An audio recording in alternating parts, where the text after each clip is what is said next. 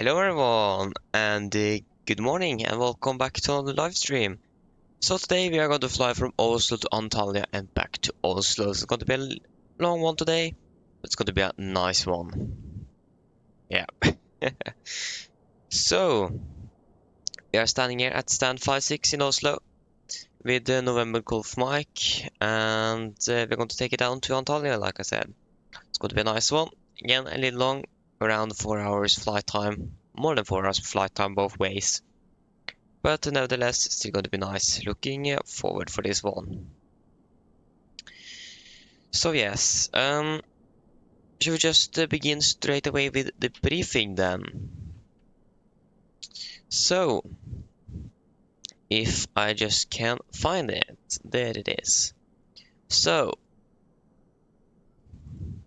today on the 31st of August 2024, we're going to fly 2 sectors between Oslo and Antalya down in Turkey.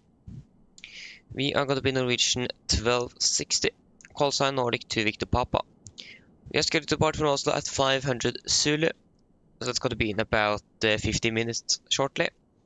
We're landing in about 9:05 Zulu, going to give us a flight time of approximately 3 hours and 52 minutes. Also going to give us around 4 hours and 5 minutes block time. Cruising altitude 370, forget the 270 there, not going to descend down there. And the dispatch remarks, nil, so there is nothing to point out from the dispatcher. Lima Tango Bravo Zulu is going to be our alternate today. Not quite sure what that airport is called. Yeah, for the departure, not quite sure which one we're going to use yet. I'm going to check shortly. It says 01 left for this aircraft. We'll just wait and see. But it's probably not going to be 19ers. I don't know yet. We'll just wait and see. We are not forecasted to be that many passengers. 137 passengers, but we're going to have a bit of cargo of 1.4 tons. Estimated take weight about 66 tons and about 12.5 tons of fuel on board. Maximum share value is 6 at Sonlu, so that's something we need to look at, where Sonlu is. So if you can find Sonlu, where are you?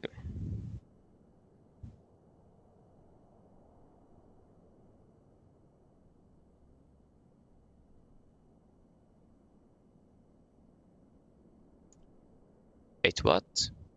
Where is Sonlu? Oh, there you go. So share value is going to go up to 3 at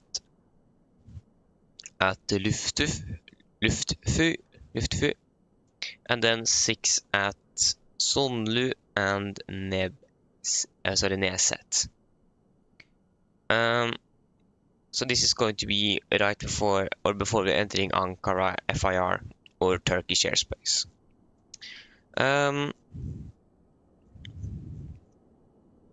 So we have 2 segments here over Bucharest and Istanbul FIR. So it's going to check that one on Navigraph. We can get a visual one from there. Whether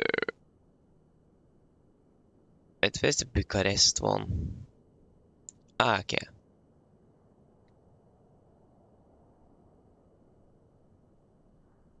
Wait, what?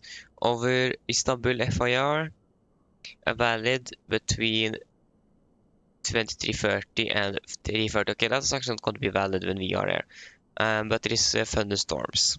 And Bucharest valid between 2:30 and 4:35. Still not going to be valid when we are there, but embedded thunderstorms. So it's just some thunderstorms, but the Bucharest one is located... Okay, that was a little bit too small. So the Bucharest one is located down here. Just ignore the routing here, that isn't correct. And I'm not quite sure where the Istanbul one is. But yeah, Bucharest is there. We also do have over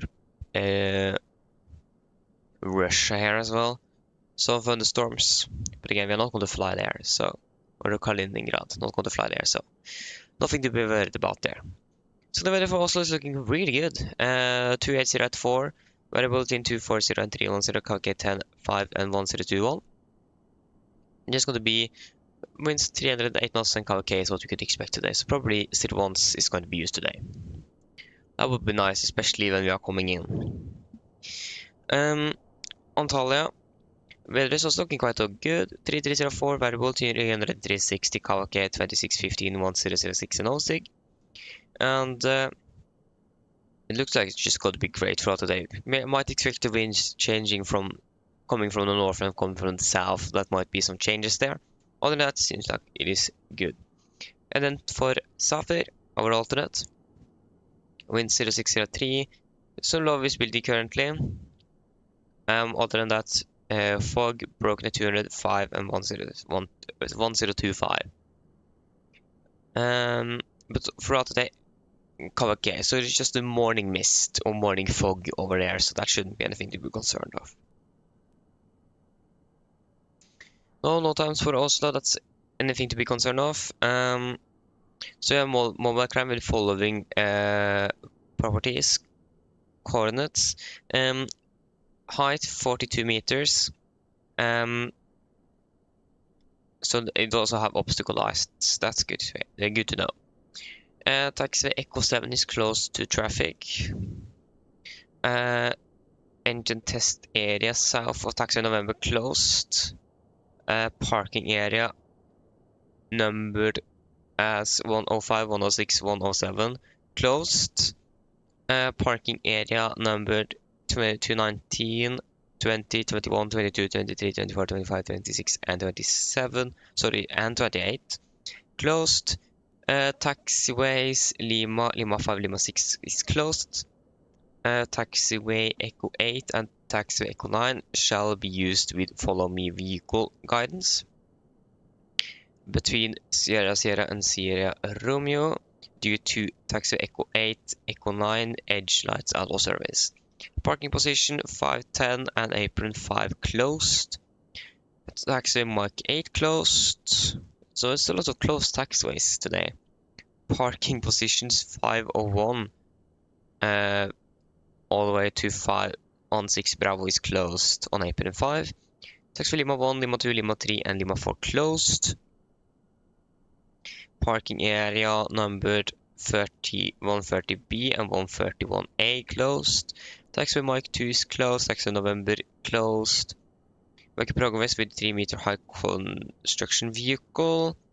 That is going to be north of 36, south of 36 right and north of 18 left.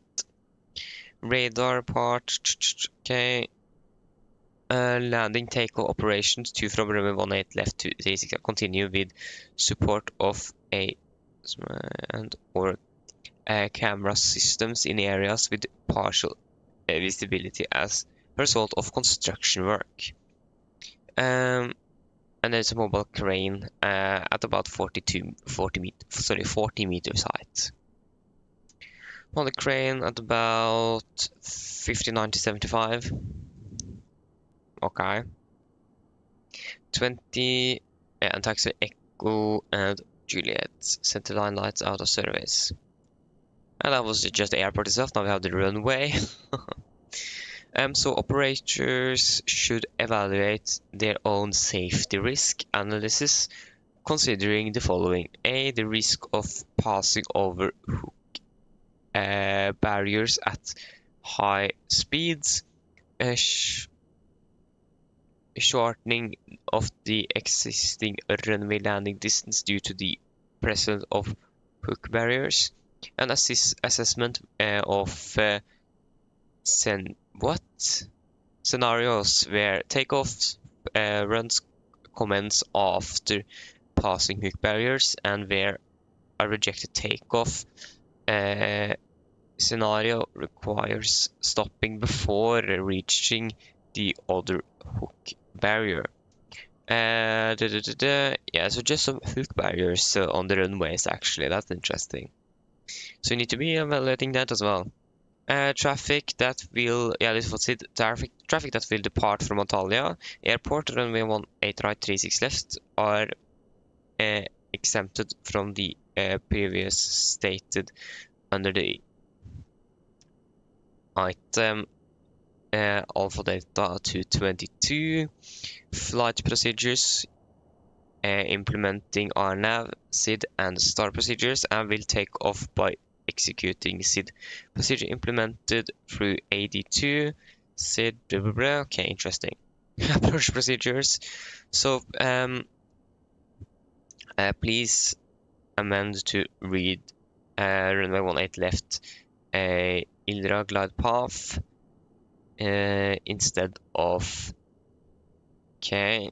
Localizer only Zulu runway 18 left. Localizer Yankee only Yankee 18 left. Procedure cancel. ILS Zulu Cat 1 or Cat 2 18 left at the yeah, it's nothing special. Yeah, there is actually nothing else special for this. We can go down to the significant. Okay, yeah, that's fair enough. It is a few pages here that we need to skip by. So, weather-wise, this is valid on the 6 UTC 31st of August 2024 between the flight level 104.5. So over Oslo, we have some moderate turbulence between flight level 160 and below flight 100, and moderate icing between 150 and below flight 100. We have a good old jet stream along our route here, and we also do have an area with some moderate turbulence between 390 and 180 over Sweden. For some reason, always when we're going to fly, we are not flying in the severe turbulence area. That's interesting. And then we're flying over an area that is going over the Balkans and over northern Poland. Moderate turbulence between 240 and below flight of 100 and 210, and between 210 and 120 some moderate icing. Over Bucharest, over Romania and Bulgaria and the and the north of Turkey. We have some moderate turbulence between 240 and below flight 100 and moderate icing between 210 and 120.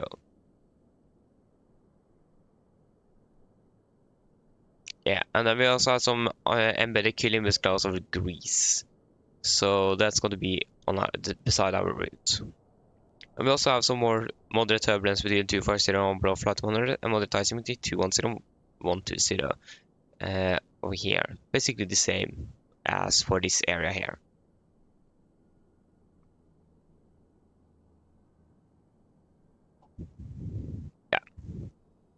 Yeah. Wind-wise, if you check for a higher level, you can take 3, 4 first.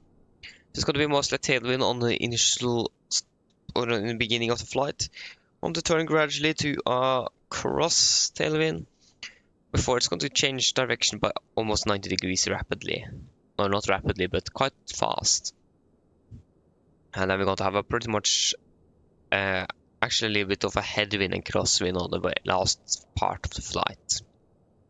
That's basically a little bit the same here as well, but the winds are going to be a little bit more, what could I say, stable and not going to be much of a headwind, correction tailwind from Oslo at 390. And that's a bit for that. Then we can go through our flight from Antalya to Oslo. That'll be Norwegian 10-12-61, departing 9:50, landing 14:10, about 4 hours and 11 minutes airtime. Flight level 360, no dispatch remarks. Nordic 1 Lima Golf. I'm going to tank up about 13,300 kilograms of fuel. Torp is going to be our alternate. Yeah, Torp is going to be our alternate. 167 on the packs, 1.7 tons of cargo. So again, we're not going to be that much, about 69.5 tons. So we're going to be almost 70 tons. But again, yeah. Maximum share value 7 at top of the cent. So that might be some change on the significant. Alright, we looked at the weather. We can look at the weather for Torp. So we also have basically the same as Oslo. Currently no clouds take to 10 degrees and winds from the north at 4 knots. And it's going to be around the same actually for Oslo, Gardermoen and Torp. Winds 308 knots, cover case what you could expect throughout the day. And then we can go down to the significant.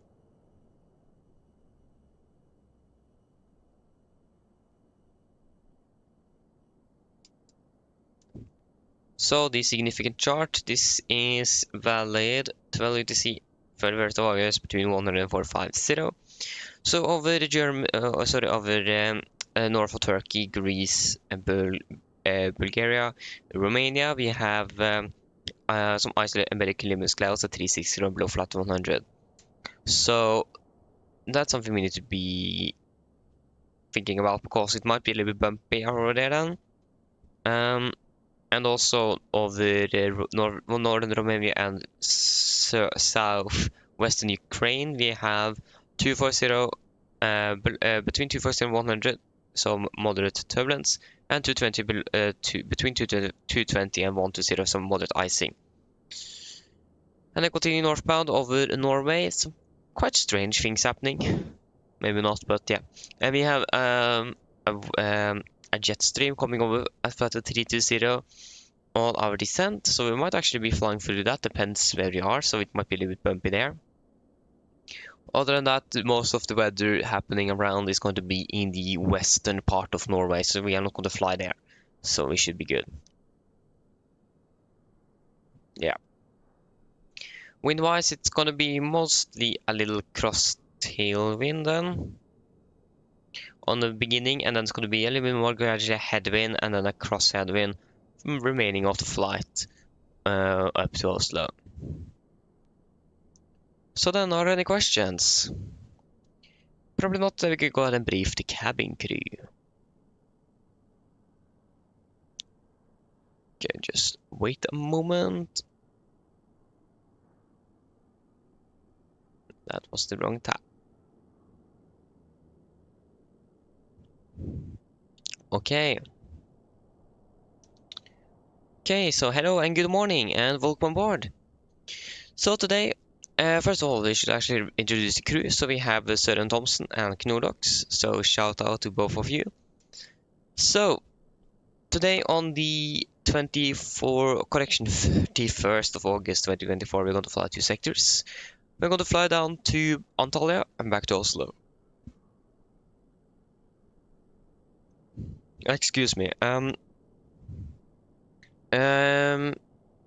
we're going to fly with November Golf Mike today, the aircraft we are currently in. And on the Norwegian Air Shuttle level seat today, I'm going to be pilot in command today and also pilot flying. So today, we're going to begin with our first flight. Flight of about 3 hours 50 minutes down to Antalya. Weather in Oslo is forecast to be good, and it should be good throughout the day. Clear skies. And yeah, looking great. Turbulence-wise, we might expect some turbulence over Sweden. And for the remainder of the flight, it should be quite alright. Maybe also some on the descent, or closer to descent, or closer to Turkey. Other than that, the weather in general is looking good. Expecting flight level 370 on our way up as well, or sorry, on our way down. The weather in Antalya also is forecast to be quite good, so there shouldn't be anything to be concerned about that. For our flight from Antalya to Oslo, we should have about 45 minutes on the ground. 4 hours 11 minutes to be exact, but we can say 4 hours 10 minutes up to Oslo. Flight of 360, and yeah, turbulence-wise, there might be some turbulence on the start of the flight after we are passing over northern Turkey over to Bulgaria and Romania, because we have some thunderstorms or some cumulonimbus clouds forecasted over there. Might be a little bit bumpy. And also on the descent, because we have a jet stream coming through our routing on there. Other than that, again, it should be quite alright for the weather-wise up to Oslo. And weather in Oslo is forecast to be good throughout the day, like I said, so should be clear skies actually when we're arriving, and just some winds from the north, is what we expect, or northwest. So then, are there any questions? No? Okay, then you can just finish up back here and give me a call when they're ready to begin boarding. Thank you.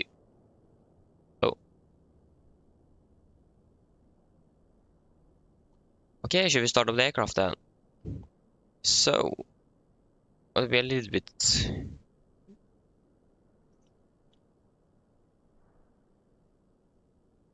Yeah, so we have the emergency access on board, we have the fire extinguisher, we have 3 gear pins, you are close to locked. The circuit breakers is looking quite alright on both left and right. We have a parking brake that is set, cut-off switches, or engine start lever is cut off, idle, first lever is idle, speed brake slow down, flaps up, landing lever down, and wipers in the park position. Then we can start up the aircraft.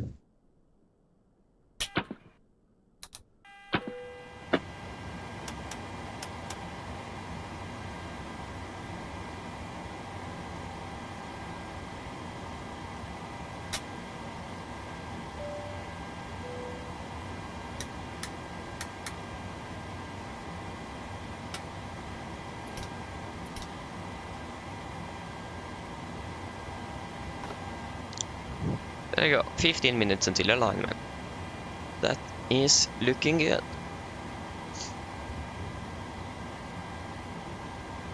So then we can do the tests we need. That was the wrong way, sorry. It's looking good.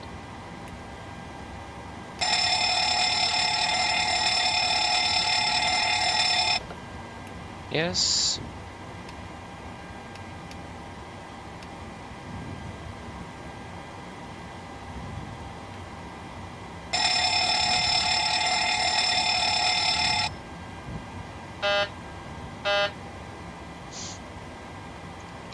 Good, that was you.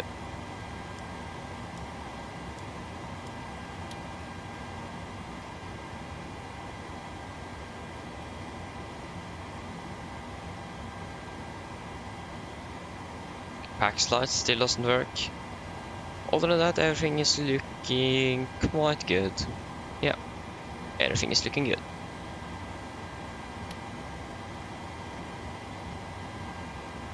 Oil quantity, we have 95 and 95, and for the hydraulics, 92 and 92, that is also looking good.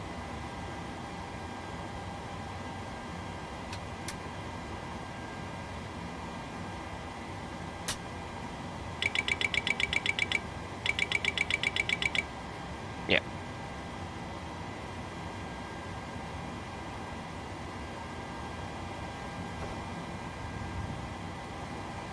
Okay, that should be it. We can also test the oxygen while we are here.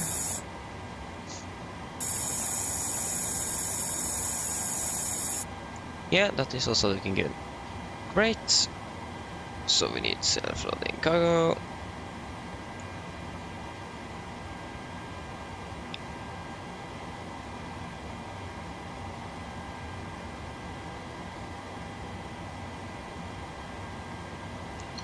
And on the flight, please. What we can do, we can request our fuel truck. Refueling truck is on its way. Please don't load aircraft until the fuel truck arrives and ask to do it. Okay, I can't even write. Norwegian. There you go. Flight 370, 137 passengers, departing 500 Zulu. Yes, that is correct. And services on board, yes. Just one food service, that was a little bit... There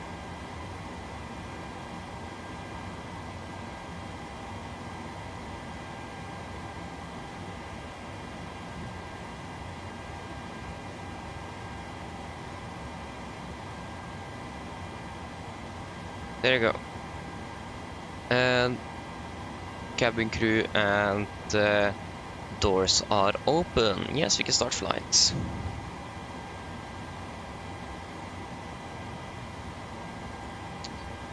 Sian, hello, welcome. Hope you're doing well.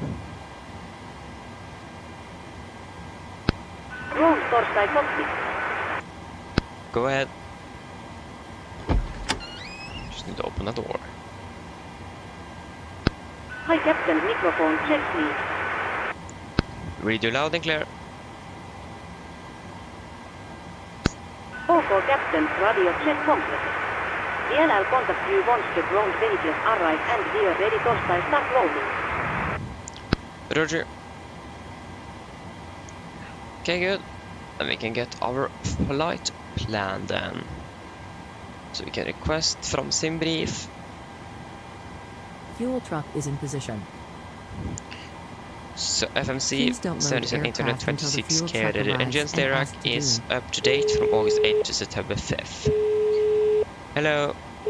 Hi, Captain. Okay, so I've spoken to security and they've started checking in, but there's around another 10 minutes to go before we expect to be seeing any passengers. Okay, thank you. Great. Remember to give me a call if you need anything. I'll speak to you later. Yes. Ground Torstai copy.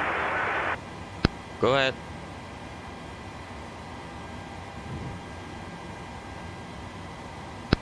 Hi there, we are now refueling the aircraft and we will let you know once it's completed. Roger. So, the aircraft is up to date and we have the latest operation program for the 737. We are currently standing here in Gardermoen. And we have stand 5-6 here. That's gonna be 666. That's gonna be cheapest left to be the closest. So I'm gonna fly from Gardermoen to Antalya, Lima Tango Alpha India. I'm going to be Nordic Ground 2 to Torstai Papa. copy.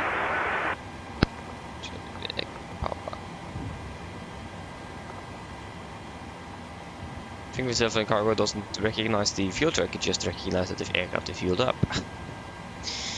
So I think we're just going to wait a little bit with answering that one.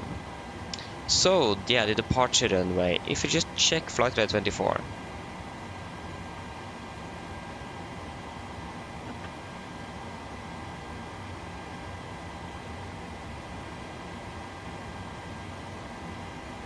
Yeah, they are using 01 left for departures.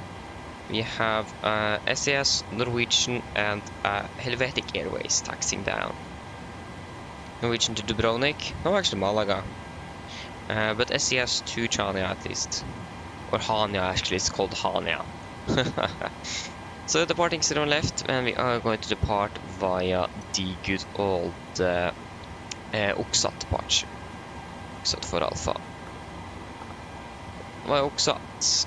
Lima 996. Lima 996 to Getpa, Lima 727. Getpa, just got to check the fuel truck. Would have been nice if JSX could have made it that they actually could progressively refuel the aircraft. That would have been great. Getpa, Lima 727 to Negil. Negil, direct to Larma.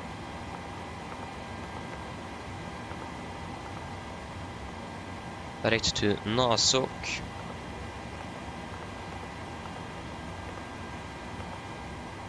Nasok, November 133 to Gusak.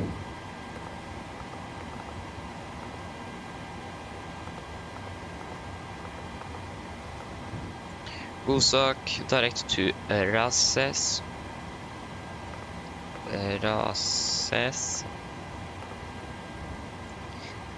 Direct to Kenin. Direct to Karel.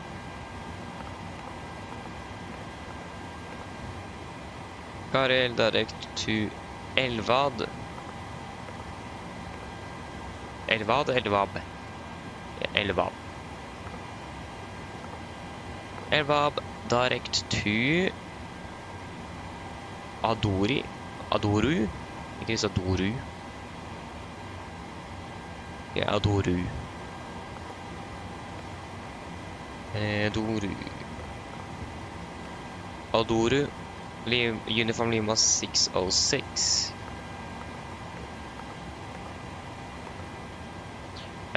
Charlie Romeo Delta 854.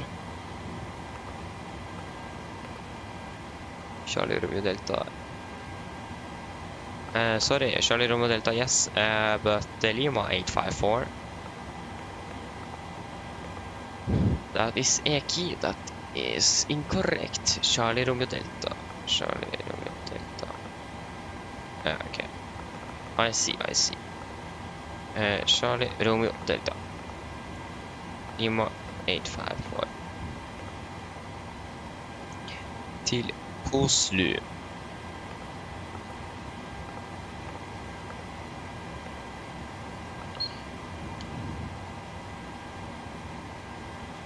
Oslo 18 left, Oslo 1 Delta. We can just plan 18 left, but I think we're going to use 18 center actually. We can actually plan 18 center. Eller Zulu 18 center. Og ja, Oslo. Oslo 1 Delta.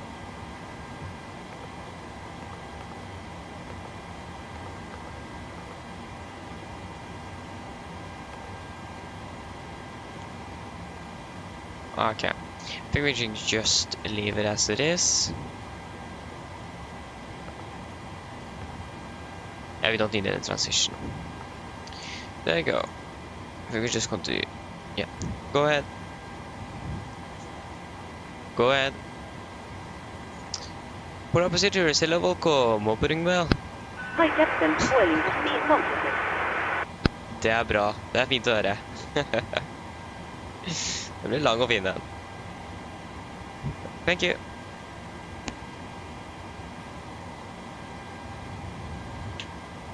Okay, good.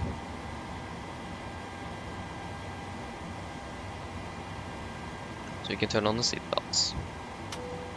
The clock is now 35. So, cost next gonna be 9. Final reserves on this one is 2.7 tons. 2.7. Flight level 370. Cruising wind 297.21. 297.21. Average ISA is +6. It's gonna be -50. 7 us not -5. -50. There you go. Descent 250. Below flight 100. Forecast 310.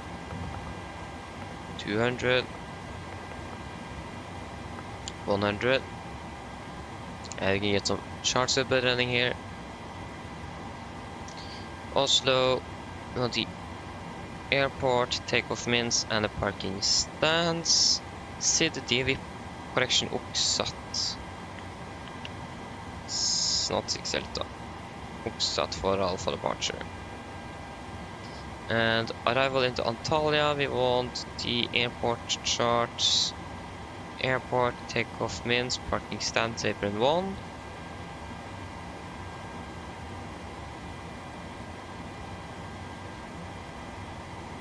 I can take both of them. I'm not quite sure where we're going to park, so why not take both of them? Star...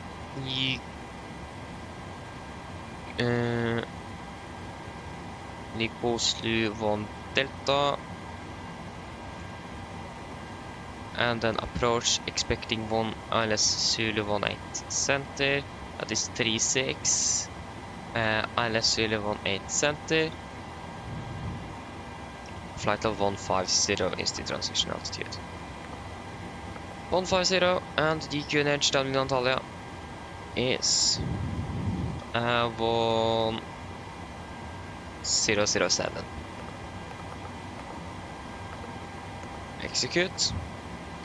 So fixed ring from Gardermoen for the engine outset for 19ers, just going to be straight at 25 and hold. 25, hold. Next. 19er to 25. Oh, sorry. I forgot. Echo November Golf Mike.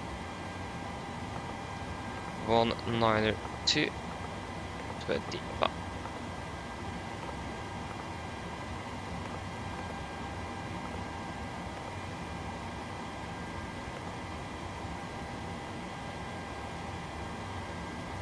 No, sorry, what am I doing? This is the wrong engine outset. Delete. We are going to fly directly from Gardermoen via R. Going to fly 5 miles, take a right turn and hold. Hold. Next. Gardermoen via R. Hold. Execute. There you go, that's a little bit better. There you go. 1681. 1688. Yeah, that is close enough. We can request boarding. Boarding requested. The cruiser flight level 370 and the airport elevation in Antalya is, you can set 200 feet down.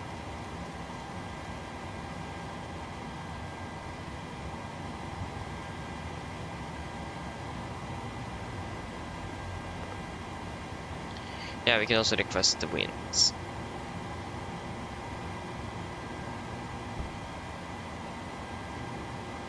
All stations were about to start boarding.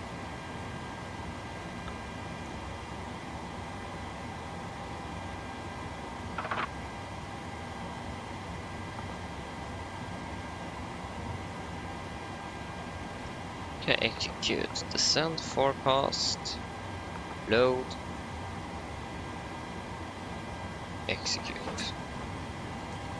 Passengers Great. boarding starting.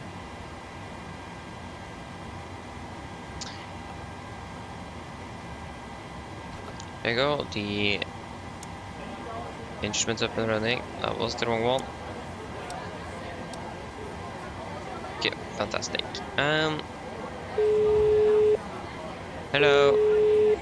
Hi, Captain. Just to let you know, we've started bringing the passengers on board. Thank you.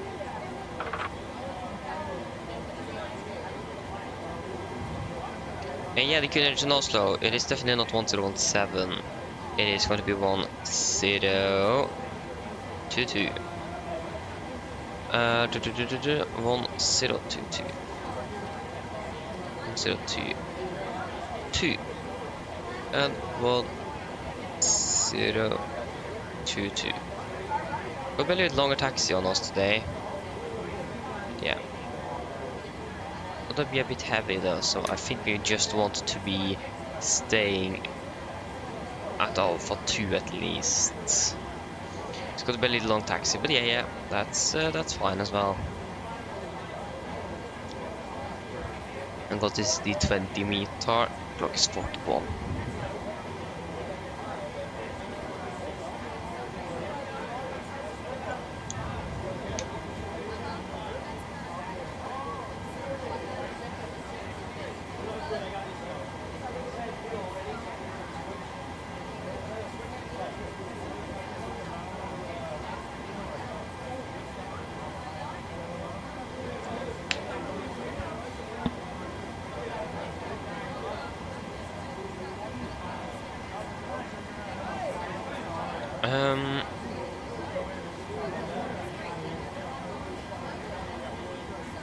Yeah, should we do our departure briefing then? I mean, why not? Yeah, we can do it, and then we can... yeah, we can do our departure briefing, why not? So, I'm actually just waiting for ground to call first. He's, or she is going to definitely call shortly.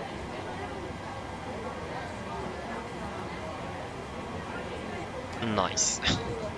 The baggage is just spawning on the carts. That's great. Good. I just gotta wait for ground to call us so she doesn't interrupt our briefing.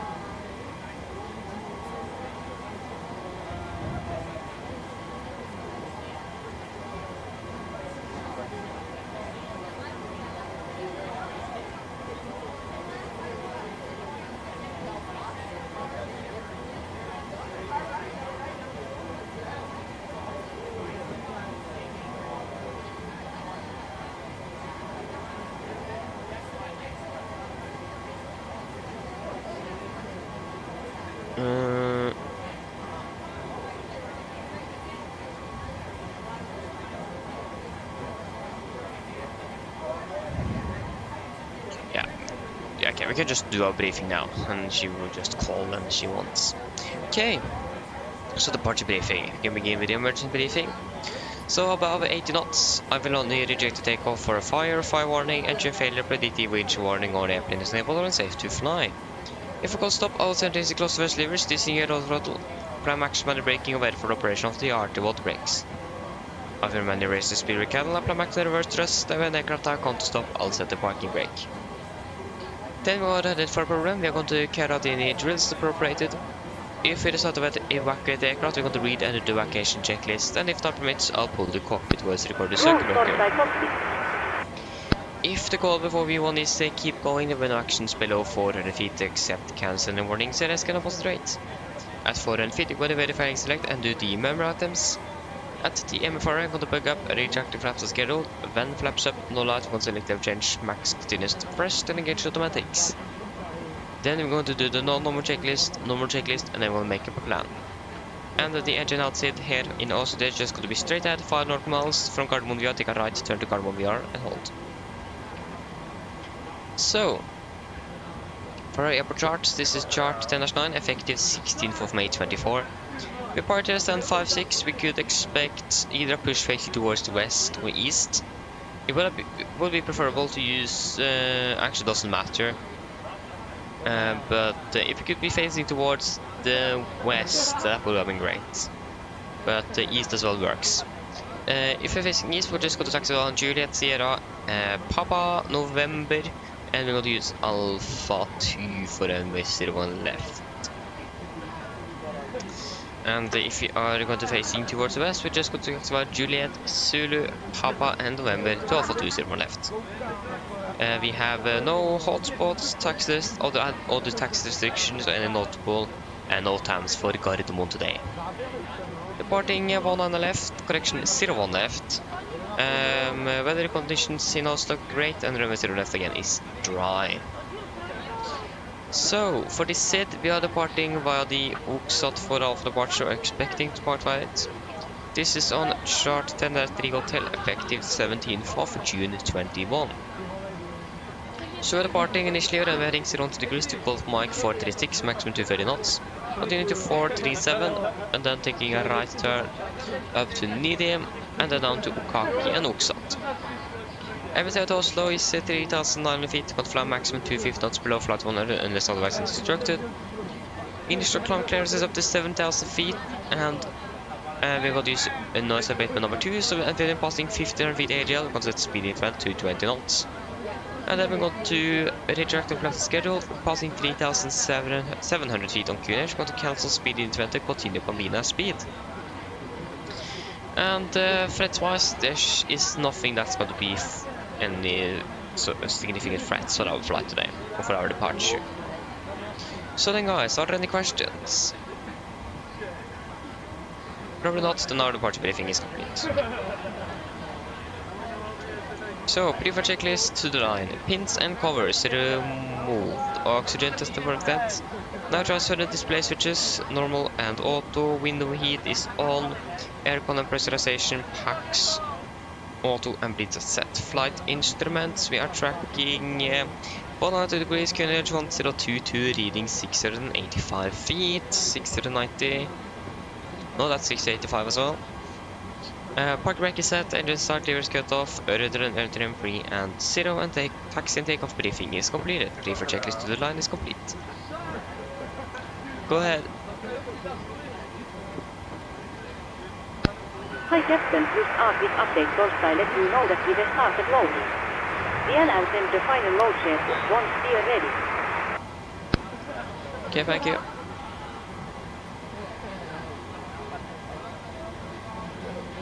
Are already finished?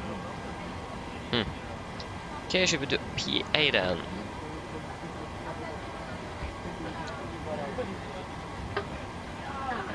Three hours, 50 minutes.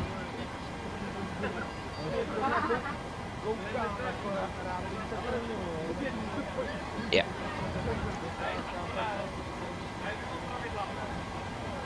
Mine damer og herrer, god morgen. Mitt navn er Fabian, jeg er kaptein i bord i dag, og på vegne av Norwegian eller resten av besetningen. Så ønsker dere hjertelig velkommen ombord denne flyvningen fra Oslo til Antalya.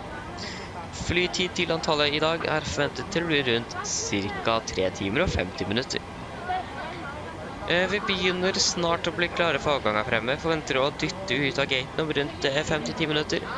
Så vær så snill, sett dere ned, ta på oss sikkerhetsbeltet, og for deres egen sikkerhet og andres, så anbefaler dere å følge med på en veldig viktig sikkerhetsdemonstrasjon som kommer fra kabinkrøen nå veldig snart. Vi skal ta fra den vestlige rullebanen her i Oslo i dag, det vil si rullebanen som er på vår høyre side forbi terminalen. Taksturen kommer til å bli litt lengre enn vanlig for å komme oss hele veien rundt. Men ellers, det burde ikke ta sånn alt for lang tid før vi er klare for avgang. Og når vi er klare så kommer vi til å ta av først nordover, før vi da kommer til å snu østover, og så sørover ned mot Antalya. Vi skal ha en marsj i dag på rundt 37 000 fot. Forventer turbulens i starten av flyvningen og kanskje nærmere når vi kommer inn mot tyrkisk luftrom. Men ellers så forventer vi gode flyforhold gjennom flyvningen. Men som alltid, vi anbefaler å ha på sikkerhetsbelte på bak sin tilfelle vi kommer bort mye fremme turbulens. Her i Antalya det ser det ganske så greit ut. Vi har litt grann vind kommende fra nord nå, og 27 grader. Det synes det var så fint og skyfritt. Ellers slapp av, så var det veldig fin flytur med Norwegian. Mine damer og herrer, velkommen I ombord. always need to take Mens du sitter, må du huske at alle mobile-enheter nå skal settes i flymodus, og andre bærbare elektroniske enheter, for eksempel CD-spillere og bærbare datamaskiner, må slås av å oppbevares for avelse. Oppbevares, bærbare. Ladies and gentlemen, good morning.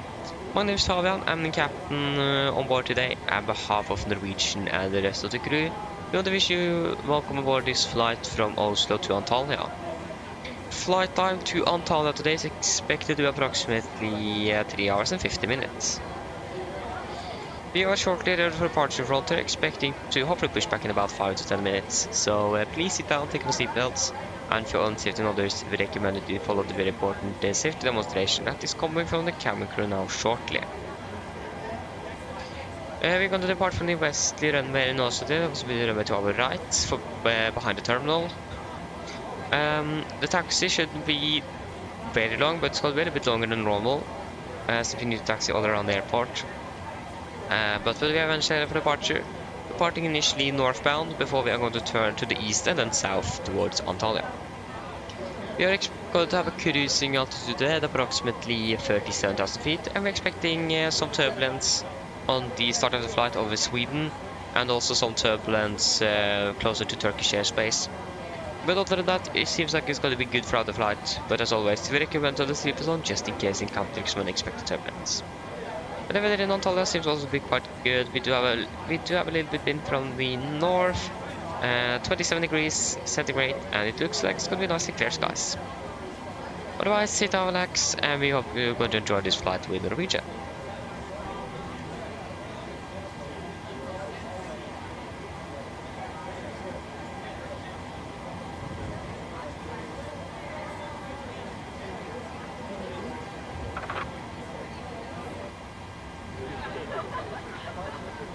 Okay, so we can do our landing dispatch first.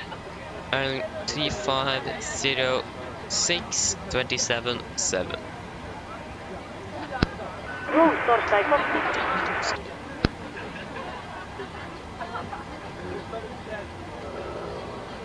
Go ahead. Expecting all that center. Rolling has been completed. We are sending the road share to Storsteig you now.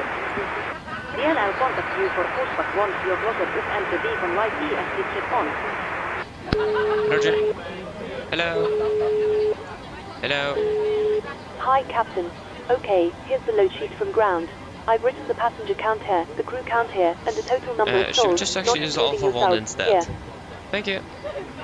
Okay, looks like we're all set to go whenever you're ready. Great, I'll remote the jet when it close the doors. Roll ahead. No problem. Disregard. Roger. Can actually use Alpha 1 instead, to be fair. But again, there is no actually... I can use Alpha 2, there is actually no difference. There is about... just a few meters. So yeah, 3, 4, 9 or 6. 4, 9 or 6. Flaps 5.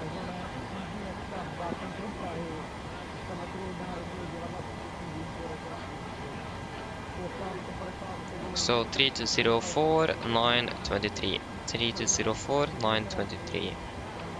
3204 923.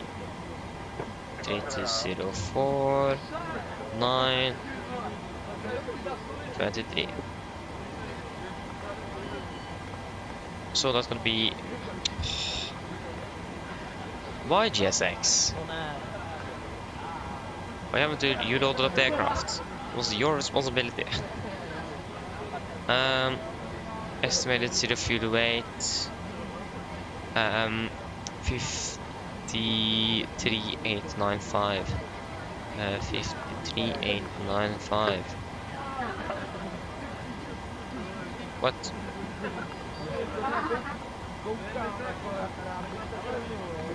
$53,895. Yeah, we can take 53.9.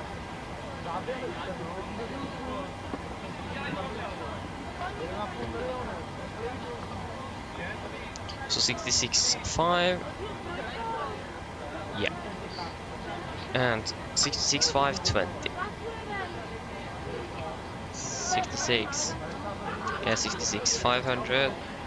Gonna be 20. Calculate. So that's gonna be a takeoff to 3090.7. Takeoff to 3090.8. Yeah. Flaps 5. Trim is going to be at 5.x6. 41, 41, 47. 41, 41, 47. Yeah, 47. It's going to be 7,000 feet, of course. That was not 7,000 feet. We can start up APU. And I need to go here and set a 230B restriction, so the aircraft don't begin to complain about anything. That is great. Was 6 units on the trim. We'll close that door.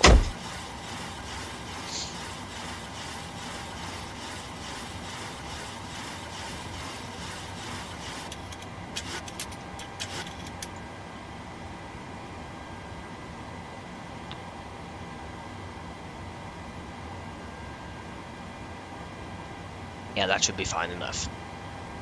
Don't need to be 100% accurate. Yeah, we need to set the MFRA at 1700 feet.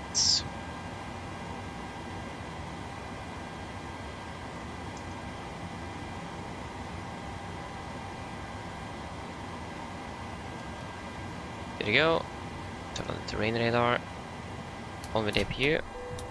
Generators, there you go. Cockpit ground.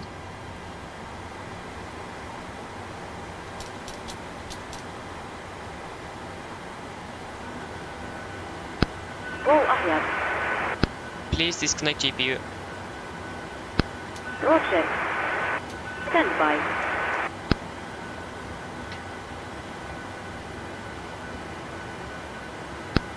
Roll cover has been disconnected. Thank you. Prefer checklist per line.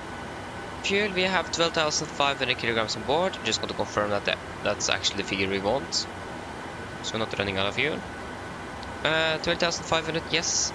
And the pumps are on, passenger signs is set, auto brake, RTO, CDP for cars completed, takeoff speeds, V1141, VR141, V2147. MCP V2147 heading 012 degrees and altitude 7,000 feet set. Pre-flight checklist is complete.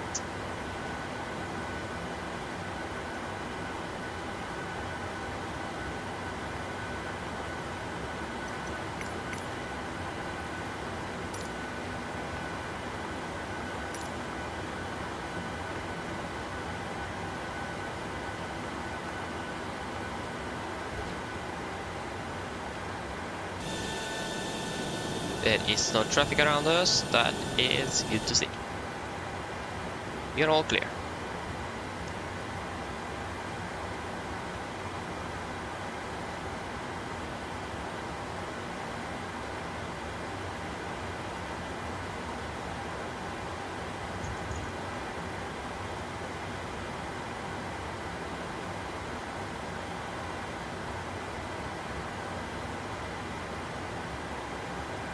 Truba Mighty Gaming. Hello, welcome. Opening well.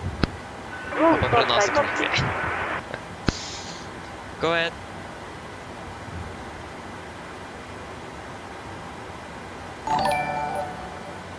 Oh, wait. Thank you. Thank you for that. Appreciate it. Always forget I actually have that one on. Nice. Roll stall ES connected. Just ahead your beacon light ES was active. Stall ES attached, steering in ES inserted. Stand by while we start pushback. Game. Before start checklist. Flight deck door is closed, locked, doors, windows are closed, and locked, and collision light is on, and transponder out off before start checklist complete. Oh no! I forgot virtual Norwegian. Wait. Yeah, I need to close. You can't do anything now while the aircraft is lifted up. Yeah. Current traffic, Nordic to Victor Papa, push and start out of stand 5-6 current traffic. So, facing west. Copy ground, we are cleared, push back facing west, position 1-7, brake set. Parking brakes is released.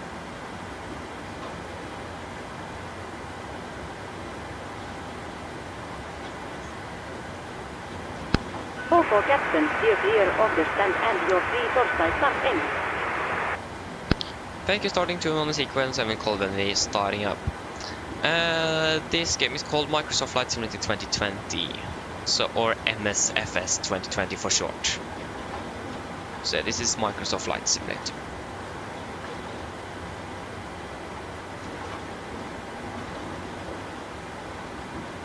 Good morning. And that's correct, we still have that bug. Hi, me. Starting engine 2. Roger.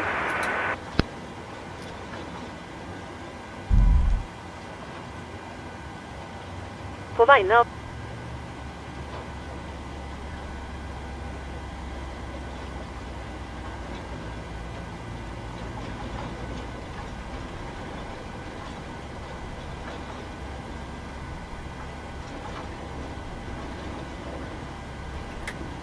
Där.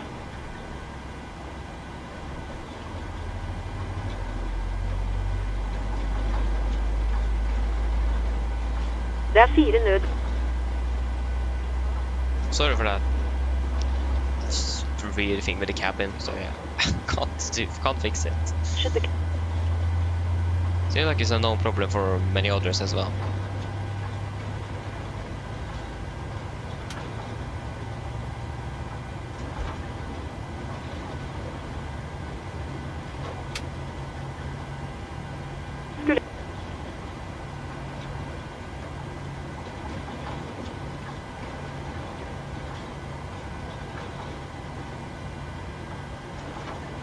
Engine number 2 is stable. Starting engine 1. in the unlikely Roger. Can you please stop doing that, Severin Garga? Thank you.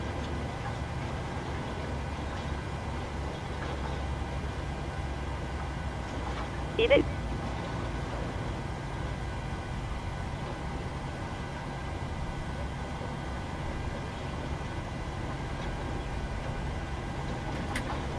we are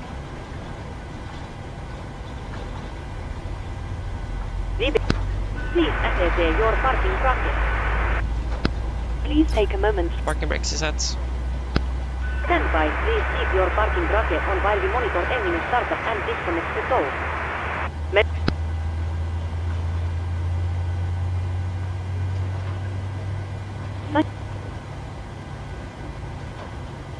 Tusen takk.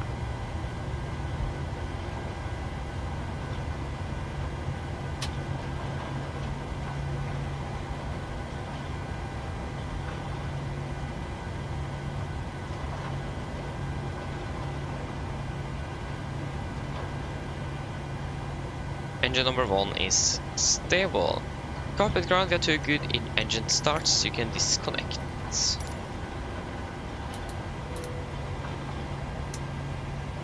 Come on, there you go.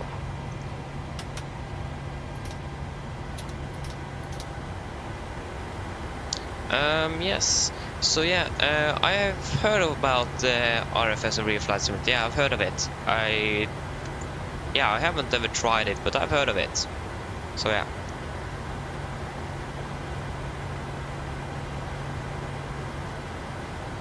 I haven't played many mobile flight simulators.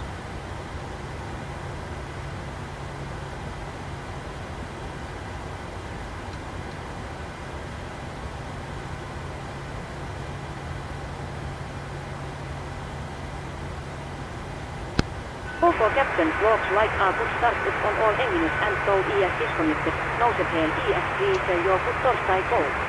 DLL get also the disconnected now, still have our late flight. Look out for the pin on the left and DLL see you next time. Thank you for the help, pin on the left. Have a great day, bye bye. There you go, we have the pin on the left. That's 5.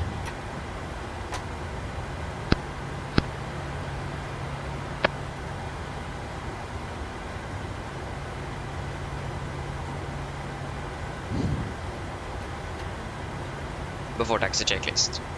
Generators on, probe heat on, anti-ice off, aircon and pressurization, packs auto, isolation valve auto, engine start switches continuous, recall. Checked engine start levers are tent, bracket also checked, ground equipment is clear and APU off. Before taxi checklist complete. 161 Juliet, Zulu, Papa and November. Let's go to have you are just a kid. So just confirm Juliet, Zulu, Papa and November. Current traffic, Nordic 2 Victor Papa, taxiing via Juliet, Zulu, Papa, November, to point to the west or left current traffic. Okay, oh, left is clear. And right is clear. Brakes released, here we go. That is great.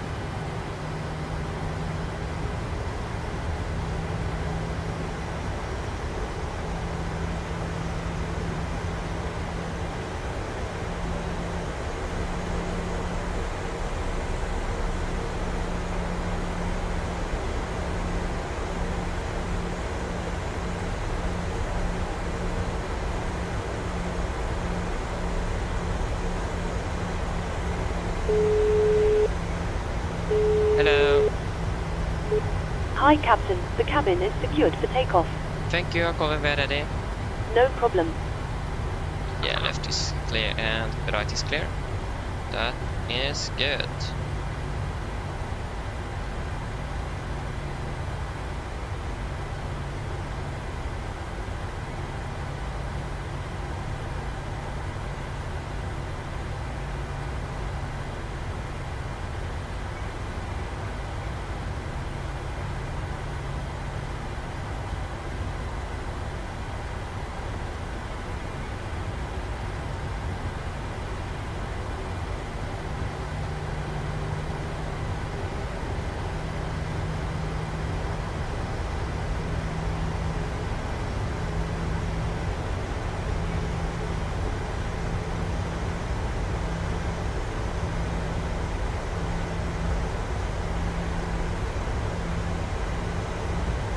Right is clear.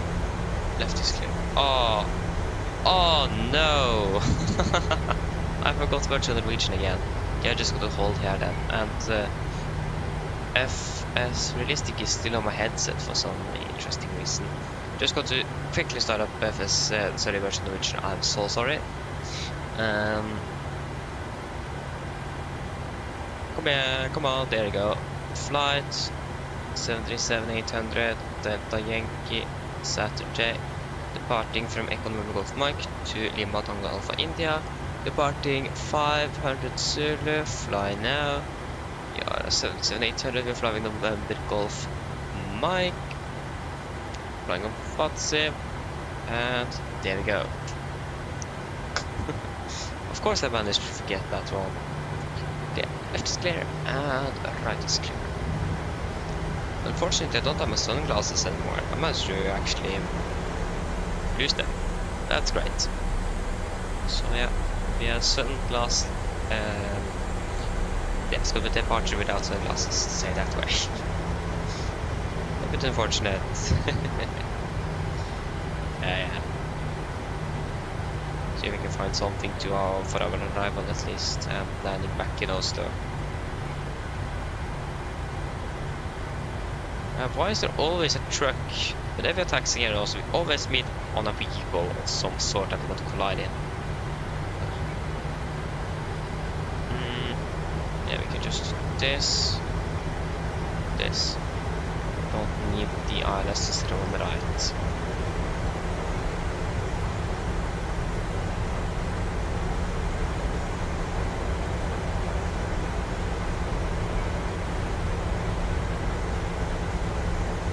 Okay, left is clear. And the north is blocking the ground, so... No F-35 is anything coming in from uniform then at least.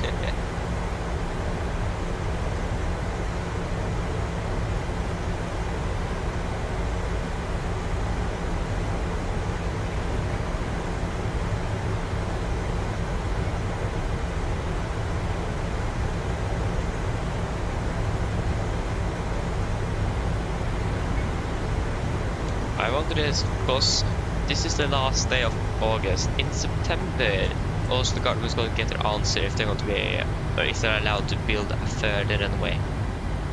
I'm not quite sure how Avinor is going to make that money, or to be able to actually build that runway, because they are losing money every quarter. They lost over 1 billion Norwegian kroner. Yeah, I think that's going to be billion. Yeah, I think that's going to be correct. At least they lost about $100 million last quarter, more than that, because it is basically three or four airports in they own out of the 43 that they are serving. Thus, just 4 of them or something is making money, the rest of them is losing money. So, of course, Oslo, Bergen at least, I think also Stavanger and Trondheim is those airports that they actually make money on. All the other airports, they don't get a profit out of them, so that's great. So how are they going to be able to build further runway when they don't have money for it?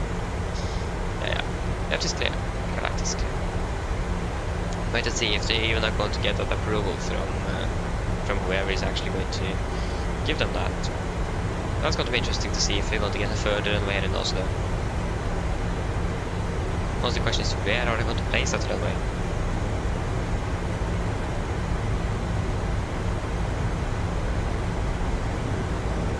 But I mean, then we will get in here with like Stockholm and Copenhagen as well. So yeah, left is clear. So then we will be equalized, runway wise at least.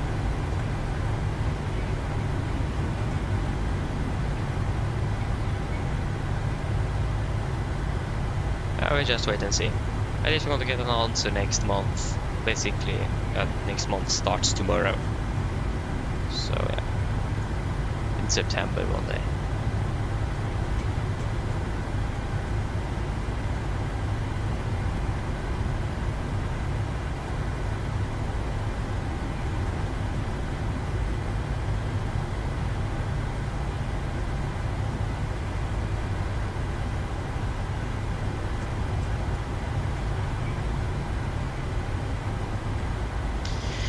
Oh yeah. Okay then, are we ready for departure then? Should probably call the cabin. Cabin crew, be seated for takeoff please. Before takeoff checklist, flaps 5 land, 5 green, stabilizer trim 6 units, set, cabin call given before takeoff checklist complete. We are ready for departure. Alpha 2 is right here. So we will just turn right. We can check the approach path looks clear. So we can just enter the runway. Yeah, it looks all to be good and clear.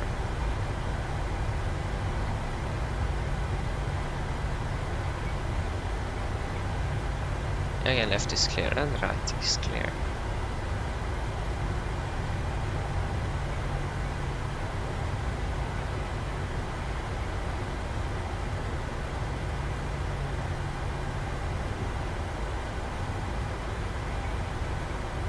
Good to go. Current traffic, Nordic to Victor Papa, letting over the party count of 0 left. Current traffic. Clear for takeoff.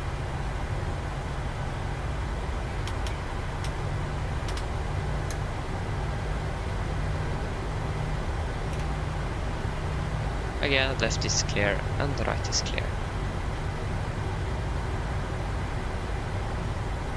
Yeah, QNH 1023, 1023. There you go. A little bit better. Okay, we are ready to go. So then guys, are you ready?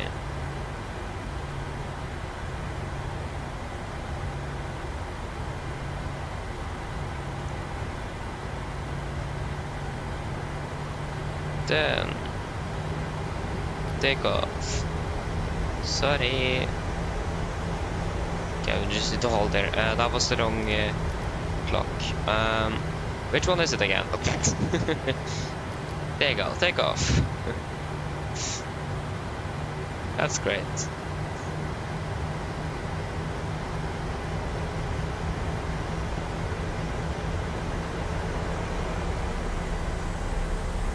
Thrust stable.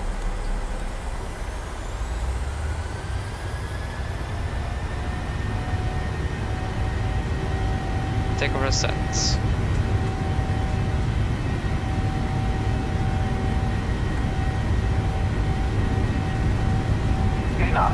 Checked.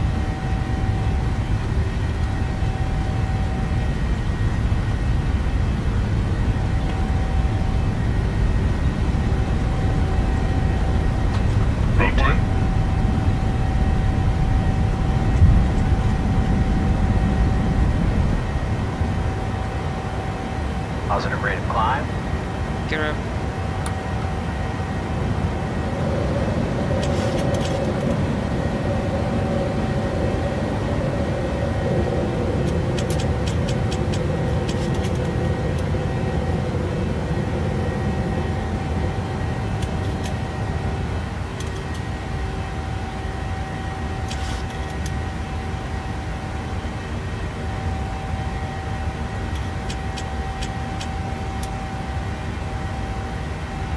Speed into vent, speed to 20. Laps 1, speed checked.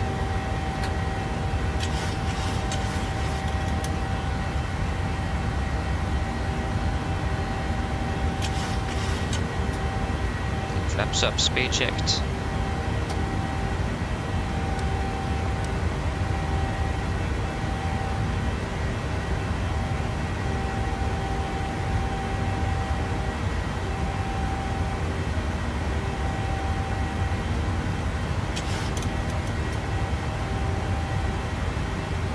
Okay, this cancel speed into vent.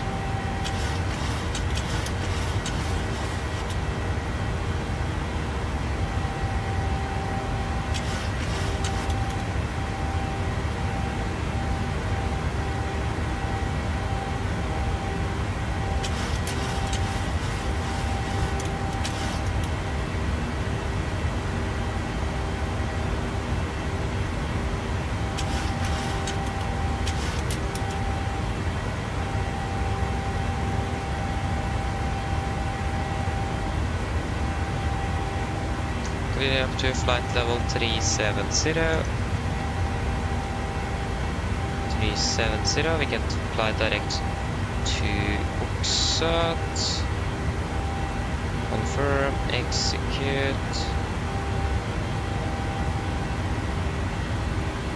Set standard, standard.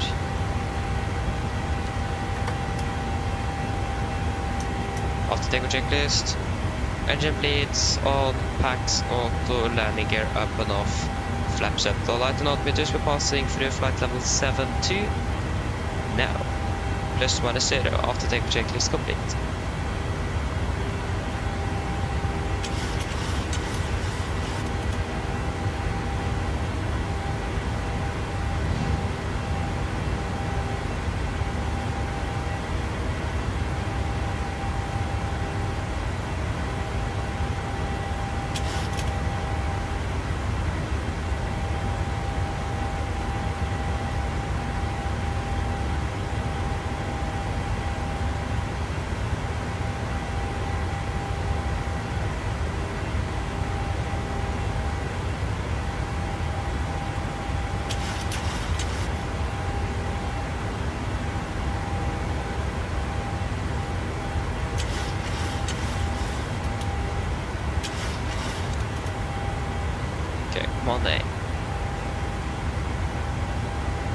seatbelts for like the 100.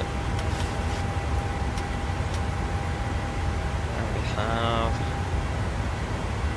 a good working pressurization system, and that is also great to see. Good. So here we go. We are now on our way down to Antalya. Just a few more hours and then we're down here. So, fix. We can delete Gardermoen VOR. We can delete Gardermoen VOR. Execute. So we're landing currently 19, correction 9:06. That's going to be about 1 minute behind schedule. Which I think about we just departed and we're just 1 minute behind. That isn't too bad. It could have been much worse.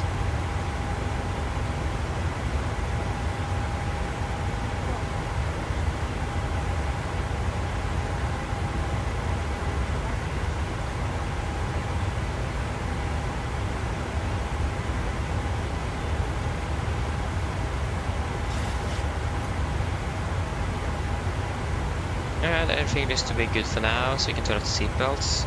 The sponsor because we are expecting moderate turbulence over Sweden. So we need to monitor that and just be sure that we are not hurting our passengers. Fly to Negi. How is that going to look? Negi. We are saving a little bit of time, so I mean that's the direct you could expect as well. Not fly like that, but fly. Down like that. So that's a direct I definitely would expect. Maybe actually even a longer one, but you don't need to do much of them. You can execute it with a closer to sort of just in case we control or something. Just suddenly it goes online. You never know with what's in.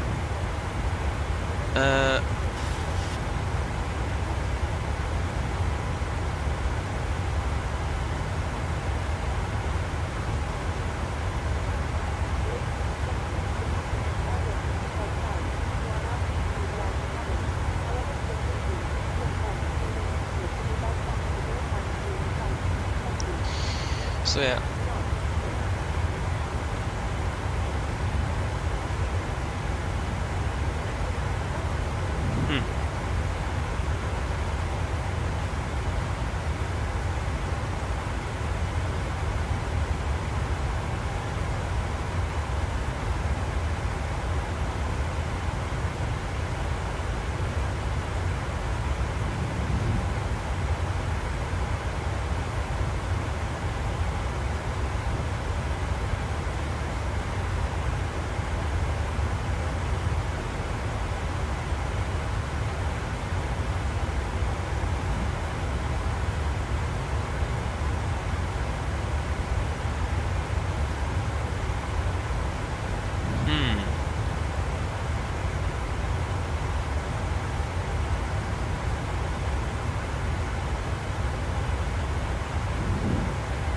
Oh.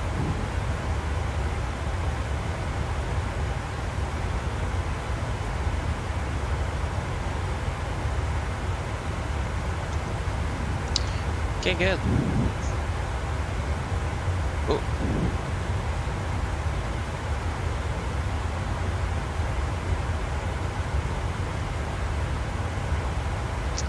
Erik Kristoffersen, hello, welcome. Sorry, Eirik Kristoffersen, sorry. Welcome opening well and good morning. Yes, indeed. You need to take it seriously. So yeah, that's just how it is. I mean, like I said before, if I would have been a real pilot, it would be the same. So yeah. Probably I will wake up a little bit earlier though, because I actually then we need to drive to Gardermoen and so on. But yeah, I do take it a little seriously. I mean, I enjoy it though, so that's quite a bit of fun. To be fair, I actually do enjoy waking up early in the morning when I'm gonna fly. If I need to wake up early in the morning to go to school, that's something else. Then I can, if I'm going to school, I can sleep much longer. If I'm going to fly, I can wake up like 2 in the morning. Done that once as well. So yeah. Yeah, it's a lot of fun though, so that's the important thing though, to enjoy it. Otherwise, it would just be unnecessary to do it.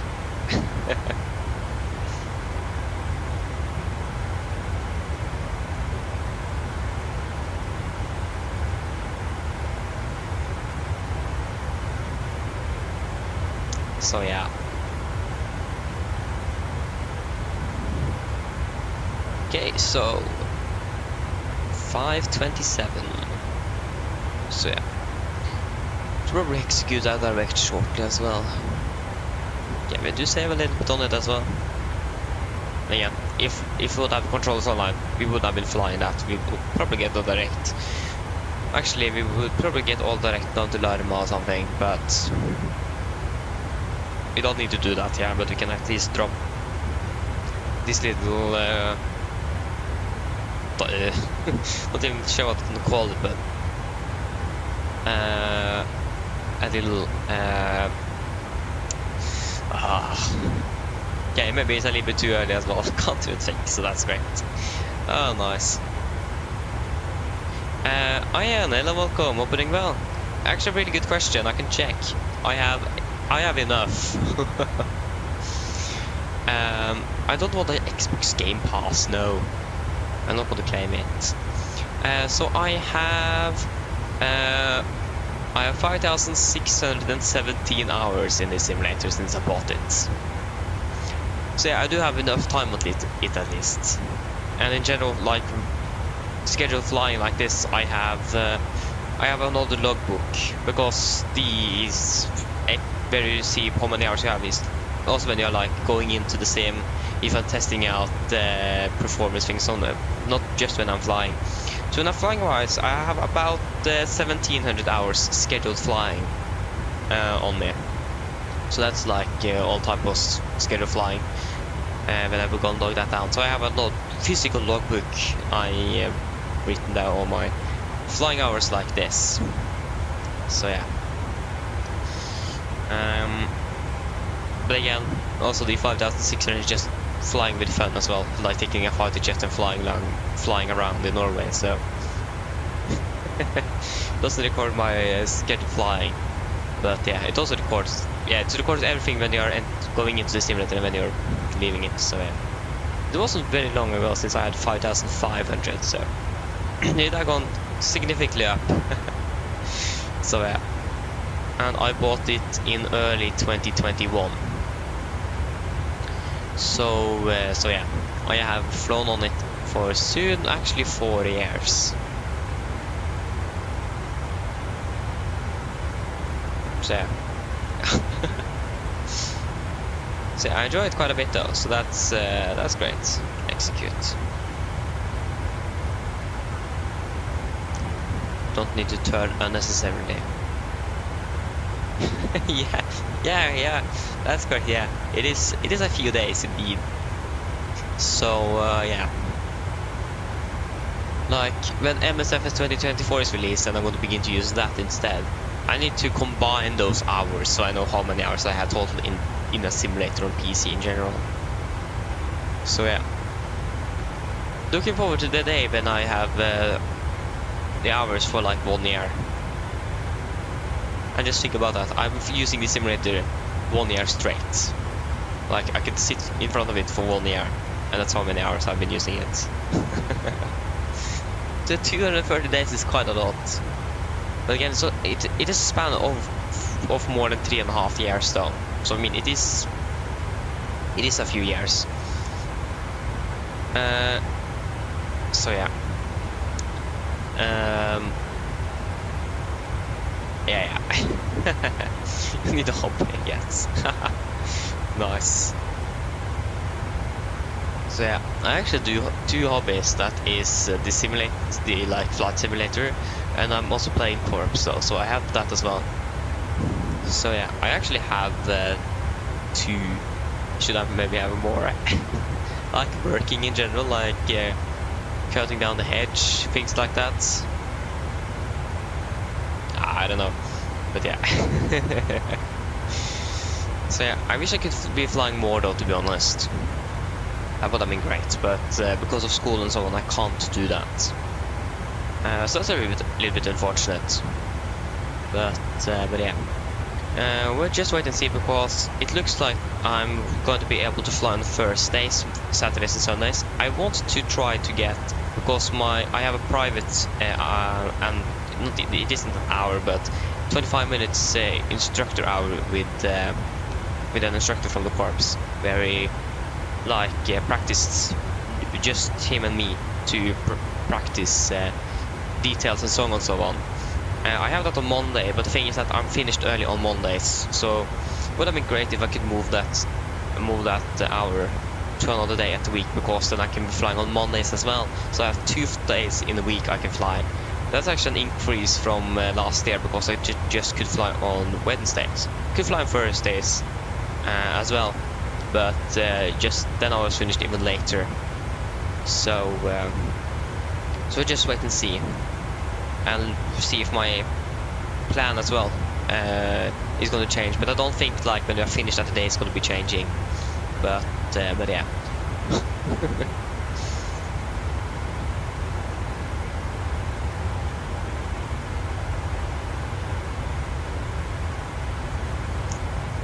Polar procedures, yeah, and I do understand your point there. I do understand that one.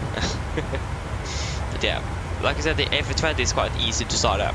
Depends which version of the A320 you're using though. Depends which airliners you're flying with. But yeah, in general, the Airbus family aircraft is quite easy. But it can be quite complicated if you go like quite deep into the system depth of the aircraft itself. Then things can be a little bit more complicated, but again, it's quite easy if you think about the 737. It's a little bit, it is a 60 aircraft. Yeah, it's actually almost 60 years old. So 50 years. This is the design of the aircraft, so it's a little bit complicated, but yeah, I do understand that one. I remember the first flight I ever did. Took the A320 on the runway. I didn't have peripherals, anything. That was like the first. I didn't need to wait 3 days for the simulator to actually download. So when it first finished downloading, I spawned at Garden 1 in an A320, moved the thrust levers up full throttle, and I reached the parking brakes. But the thing was, I actually reached the parking brake first, so I moved the left thrust lever up first, and then the right one with my mouse. The thing happened there is that we turned out of the runway and I crashed into a hangar. So that was the first thing I did. Crashed the aircraft into a hangar at Garden 1. Great. So I think I'm never going to forget that moment. The first thing I ever did in the flight simulator was to crash on a hangar in Garden 1. That's great. So yeah.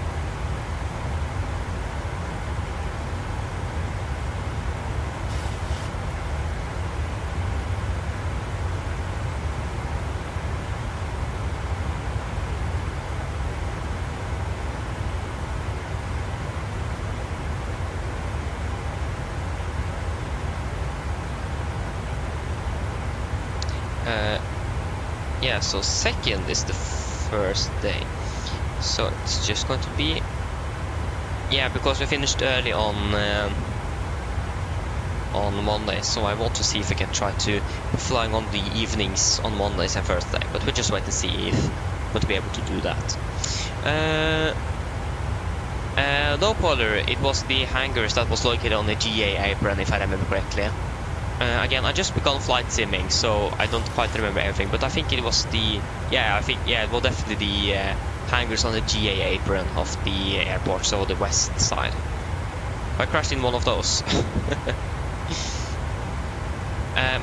No, I didn't have anything, so I didn't have rudder pedals there either. I think I got my first joystick or something a few months after, actually. I think it was like 2-3 months after I bought the simulator itself, I got my first peripheral. So that was the Thrustmaster Airbus joystick and thrust lever. So yeah, like 2 months afterwards, because I need to wait for my birthday to have enough money to actually buy something. So yeah. Crit, hello, welcome, opening well. Oh, you saw me have sim radar, nice. That's great. Okay, fast to go. We are definitely past flight of 300 then. Again, I need to be monitoring my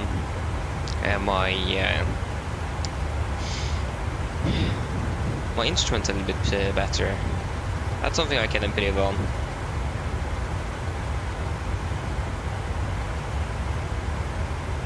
There you go.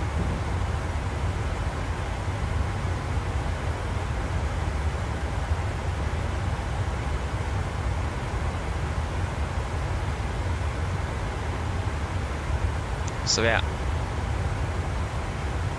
Oh, you're flying yourself. Nice, where are you flying? And of course, you need to ask airline and aircraft.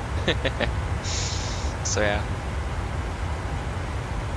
I mean, I do really like the morning flights. Because, to be fair, I don't really like flying in the evenings when it's dark and so on. It isn't the same. So yeah. Hey, hello, welcome. Opening well. Yeah, I can show you livery. So we're flying with November Golf. Yeah, it'll be easy to see here when you don't have a set. So November Golf Mike. Not quite sure which tailor this is, but that's the livery at least.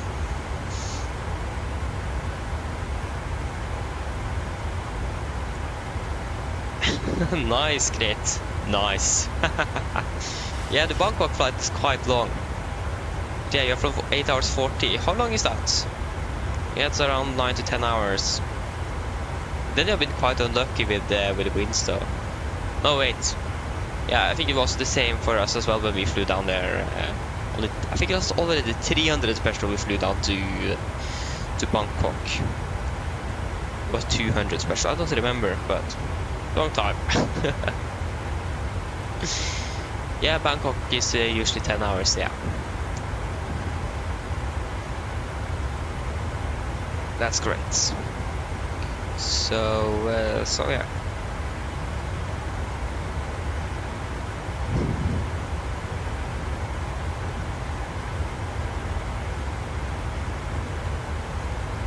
Ooh, nice polar procedures, nice. I mean, the Beechcraft is also a really nice aircraft to fly though. I haven't gone very into those aircraft to be honest. But I've flown with most of the GA aircraft before in the sim though. But yeah, it's a really nice one. The B30 is the 35 the King Air or the 350 King Air? Don't remember, but yeah, either that's the Beechcraft in general is really nice. The Torp to Stord as well, really nice though. Both Torp and Stord is two really nice airports. So yeah, enjoy that one. That's great. Again, as long as you enjoy your flight simming, then that's great. Everyone likes different things as well, so yeah. So and that's a good thing. But yeah, GA in general, GA aviation is also really nice. It is a little bit different from airliner flying as well, so yeah.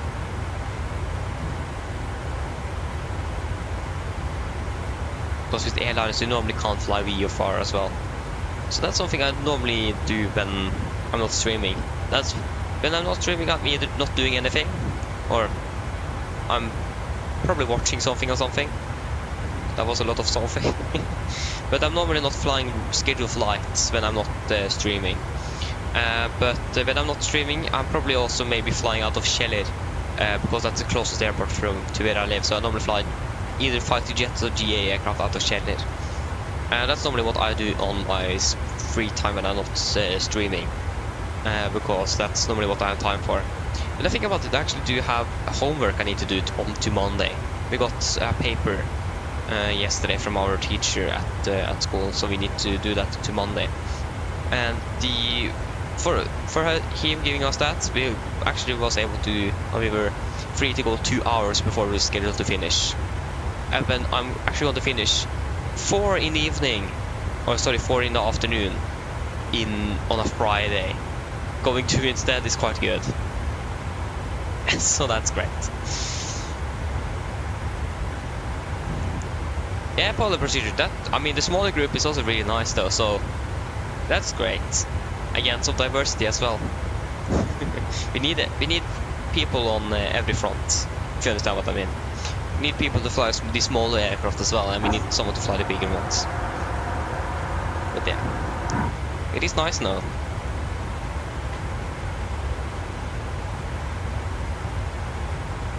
Okay, I should probably do that homework right now. Because if I'm not doing it now, I'm going to forget. And the first like real homework I got and I forget it, that isn't good. So why is my PC always so dirty? That's great. Okay.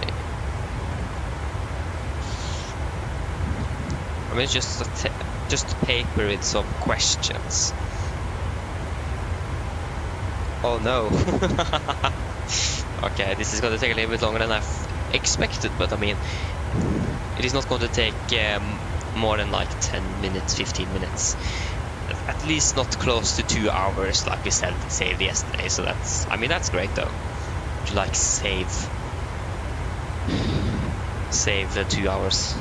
Not complaining about that. Like there was actually one in the class that actually did want homework on in the weekend, so the teacher said he can be there for until 4 and the rest could go. I mean, it didn't happen though, but just for the fun of it. So yeah, that's great.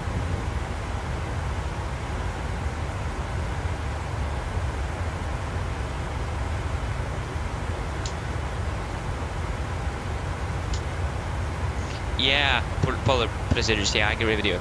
I think there is Fly J Sim or something like that is making the Dash 8 for the simulator.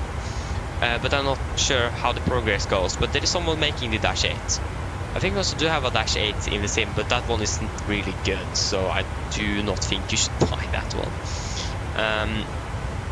But yeah, there does exist a Dash 8, but again, it isn't very good, so... But also, like, in general, the other Q variant as well, the Q100, 200, and 300, because Speeder owns them as well, and to fly, for example, the milk routes up in top of northern Norway, you need one of those aircraft instead of the 400, because the 400 is too big.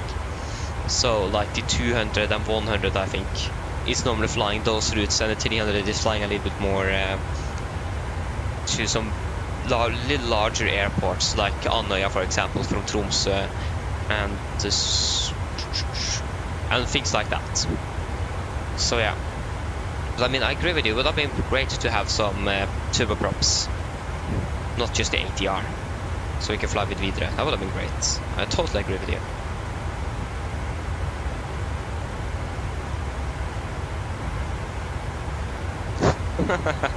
Is it, Ian? To be honest, I've never flown a Q400. I've flown on an ATR, but I haven't flown a Q400.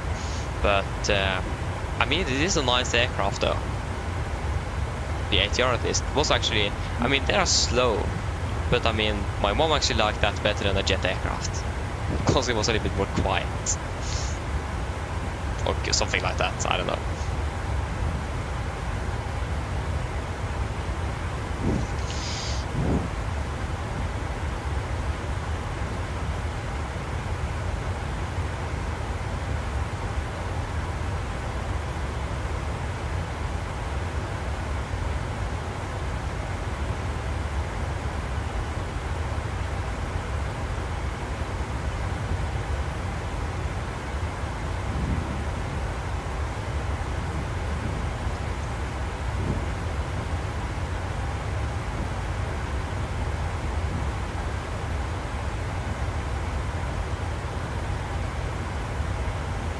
Oh, do they fly with Q400 to Berlin?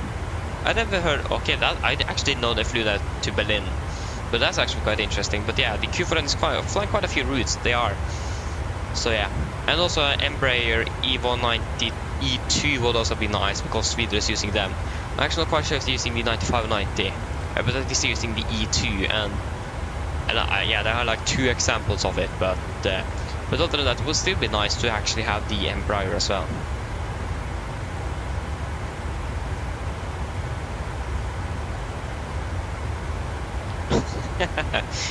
Yeah, I do understand that. then you need to explain to them. The background, yeah.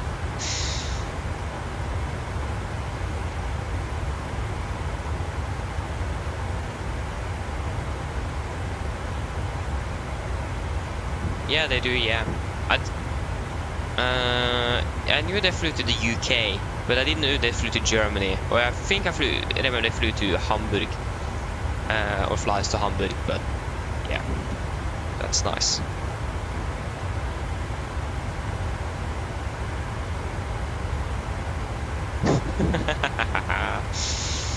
So, that's going to be...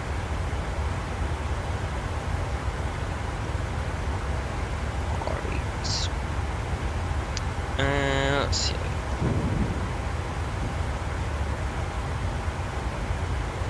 Yeah, maybe write a little bit prettier. That would maybe be a good idea, so my teacher can read what I'm doing. So, R equals... what is the U again? That is 10. 10 divided by 2.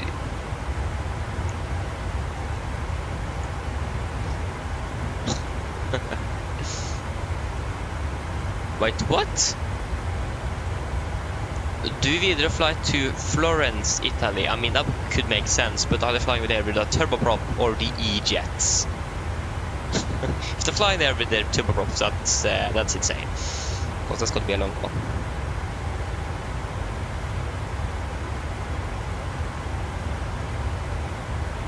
Oh, that wasn't very nice.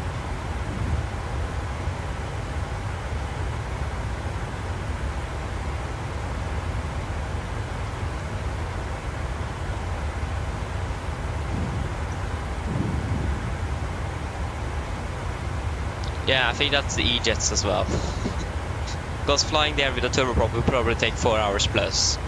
Because, again, turboprops aren't that fast. I know, like, Luxair, I think they're called, from Luxembourg, have flown to Oslo from Luxembourg, of course, to Oslo with their Q400. I think that's going to take a little while. So, yeah.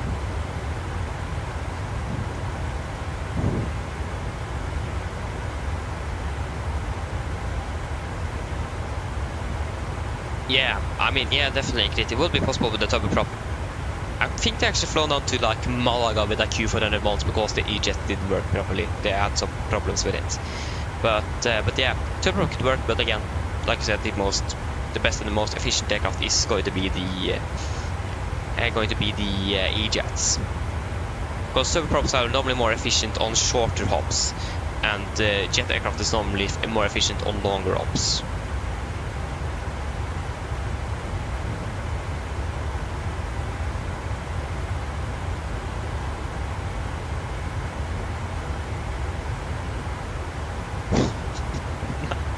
No. So you have, yeah. So it's it is that. I'm not quite sure what they are called, but I think if you just go to Steam Market and search up -8, you will find it. I can check myself. I remember I watched a video from, for example, Swiss 001 about the -8. But again, it wasn't very good. I'm not quite sure if they have updated it and it is better now. But again, it wasn't very good when he reviewed it, at least.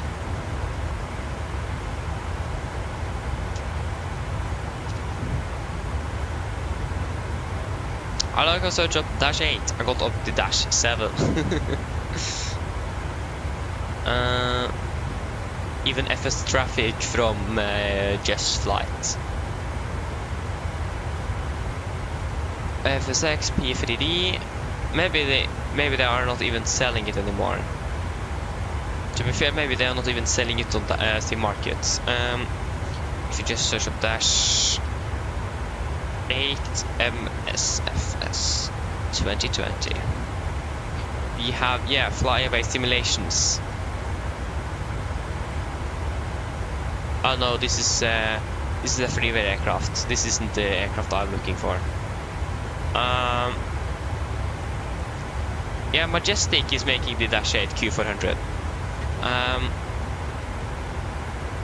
But yeah, I'm not quite sure. Don't think maybe that aircraft isn't been selling anymore. I can't find the aircraft I've seen before, at least. I can't find it anywhere.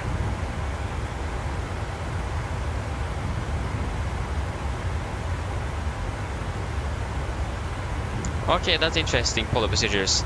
I've heard that they are going to release a huge update for the ATR shortly. Huge, a big update at least, so maybe that's going to be fixed.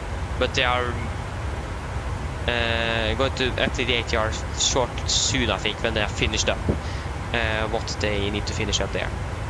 Okay, so I just need to go for a few moments, so I'm going to be back shortly.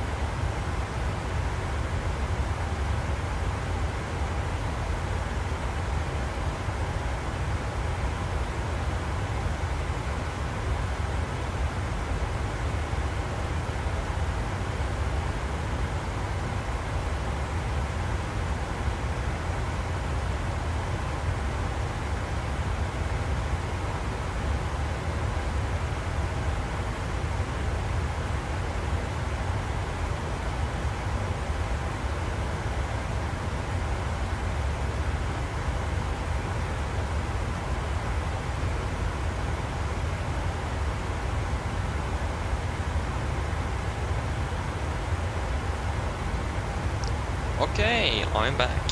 How long have we been flying for? 39 minutes. We need to do a fuel check shortly as well. Then we're approaching here at 02. About less than 8 minutes. Data.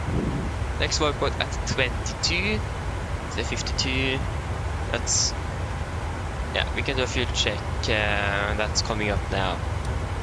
At Larma. Fuel check at Larma.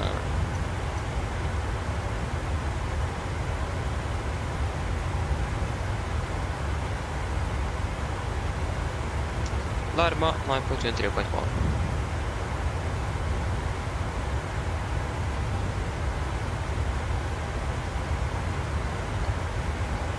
Okay, good.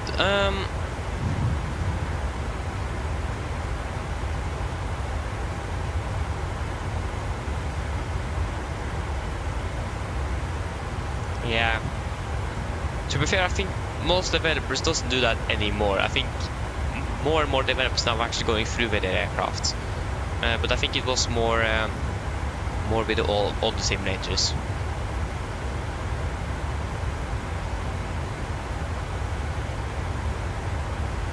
Yeah, also fair, yeah, accurate if you don't have time as well.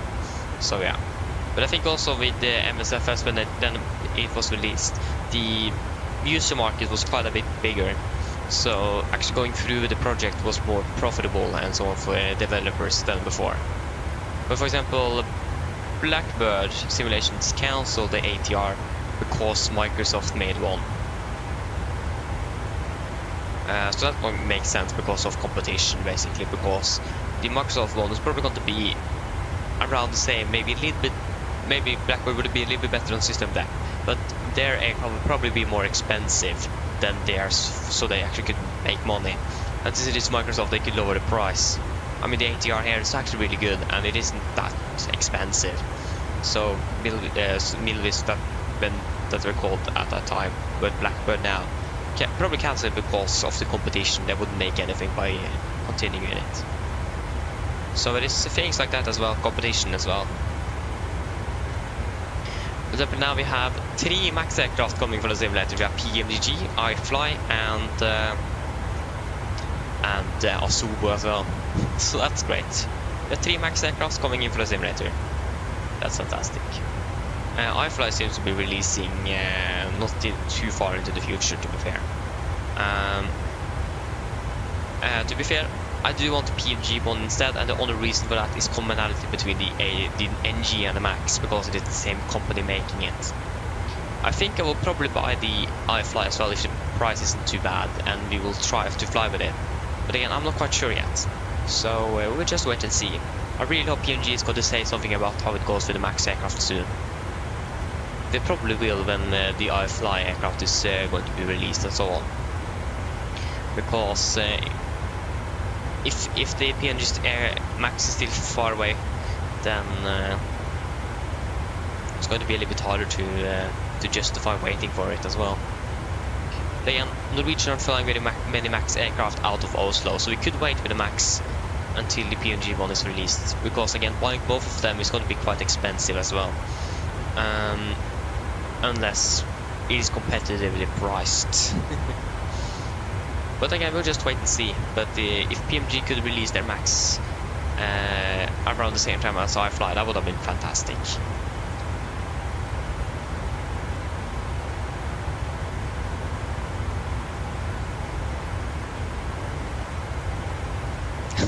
Nice polar procedures, nice. I mean, makes sense though. Again, the Twin Otter is a really nice aircraft as well. So yeah.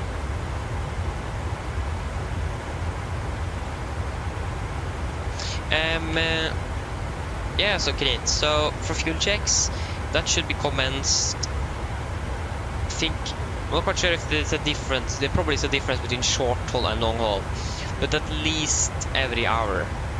Should not try to delay it more than every hour, but at least every hour. To find it in the flight plan, you just go down to the flight log page.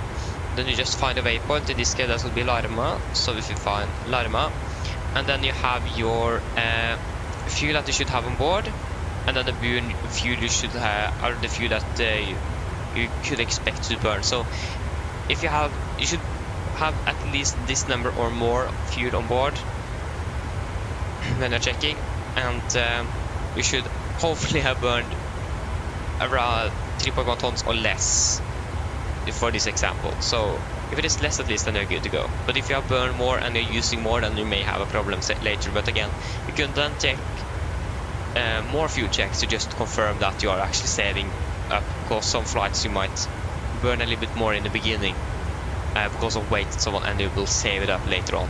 Happened to me before. So then you're just going to take them a little bit more regularly. And if you see here at Larma, the last one, that's beside the east coordinates, you have your time as well. We should around the time that we should have in the air. So for this case at Larma, we should be at around 49 minutes. So you check your both the fuel and your time when you're doing those checks. And we're going to do our fuel check now very shortly. And I need to begin to. I've already finished 2 out of 3 tasks, but it's like 4 tasks within task 3, and I need to make a drawing and so on.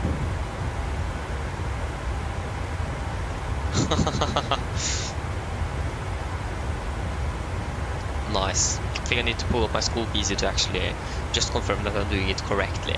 So would be great if I did something incorrectly.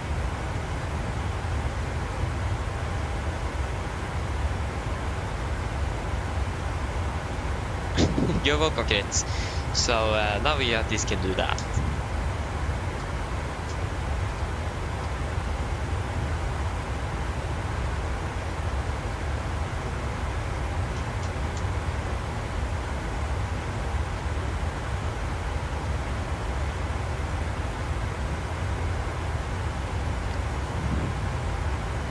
So yeah, took a little while before I found out how to do fuel checks. I actually asked if you have seen 320 pilot or what? 320 Steam Pilot, I think he's called. I actually asked him on my live stream how to do the fuel check because I didn't know. But at least that was like 2 years ago or something. So it took a little while, but yeah.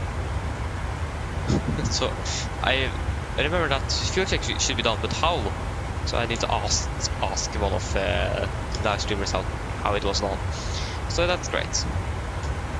So Larma fuel check, we should have more than 9.2 tons. We have 9.5, 3.1 burned. We have burned 2.8, almost 2.9. So that is great. Time check 49 minutes. We have flown for 47.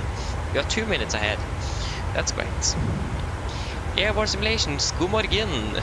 Welcome, hope you're doing well.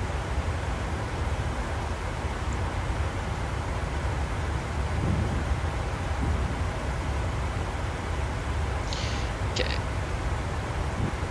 So, task.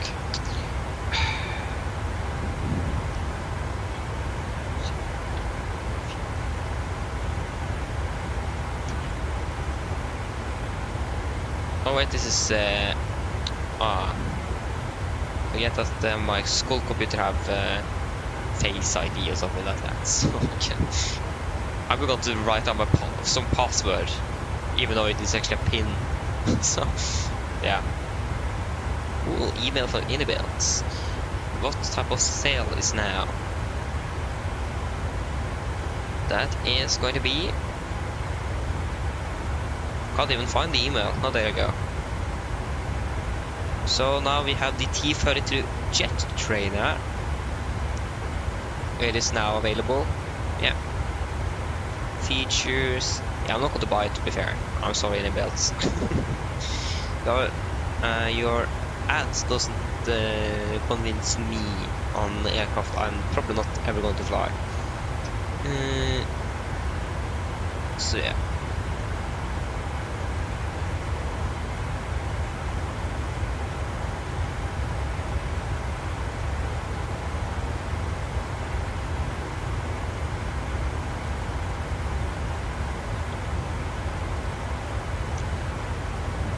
Yeah, guys, have you seen that KLM have got the first A321neo? Why did they move from the 737 to the A321? I think the reason is because of Air France.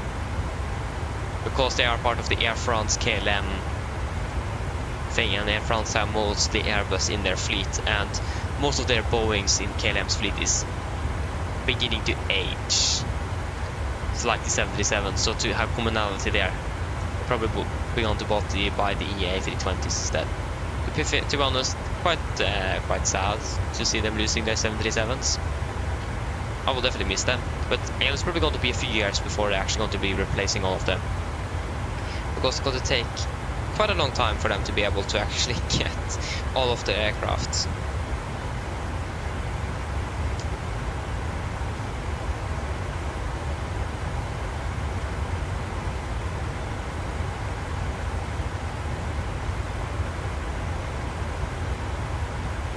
So yeah, I was going to do some good old homework. That was what I was going to do, not to check any emails or anything like that. Great.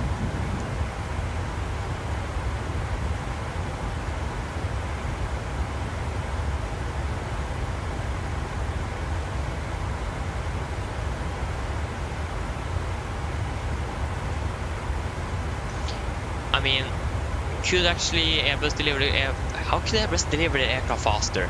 Airbus have a logbook for the A320 series of 8,000 aircraft they need to produce.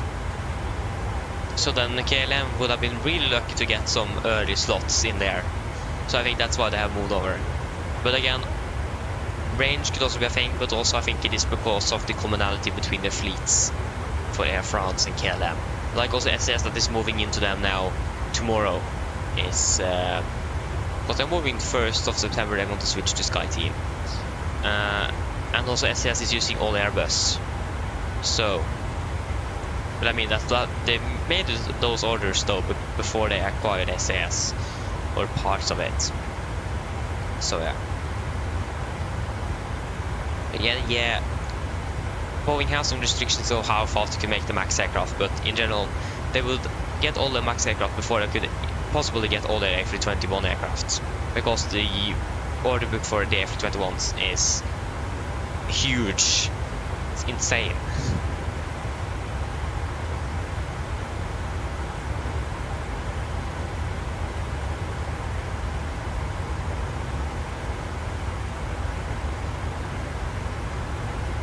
Yeah, kids. So yeah, like I said, Airbus now. Sorry, KLM probably got some nice slots for the Airbus aircraft they have ordered. That would make them go faster than Boeing can make their MAX aircraft. So yeah, that does make sense. So I think for them to be convinced to switch over to Airbus, the Airbus have probably a really good deal for them. So yeah.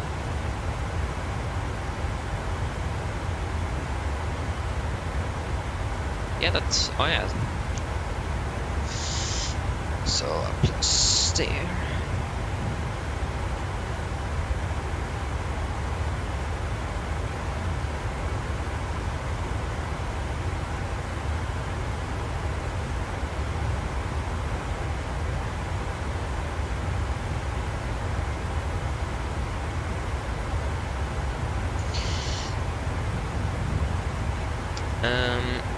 So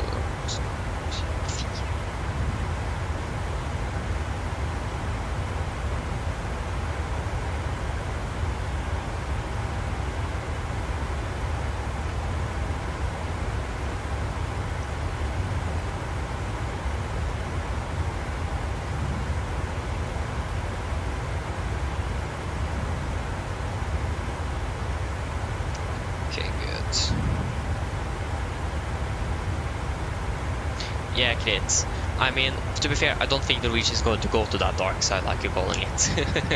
I agree with you. I hope they are not going to do that. And again, they are probably not going to do it either. Again, they're a low-cost airline. Got to be really expensive for them to switch to Airbus. They do own some Airbus aircraft, but they're leasing it out. I'm actually not quite sure if they have sold all their Airbus aircraft, because they bought 100 MAX aircraft, 100 Neos, and 22 Dreamliners some way back in the 2010s, late and middle 2010s or something, because Airbus gave them such a good deal, so they couldn't say no. So they managed to buy them and they were leasing it out to all the airlines. So yeah. But again, I don't think they're going to change the Airbus. It doesn't make sense for Norwegian to do it because they are receiving new MAX aircraft and so on. But again, like I said, hope that they're never going to do it. You never know, it could happen. But for now, at least it doesn't look like it's going to happen. So that's at least great.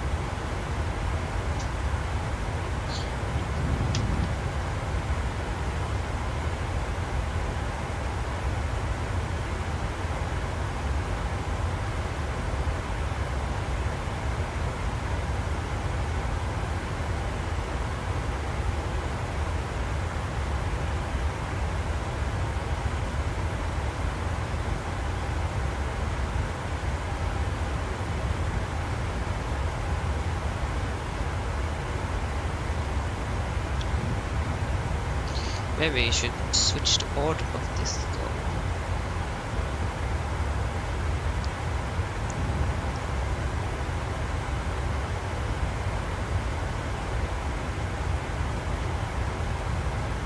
There we go. That was the total there, and then fin I total. That's going to be U divided by R. So. No.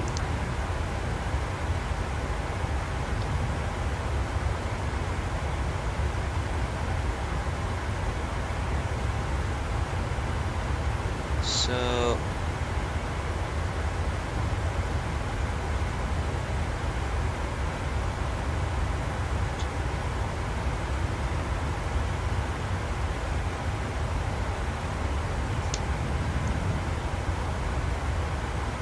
So 24 divided by 12. Now we need to find out what that is. 24 divided by 12. That is probably like 2 or something.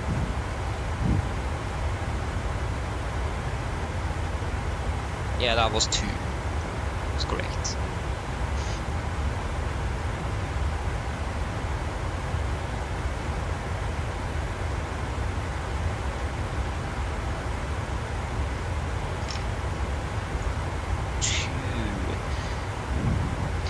So, and then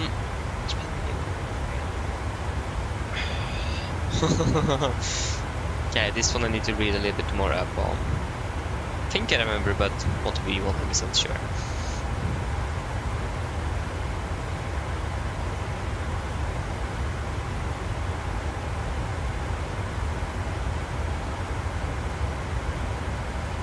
Yeah, policy procedures. I understand that one. It is just, I think it just goes back to earlier times, because normally pilots would be men and flight attendants would be women or women. I'm not quite. Yeah, it is just still something that more women is applying for than men. Same with pilots as well. There's more men graduating as pilots than women. I mean, that thing is figures changing more and more though. It's more equal. Yeah, there's more men and women getting their like pilots and flight attendants. So fair question indeed. I agree with you. There is definitely more women, but there is just something that's changed far back in the past when aviation first became, because when it first started it was basically women that was flight attendants. So it is just history basically, if I'm correct. Yeah.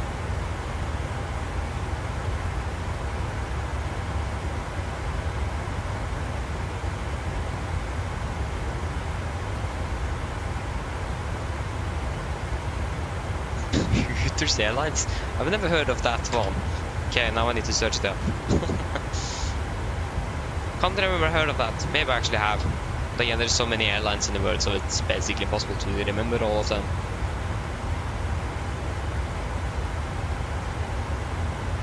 That is... yeah, that is you. Yeah, now I remember. I've heard of it.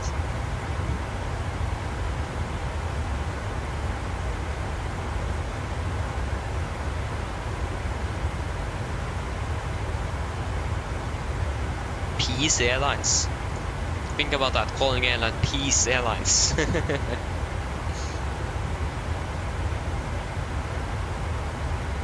Nice.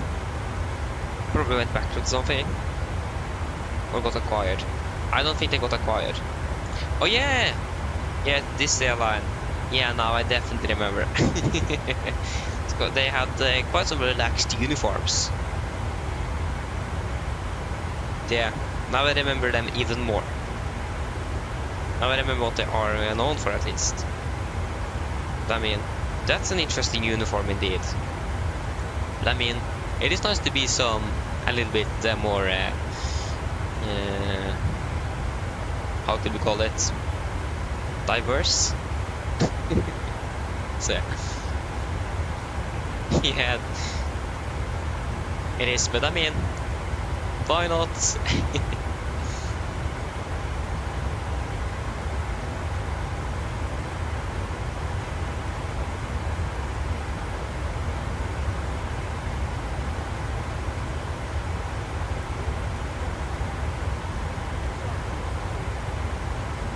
Exactly, Kit, yeah. Nice.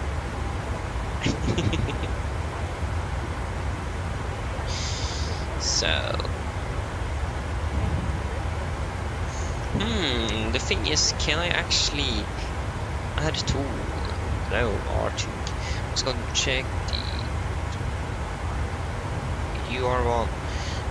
So then, yeah, we just take, yeah, it's quite simple actually when I think about it.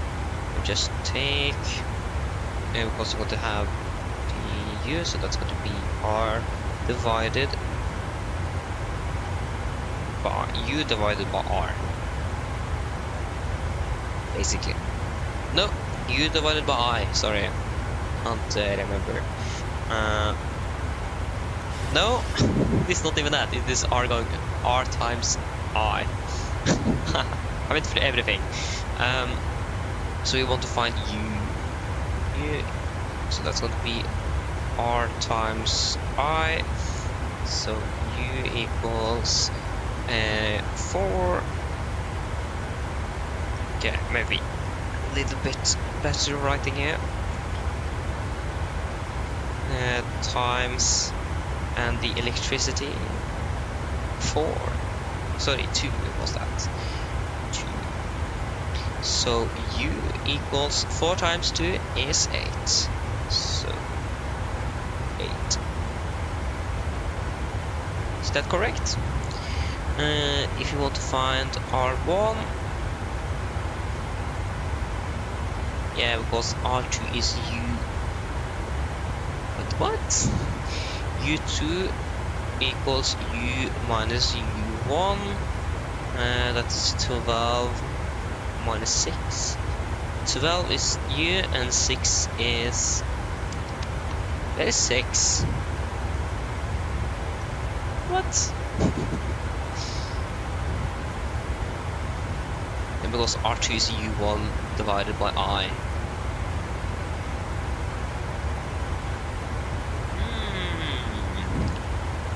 Okay, here I've written down something easy to read. So it's U1. Oh, there's a explanation mark there. That should be there. Yeah, because U1 is R times I. Wait, U1? What about U2? That's R2 times. But yeah, it's going to be R1. Yeah, of course. That was why there were exclamation mark, because I had to hold down the shift when I put it down. That one there. Makes sense. Then it should be correct. So then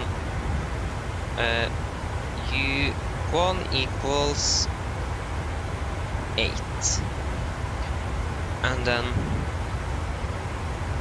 with 8 times 2 is going to be 16.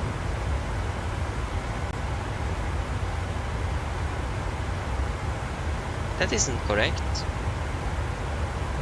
8 times 2. That's 16. Something isn't correct here. 4, 8, times 2 is 16. Plus 6 is not 24, that's 22. There is something that isn't correct. That's 4 there, that's 8 there, that is correct. Just something that doesn't make sense here. Oh. Because you should be. So. 4 times 2. Just want to take the calculator just to be sure that everything is correct there. 4 times 2 is 8. And then 8 times 2. 8 times 2 is 16. Wait, it is... Yeah, of course it is 8, not 6. Where did I get that 6 from? Ah, yeah, when I wrote it down, it looked like a 6, but it was actually an 8. That is great. Then it should be correct. Then I'm finished with my homework.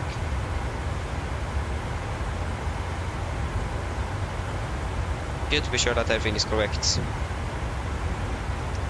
I want to get into free fall next year, so I can work with maintenance on aircraft. That would have been great.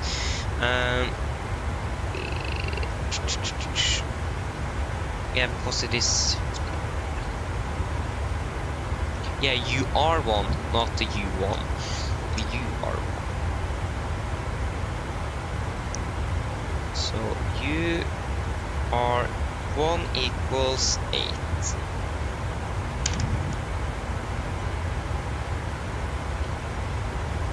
Equals 8. There you go. Hope everything is correct now. Or isn't that this bad? Just learn everything here. So that's should be correct.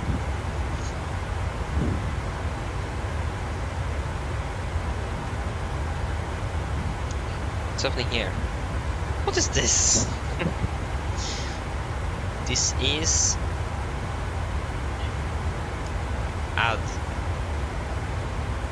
Don't want that. That was an interesting ad.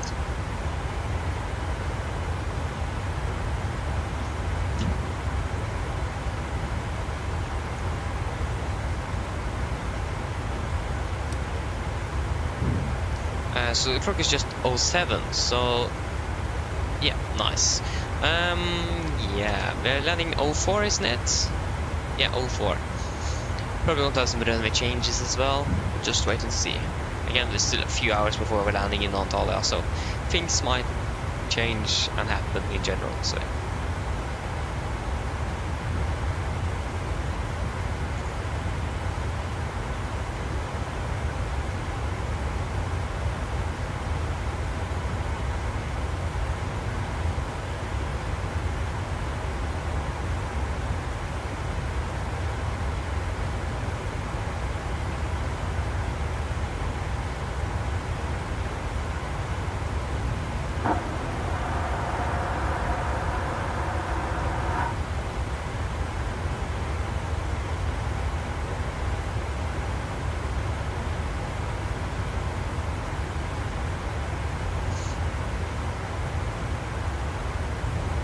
That is great.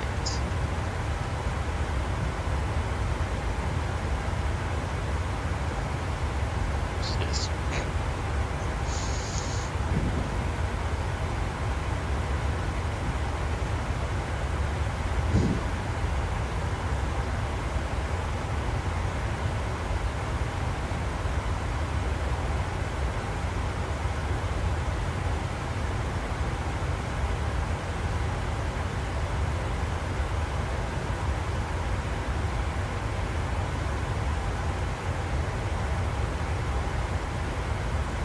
Hey, Norwegian, yeah.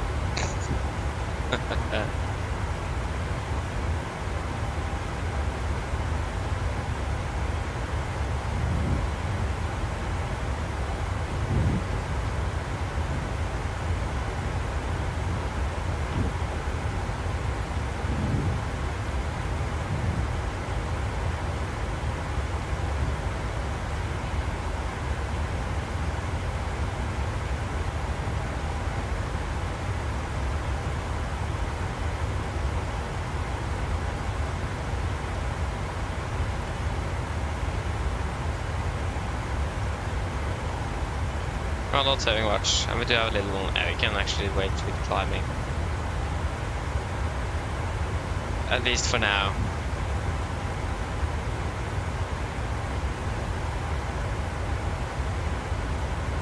Christian, hello, welcome. Hope you're doing well. Yes, I have had a great week. Well, how about you? How have it been?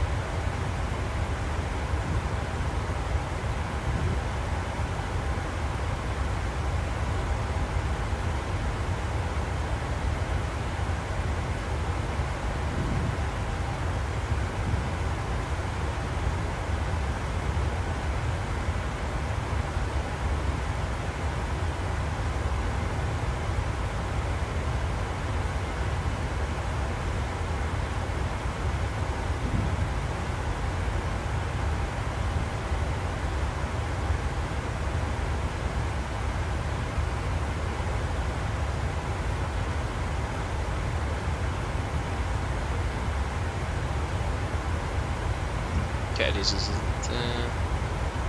There you go.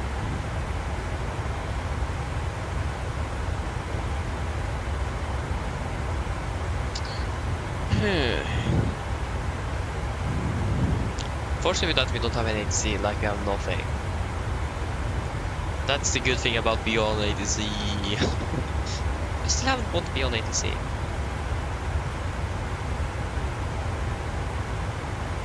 So we will just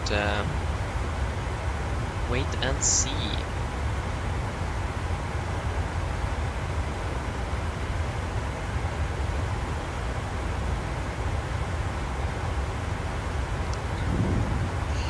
So yeah.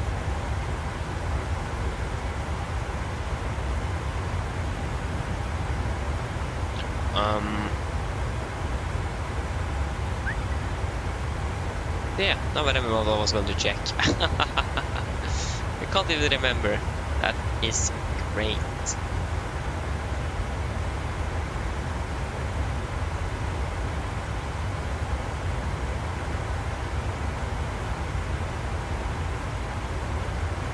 Come on.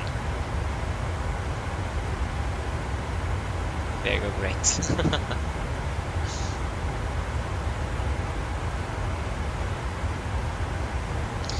So yeah,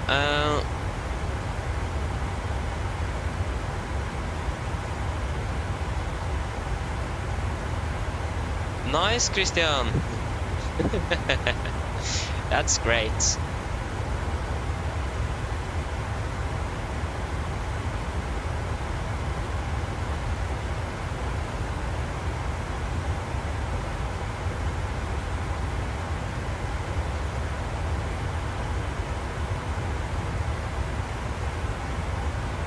So yeah.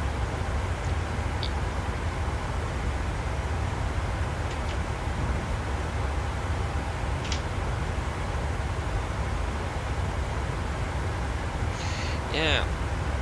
One thing that actually, guys, I forgot to tell you is that if you have like noticed this closely on my live streams lately, or what I have flown.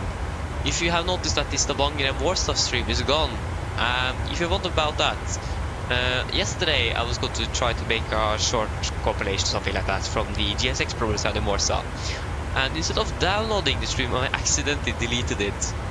Don't ask me how I managed to do that. So that one is gone. So we are never going to be able to see that one again. Again, don't ask me how. I just thought I clicked on download, and then I like the checkbox like to confirm that I actually want to delete it.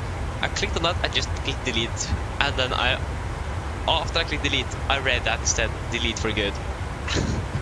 That was great. So that one is gone, so if you wonder where that one is, can't find it. That's great. So yeah, I'm sorry for that.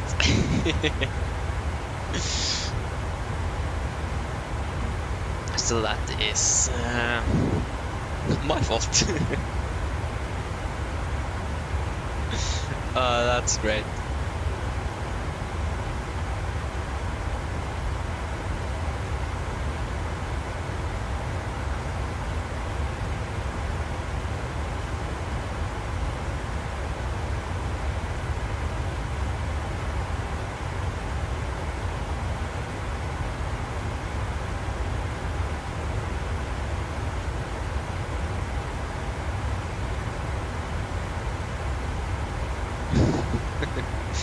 So yeah, I'm not very happy that I managed to delete it.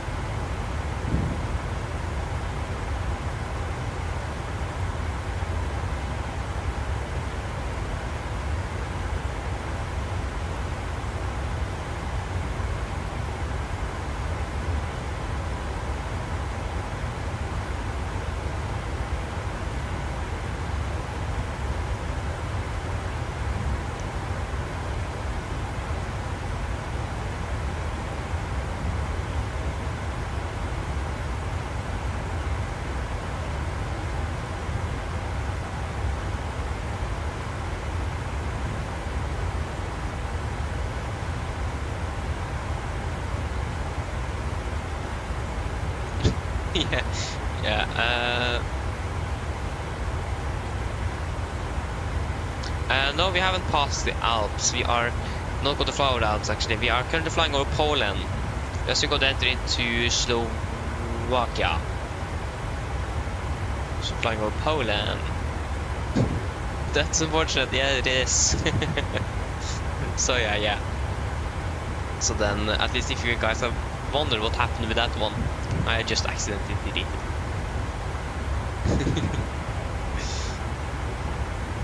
Again, I'm not very happy, but I was again an accident.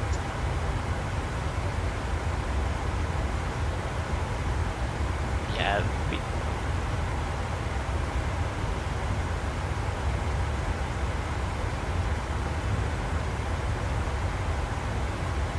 Ooh, can I?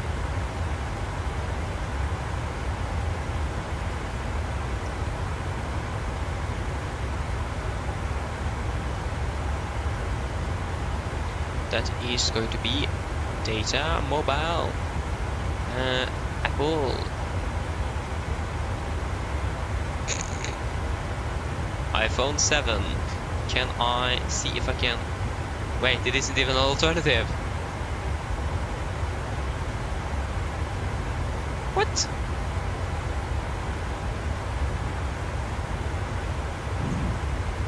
You are serious with me? I can return my iPhone 7 here because I'm going to buy a new phone. My mom wants to buy it, and if I'm actually going to buy it, she needs to do it fast before I'm actually convinced to buy an iPad instead. But an iPhone 13 is what I'm planning to buy, and I can return my old phone and get someone on it, but just 100 kroner. That's nothing. It cost me like 3,000 to buy this, so 100 was like nothing. It is even so old that I can't even find there. iPhone 8 is the oldest, or actually iPhone SE2020 version. I don't think I even have that.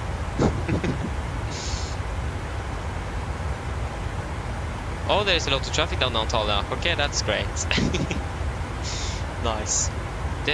Which model of the SE do I have? Because I have also an older phone than the iPhone 7. I have an SE or SE. I'm not quite sure which year. I think I got it in 2020. No, 6 years ago, 2018. This is definitely not the 2020 version. I can't even. Probably won't get 100. 200 kroner can I get for this too? To be fair, that's basically nothing. Repower. Nice. Where is the about? There you go, about. This is.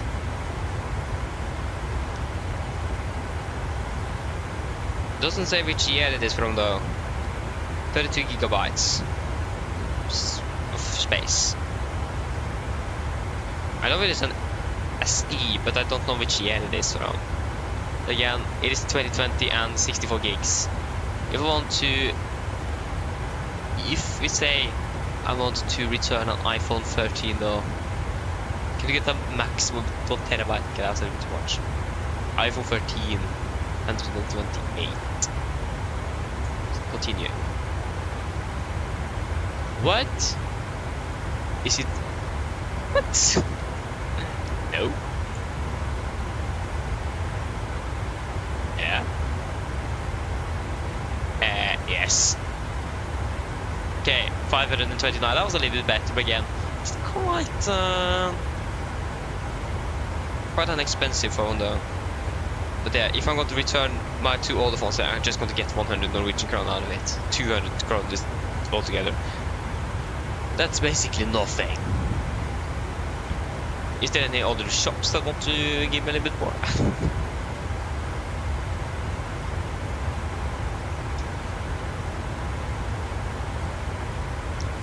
Yes. Come on, yeah, blah blah blah.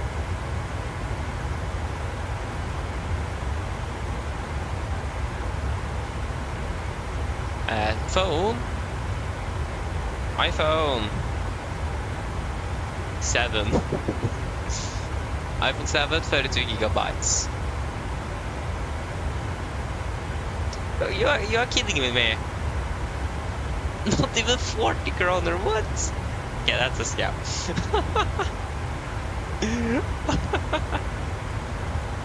What? That's basically nothing. Like $4 for a phone. That's actually not even $4.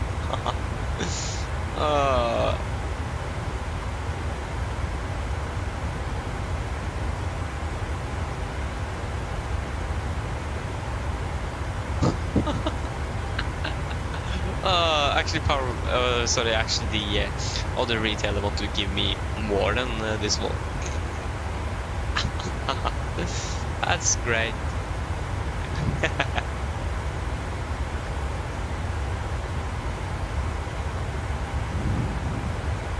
Fantastic. Then I'm definitely not going to do that.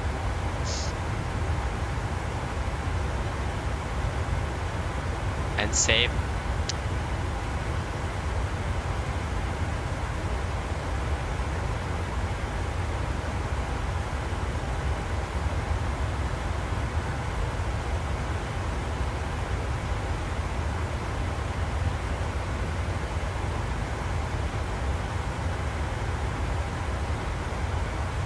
Adrian, good morning. Welcome, hope you're doing well.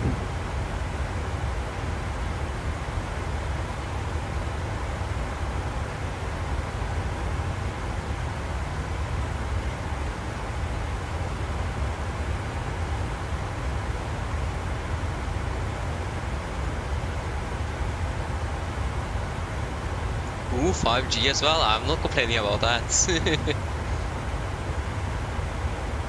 Oh, what? I'm not even getting a charger? What?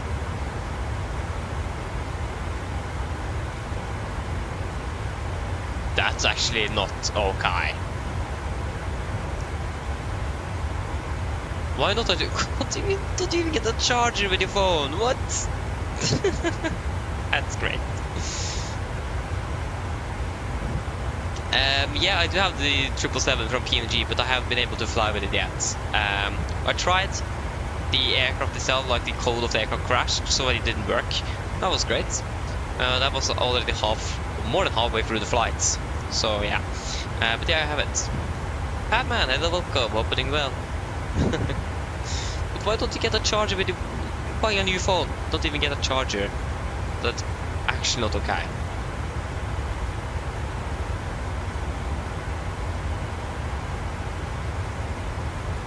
That's actually not okay.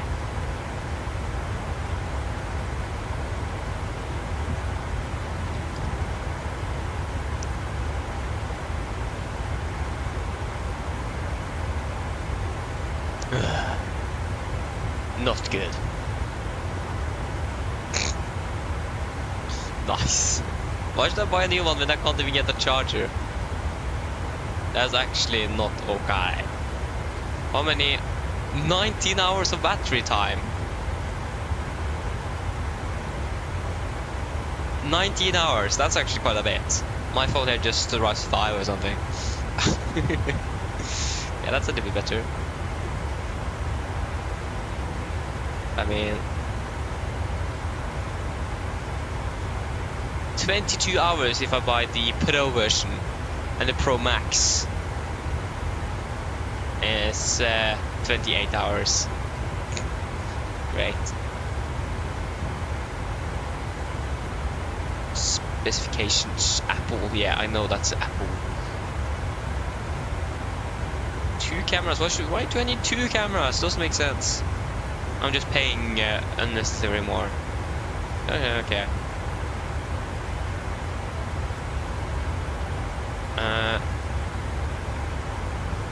Nope, can't plug in any headphones. Touch screen. The phone probably does, yeah, makes sense to have a touch screen. Just 4 gigs of RAM. Is that a lot of a phone? Or is that not a lot?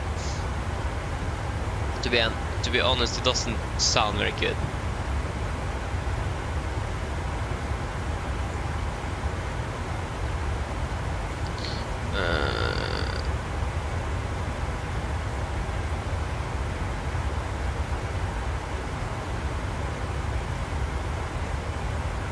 I still get a charger with it. Still not okay. Should get a charger with my phone.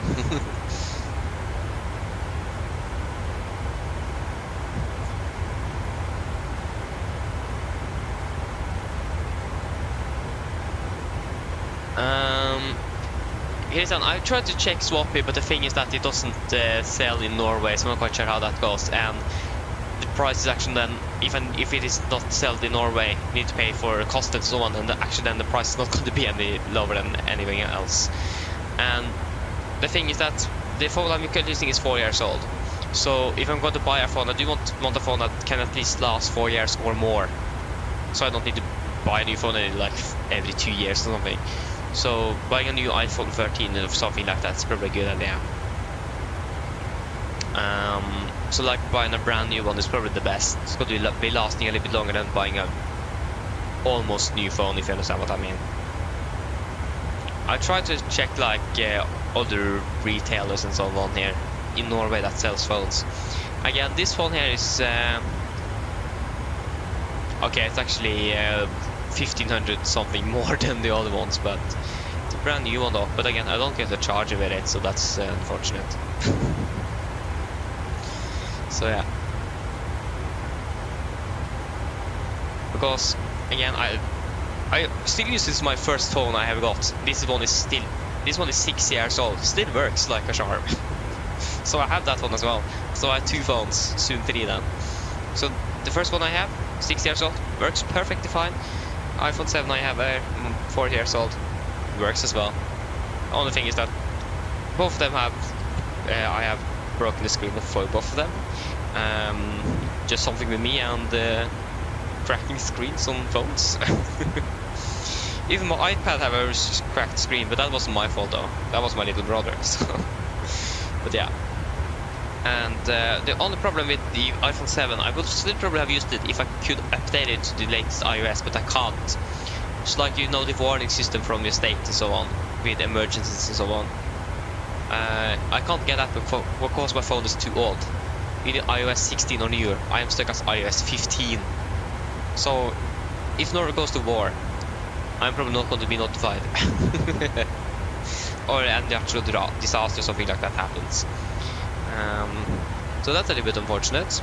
And there's a lot of applications that doesn't work anymore. Still a lot of those I use still works, but some few of that doesn't. So yeah, that's quite unfortunate. So if I could have updated it, I would probably still have used it. And the thing is, it's getting a little bit slow as well. So definitely good idea to buy a brand new one and have that for a few years before buying a new one. I mean, iPhone 7 go up to iPhone 13, huge gap.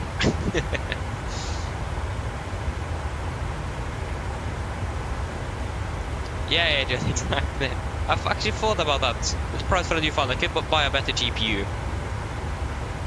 But again, I probably do need a new phone. I do want an iPad as well, but again, I need to build I'm going to build a new desk, so I need that first before I can go to buy that iPad. So the iPad unfortunately need to wait. I do really want an iPad now, no. But yeah. But like also a new NVIDIA graphics card would have been nice as well, because I currently have an AMD. Would have been nice to have NVIDIA. That would be fantastic.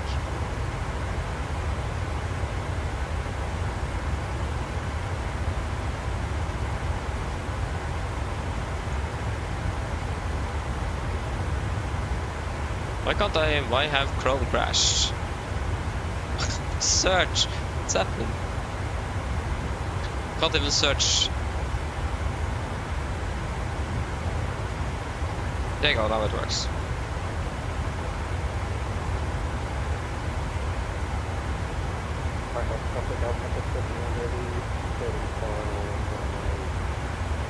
Oh, I can buy a deck for like, or a cover for like 11 kroner. That's basically nothing. When I think about it, I need that as well. I have a really good idea though for it. I just got to buy like a transparent thing, and then I want to print out pictures of Norwegian aircraft and their logo and so on, and then just laminate it and place it behind on the deck shot, and then have it there so I can make custom deck shots or backgrounds on it. I mean, that would have been really cool. So that's my plan for that, at least. And then also, like, if I have my card and so on behind it, you can't even see that it is there. Because if you have just a transparent one and just place a card there, everyone can read everything that's on it. Probably not a good idea, to be fair. Or I can buy a microwave for just 800 kroner. Okay, that was actually, you save. How much did you save? How much? You save 50%. Nice. Maybe I should buy a microwave instead. Great. Okay, these textures that were quite, or the covers there were quite expensive now. I'm not gonna buy that expensive ones.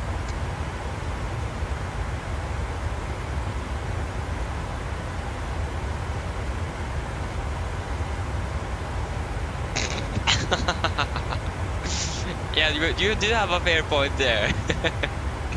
Yeah, it is quite expensive, but yeah. Oh, nice. To be fair, that wasn't very expected to hear. Yeah. I mean, you have a fair point there. It is quite expensive indeed. I like how I searched up iPhone 13, I got iPhone 11. Wasn't exactly what I don't want to buy a power iPhone. Like if I buy the... Yeah, it doesn't have the mini here, okay. I'm saving 700 kroner because it is on sale now. But again, I don't get a charger. Then I need to pay for a new charger because my charger, if you know, like the top of the charger where you place it into your phone, the cover there is gone. So I just look at the metal of it. Thankfully, I haven't been electrified. So I need a new charger indeed.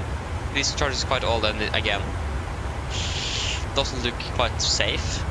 So I need a new charger, so then I need to buy that as well beside. So I just need to wait and see. But again, I could buy the almost new phone. Going to save me like 1500 kroner. Got to save a little bit more, but again, fuel as well. But again, I don't get a charger with this one, and I'm paying almost 7,000 kroner. That's the unfortunate thing. Phones are really expensive. I don't like that. I don't like that at all. So yeah. Yeah, we can close both of them. That's the only thing I don't like with the phones these days. Way too expensive. Yeah, I'm definitely going to buy an iPhone 15 for like 15,000. Exactly what I'm going to do. So yeah, I need a charger and so on. So yeah, just wait and see what we can find here.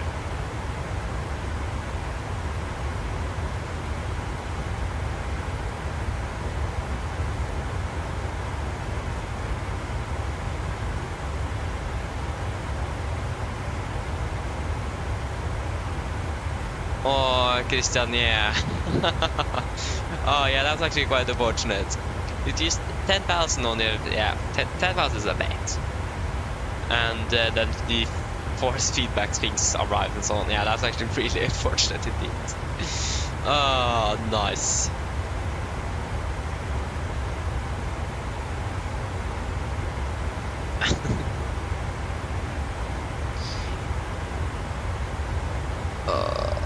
Wait, this one on the other retailer.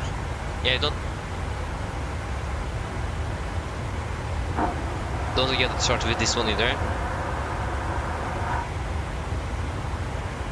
Like, if you don't get a charge with your phone anymore, that's actually really, yeah, that isn't great.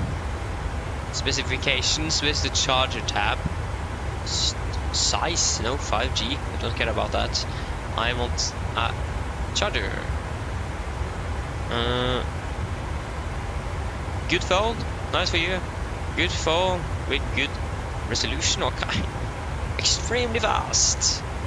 I love this new iPhone 13. Okay, iPhone 13. And phone. I like good. As good as expected. Easy to use. Easy in use. Okay, that's interesting. But I do also want some AirPods though, but again, they're also really expensive. I don't have enough money to buy that as well.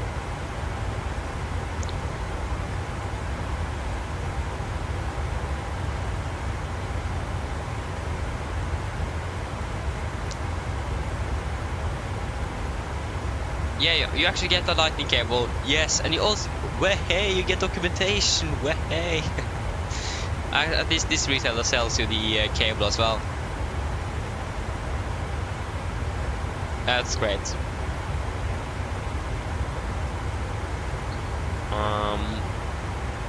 The other one doesn't, but again, this one is like almost 1,000 kroner more expensive though.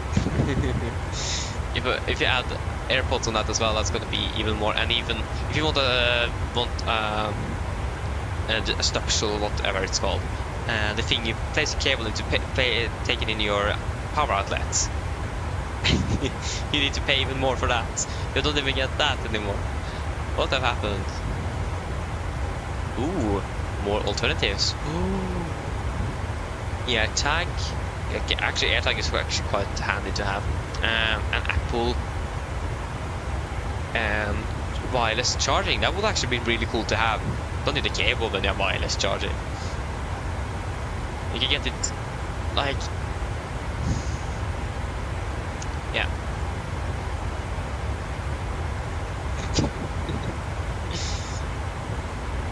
This looks talk more. Okay, this is something I have heard of before. Don't even have the color I want. That's actually unfortunate.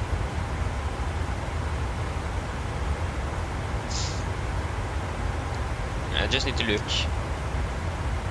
I was going to look for something to my brother as well. Yeah. So flying next week, how is that going to look like? Fuel check as well. Maybe we should do that first. At our something. Where are you? Yeah. Should be within the next of Slovenia. Or Slovakia. Yeah. Razes. Razes. I don't know how to pronounce it. Probably need to add a little bit more depth into the Z, the set, and then a little more S sound on the C. So Razes, Razes. I don't know. Okay. Great. I mean, the weather over Europe now looks really good though. There's almost clear skies, just some clouds over there. But like here is clear skies. And we can see through the aircraft. That's also fantastic. Okay, we can do a fuel check. So 7.3 tons, we have 7.6. 5.1 we have burned for 0.8 tons. And time on hour 41, 1 hour 40. Yeah.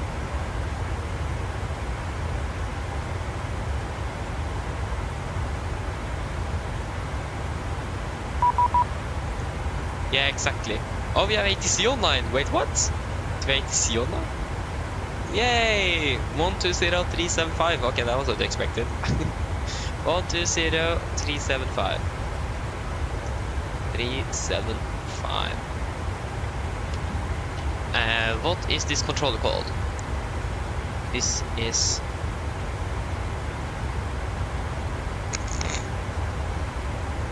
It doesn't even say what the air controller for the station is called. That's great. Let's check that first. I want to be sure that we're actually calling in the correct name. Wait, is it Budapest Control? Yeah, it is. Ah, okay, I thought it was something else. Budapest Control, good morning, Nordic 2 Victor Papa at flight level 370.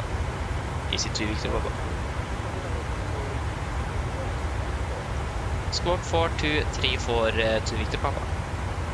4234.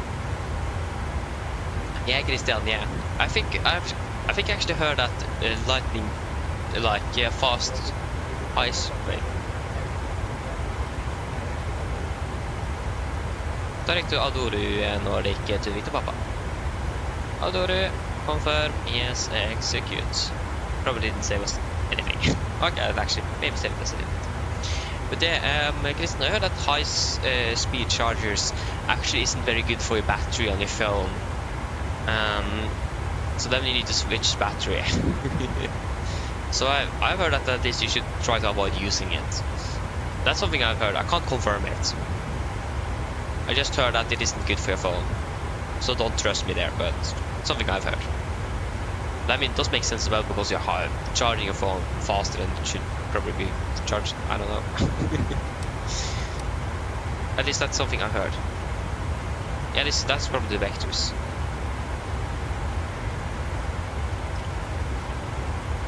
So yeah. Again, I can't quite confirm it, but again, that's something I've heard. So yeah.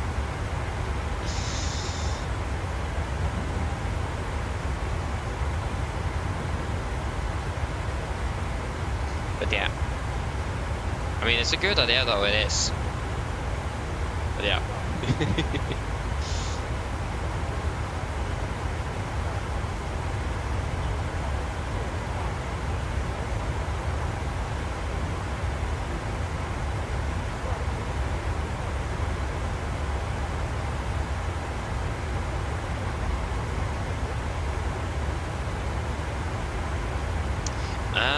Yeah, now I remember what I was going to do because if you go to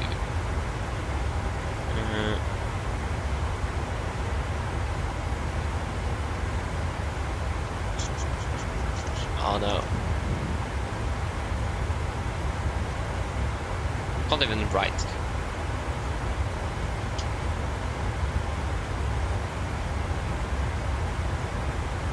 Go to let's. Oh, that one's a little bit expensive. Same with you. That was expensive. That was also expensive. Okay, this was really expensive. That was expensive. Everything here is expensive. Great.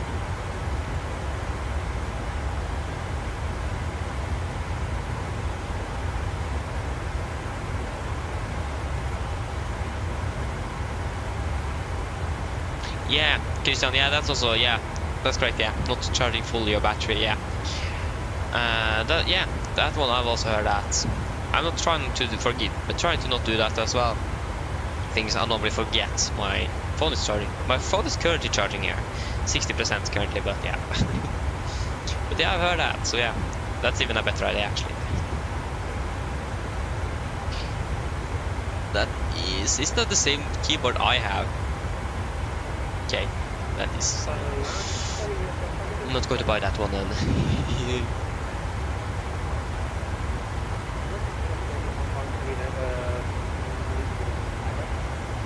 this one is actually quite nice. There's also some interesting... just add that to our... No! I don't want to buy any extra things. No, this is not... This is a Norwegian retailer, not an English one. Yeah, that was actually really fancy. But all of these mouses here is really expensive.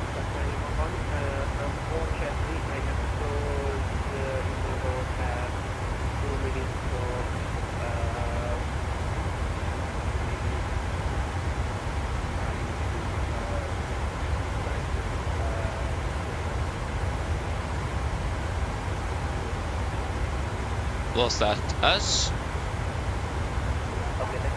No.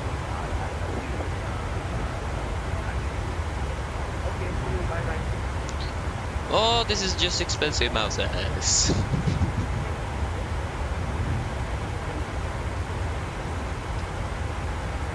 Okay, then we try to search. Okay, that's this one I have. It's not going to get that one. Yeah. Should probably have a mouse mat.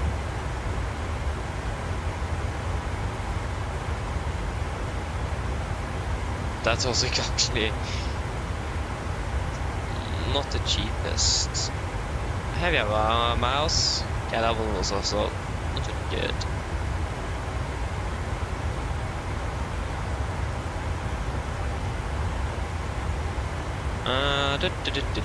Can we please get some? Oh my god! Wait, what? Mission. What's this? A pack of headset, mouse, and keyboard. Okay, that's actually nice.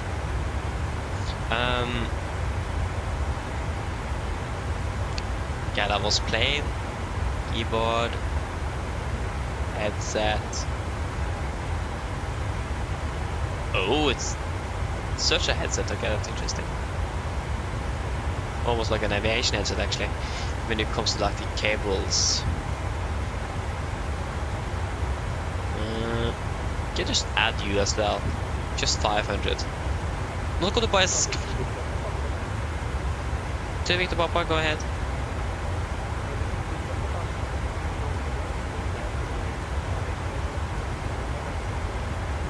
Over to Unicom, Nordic, 2 Victor Papa. Thank you, have a nice day.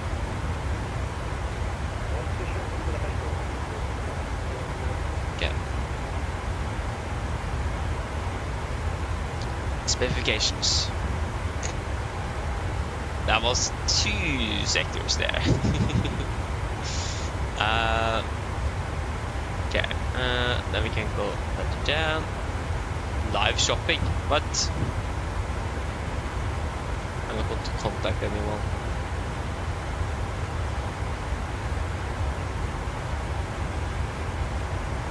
Again, everything is so expensive. That's the thing.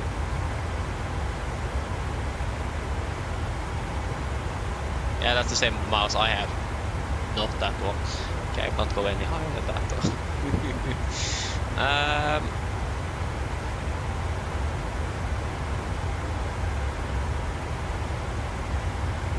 Glossy suit. Is that a little bit cool to like have a little reflection on your mouse? That's cool. Ooh, it actually looks quite nice as well. Oh. No, I'm not going to buy anything. Please go here. Everything here is going to cost about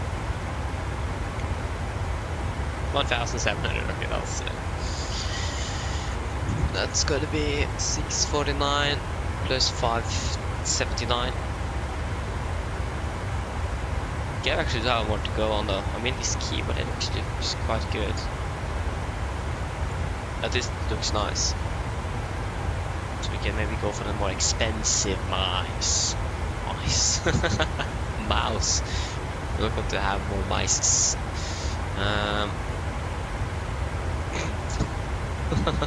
And now nothing works. That's great.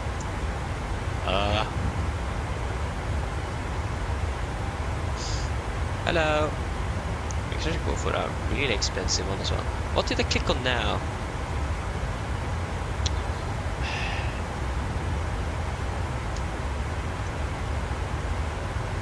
There you go.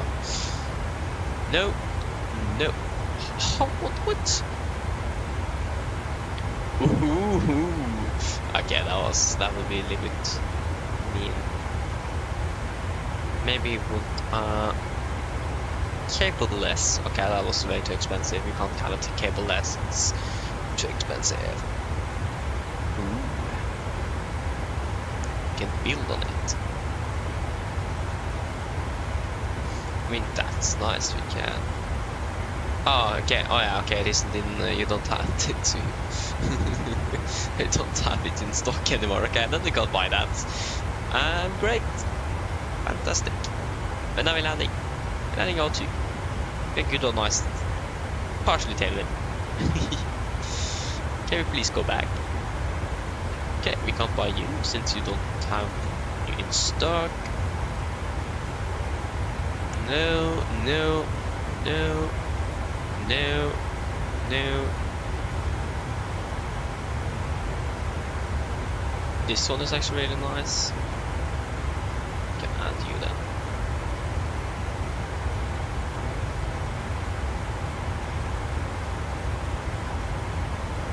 Yeah, the one not in stock. Okay, over here.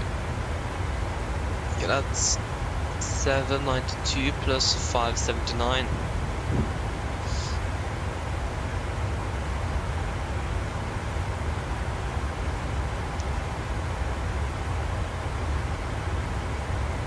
$13.71. We can buy a set for like nothing. I mean, this probably isn't very good then.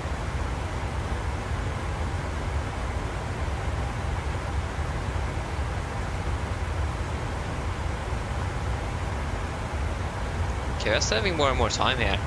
That's fantastic. Yeah, not complaining at all. We're landing earlier than would be nice. The earliest we get depart out of there as well would be fantastic. Because this is going to be a long day. Probably need to even eat the lunch before we're landing.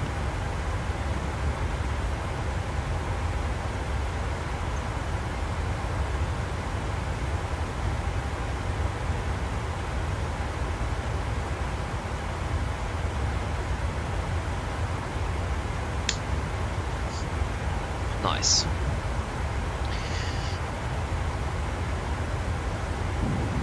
Like, we didn't encounter anything on the turbulence we expected though.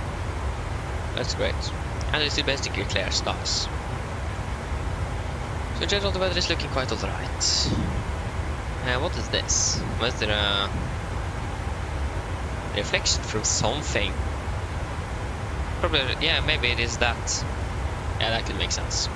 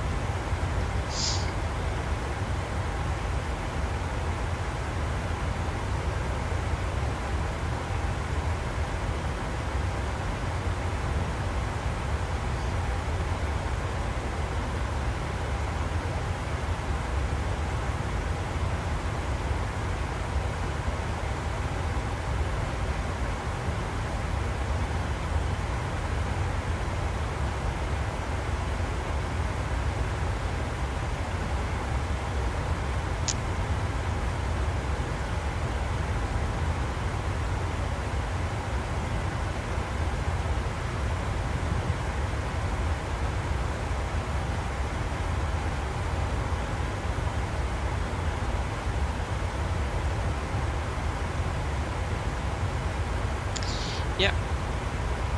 Yeah.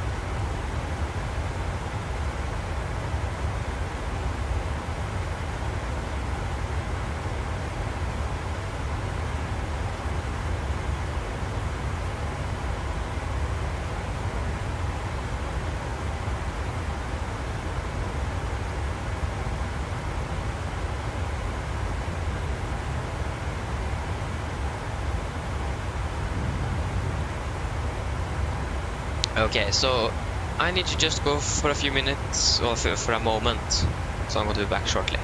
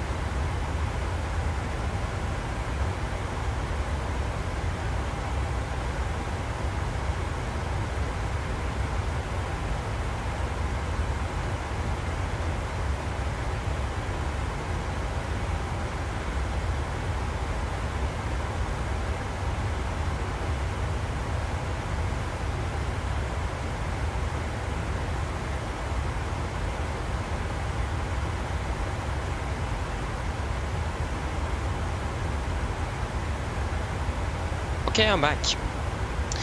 So...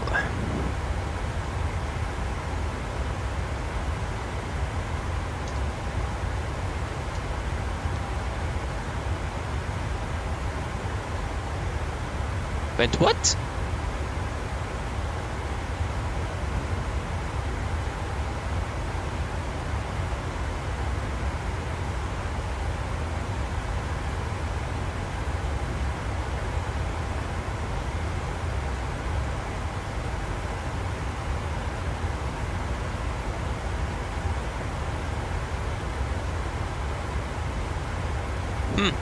Ah, okay. So apparently the iPhone 16 is going to be released on the 20th of September this year. That's just 21 days. 20 days. Okay, maybe I should wait then to buy a new phone. Cause just talking with my mother about it, and she said that iPhone 16 was like right around the corner or something. She just read up on that when he looked at the new phone. So the iPhone 13 might go down in price. So that's great. But also, is it actually going to reduce the price, and is it going to be much? That's the thing. Oh yeah.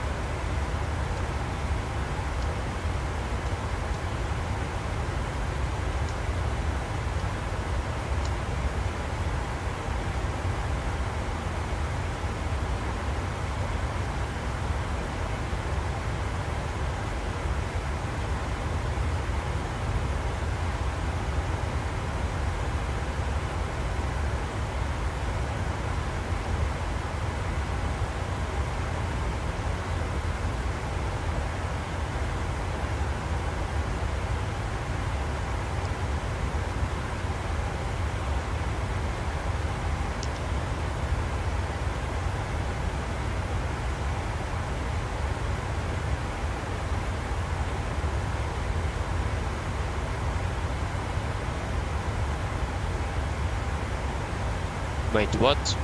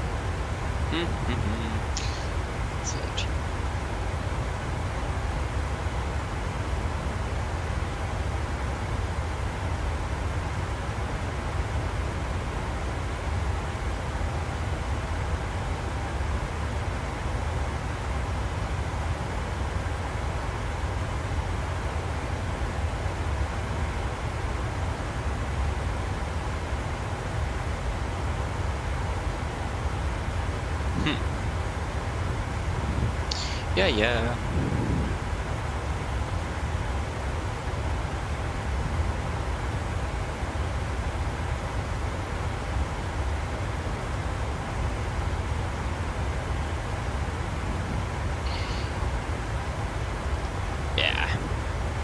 1903, the clock is 7:18. It's still a little while until landing in Antalya. I mean, the airport is nice though, so it is not worth taking such long flights. It's good for flight hours, for entertainment, like a little bit shorter flights. It's probably a little bit nicer for in general. I like shorter ops a little bit better because it is going to be more landings and so on. Not such long flights like this. So for example, the flight we did between Oslo, Vienna and Berlin, that was actually really nice. It was, yeah, especially the Vienna one was a little bit long, but other than that, it was actually nice. We got 4 flights out of the day. Today we're just going to get 2. That's half of it.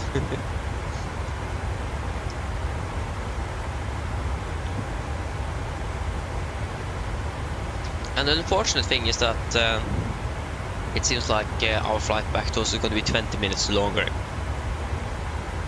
than this one. 20 minutes longer. That's great. Yeah, we're going to have mostly headwind on our way back. So yeah, that's quite unfortunate. But yeah, just wait and see.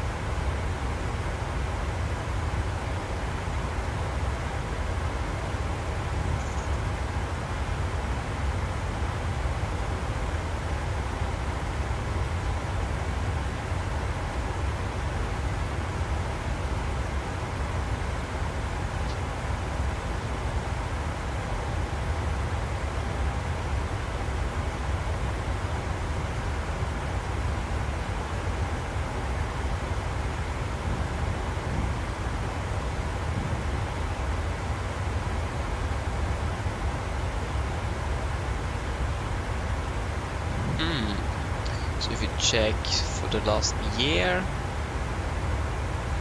What happened here? There you go. So this is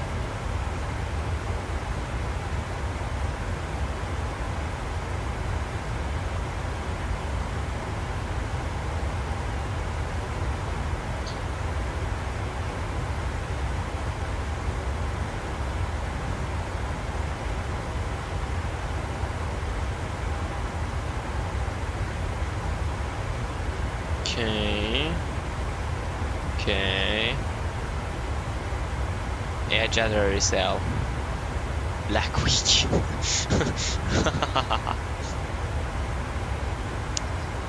To be fair, the iPhone 13 price is actually quite low now. If you think about how it, the lowest it have ever been was like here in Norway at least, it had been about 499 or 4,990 then. And it's currently at the lowest at 6,390. That's 1,000. But again, like the steadiest price have been for 5,490. So that's 1,000 Norwegian kroner below. That was actually in May. Now it have gone down to 6,000. But the thing is that, is it going to go down when iPhone 16 is released, or is it going to increase? Because October and so on last year, September, it was actually quite high, but almost 8,000. And they went a little bit down in Black Week, and even further on the January sale. Other than that, it have been quite steady, or normally been around below 7,000 on the lowest. But like in August it went up to 7,000, and now it's gone down.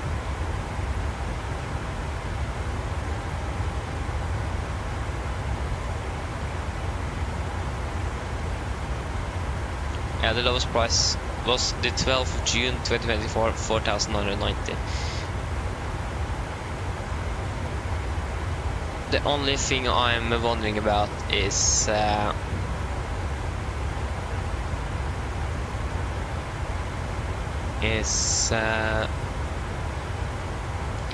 the price is going to be now.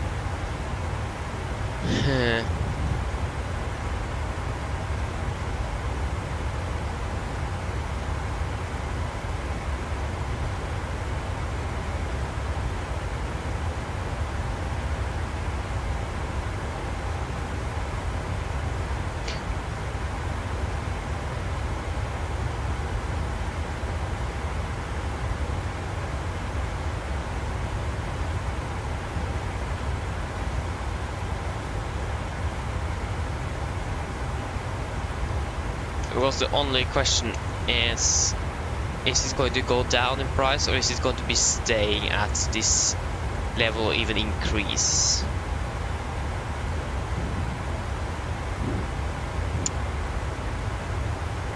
I mean, it had been quite a bit lower before. That's before, not now.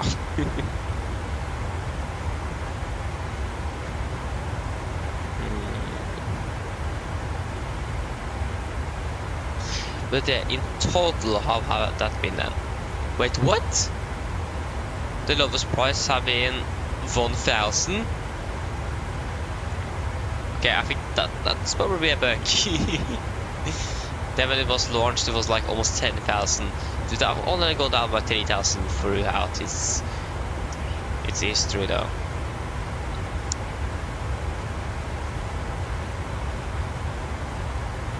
Yeah, I want notifications of lower prices on this one. Next. Nope.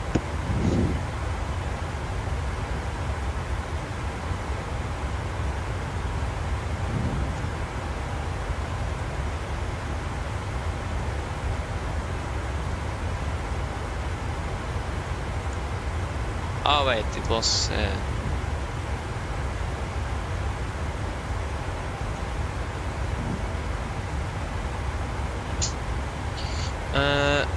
yes.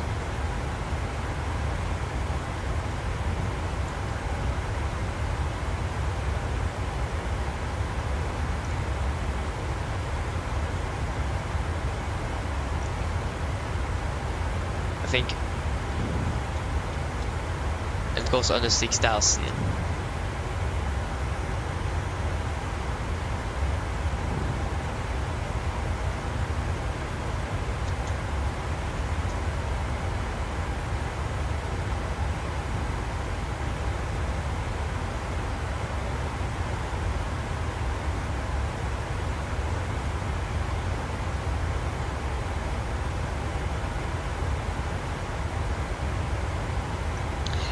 Okay, nice. So now it is going to give me a warning when the price of the phone goes under 6,000.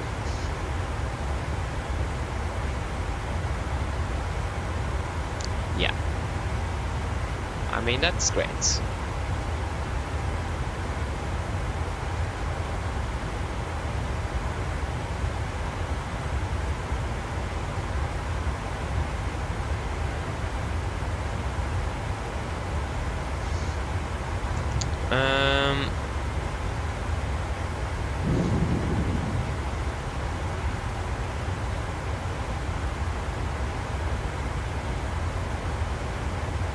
How much does the freshwater yoke cost? Okay, it's still quite expensive. I'd get about it. Oh no, actually not.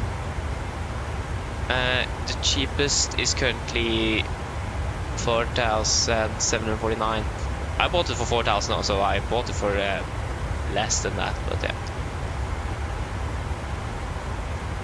Okay, the rudder pedals for the Freshwater still costs about 5,000, almost 6,000. You can buy a phone for that price. The lowest that I've been is like 4,000, 4,500, so it's still quite expensive.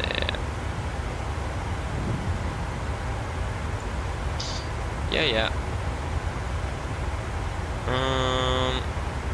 Then it's the iPad I want, because I can set a warning of the price on you as well. So I can probably get notification when that one is a bit lower as well.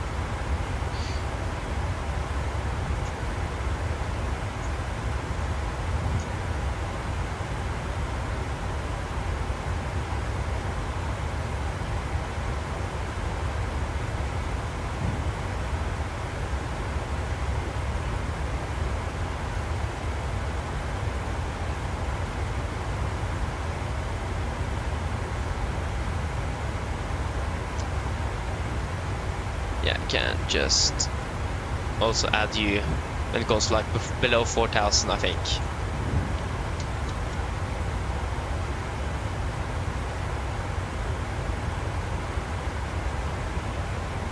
So then I'm going to get 2 notifications then.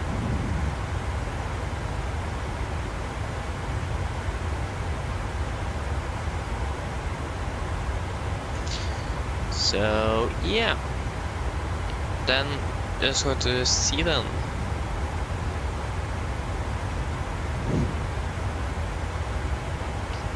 Probably gonna to monitor the prices as well, so I can get a good price.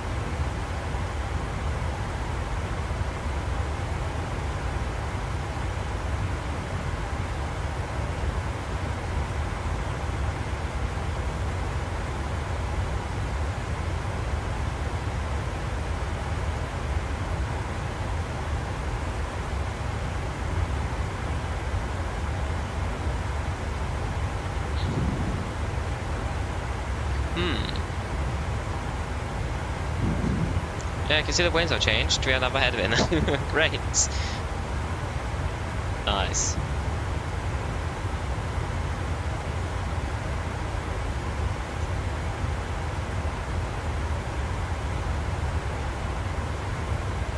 Ah.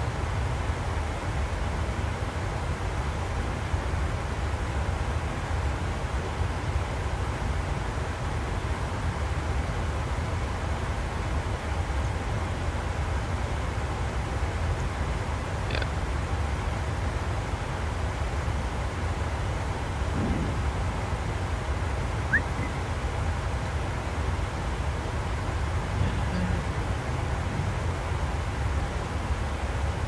Wait, what?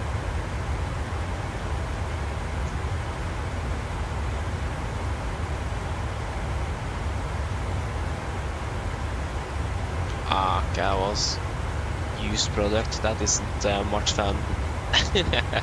Don't want to have used products, okay?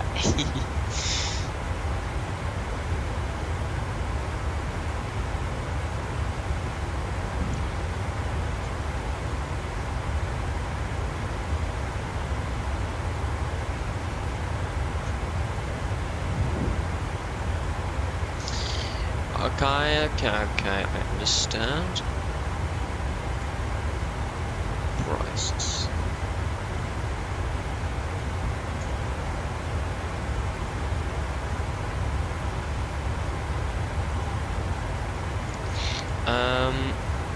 Microphone, yes, okay, that's nice.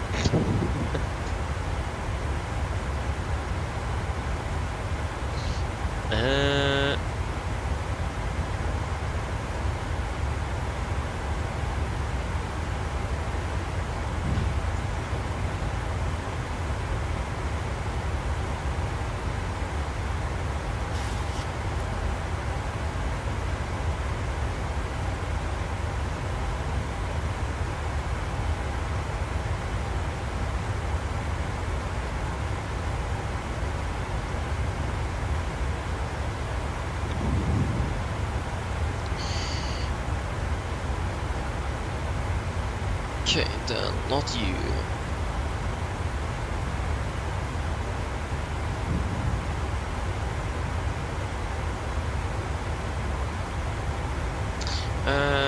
Battery, no.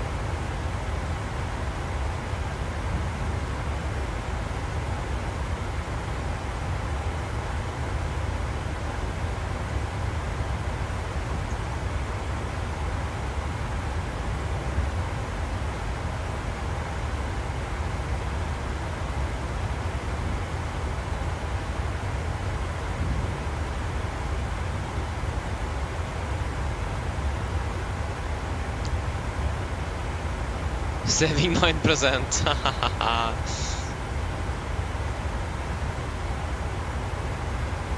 That's great to know. Great to know that I'm saving 9%.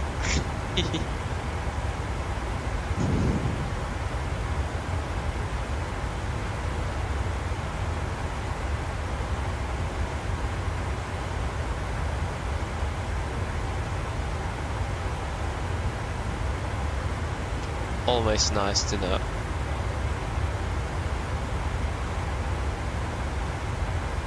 Yeah.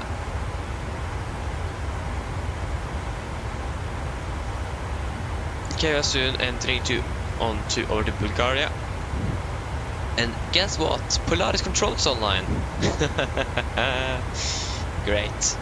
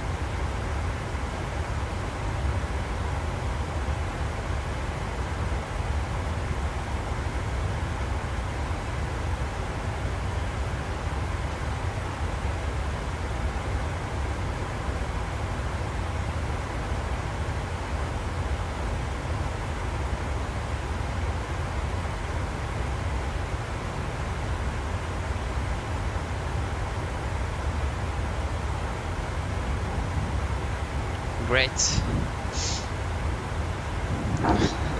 Okay, it's getting a little bit more cloudy. Other than that, still looking quite alright weather-wise. Just some middle level clouds. Maybe more on the higher end actually, but yeah. Still, it's looking good. We can check the traffic and the runway operations in Antalya. Hope I pronounced it correctly. Think I don't, but yeah. Lima Tango Alpha India.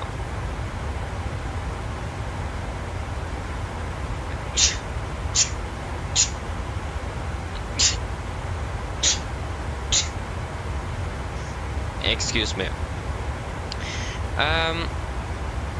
Yeah, there's a million aircraft there.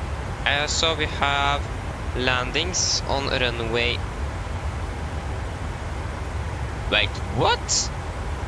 Do they land on the runway 36 and depart from the 36 center and departing 18 left? How does that make sense? Did they just change runways, so what's happening? Scat Airlines, never heard of that before. At least they are maxed out. Ah, Kazakhstan, okay, makes sense. Wait, what? Turkish Airlines 777-300 from Antalya to Istanbul. That is interesting.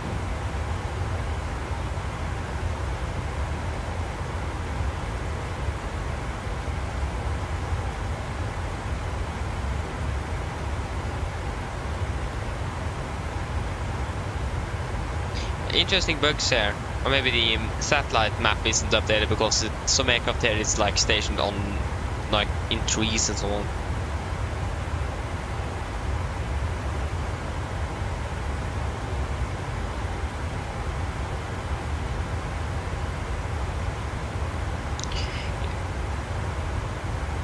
But are they changing the arrival runways?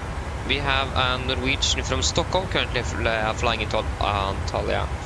So we can just wander and see where he is going. Ah, Göteborg, Antalya. Do we have even more ATC? Yeah, we do. That is great. I have 131.235. 131. 235. 131.235. That is going to be Sofia Control. Sofia Control, good morning, Nordic 2 Victor Papa at flight level 370.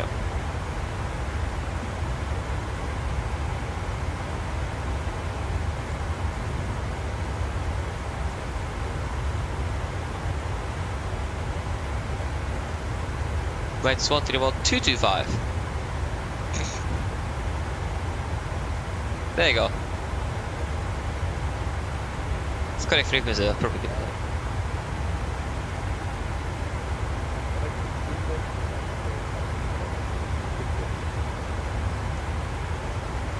Sofia Control, good morning, Nordic 2 Victor Papa at flight level 370.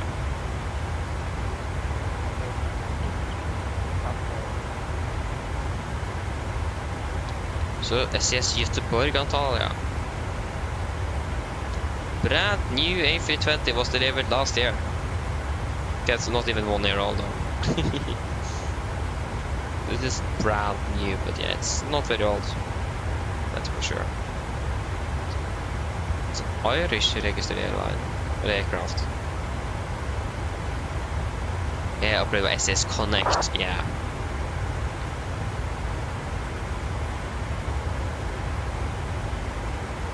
Yeah.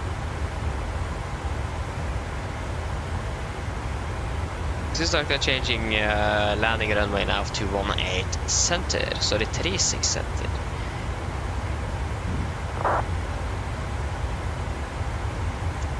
It seems like they are all actually flying the entire approach. So we can change for now though to 36 center. Click the ILS Zulu 36 center. Body Goose Kilo something. Coastal 1 Alpha, something like that. Execute. Disregard. Enable to disregard. In general, it is looking quite good. We can check on the flight plan.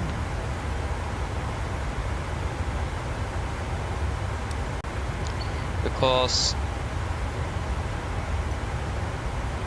Wait, what? Yeah, not 3618. What am I doing? Maybe we have the corrector lane. Let's do 18 center via U. It's good. That looks a little bit more promising. Yeah, great. So we have the corrector domain. Why did I change it? I don't know. Still an involvement behind schedule though. Katmichu kom opp på vel. Längen ja. Längen ja. Det kan trygt si. Ja. Cirka 1 time 20. Ja, noe sånt. Cirka 1 time 20 tror jeg. Oh yes, great.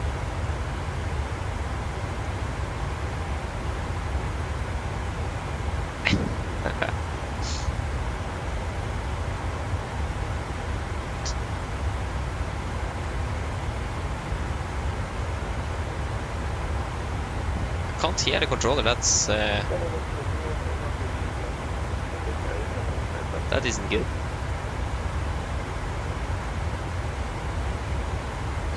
Ja.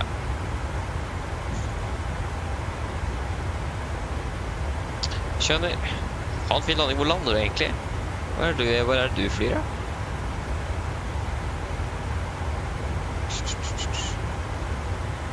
Du lander i... du lander i København, nice.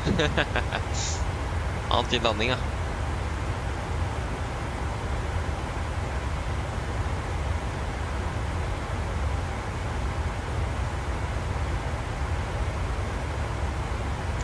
Oh. Like I'm on the map down to Dubai. And we're not even flying there, that's great.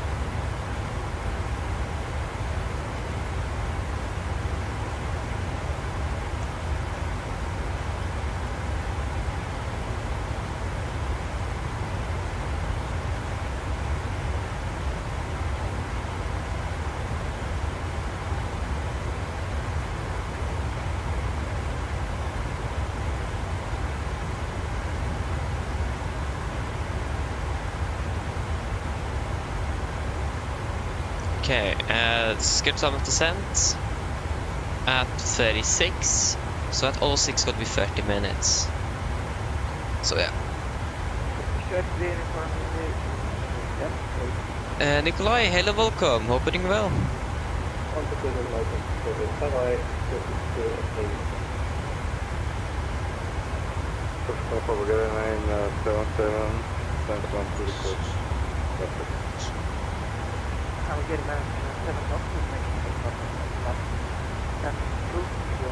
Oh yeah, Freebird Airlines, yeah. Heard of them before.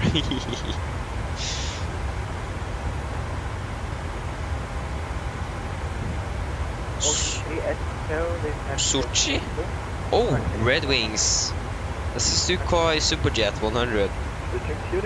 Even an LR. Wait, Sochi? Where is that again? Wasn't there the Olympics, the Winter Olympics was Sochi, the Olympics in Sochi? Was that Sochi or was it something similar? I think it was Sochi.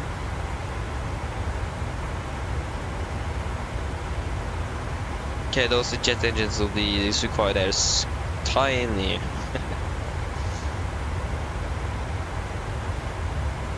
At least they can fly over Turkey though. The Russian airlines. Turkey haven't banned them yet. To be fair, I don't think Erdogan is going to ban them, so... I think Sochi was where the Olympics were. Maybe not even the Olympics. Yeah, maybe it was. Or maybe it was the... The correct way you should cover when you're airborne. either it was the Olympics or the all the thing. Like the world championship or something. Can I actually Google? I think it was Olympics though.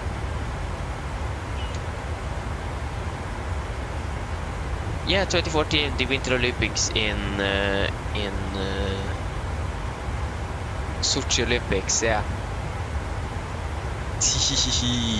Remember that one.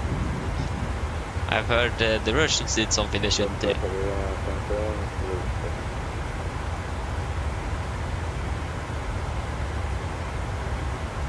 Wait, what? Wait, what?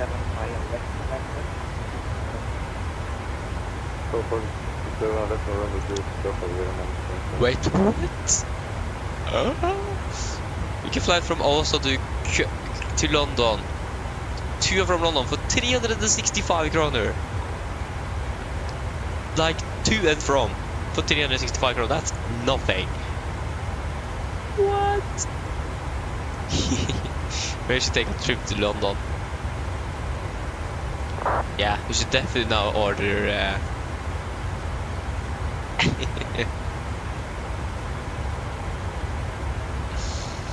nice, that's actually really a good price. Even Copenhagen is actually more expensive, 827. Like, to and from London for 365, that's again nothing.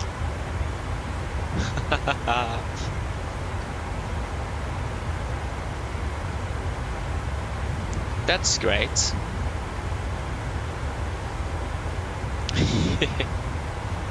Oh, nice.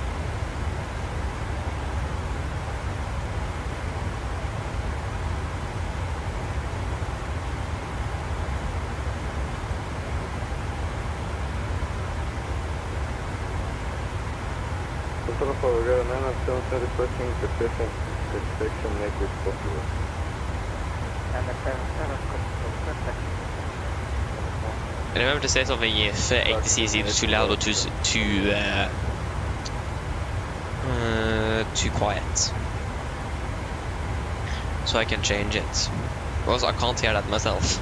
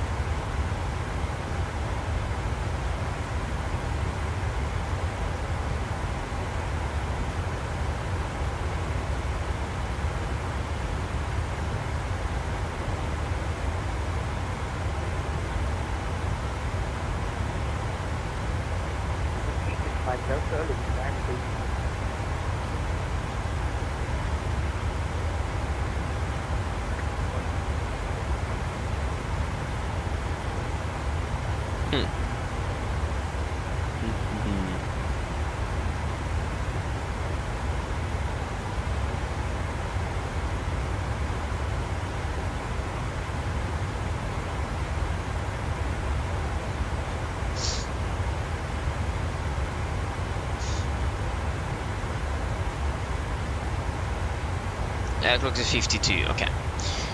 So we are still going to call the cabin crew so they know when we are descending. Descending? Descending. I need to do a long haul one day. Because if I'm going to fly with the 777 to 1000, I need to take a flight with it before that. But I can't like sacrifice any of the weekend days either. That's the thing. Would have been something else if I could like fly every day or something. But I can't, so that's great. And I can't really just set up a flight, go to school and then arrive back home and then land the aircraft. Can't really do that either. Then the whole point of the flight is no point in it. So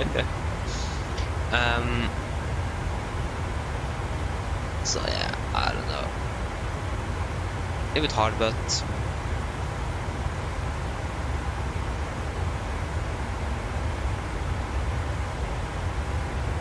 I mean, I could start a flight here, depart and everything, go to school, log on my school PC and control the rest of the flight via my school computer. That would actually be really fun to do. I remember one day I was at school and I started my PC and so I could like mess around in the simulator at school. So, and the thing is that my simulator is always on my speaker behind my monitor. So, this was after I bought the airsoft scenery after that one was released. So I went out to the where you have the piano thing. So later on that day I got a message from my mom with a video, and that was basically she just asked what happened here, and it is basically the piano in the background and passenger sound and everything inside my room.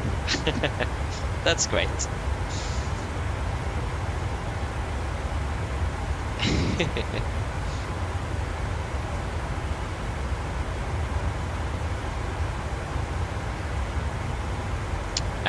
Polar, it is yeah, Polar procedures. It isn't actually called Oliver, it is called Oscar. If you mean like the letter, how you pronounce the letters. Because if it is the letter or the alphabet in general and the letter O, it isn't Oliver, it is Oscar.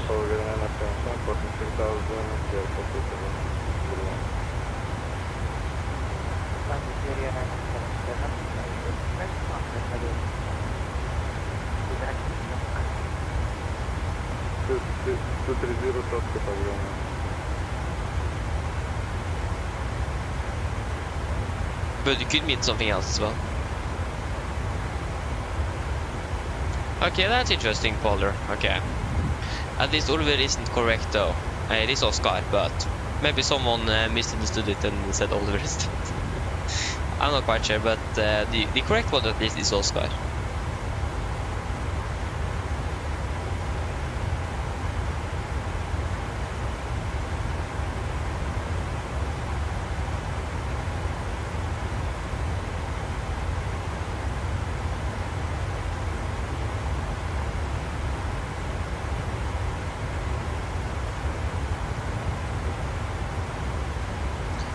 So 9:06, yeah. So 36. We have half an hour descent and 10 minutes until it is 30 minutes until descent. 40 minutes then until descent. There's a million 777s flying around. People have still not gone or still using the 777. Also a lot of Phoenix 320 family aircraft as well.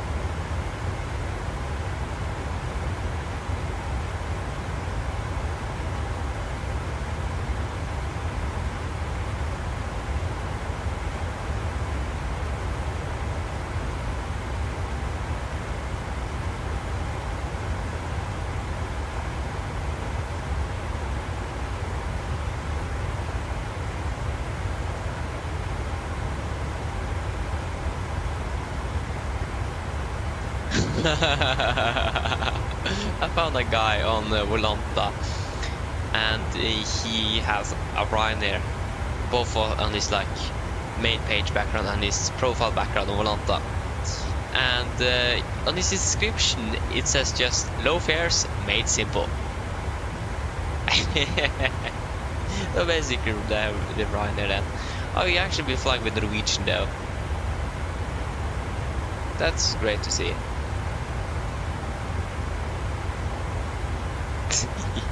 But yeah, that's actually really funny though. I like it. No fares, made simple.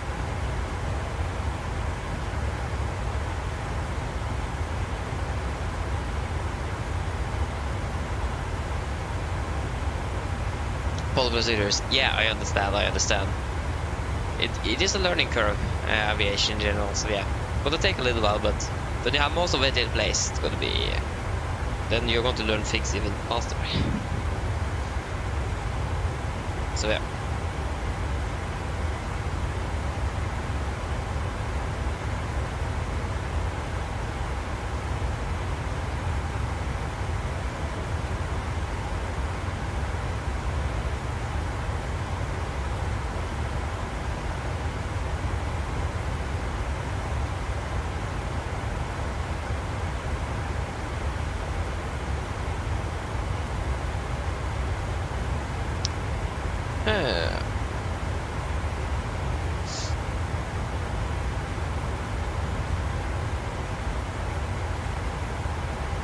Still no changes there.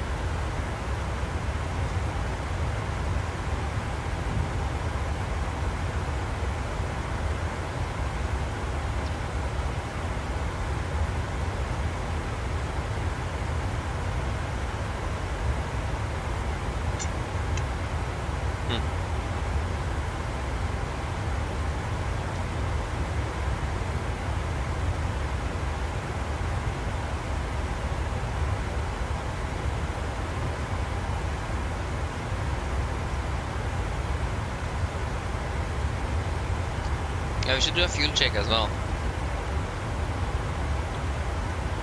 Fuel check at Adoru. 13 miles at 01.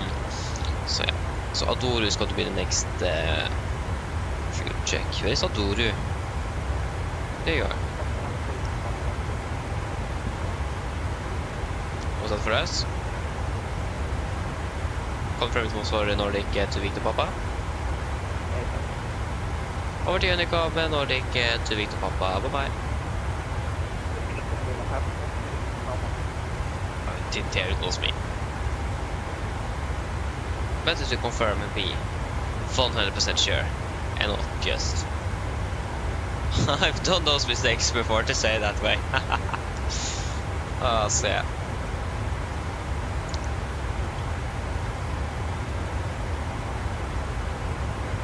I remember there was in screen control for like a 2 aircraft, and he said go over to you, go to this aircraft, and I responded. Because I thought he was talking to me because the 2 didn't respond. So that air controller over Sweden wasn't very happy. So yeah, that I've learned from that. If you're unsure, just confirm. Better to be to check twice than never.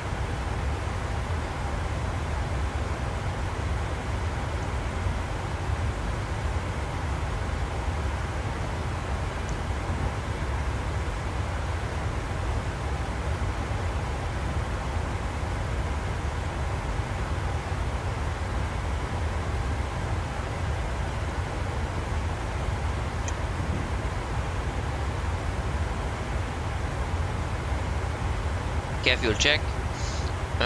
So at Adoru 4.9 tons, we have 5.3, we have 7.5 burned, we have currently burned, we have burned 6,000, 7,000, yeah, almost 7,100, and 2 hour 48, we have from 2 hour 47.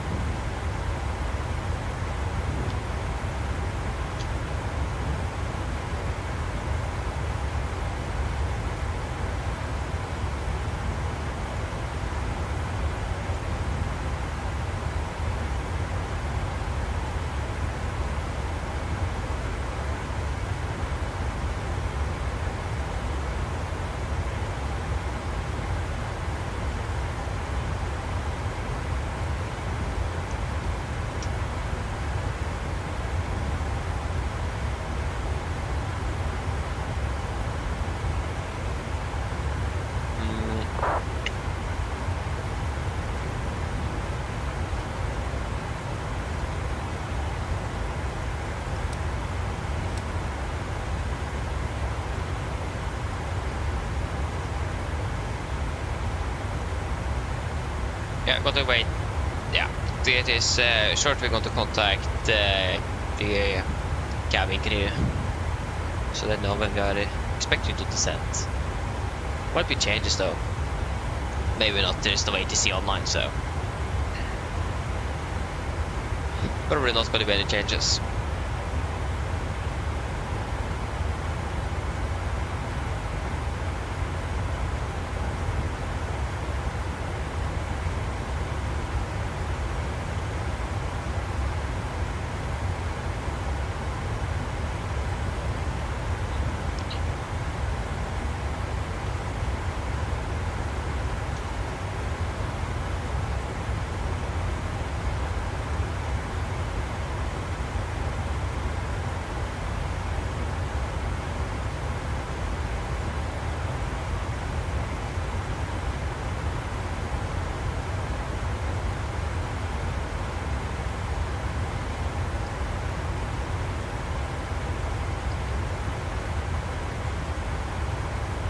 Wait, did Avinor...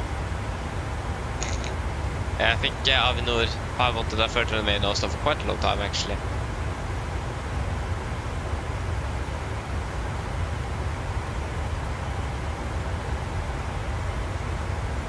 Yeah, they need 1.5 to 2 billion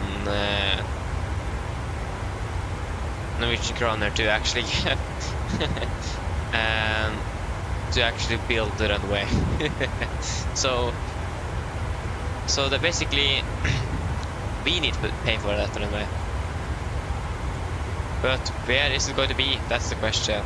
Pictures.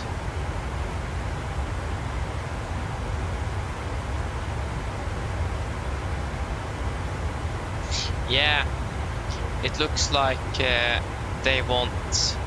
yeah, this makes a bit of sense. So it seems like they want the third runway to be beside 19 left and 01 right. Not as long, probably, but it's going to be... Actually, that looks actually really cool, though, because it is going to be a taxi way, then continuing down from Sierra and Tango, and it's going to be turning along the main road going past Oslo, and then it's going to be turning up again towards the end of the runway. It's going to have a displayed threshold as well on both sides, if I'm looking correct at the pictures.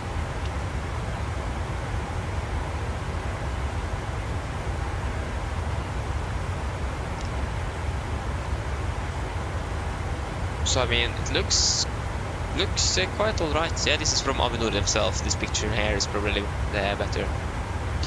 And there is 2 alternatives, it looks like.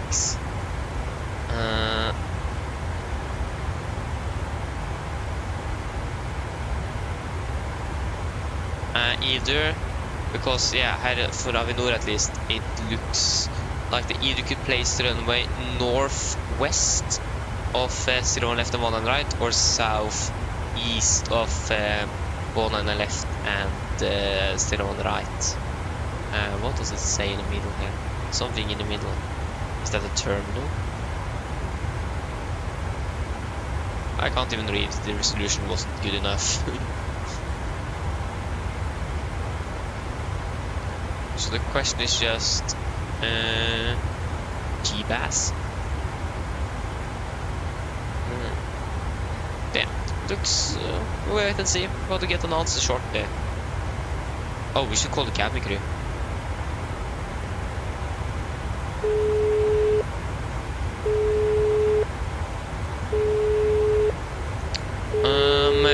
Procedure, I'm going to answer that shortly. Hi. Hello, yeah, there is approximately 30 minutes until we're starting to descend down to Antalya. Okay, well, since the passengers are pretty thirsty, I'll bring the drink service forward so they can have a drink before landing. Okay, no problem. Okay, so yeah, polar procedures. At least in the 737, we can choose the bank angle of the aircraft on heading select. If you're not going to use vector, if you vectored above 30,000 feet. So above 30,000 feet, we set the heading to 10 degrees. So if you need to avoid some weather, the aircraft is not going to bank more than 10 degrees, and below flight level 300 is set to 25 degrees.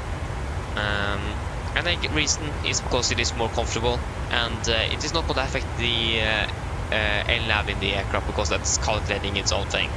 You just, if you are going to use heading select above 30,000 feet. Okay, I just need to go for a few moments, so I'm going to be back shortly.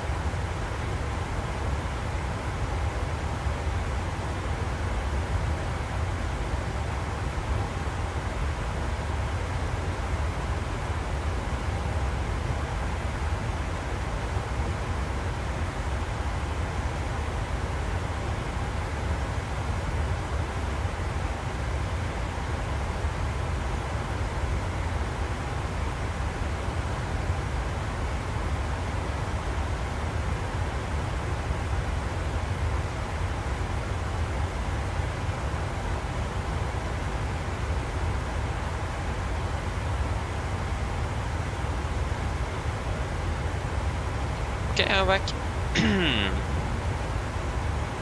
Yeah, so it's still a few miles before we're going to begin our briefing and so on.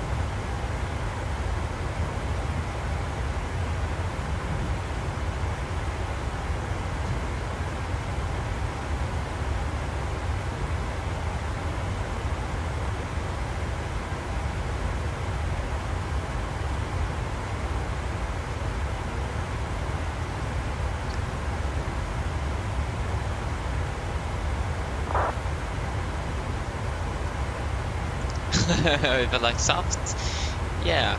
I mean, it is nice. I'm not drinking it often, but yeah, it is nice. I like it.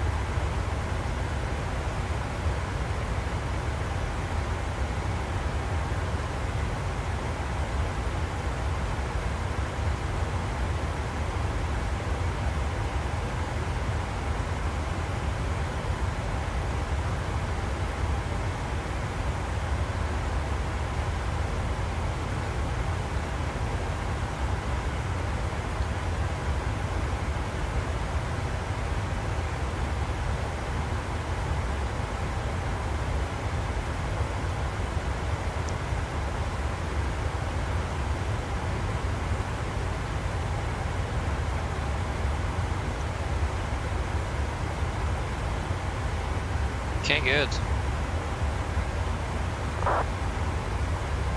166 months, so we still need to wait a little bit.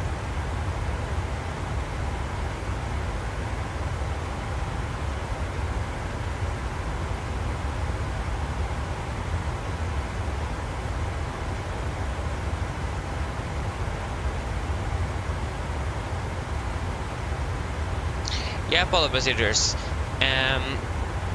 It is basically one reason is that we have flown quite a bit to the closer airports. The other reason is that before I actually chose where we were going to fly this time, or now I'm just using wheel of name, selecting all the, typing in all the destinations we could fly, spin it around, and then I just take whatever we get from there. So yeah, and also before. Depends how far back you go, but for example, last year when I had school and so on, it was easier to do the shorter ups than the longer ones because of school, for example. Of course, so yeah, it depends a little bit, but yeah, it has been a lot more longer flying recently. It have. I mean, we need to do flights like this as well, so I'm not going to be able to avoid it. So yeah.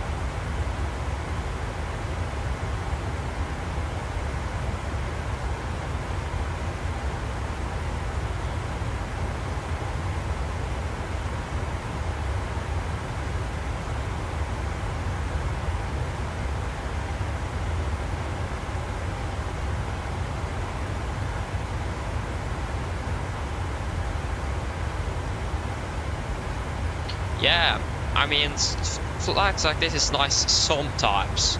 To be fair, I don't like it too often, but like a variation of short and long flights like Norwegian in general have, it's really nice. So like, sometimes it's really nice to do, indeed.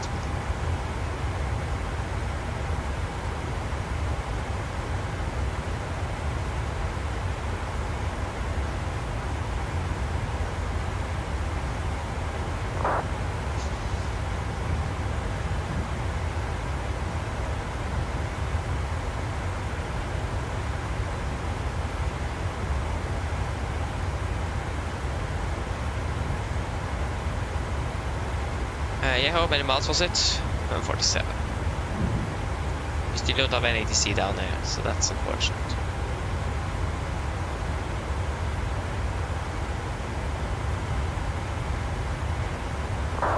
I was going to go in for PMDG. Community for do we have any new news? Probably not. Nope. Like the last update we got was like still last week, so yeah.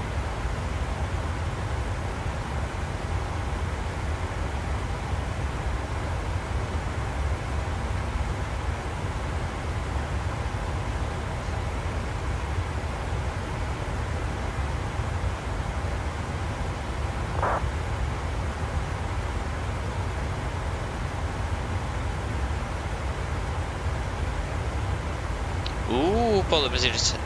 Oslo Montreal in the longitude. That's nice. Yeah, that sounds like a nice flight indeed. I mean, those private jets are really fast and they can fly really high as well. Oh yeah, that's nice. Hope you enjoyed it. At least sounds really nice to fly.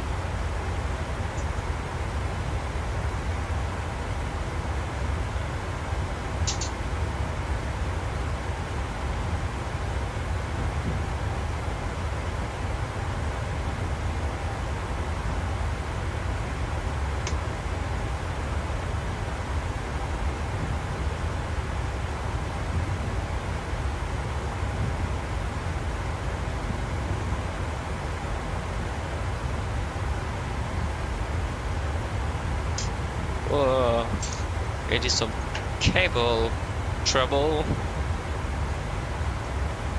Whew. There you go. A lot of water, yes. Yeah, 43,000 feet, yeah. That's 2,000 feet higher than the 737 can fly, so that's quite a bit.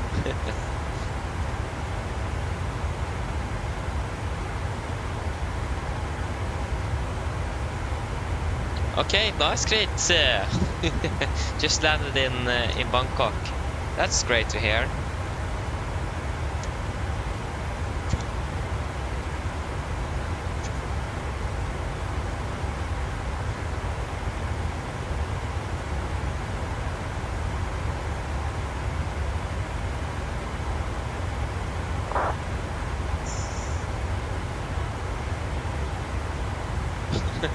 Yeah, 11 hours 21. Yeah, that's quite a bit. That's great. Hope you enjoyed your flight though. I mean, Bangkok's a really nice airport though, so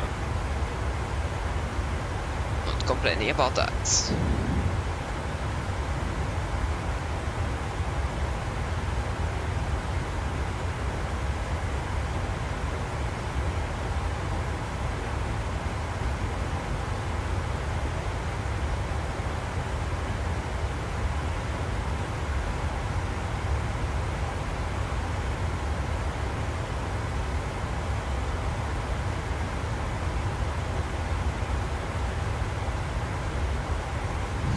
For the most part, we actually do have a crosswind now though, so that's great.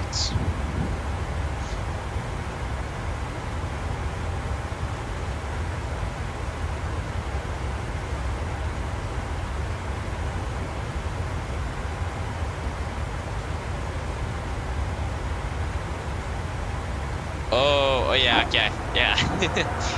Yeah, private jets are definitely quite fast indeed. The grounds were 470 to 490 knots with a headwind.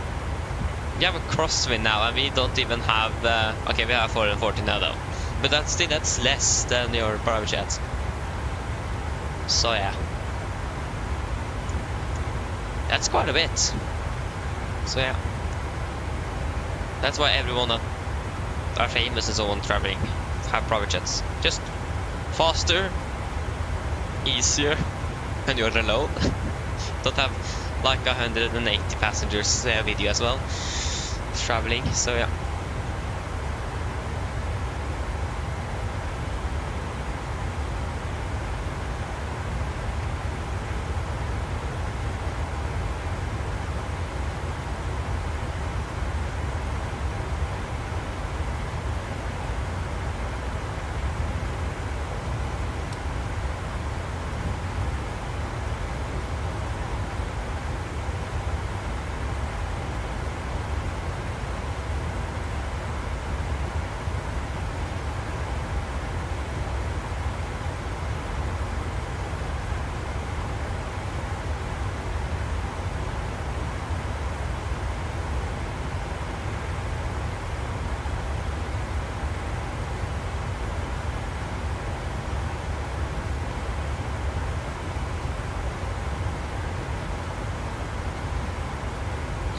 Okay, good. Should we just begin to prepare now? So we're landing on 8 center. Should probably have some more brightness on this one. Can't see a thing. There you go. So yeah.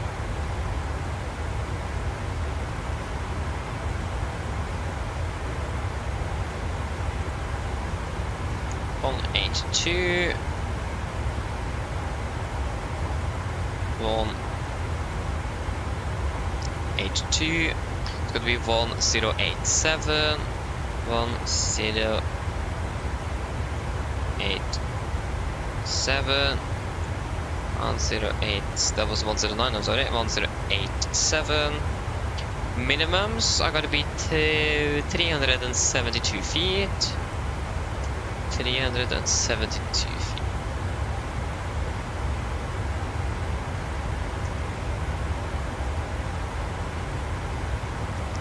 372. And we have Antalya VR on 114, so we can turn 140, so we can turn it on standby. That is all looking good. Transition over 15. Caution, localizer not usable beyond. Okay, that makes sense. Not usable with 40.6. Okay, that's it. Yeah, that's definitely something we want to know. But yeah, we want to vector ourselves in, so we probably want to try to vector ourselves in for about 12 mile final, I think they're doing. Not 100% correct, sure, but that should probably be good enough. So, Antalya. Oh. So I winds 197, variable to 15022. 32 degrees. We mark 1870, winds are variable 2 knots, 360. So 18, yeah. We can still take the wind component we have in general for the airport. So heading is 182, so that's going to be, yeah, so 2207 327.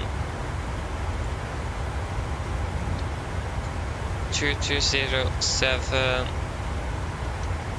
32 and 7. Landing 1870. Landing weight is going to be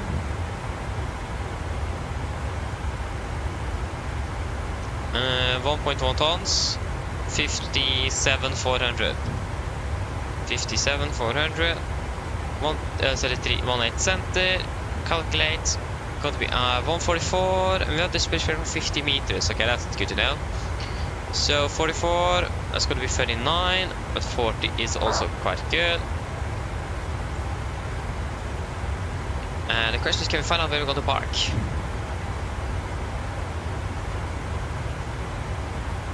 Terminal 2.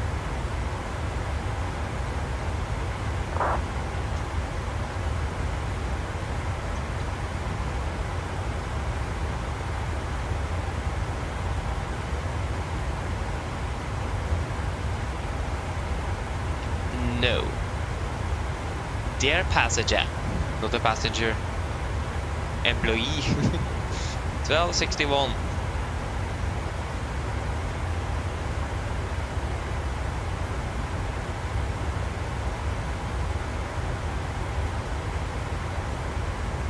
But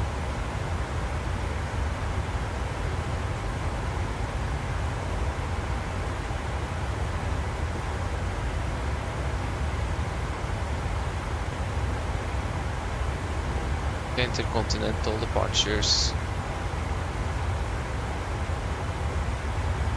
Norwegian to Stockholm, Arlanda.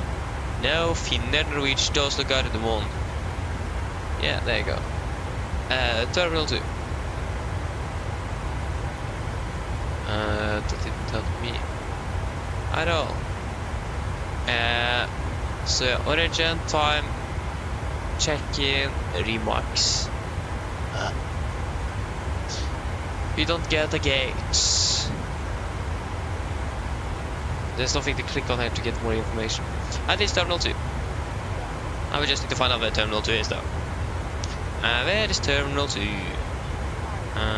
Terminal 2 Airport.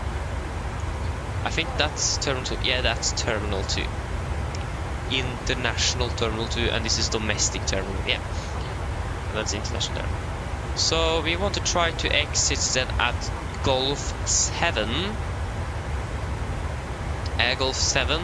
So if you can find the takeoff means for Antalya out of 36 center, Gulf 7. Yeah, that's around 2,000 meters. If we land with auto brake 3, for example, we're going to use 60. So I think we can use manual braking in either reverse thrust actually. Or we can use normal reverse thrust and the water brakes. If you say auto brake 1 and all operational, probably not going to be changing anything. Okay, that was like 300 meters. So either we can save the time of the braking, save the brakes, or we can save the engines. This is a very populated area.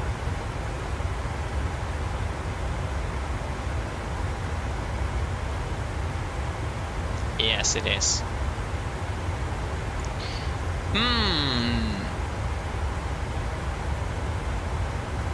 I'm actually not quite sure. It didn't say anything on the airport briefing about noise abatements. I mean, it's hot, and if we are heating up our brakes, it's going to take more time to cool them down. So I think we're going to use normal reverse thrust and low brakes. I think that's going to be the thing to go over here. So manual braking, of course.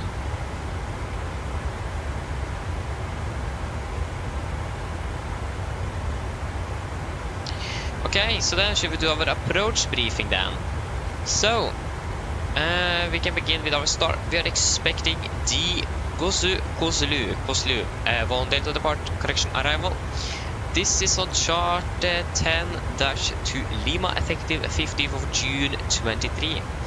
So we're coming in back Oslo, maximum 350 knots, below flight level 250, and then to Ekmus, and then continue down to do we have Alpha India 615? Alpha, yeah, we have 615, below flight 110, sorry, above, and then Alpha India 623, Alpha India 616, maximum 220, and then we're going to continue via 617, 618, 619, 620, 621, and then just continue straight ahead if we have ATC online though. MSFS is going to be 10,000 feet in the north west, 10,500 in the northeast. In the south it's going to be the lowest at 3,000 and highest in the southwest by 12,000 feet. And yeah, threats wise, as you can see, we have quite a bit of terrain coming over here, so that's the only thing that we might need to be a little bit more cautious about. But it is basically clear skies, so we should be good to go. And as well as we're following the, if we follow the restrictions, we should be good. So for our approach itself, expecting landing ILS 18, ILS Zulu 18 center, chart 11:03, no effective date. So we want to try to come in at an 12-mile final. So if we just go ahead and we can actually take a 13, we can take, because there is a restriction, so localizer is not usable beyond 14.6 DME alpha, or 15 DME alpha, India Alpha Tango Yankee. So the ILS DME there. So India Alpha Tango Yankee, India Alpha Tango Yankee. So I think we're going to take 13.5, try 13.5 then. That's ILS DME for Antalya. So if you take 13.5, so then we have a 13.5 ring, so we can try to see if we can vector ourselves in for that. But yeah, most traffic is flying north and then coming in even a longer approach, but if traffic permits, we want to cut it a little bit shorter. So yeah, aerobatic is 182 degrees, ILS is 108.7, Alpha India Alpha Tango Yankee. So 182 is all set, and 1087 is also set. It is not going to be a 3-degree glide slope, minimum 372 feet, that is set. And the pop-is is going to be on the, and it is rail pop-is on the left. We also do have a display threshold about 50 meters on the end. We have tuned in Antalya VOR on standby on 114.0 on nav number 1. And for our speeds, when we are turning base until 12-mile final, we want to be maximum 200, I think it was. Just going to quickly double check with the arrival airport. So it was maximum 200, I think. So yeah, maximum 200 on base, heading to approach up to 12 nautical miles at 180 knots within 12 and 6, and 160 between 6 and 4. So remember that. That's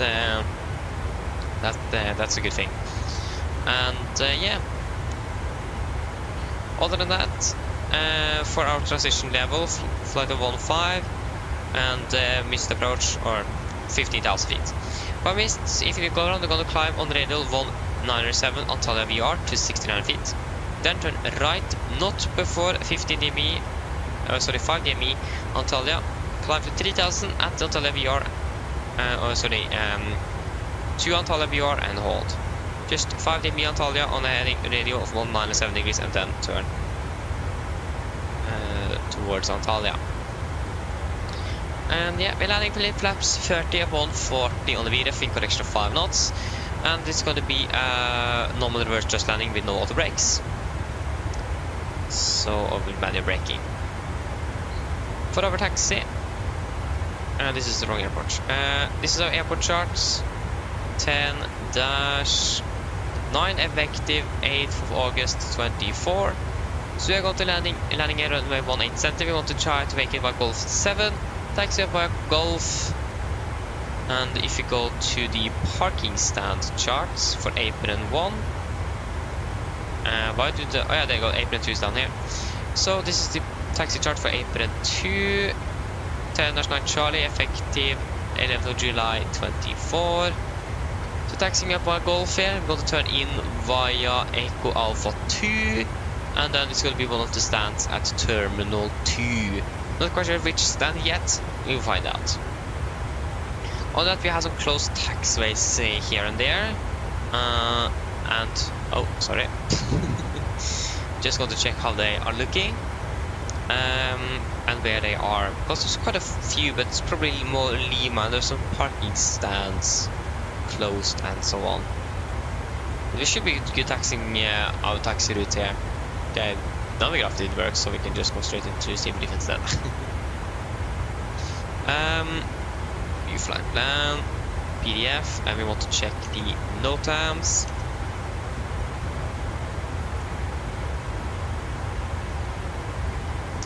So taxiway Echo 7 is closed. So where is Echo? There's Mike, Kilo. Yeah, Echo down here. So taxiway X7. Echo 7 here is closed, so we can't use that. Taxiway November is closed. Wherever November is. That is you. You are closed.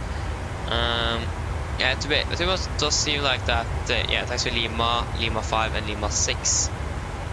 So yeah, it is probably. It seems like it is. There's Lima 5 and Lima 6. Yeah, there you go, Lima 5. So it seems like most of the things down here is actually closed. Mike 8 is closed. That is going to be. There's Mike 8, Mike 5, Mike 6, Mike 8 is closed, so that is you. Yeah, it isn't anything that's going to be affecting our taxi route at least. So just Golf, Echo, Alpha 2 and to our terminal. Any questions? Probably not. On our approach briefing is complete. There you go, and we're going to begin our descent. Can descend down to 1500 feet initially. Better 150, altitude event, there you go. And we can do our descent checklist. So pressurization, landing altitude set to 200 feet. Recall is checked, auto brake off, landing data, VRF 40, minimum 372 feet, and approach briefing completed. Descent checklist complete. Yeah.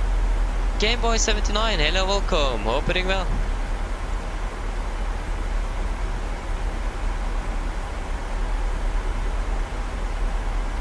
At least that's a little bit better brightness wise.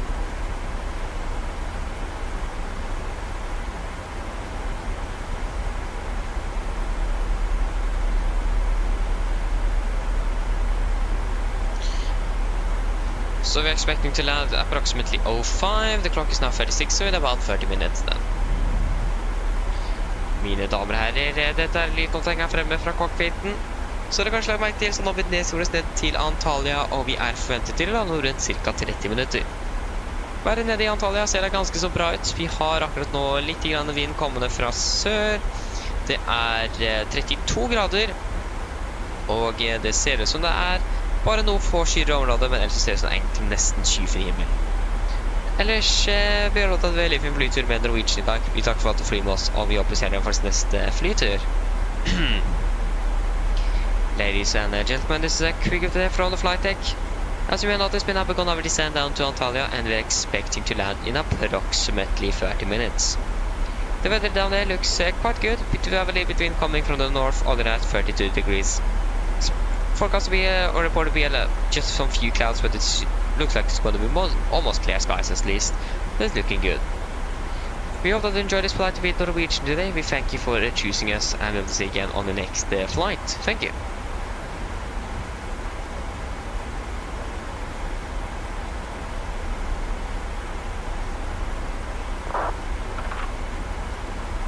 is great.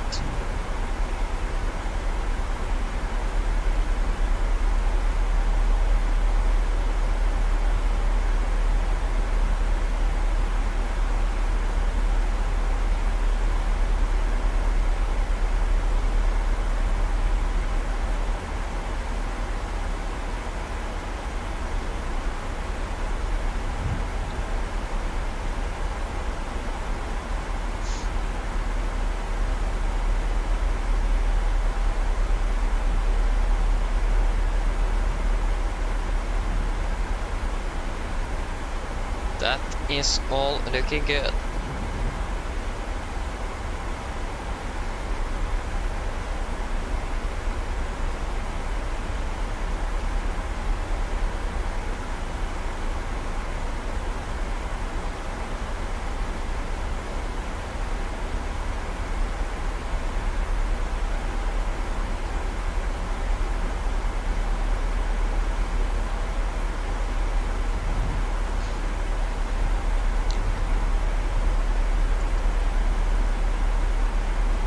Product control is still online. How long have you been on the line? 1.5 hours. Great.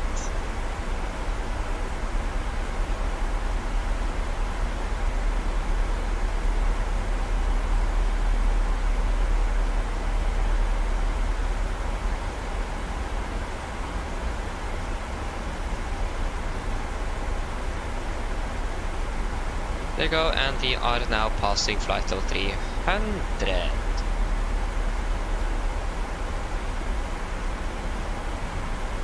Wait, what? Yeah, that should be great. Yeah, it is. Okay, again, I just need to go for a few moments, so I'm going to be back shortly.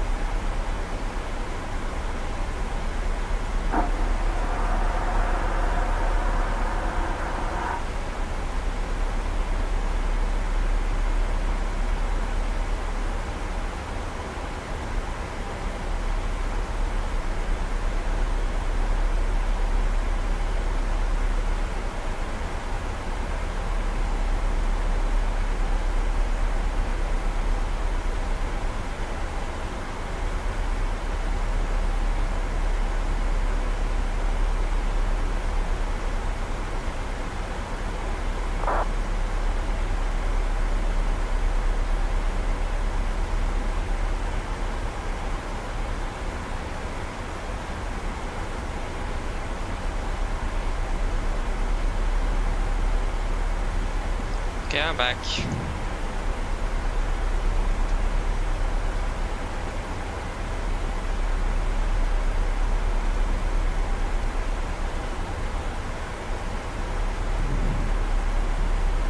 Okay, good. How are we looking? We are looking good. We're landing at 05, so at 50 we need to turn on the seatbelts.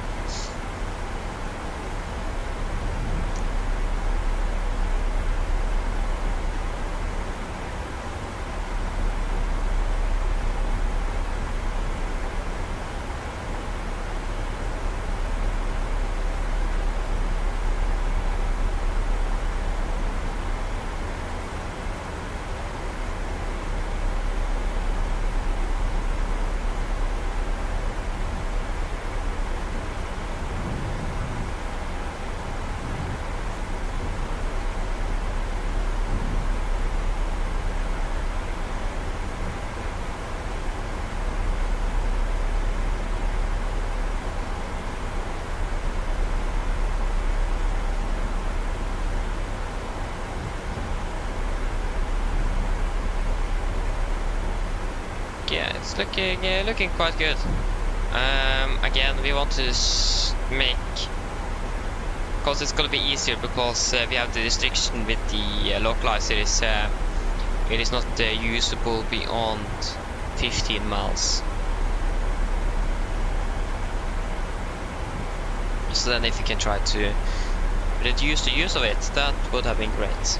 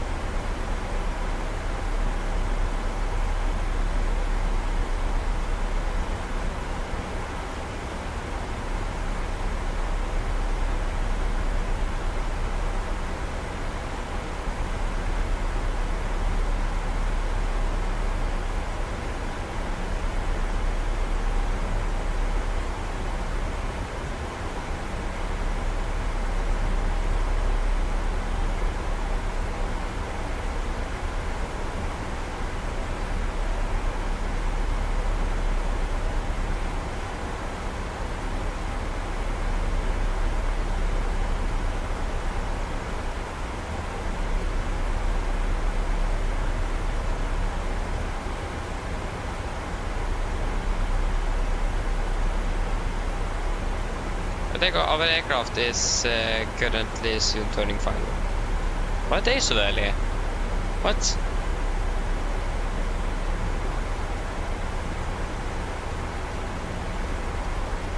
We have 45 minutes on the ground though, so we have well enough time to get back. And maybe we'll be able to depart earlier. Because for some reason, every time the Norwegian flight to Antalya they are delayed. So it's something happening there.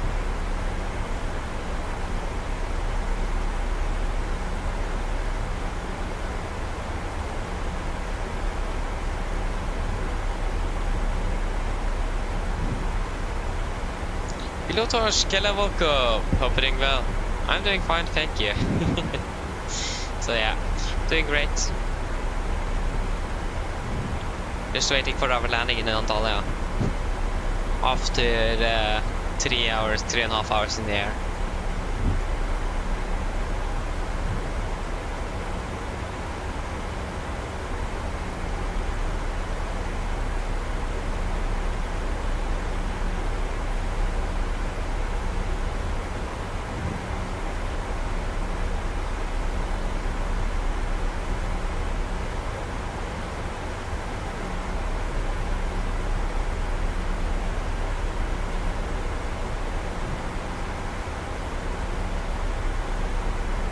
Wait, what? That's great, Pilotorsk. That's great. Enjoy it. Going to have a lot of fun on that one.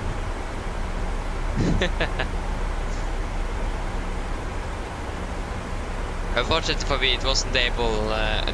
Everything was booked until like 26th of October or something.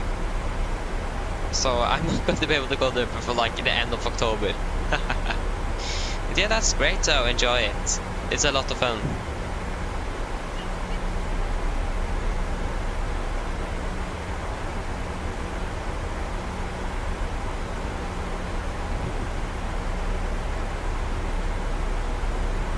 Yeah, I think I understand why they're doing this, because taking direct like this, don't have enough time to descend.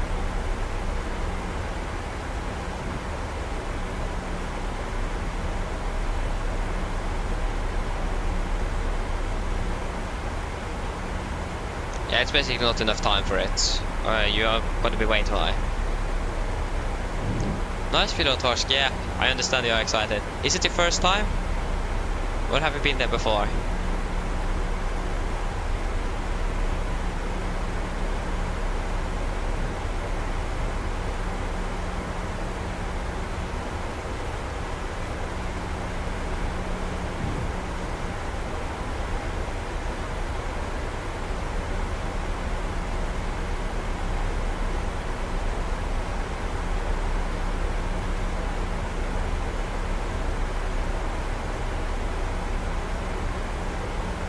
Oh yeah, it's good, first time, that's nice. So if you should do... I'm not quite sure, Pilotorsk. You just need to ask or talk to the instructor. I did a flight the first time. I did a flight from Oslo to Bergen. I had bought it, or I got actually a gift card on it though. And that was the 1 hour. So then we just spawned on the runway. I just set up the FMS and we flew over to Bergen. Can fast go. So yeah, I think it depends how long. Next time I'm going there, it's going to be 2 hours instead. A little more expensive, but I have more time, so we can probably start at the gate and so on. Would have been great.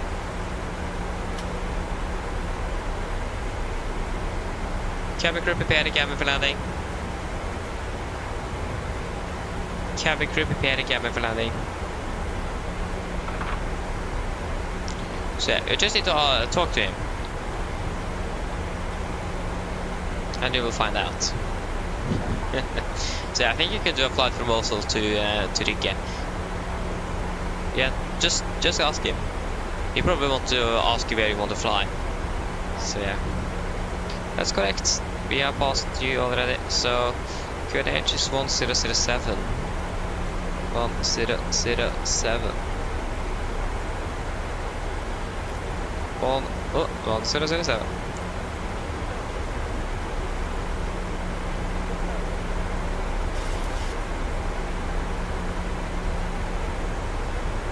Nice. Again, enjoy it. It is a lot of fun.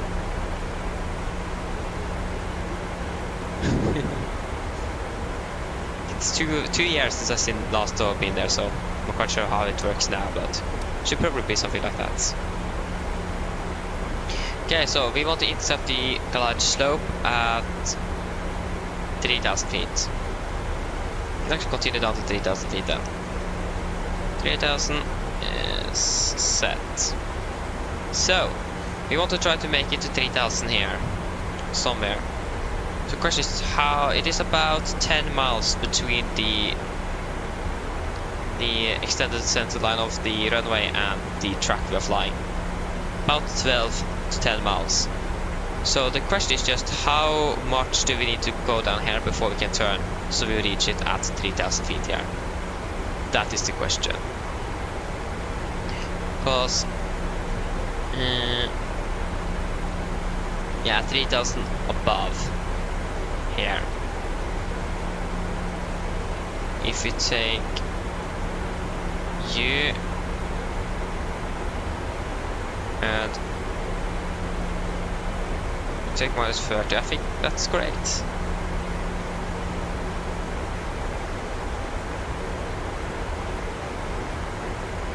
Invalid entry, yeah, it wasn't. -30. I don't remember how to do it. Oh, that's actually really unfortunate. But yeah, you can like subtract so many miles and so on. So yeah, it's got to be, you can just continue like that. You can see the runway center line and the GPS navigation as well isn't quite synced there. That's great. Alex, hello, welcome, opening bell. Yes, it is Antalya right now, yeah. So we're flying into Antalya.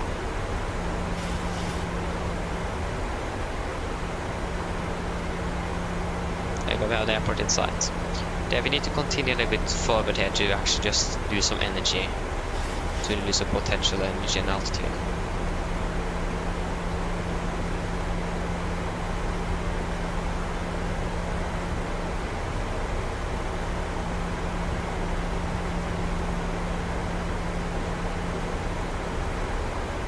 I can check with the relay aircraft, they have probably landed already, so I can check where I got to park. Yeah, they're just vacating right now, actually.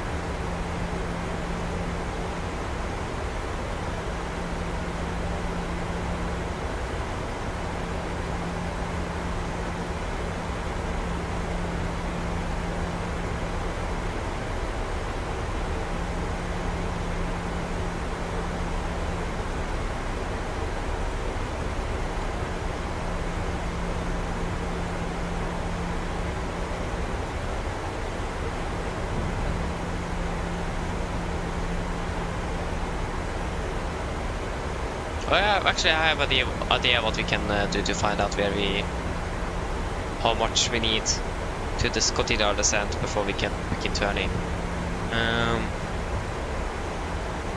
So what we can do, we can go here, tracker bar, disregard.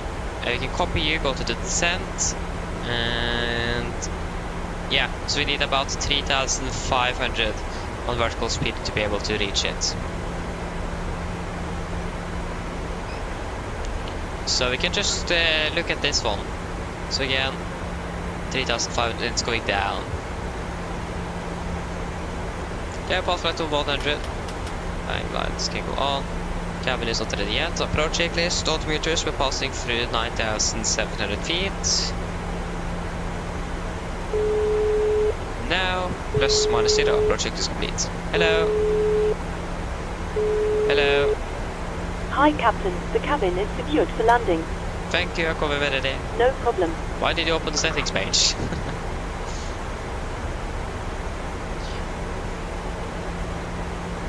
Okay, so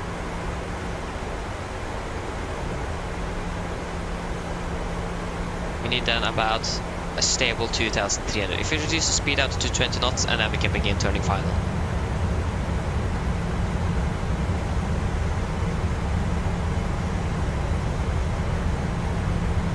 Because we're setting at 1,200 feet a minute-ish, 1,100. If we say 1,000 feet a minute, we need approximately then approximately 5 minutes to descent, plus minus,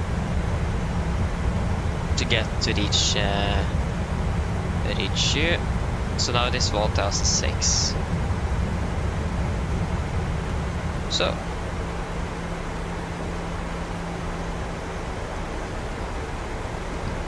heading select, and we can turn 90 degrees to the left.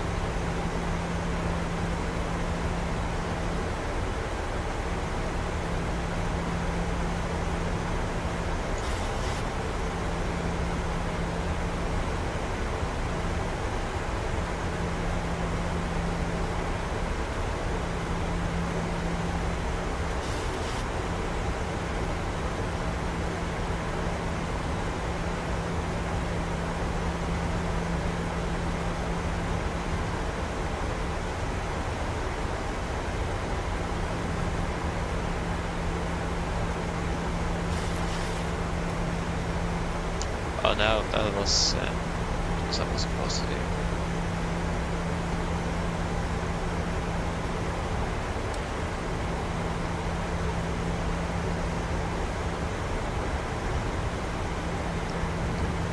Get descent, so vertical speed, and we can select 1,000 feet a minute.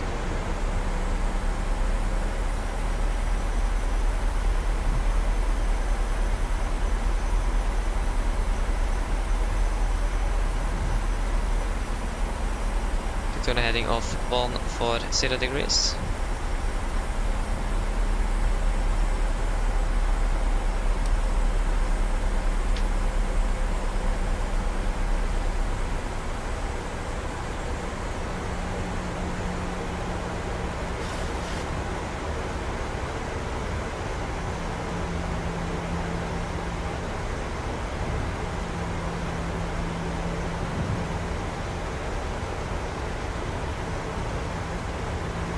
To a heading of 170 degrees. Make sure that we have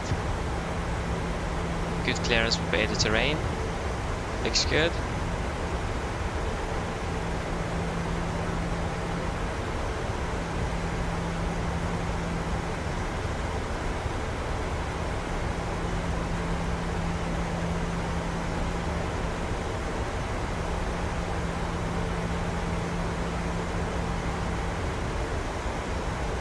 Oh, that isn't good.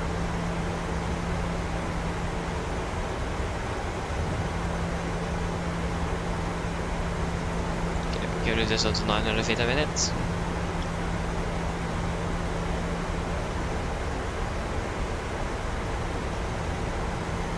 There you go, we have the DME in, we have 20 miles out. Heading 175.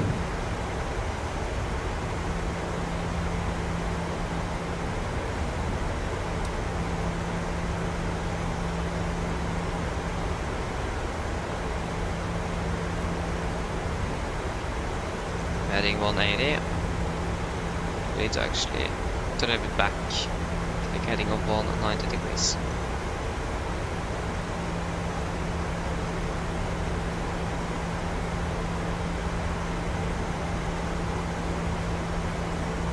I can just hold it at 190 until we are the ILS is alive at least. That's great to see. I remember 15.6, wasn't it? The restriction is 15.2, not 6. 15.2.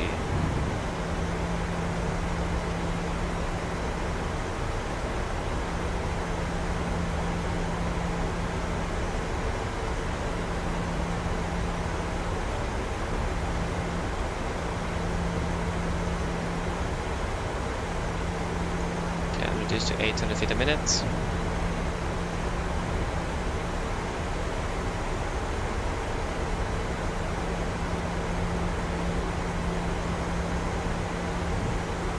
If you reduce use of 3 or increase it to 3,100 since we're going to be above. Yeah.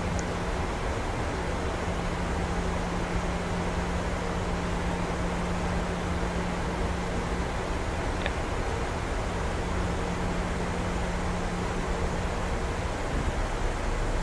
Okay, heading 185.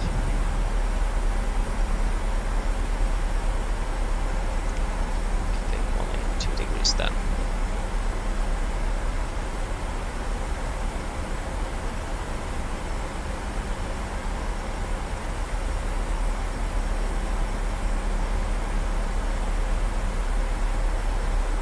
Yeah, we can approach. Okay, we need to go back to 190 degrees. Also, we're not going to be able to catch the cloud. So the lock laser. Fast to go.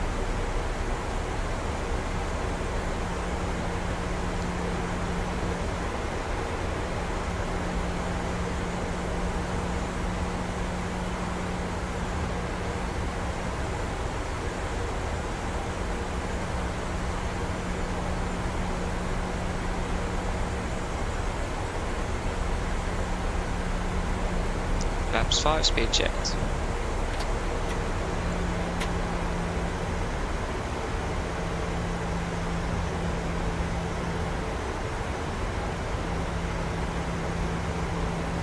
Lock cross captured, glide slope captured. Just approach altitude 3000 feet set.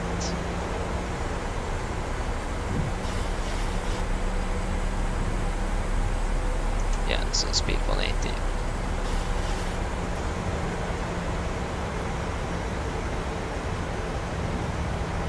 Antalya traffic, Nordic 2, Victor Papa, established ILS 18 center, normal south traffic. So heading 2500.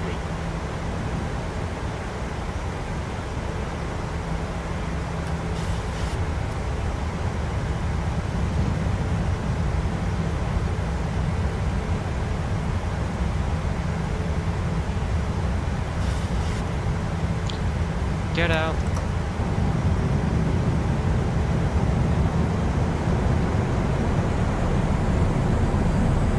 Flap 16, speed checked.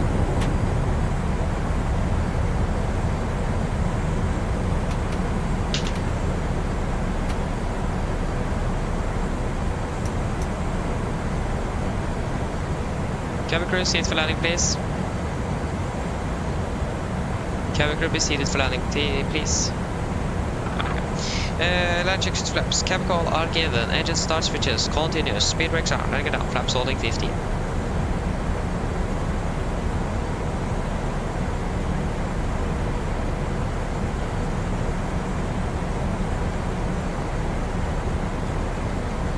Flaps 30. Speed checked.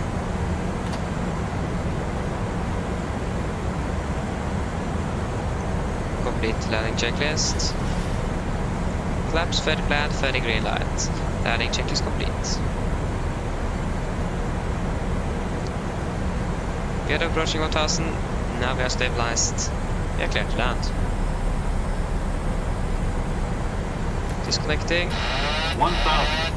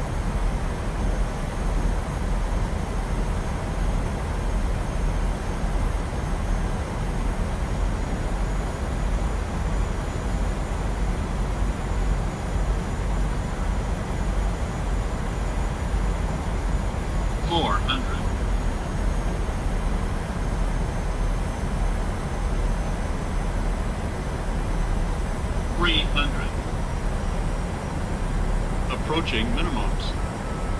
200. Minimums. Sync rate. Correcting, continue. 100. 50. 40. 30. 20. 10.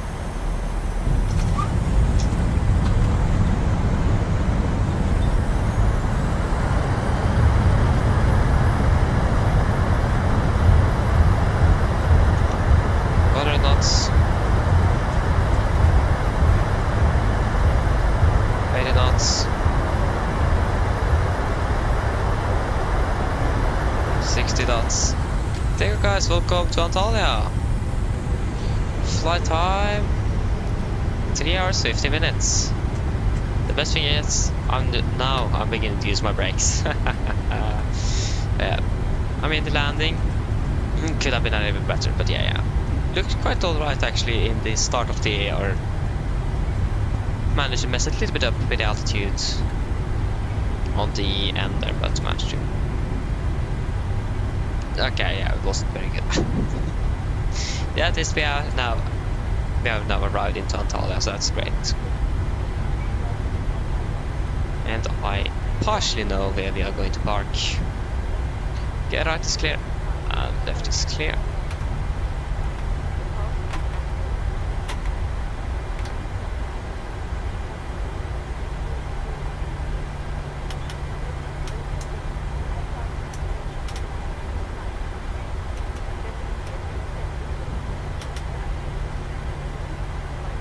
Antalya traffic, Nordic 2 Victor Papa, runway 18 center vacated.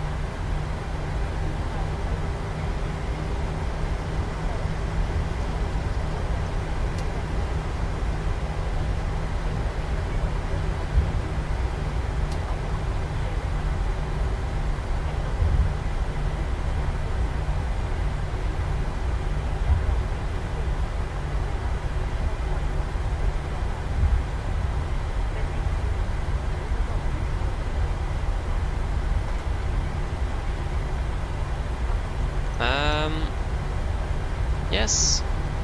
So now I need to just confirm on my charts where we are going to park. So parking stands, that was for the wrong airport. There's a pushback truck here as well. I want for this one. I want to be parking at stand. I think it is 232 Alpha.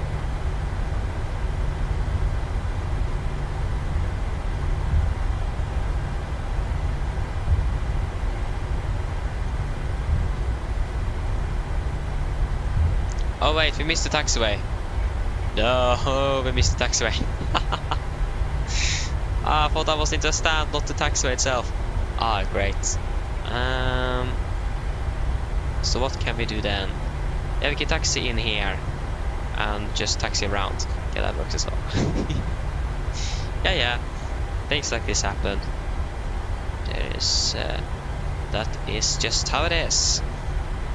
At least we know maximum wingspan 24 meters. We can't taxi there then. Then we need to just take a 180 then. Can't taxi there. It's not enough space.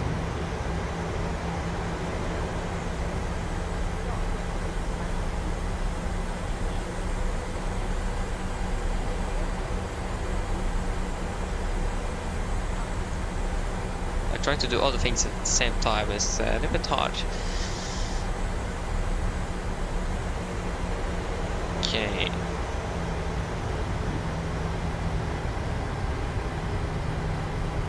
Okay, so this is the parking. It's actually 231 we're going to park at.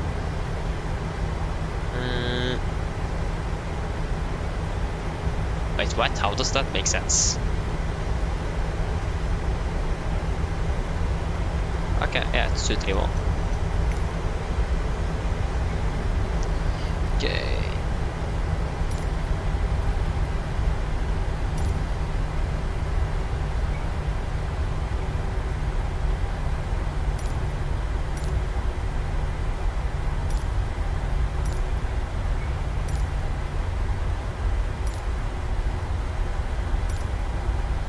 2, 3, 1, 2, 3. What? 4, 3, 2. 2, 3, 1 isn't even in.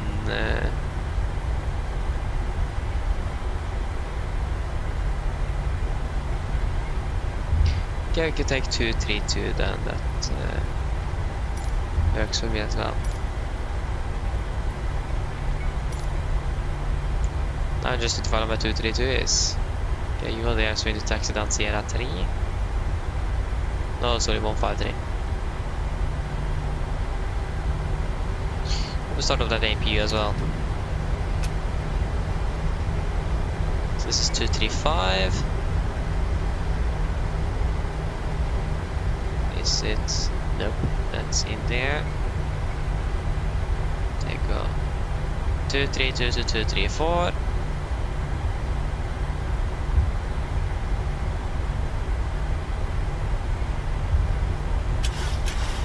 And we have 2, 3, 2.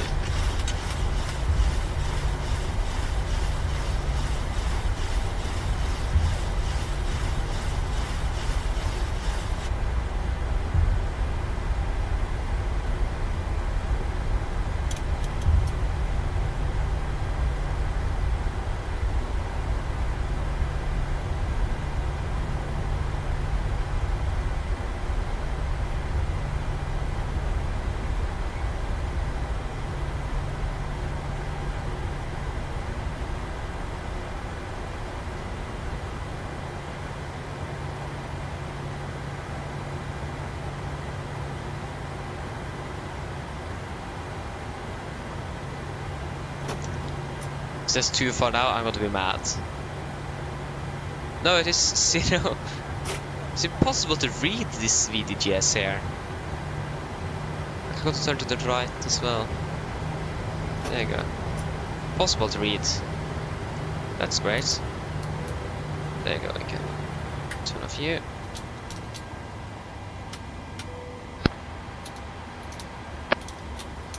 That was the wrong hydraulic pump.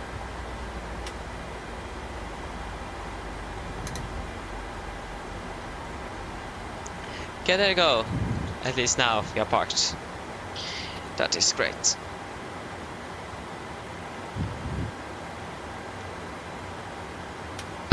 Ground to cockpit. Go ahead.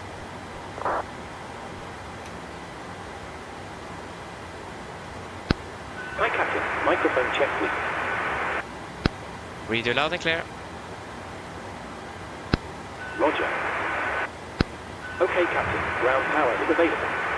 Stand by. We'll start getting you offloaded in a couple of minutes. Roger. Request deboarding. The boarding request. I think we want to let the APU stay on for air conditioning purposes. Okay, that is the fastest jetway I've ever seen. So we can let the APU stay on for air conditioning reasons, and we can go ahead and request some ground power. Request. Oh, that's going to be there. So, Passengers, the boarding starting. there you go. Again, flight time is about 3 hours and 49 minutes.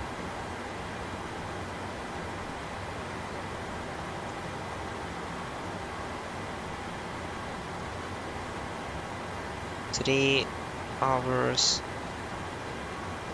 49 minutes. That is good.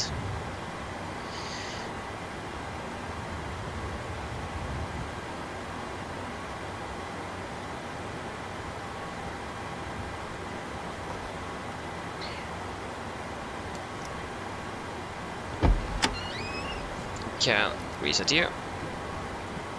Can do our shutdown checklist. Fuel pump off except one for APU. Probeat off. Hydropel set. Flaps up, no light. Parking brake is set. Engine start levers cut off, weathered off, and technical complete. Shutdown checklist is complete. I wonder if the brakes are really hot or not. No, actually they aren't. That's great.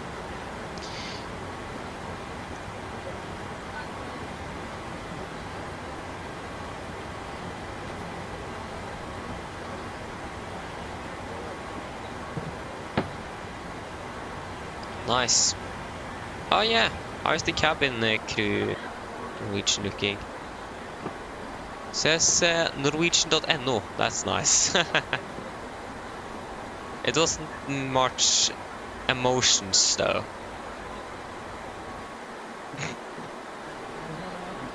Why can't we get into the flight deck again? Ah, there you go. Nice.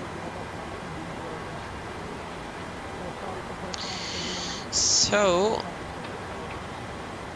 before we do anything else, I actually do need to go to the toilet. so I'm going to be back shortly.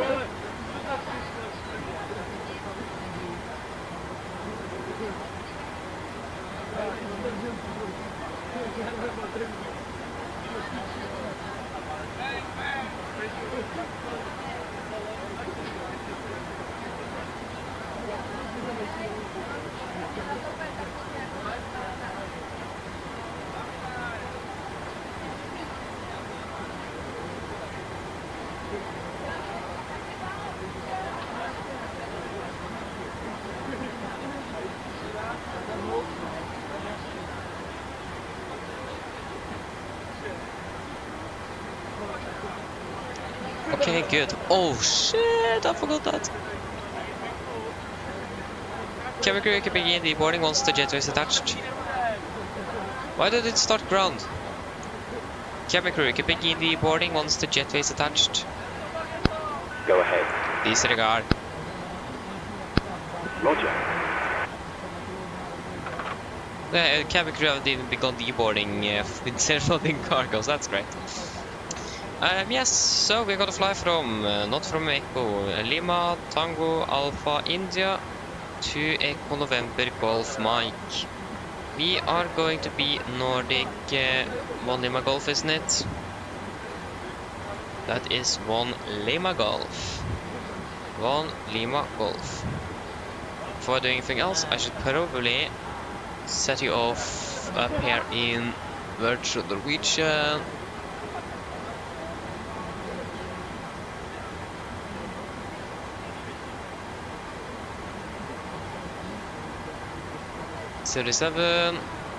November Golf Mike and Batsy start, and then V-pilot, disconnect, reconnect.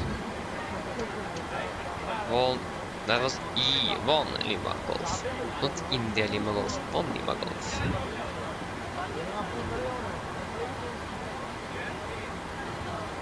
There you go. So, departing 18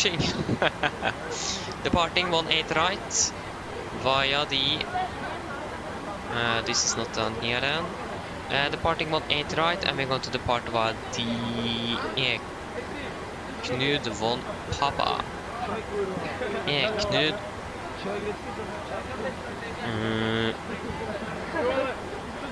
Okay, Eknud doesn't exist for 18.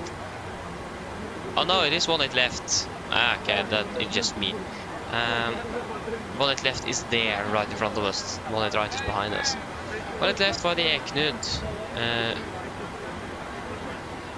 Eknud von Papa. Eknud von Papa.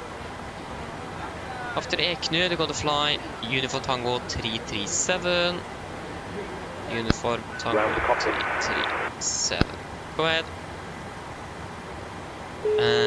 To Oslo, uniform number 619. Okay, all back have been operated. We're closing up now, and we'll speak to you next time. Oslo. Hello. Hi, Captain. Okay, all back have been Oslo, operated. Mark We're Wall, Lima closing up now, and we'll 619. speak to you next time. Thank you. Ravko is wrong. Hello. Hello. Hello, Captain. All passengers have left the aircraft. Brilliant landing, by the way. We barely felt anything. Thank you. Call me if you need anything. Of course. Start new flight. Delayed arrival. Passengers also, they expect more than ever can get. 619er. 619er to Lima 619er to Arges.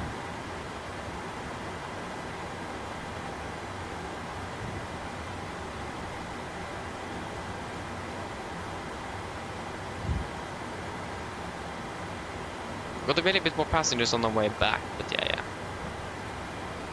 Expecting to cruise at 36, probably going to climb up to 37.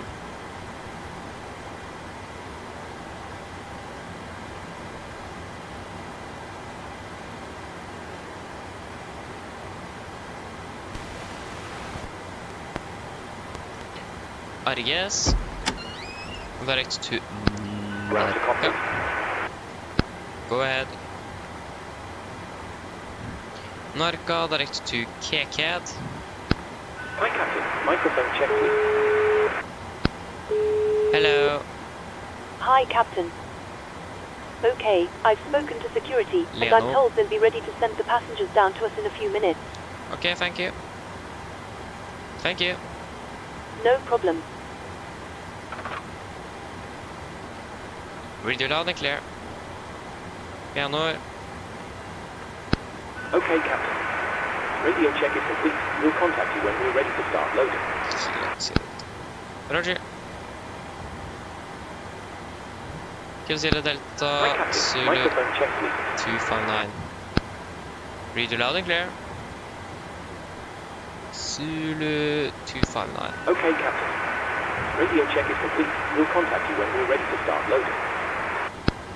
Roger. Ezeba.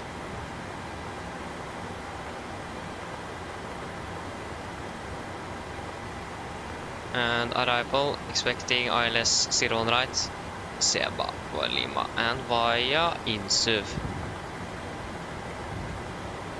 Cost index gonna be 9, final reserves on this one is 2.2 tons.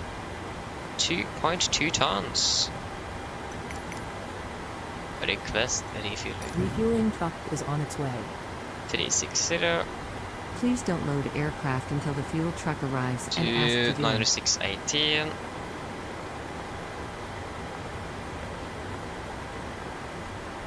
Average ISS plus 7, minus 56, minus 49. Transition altitude is flight of 15,000 feet. 250 below flight of 100. Forecast. What forecast from 310, 200, and also 100.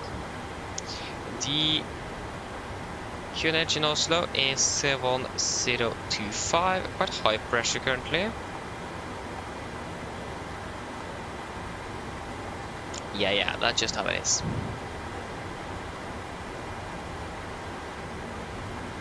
Okay, we can request some fuel. A request. Yeah, fuel truck is on its way. We requested already. Ah, great. Okay, airport, Echo, sorry, truck is Lima in Tango position. Alpha India. Please don't load aircraft until the fuel truck arrives and ask to do it. Ah, nothing exists, okay. You can just take a 25 and hold them.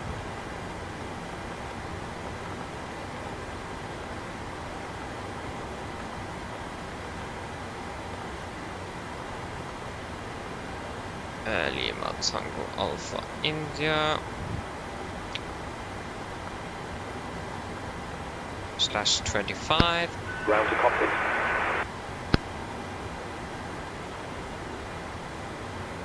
No.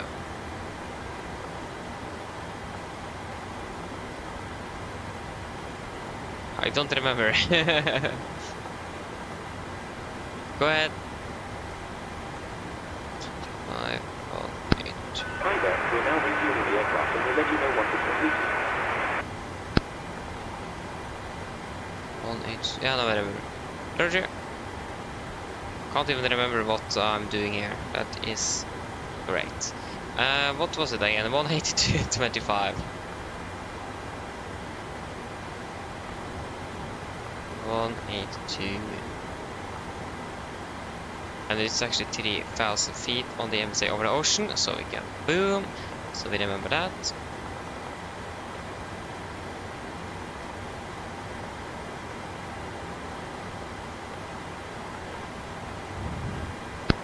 Ground to cockpit. Go ahead.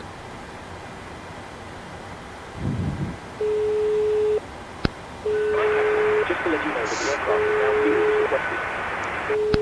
Thank you. Hello. Hello. Hello.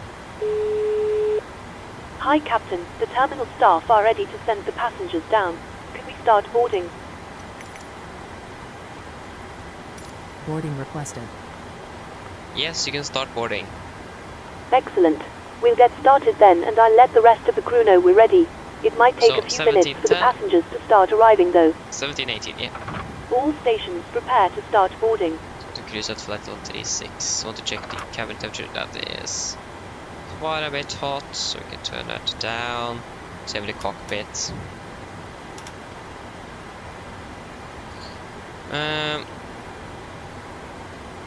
Why have we full aircraft? I don't understand GSX. It Passengers can't do boarding anything started. correct. 56.5.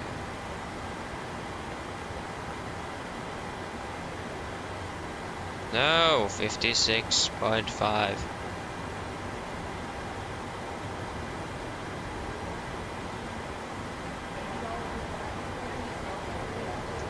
Going to be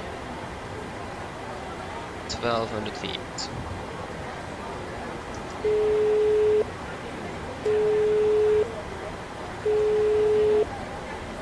Hello. Hi, Captain. We've started boarding. Passengers are coming through now. Thank you.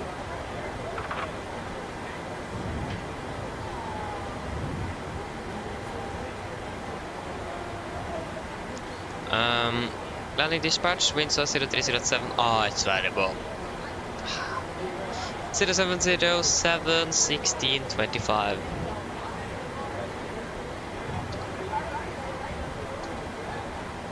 Oh. Yes, was correct.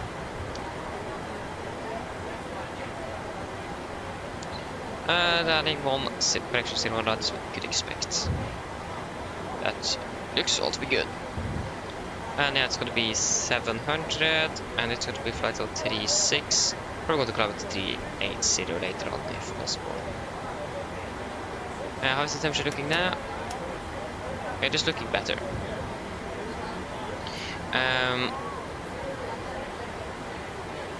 We don't need you, and we don't need you, so we can go ahead and get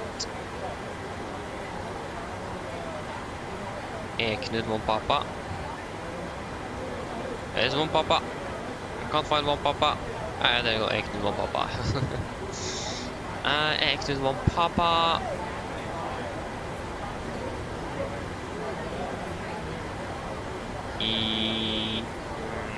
Oh, sorry. Initial crank clearance, there is actually nothing here.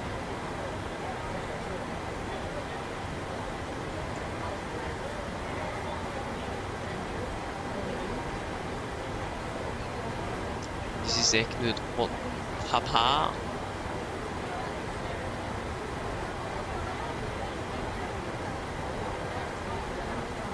can climb up to the transition altitude there. Flight level 15. Transition altitude should work fine.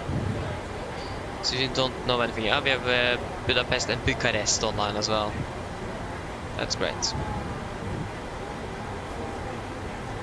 What's the current QNH here in Antalya? That is going to be 1007. So it's still correct, even though it doesn't look like it. We have pinned you. Yes, we have. We can actually remove you. You're irrelevant. Heading 182 from 18 left. And we are not going to fly with almost 21 tons of fuel. We're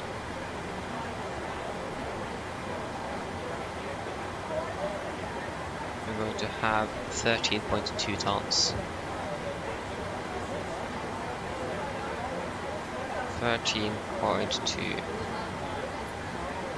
That's a little bit more like it. Ground to cockpit. Go ahead.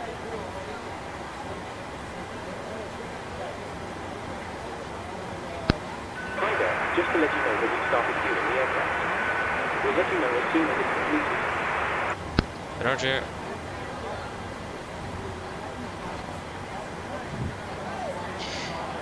Okay, should we do the parts briefing then? I'm just waiting for this guy to... Oh, wait. Oh no, sorry, that was on the fuel torp. That was not on the... That was on the alternate. But we maybe have ATC, but we don't have...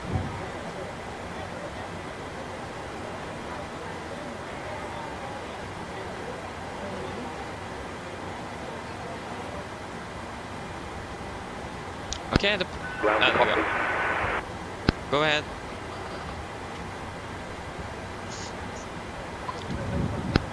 Hi Captain, just to let you know that the aircraft is now fueled as requested. Thank you.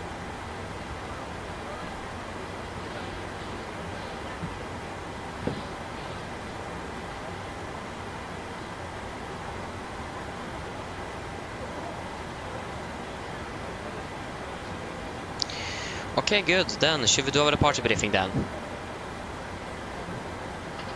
What's the weather looking like in Antalya now? It's looking very good. So, the party briefing. Above 80 knots, I will only reject takeoff for a fire warning, engine failure, predicting wind warning, or airplanes enabled or unsafe to fly. If a cold stop, I'll set the close first levers, disengage all throttle, apply max manual braking, and verify operation of the R2 brakes. I will manually raise the speed brake handle, apply max reverse thrust, and when the aircraft have come to a stop, I'll set the parking brake. Then we're going to identify the problem. We are going to carry out any drills appropriated. If we does not evacuate the aircraft, we're going to read the end of the evacuation checklist, and if time permits, I'll pull the cockpit voice recorder circuit breaker. If the call before V1 is keep going, there will be no actions below 400 feet except cancel the warning set is gonna buzz the rates. At 400 feet, go to verify and select and do the memory items. At the MFRA, I'm going to bug up, retract the flaps as scheduled. When flaps up, no large consolidate level change, max continuous thrust and engage automatics. Then we're going to do the non-number checklist, and then we're going to make up a plan. And the engine outside for Antalya is just going to be straight ahead, 25 miles and hold from runway 18 left. So, for our taxi, this is our airport chart 10 national effective 8th of August 24. So apart here at stand 232, could expect a push probably facing towards the south. On the taxi down via 145, Mike Alpha 2, and then up via Mike up towards holding point. We can use Mike 1 then for runway 18 left. We have one hotspot. That is going to be something we need to look at. Not quite sure what hotspots are. They are located at takeoff winds. Other than that, we have intermediate holding positions on taxiway intersection are named as follow: taxiway name, Hotel Papa, number, for example, Alpha Hotel Papa 1. Holding position 1 stands that for then. Intermediate holding position on aprons are named as follow: apron name, Hotel Papa, number, for example, apron 1 Hotel Papa 130. So hotspot 1. Hotspot 1 is going to be aircraft leaving the runway from taxiway Mike 4 to taxiway Juliet. Ground to copy. Will first turn north on taxiway Mike and then turn on taxiway Juliet. Apron construction is in progress south of taxiway Juliet. Go ahead. Hi Captain, just a quick update to let you know that we've started loading. We'll send the final load sheet up once we're ready. Roger. So, other than that, we have no hotspots, taxi restrictions. The only notable note is that there is some mobile cranes around the area, and some taxiways and aprons closed, but that's mainly in the south end of the, or south part of the airport, so that's nothing we are going to be concerned of. Other than that, weather is looking quite good. We're expecting a straight headwind of 10 knots, and runway condition for 18 left is going to be dry. For our SID, we are expecting the Eknud 1 Papa departure. This on chart 10-3 Delta, no effective date. So departing, initially heading 180 degrees to Alpha India 074, maximum to 10 knots. But then change it to take a right turn to Alpha India 055, maximum to 30 knots. And then to Alpha India 067, 068. And then continue to Alpha India 070 to XN and then up to Eknud. Eknud. MSA where we are going to fly is going to be, it's basically going to be areas south, east 3000, southwest 12,000, northwest 10,000, and northeast 10,500 feet. Other than that, we have an initial climb chance. It doesn't say that anywhere on the charts, so we have just set 15,000 feet, the transition altitude. For the Eknud 1 Papa, we did a minimum climb rate of 7% up to 5,000 feet first. That's going to be about, that's going to be about the 1,800 feet, between 1,800 and 1,600 feet a minute. Other than that, terrain-wise, or threats-wise, we do have a bit of terrain again. Up here, it goes all the way up to more than to around 10,000 feet. So it's quite high, and there we have some mobile cranes as well around in the vicinity of the airport. So note that. And for our noise abatement, since we are going to fly out then fly over, we should probably use noise abatement number 2. So about 1,500 feet AGL, speed it went to 20 knots, and then at 3,000 feet, cancel speed, 3,200 feet, and cancel speed into TD of window speed.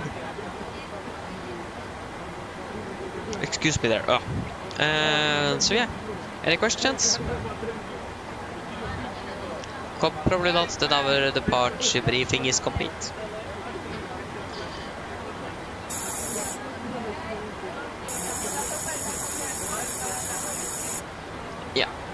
Pedro, good morning. Hello, welcome. Hope you're doing well.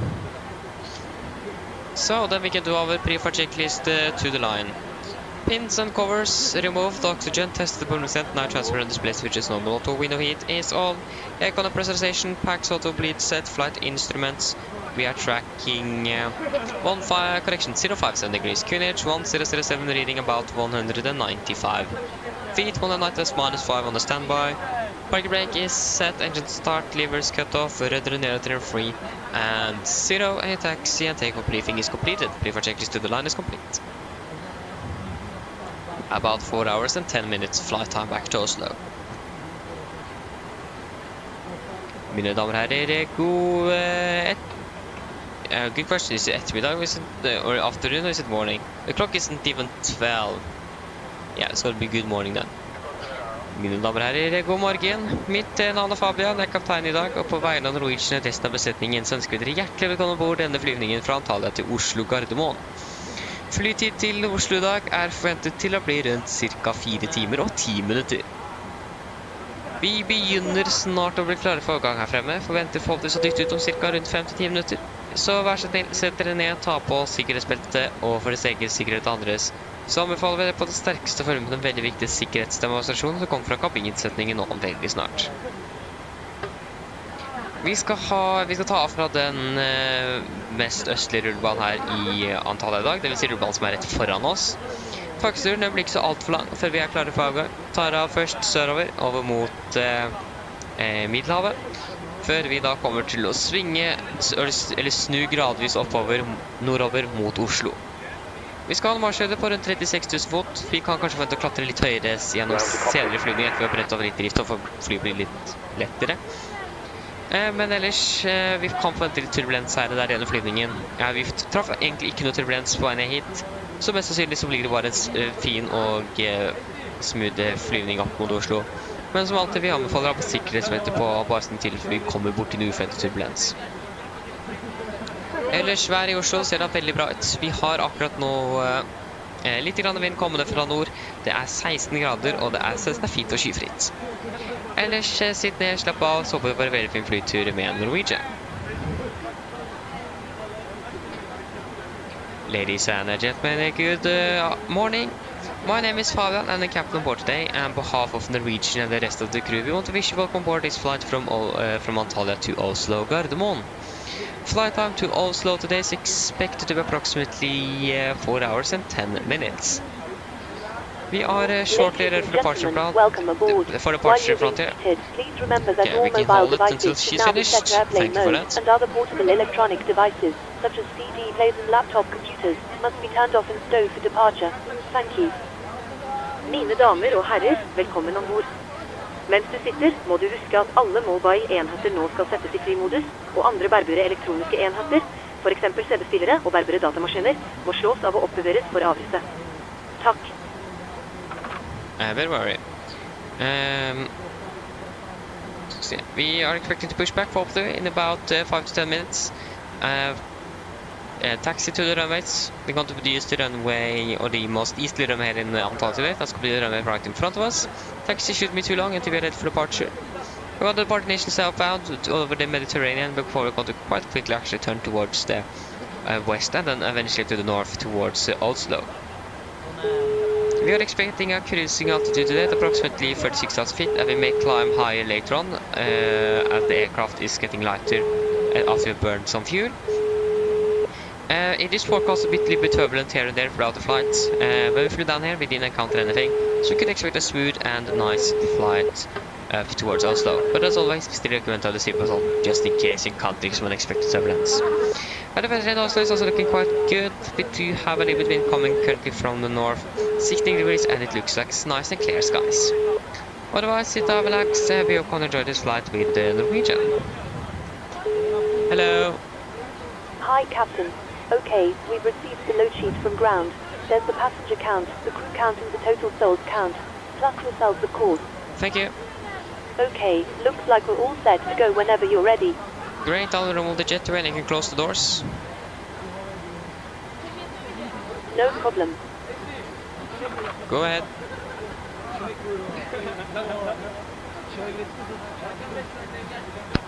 Loading has been completed. We're sending the load sheet up to you now. We're waiting for you to close up. Once the beacon light is switched on, we'll contact you to begin pushback. Roger.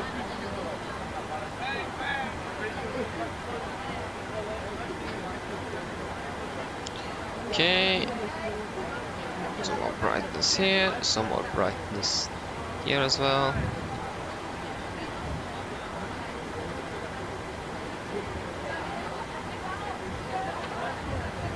Yeah, Pedro. Oh, yeah, nice. Yeah. Look forward to the next summer vacation. Yeah. I can understand that. 69, yeah. 69,700. 69,700. 69,700 and 19.4. 19.4. Departing 18 left. Just going to confirm the runway length. Because we have a displayed threshold at about 50 meters. So it might not be 100% correct. 18 left. What happened with 18 right? That isn't in use anymore, I think. Yeah, 3,400. Yeah, exactly, that was 120 meters less.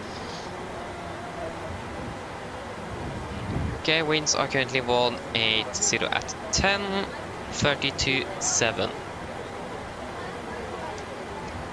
180, 10, 32, 07. So that's going to take off. Wait, what? Huh.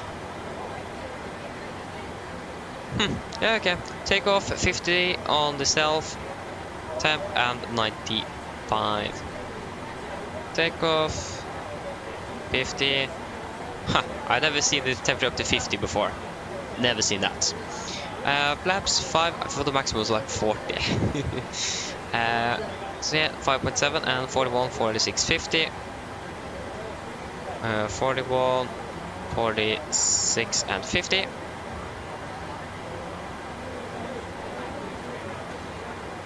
That is all good. 5.7.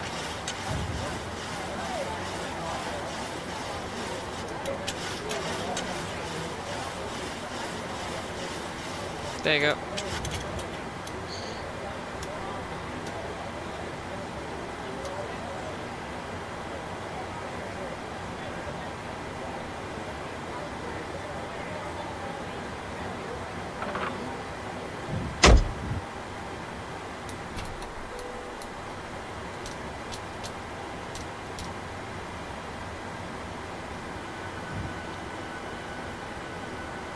Okay, so we can do a pre-for checklist below the line.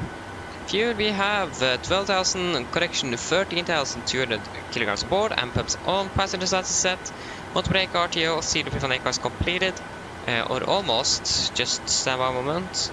We're going to select you to 10 or below, and you to 30B as well. Execute. So, CD Privilegers is completed. Takeoff speeds V1 141, VR 146, V2 150. Speed V2 150, heading 182 degrees and altitude 15,000 feet is set. Pre-for checklist is complete. Cockpit to ground.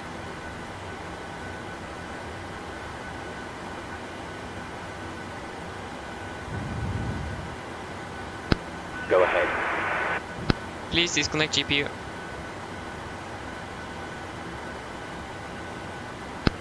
Roger. Stand by, please.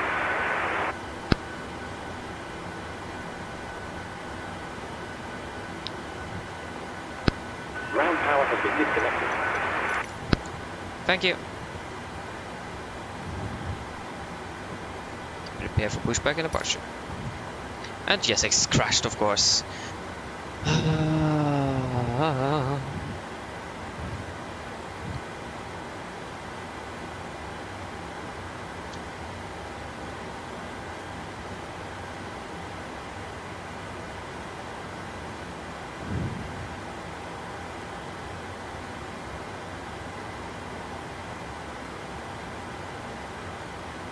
Okay, try again.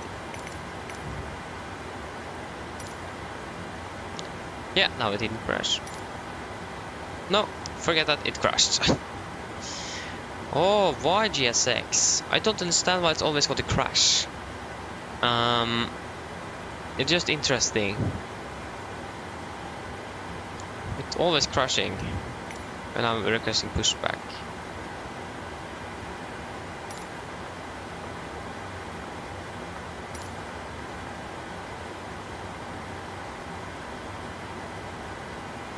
I don't think it crashed this time. Yep, it didn't crash. Well, hey, it didn't crash. Okay, Pedro. Nice, enjoy breakfast then. Can we actually do this? Can have the VR instead.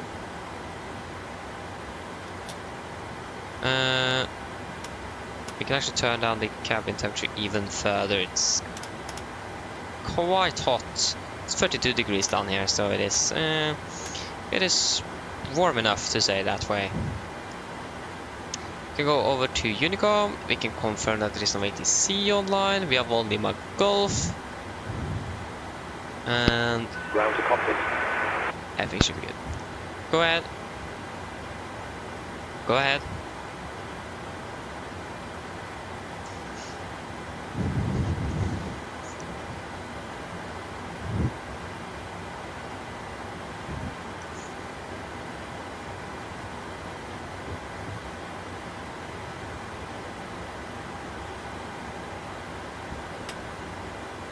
Ground tow is connected. Okay, before start checklist, flight doors closed, locked. Doors, windows closed and locked, and collision Tow on is transport attached. out Steering of. pin is inserted. Stand by while we start pushback. Before start checklist complete. Roger. There's no one behind us. So 1 Lima Golf 1, 1 Lima Golf 2, and 1 Lima Golf 3. Yeah, copy ground. We are cleared push facing north. That is the strangest thing I have ever heard. Why do you want to face north?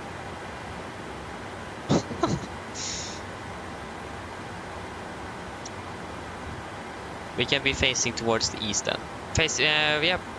Push start facing east, brake set. Parking brakes is released. Parking brakes is released.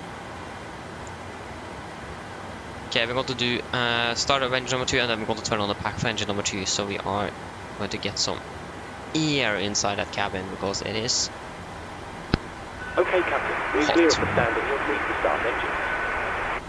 Thank you, starting 2 in 1 sequence, and we will go when starting. Starting engine 2. Roger. Starting number 2.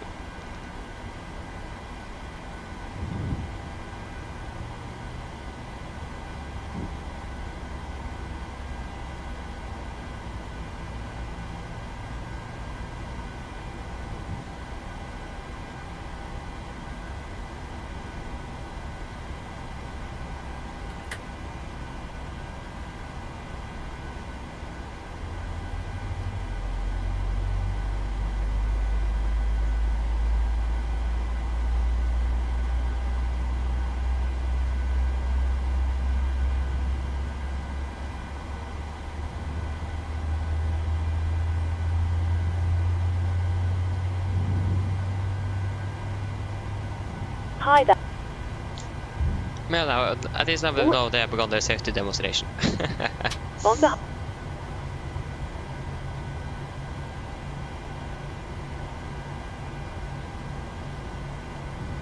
Okay, engine number 2 is Right, now stable. come. Starting engine 1. Roger. Can you please stop doing that, self-link cargo? please take a moment. I forgot. Then I should just edit it. So,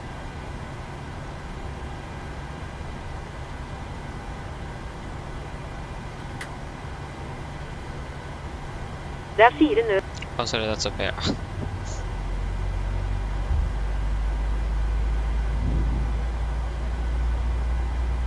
should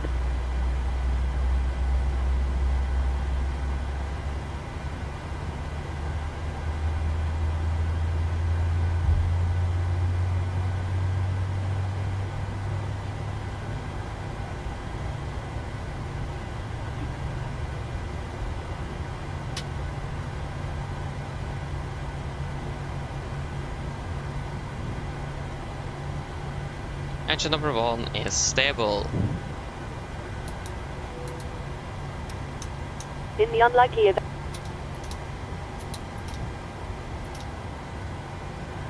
We have a zone temp, so we need to look at that.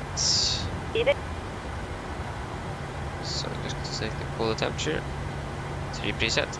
Just going to make sure that the dock pressure doesn't Reset turn your to parking increase. brake.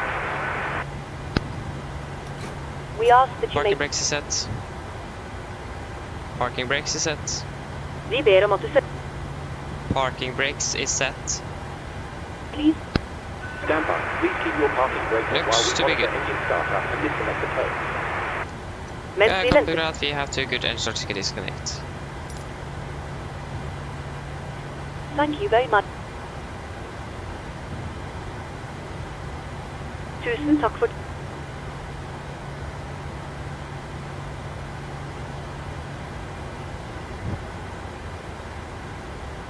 Yeah, like this is the most brightest ground I've ever seen.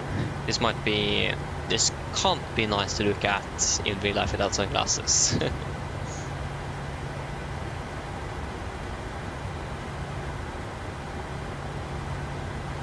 Yeah, but I think they meant facing north, probably down here and facing north this way.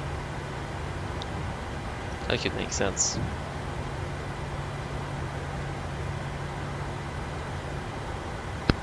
Okay, Captain. Looks like a good startup on all engines and tow is disconnected. Nose wheel is free, so we're good to go.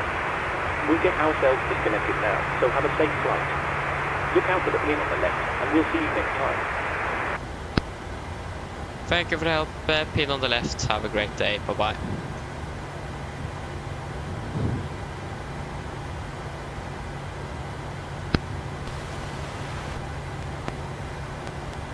There you go, we got the gear pin. Laps 5. Do some flight control checks.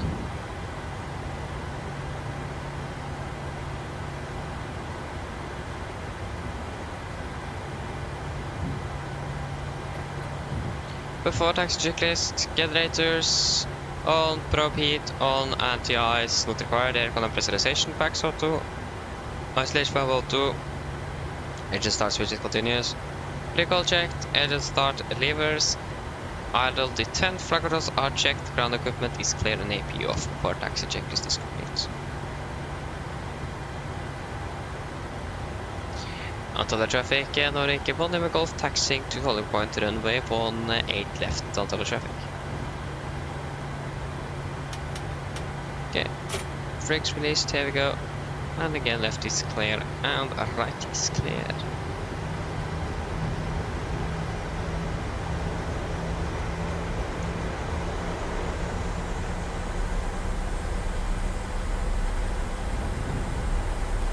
Just need to make sure that we have enough space to pass that AMD there.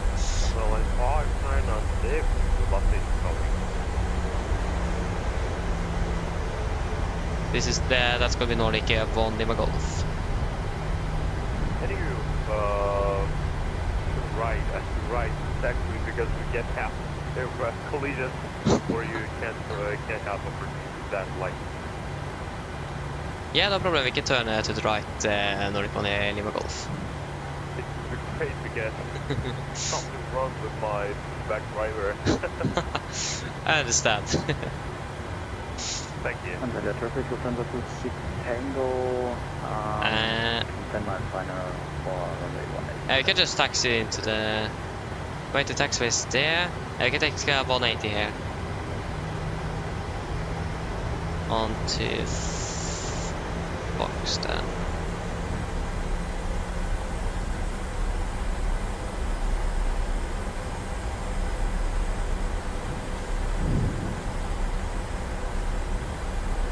So we can taxi down here. A very little. It's going to be quite a long reroute, but that is okay. That's fine for me. As long as we don't need to be here because we have collided with another aircraft, then I'm happy. Hello. Hello. Hi, Captain. The cabin is secured for takeoff. Thank you, call me ready. No problem. I like how it says Foxtrot here, but it says Zulu on the taxiway line, or also on the taxi markings. That is interesting.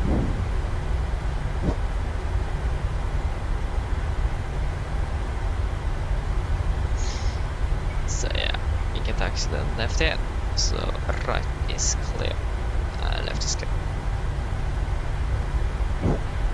Yankee? Where is Yankee? So this is, yeah, we will take a left turn here then. Okay, I was a little bit too early.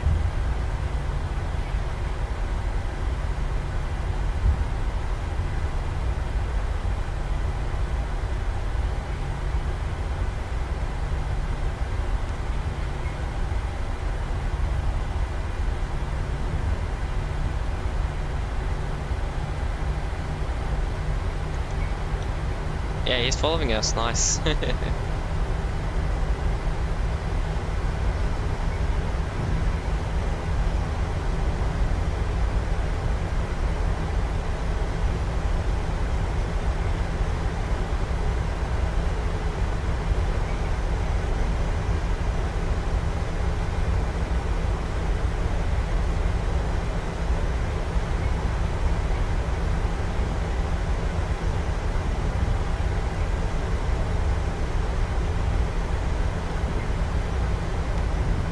I can't see him now, but should have like a camera on the back end of the tail or something so we can actually see what's behind us. That would actually be really cool to have. Have the camera on the rudders when they're moving the rudder pedals, the camera is moving as well. Again, that would actually been really cool to have. Right is clear and left is clear. So I wouldn't complain if Boeing made that available for their aircraft. Oh yeah.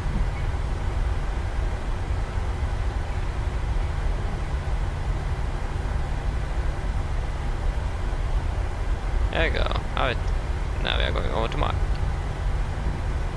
I can actually maybe see where the A320. Okay, it's actually quite close to us as well, close behind.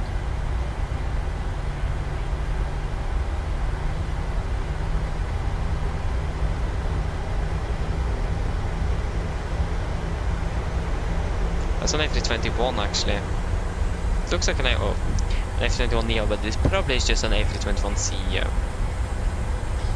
A little rerouted here, but yeah, we can at least taxi up to 30 knots now, so we can just speed down the taxiway. That is. Wait, do we have? No, we had 40%. Okay, that's great though.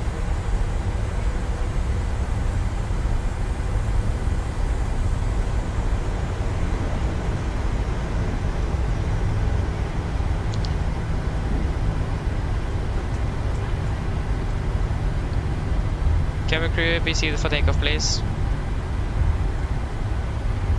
Camera crew, seat for takeoff, please. There you go.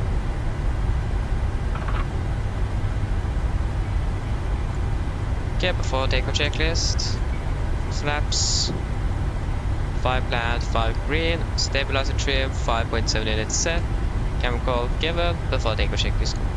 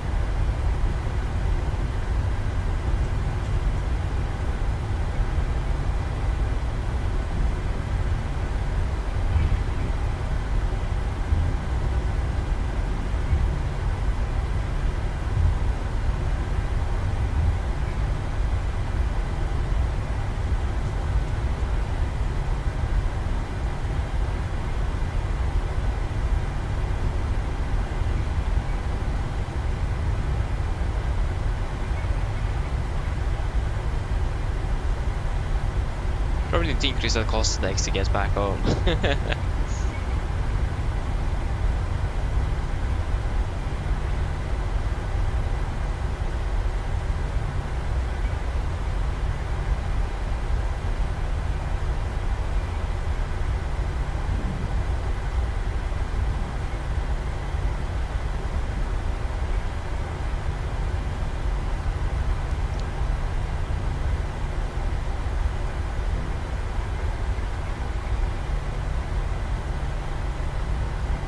Antalya traffic, Nordic 18 Lima Golf, leading up departing 18 left. 1-8 Lima Golf, where did I get the 8 from? Ah ha ha. Great. So it's traffic, so like 5, 9, and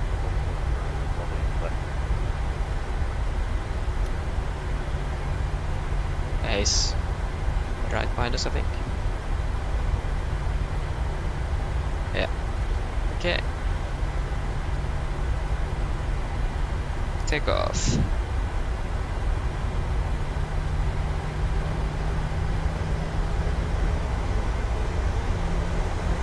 Oh, I forgot you. Okay. First stable.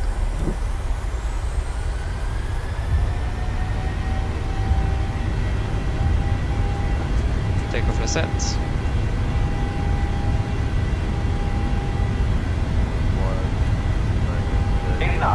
Checked.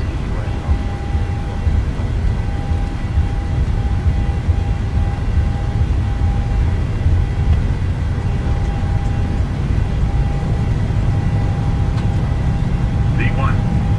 Rotate.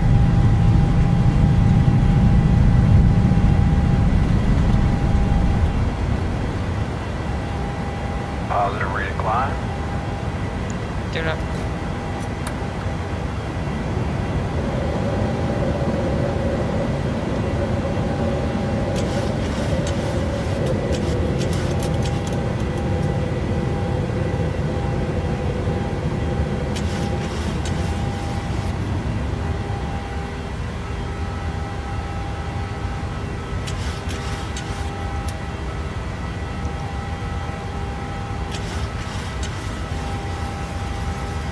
We needed a 210 knots then.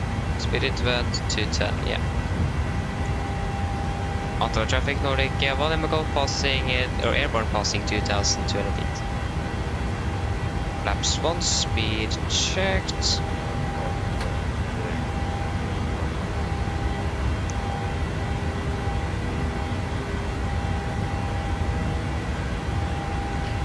Flaps up, speed checked.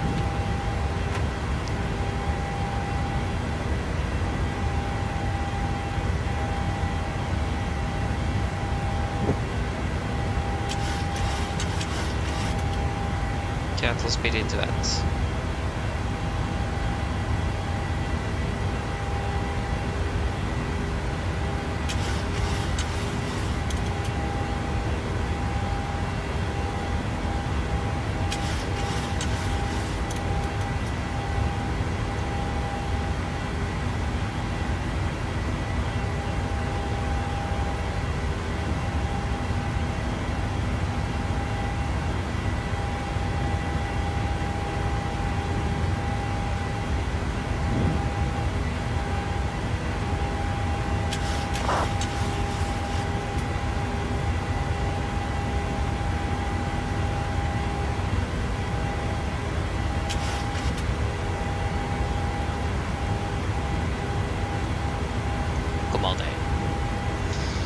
So we can continue climb up to flight level 360.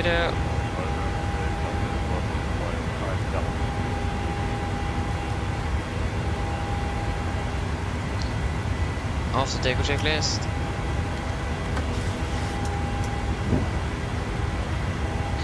Engine blades on, packs, auto, landing gear, up and off, flaps, up and lights, altimeters, passing 7,200 feet.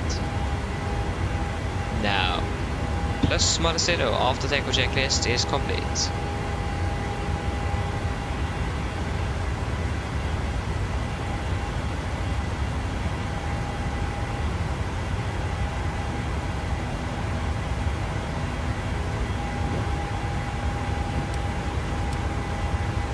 Okay, enable to not say about disregard.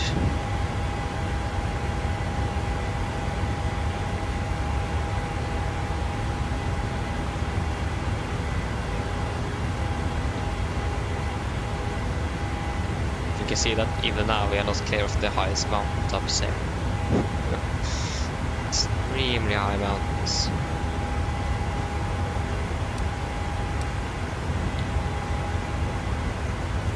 Probably just take a note. We are almost above the MSA, so we should be good. I thought that was an aircraft, but that was just some reflections. And I go up past flight to 100. And pedestrianization is all looking good.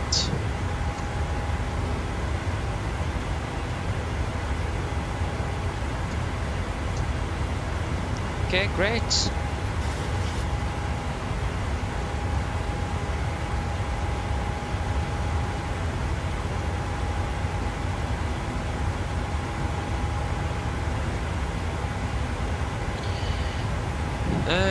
Yeah, we have accelerated shortly.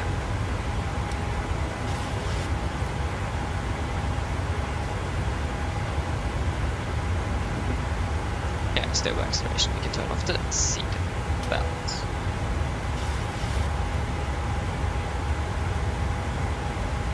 Great. Hey. Hey, welcome back, Pedro. I actually didn't check the performance in Antalya, but we can check it now. We have currently around... I haven't fixed it then. Thought I had fixed it. Great. I mean, it feels really smooth, that's the thing. But yeah, I haven't been able to fix it now. I thought I did, but I certainly did not.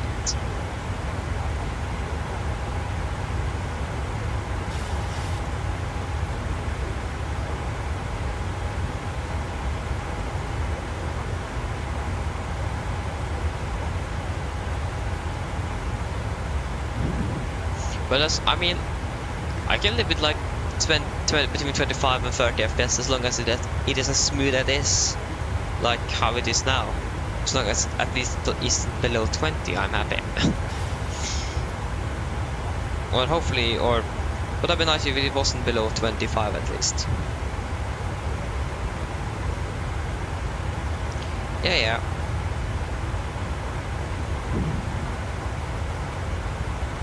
The thing is that I tried to find a solution for it, but I certainly can't find anything. Yeah, I mean, the thing we actually do want isn't like high FPS in number. We want a stable FPS. Stable performance is what we actually want. That's the most important thing. It doesn't matter if you like have 30 FPS or 140 if your FPS of 140 isn't stable. That's the thing. So yeah.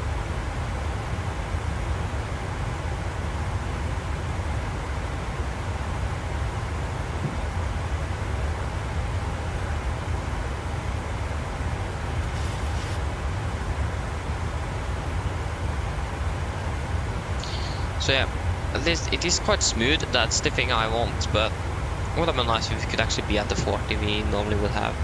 It is probably some of my applications, like Volanta, that is causing it though. That could be it. But when I've checked and closed completely out of Volanta after we have done a stream, for example, and closed everything, no changes. So yeah, it can't be that either.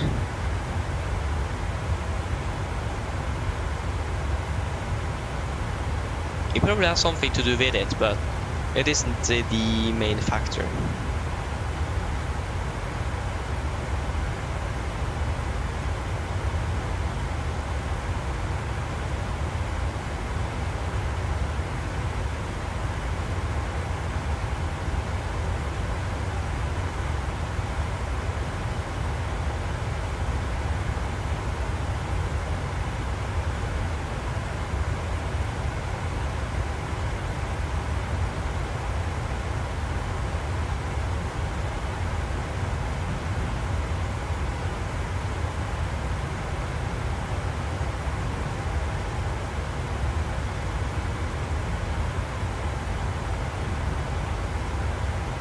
We have got one tower on as well.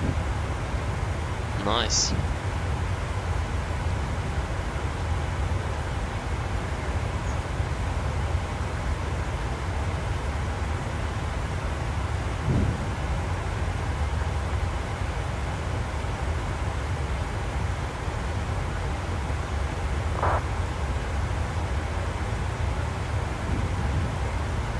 Okay, so I'm quite hungry, so I just need to go and get some food right now, so I'm going to be back shortly.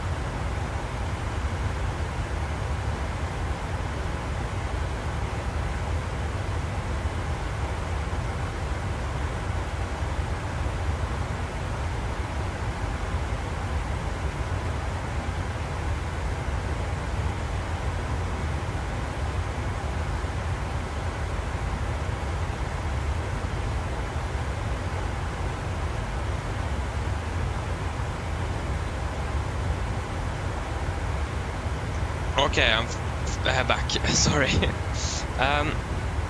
Oh, yeah, that was a performance loss right there.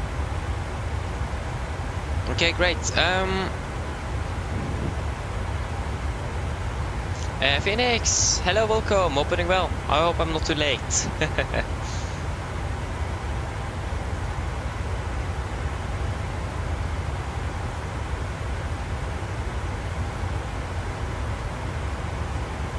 Yeah, Pedro, yeah, carbon is really important that we have good performance there indeed.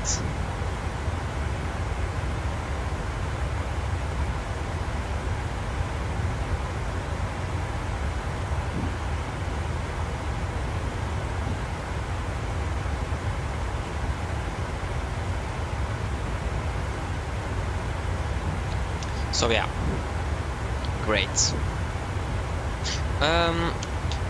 I think also one problem with my PC and the performance is probably because the heat is also an issue.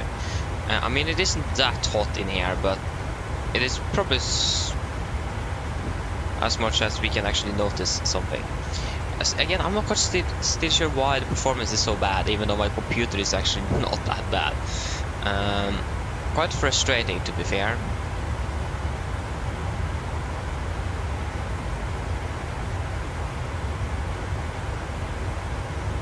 There's probably some changes I can do to my computer in general to make it run a little bit better.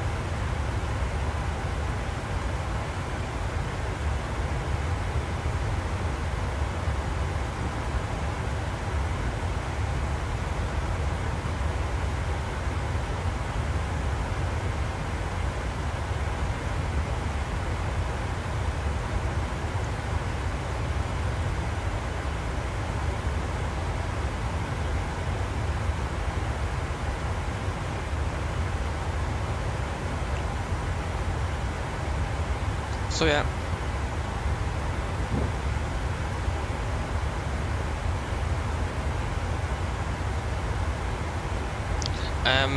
Pedro, no, I'm not using auto FPS, and to be fair, I don't think it is actually going to help me anything, because it isn't anything to do with general it is something else. Yeah, it will probably help me a little bit, but I've also seen if I do changes to my performance, normally it actually doesn't change anything. So again, I don't think it is actually going to help me a lot, unfortunately. But yeah, I've heard of it, but I'm not using it.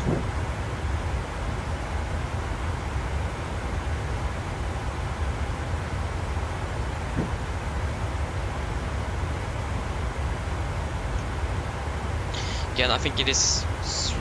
I'm actually not quite sure what it could be.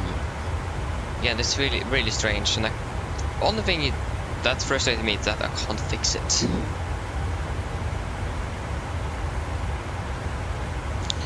If I could have fixed it, that would have been great, but I can't.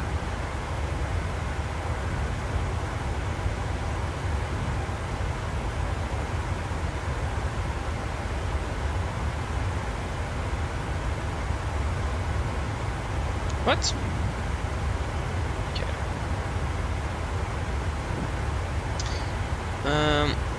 Yeah, I don't have any like application. Why did I open Discord? Okay, that wasn't supposed to happen. Definitely don't need you running in the background. Yeah, I don't have any excessive applications running in the background either.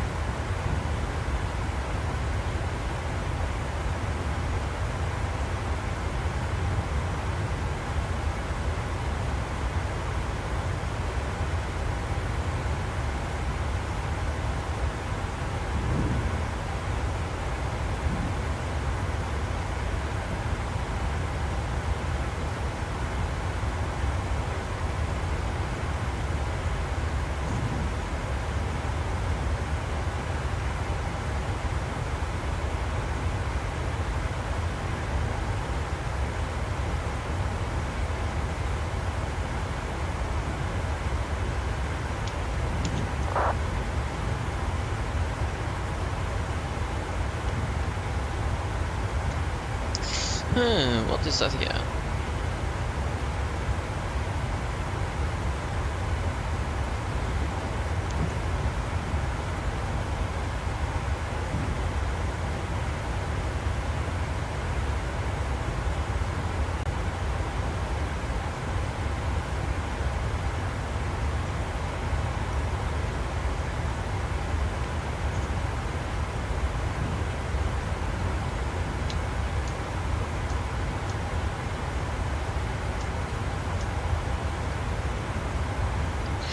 Oh, that was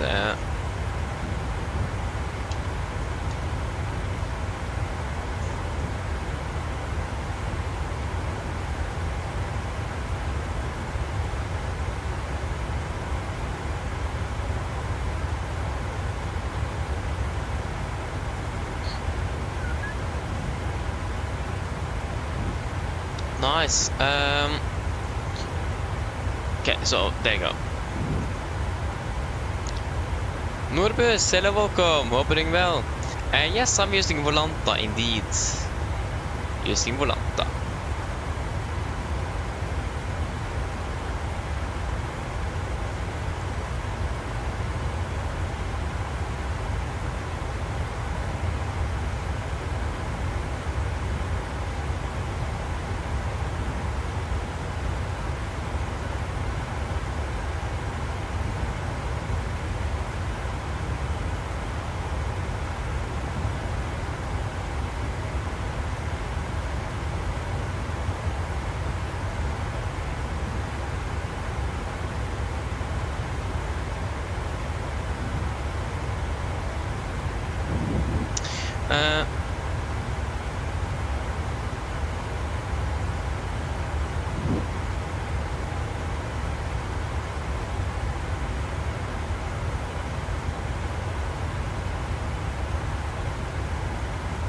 Yeah, Pedro, do you mean how you can get more FPS by using auto FPS?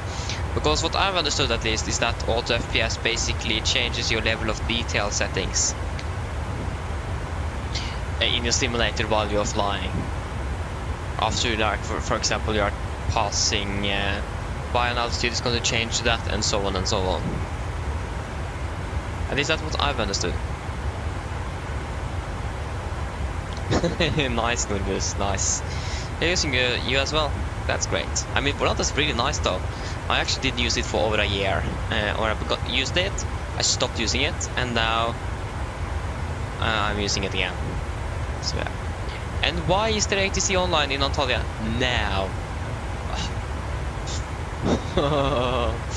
I'm actually not very happy. Ground have been online for 22 minutes already. Yeah, I went online almost right after we departed, actually. That's great. Almost. So yeah. But again, like I said, Pedro, even though how many times I change the level of detail settings, nothing happens.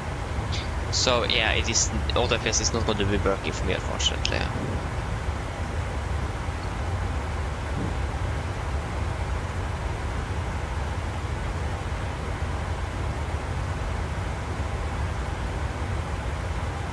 So yeah.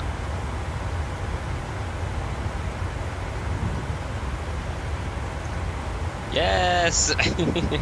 For those of you that wonders, it's going to be a Mentor Super Weekend today. What is that sound? So that's great. I'm looking forward to that. Yeah, tomorrow. Oh, do I need to wait tomorrow?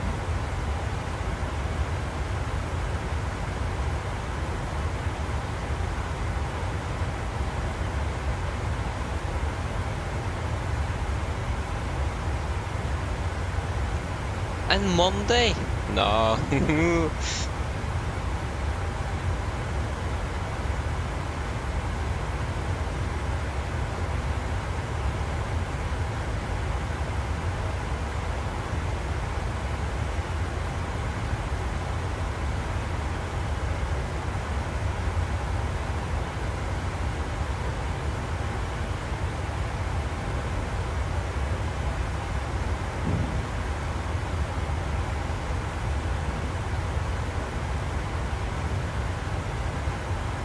So yeah, I think one thing I probably should be going to do a little bit more in general is actually to practice emergency procedures and so on, like to do in simulators. That's something I actually do need to practice a little bit more on.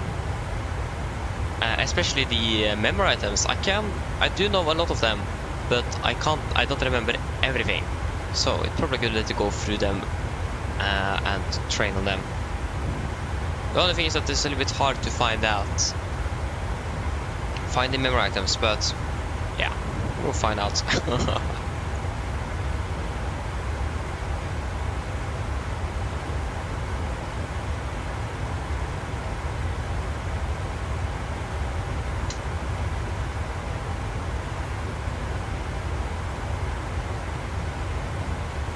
So yeah, again, we will find out.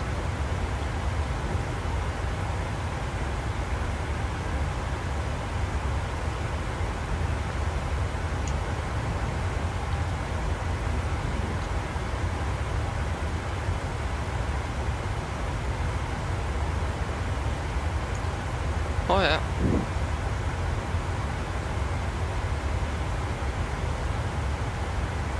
Now the performance isn't very good anymore.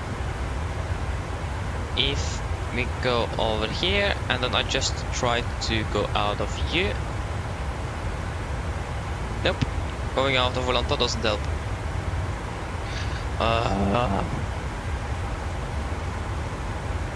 It is after just a certain amount of time and then the performance just basically is really bad, to say it in a good manner. I'm not quite sure what it could be, because in general my PC is running quite good. On my CPU is currently running at 60%, 50%. My graphics card is also running at about 50%.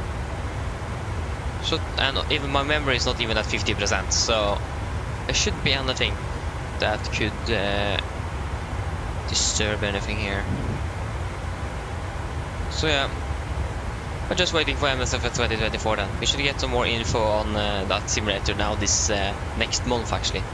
It isn't September yet, it is still August.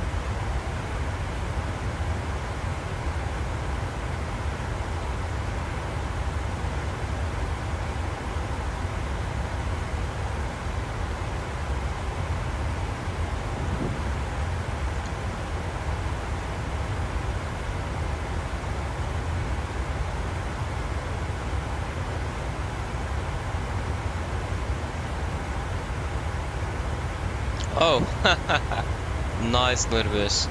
Yeah. At least you found the issue though. That's the important thing. And but yeah, that's interesting.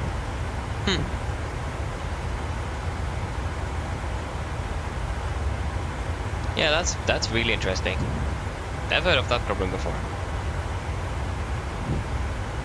So you're using Explain 11. I mean, Explain 11 is a nice simulator. To be honest, maybe a little bit outdated by today's standards, but I mean, it's still a nice simulator. I do have a copy of it. I haven't used it for a while, but still. It is a nice simulator.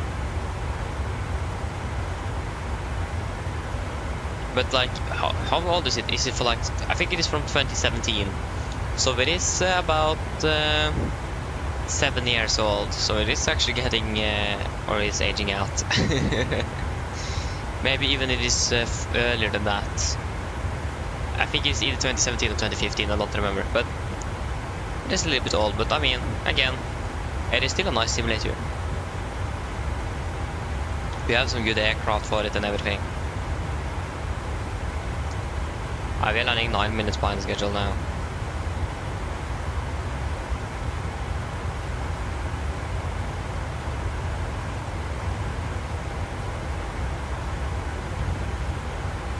Disregard. Yeah, we can climb to 380. 380, altitude vents, and 380. Disregard.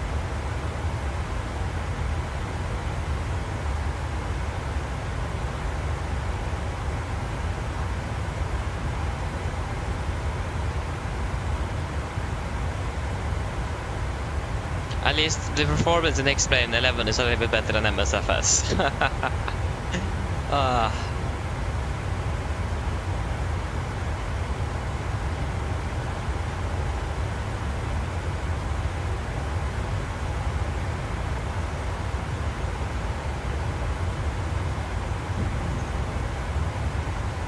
Yeah, exactly, Norbus. Yeah, exactly.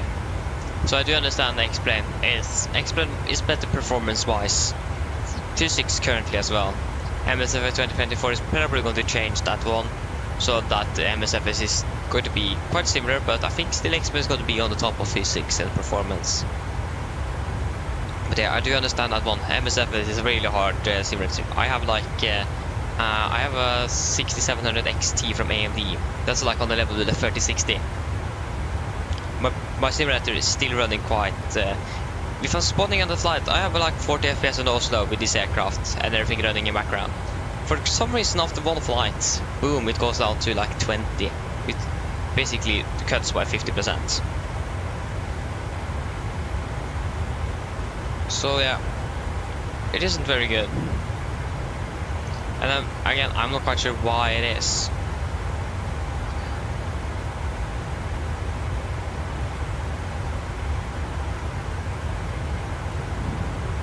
I can check for how long my CPU have been running now. I've been running for 7 hours.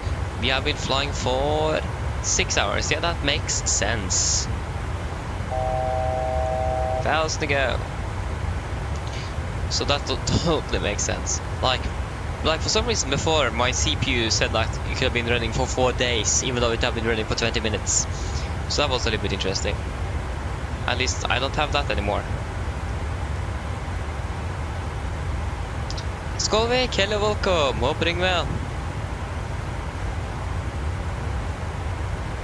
Norbus, yes, I'm definitely going to buy 2024 when that comes out. Definitely. To be honest, no doubt about it.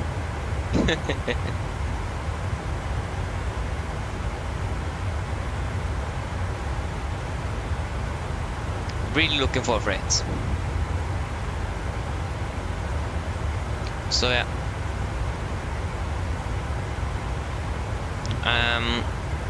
I'm going to buy it the day it releases.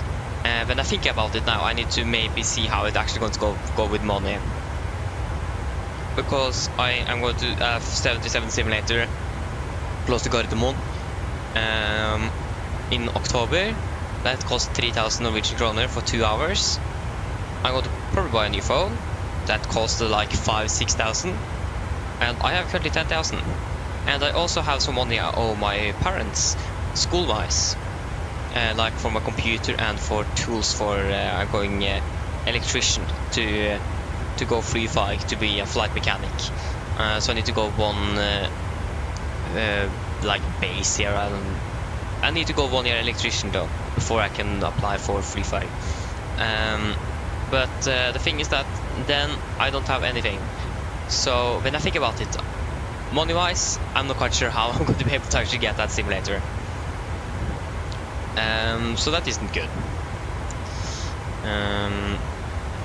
So we'll just wait and see if I can maybe delay the payment back to my parents, so I can actually buy the simulator. I have totally forgot about that actually. So yeah, that's great.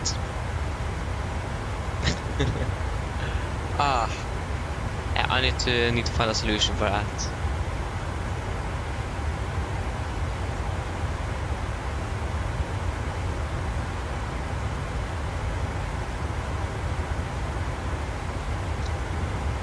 So yeah, we'll just wait and see. At least if I'm going to be able to buy it, I'm going to buy it the day it releases. So I'm going to take the day off because on first Tuesdays, the 19th is going to be on a Tuesday. I normally have corps, but I'm going to take the day off there. Sit there and wait. Refresh store until it releases. So yeah, I definitely want that simulator.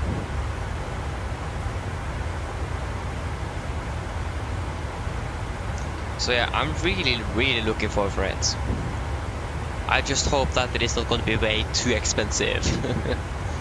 I mean, if Microsoft want people to move over, they probably can't have the price at the same level as they had this simulator when they released it. maybe they should actually lower the price a little bit. Because think about it, the higher the price is, the fewer people is going to move over because it is expensive. But the lower the price is, the more people might be convinced to actually move over to the new simulator. So yeah. We'll just wait and see. First we need a price for that simulator. Skal vi da til Tenerife? Nice, enjoy flights. Tenerife, yeah, that's a nice flight. A little long. One thing we have totally forgot, we have not been flying to Gran Canaria yet. We need to do that one day. If we are lucky, we might do a 900 special next weekend. Sorry, it's my brother confirmation. Wait and see, probably can't do that next weekend. We need to probably wait until the day after that. Because I don't think Norse is flying from Los Angeles to Oslo on Sundays. That's great. So, but first we actually need to hit 900 though, that's the thing. We are like missing 8 subscribers or something, so we are quite close. But again, I don't think they're flying there on Sundays. They're flying there, yeah, they're flying there the day my little younger brother is going to have his confirmation, so that doesn't work. It's also my uncle's birthday, so that's a bit funny.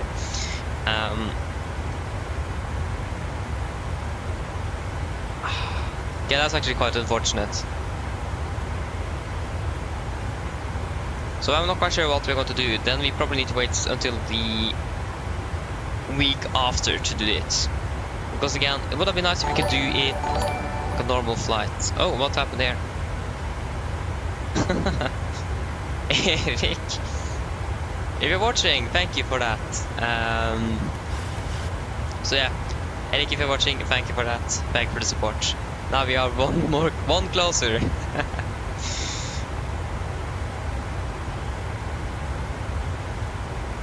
There you go, you're just missing 7 now. That's great. But yeah, again, it would have been nice if we could do that flight in real time with the real aircraft. But we could also take an exception and just fly from LA to Oslo the next week on Sunday after my brother's confirmation. That could work. But again, first we need to hit 900. That's the thing. So yeah, again, if we don't even hit it next week, then we want to take it the next week after that there. So then we can fly on. The only thing is that the flight departs in the night Norwegian time and lands in the middle of the afternoon, early afternoon, middle-ish. That's the thing.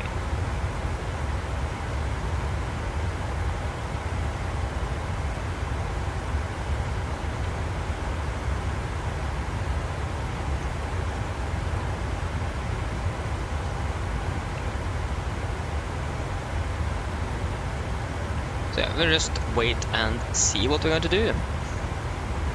We'll certainly find out one day. That's for sure.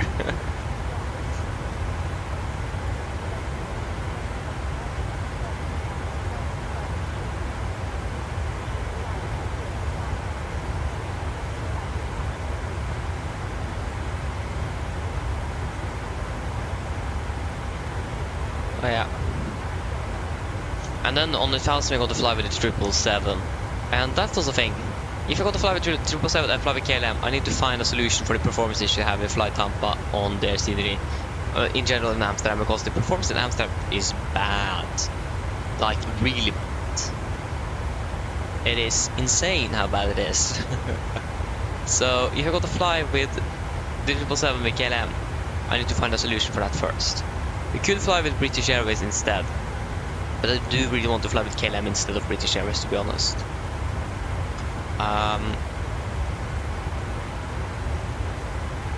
So yeah. I mean, it's just a little bit sad to move away from Norse 787s. But this 777 does have a better system depth than the 787 from Ryzen Sim. Or the 787 from Ryzen Sim is basically the Asobo 787, so... or the working title actually, because they've upgraded this avionics. So yeah.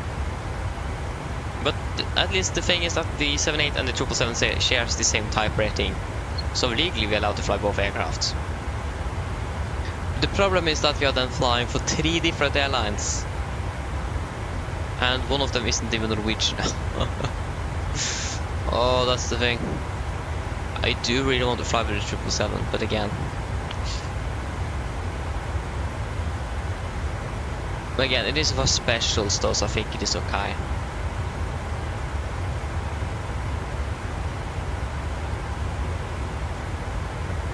It's a little bit sad to move away from Norse though. Yeah, it's hard to decide. I promised to fly with the 777 though, so I can't back out of it. That's the thing. Unless Norse suddenly adds 777s to their fleet, but they're definitely not going to do.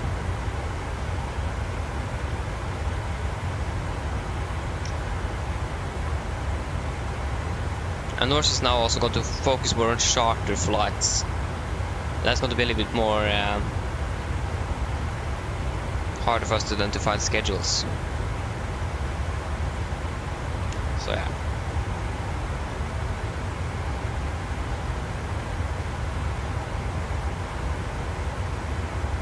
Yeah, fair point there, Pedro, fair point.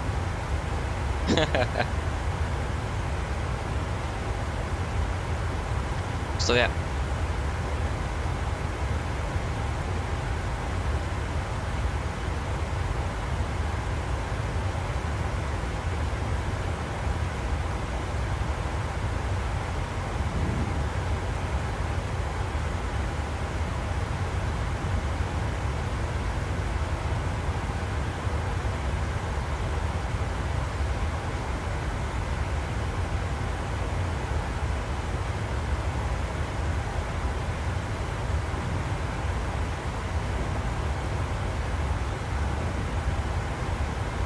Nice.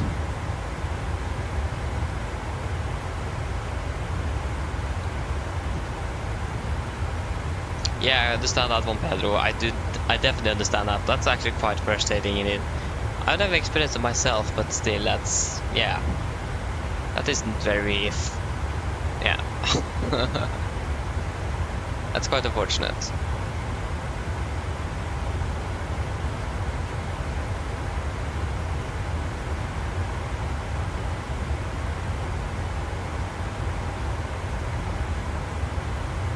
So yeah.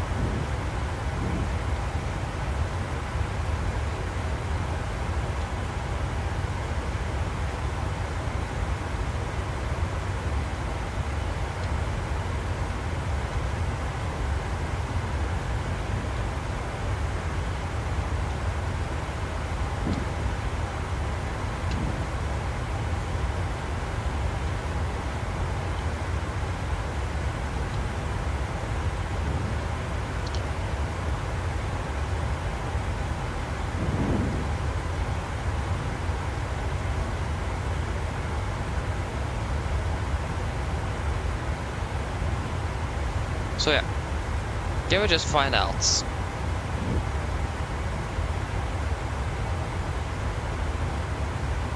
I mean, it would have been nice to actually hit 1000 before MSFS2020 is released, but it also would have been nice to wait because of the performance at Amsterdam.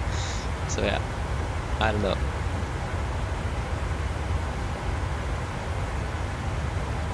Yeah, I'm really looking forward for it, and it's going to be. We're going to get some more information on Pedro from this month and forward until the release. So that's great.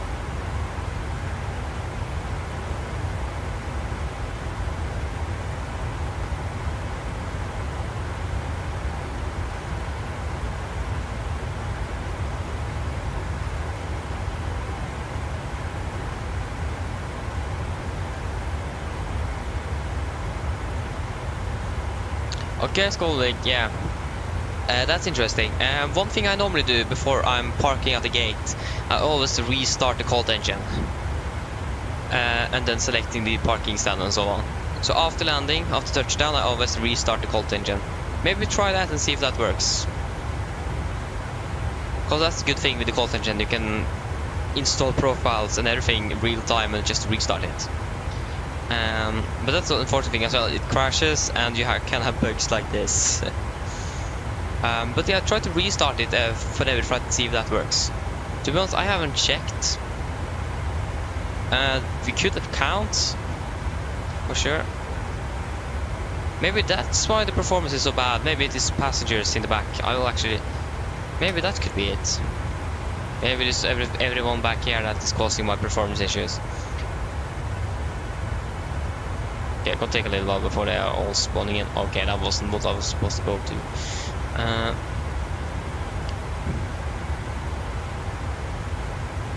How many passengers? 167, I think it is.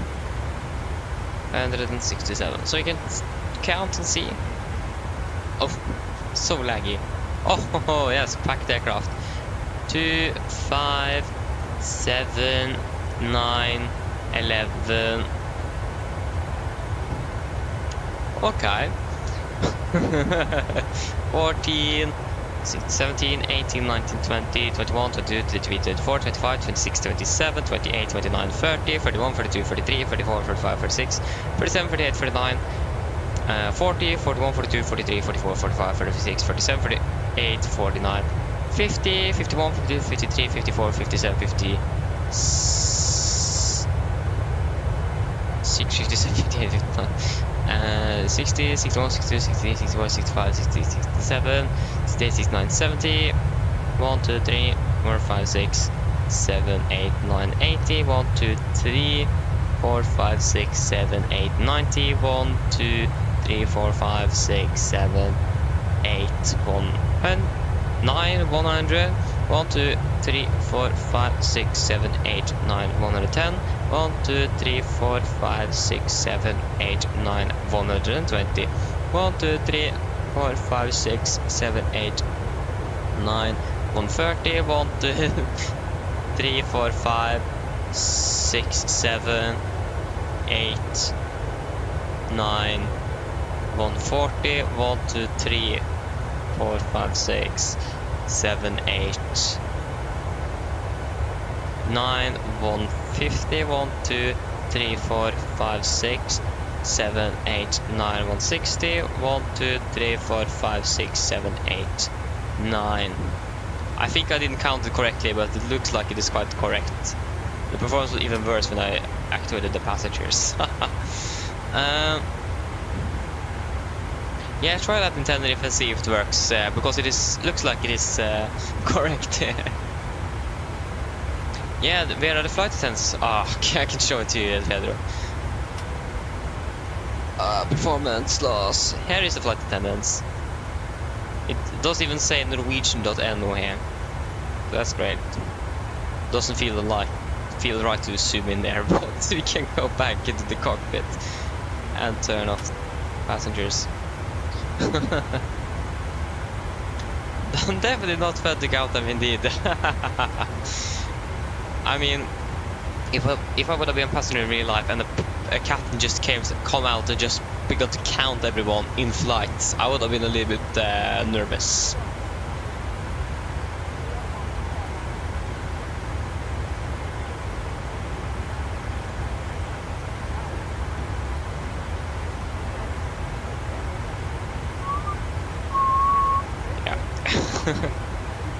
Yeah, maybe actually it is the GSX the passengers that is causing my issue, even though I don't have them on in the cabin. Because maybe there's some files in the background that is causing it. If I'm correct, if I turn off the cold engine, that should remove the passengers, right? If we just try to remove the cold engine and turn it off. Exit.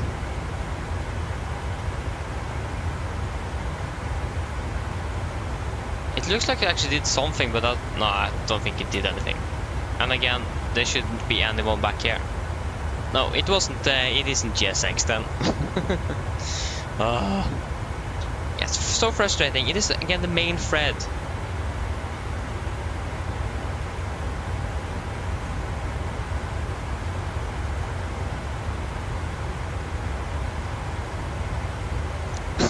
Exactly, Pedro.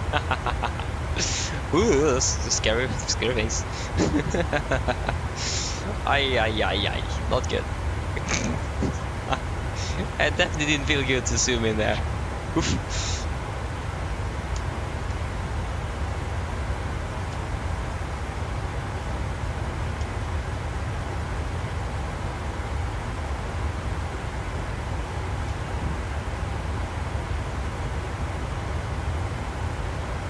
Okay, now I found. Oh, that was very loud from YouTube. Here's this: 10 to 20% FPS boost and better main thread performance by turning off core isolation. What is that? Oh yeah, it's core isolation. I think I heard of that before. Yeah, I know what it is. Yeah, can I please go to the actual?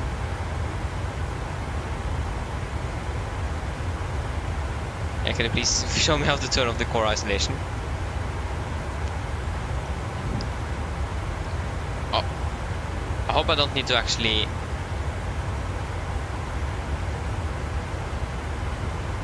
Core isolation is on here, 33, 32 FPS.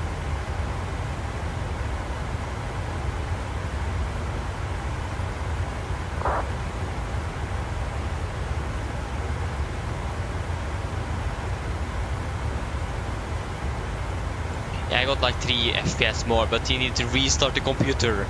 That doesn't help for us now. If you just search core isolation, I think I can't turn it off. Is it memory? No. Microsoft. What? Core isolation.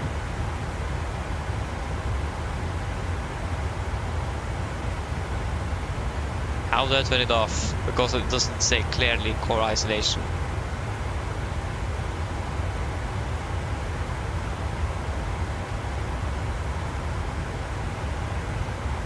Yeah, it's memory. Yeah, I have turned it off. I think I actually can't even turn it on. Memory integrity. No. Improve MSFS performance. Oh yeah, this guy.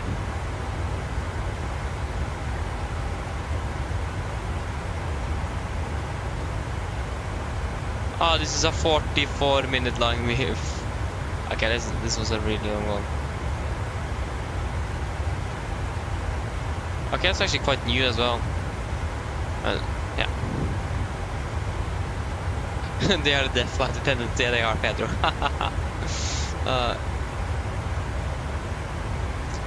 Olive, hello, welcome, hope you're doing well. To be honest, I'm actually not quite sure.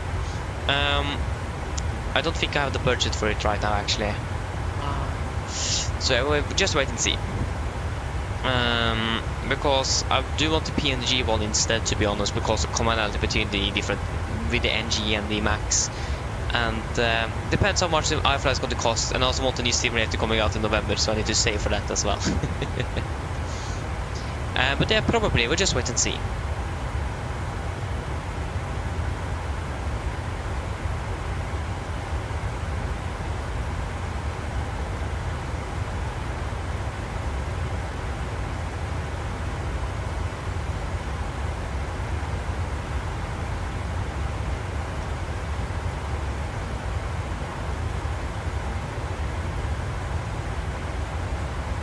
So we'll just wait and see. I mean, it looks really good though.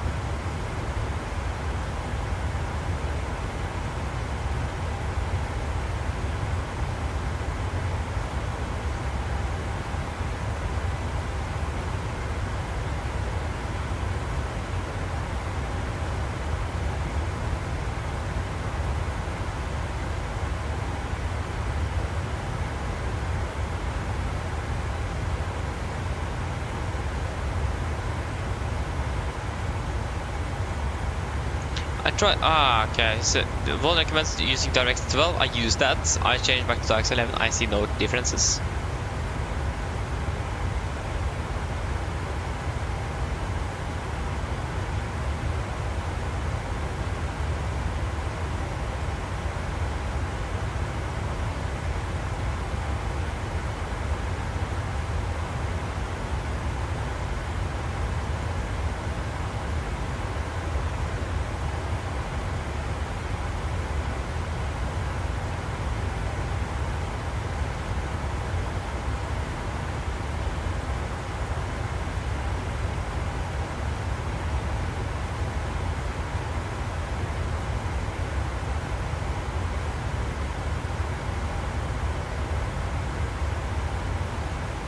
Wait, what? Maybe I found a solution.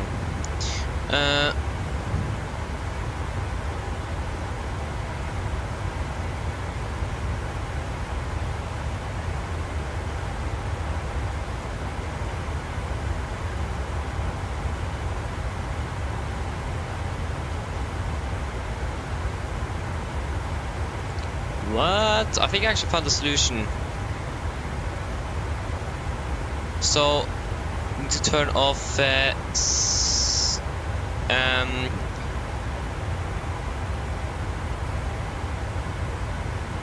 have to turn off virtualization in the BIOS. That might be better. Wait and see if that works.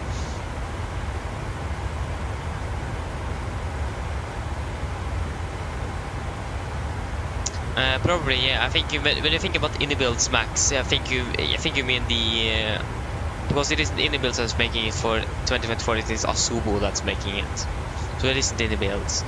But yeah, I mean, PMDG haven't said anything. I think they said that the 737 Max should be released in between the 777 variants. Just the question is when. Are the rest of the 737 variants going to be, sorry, the 777 going to be released?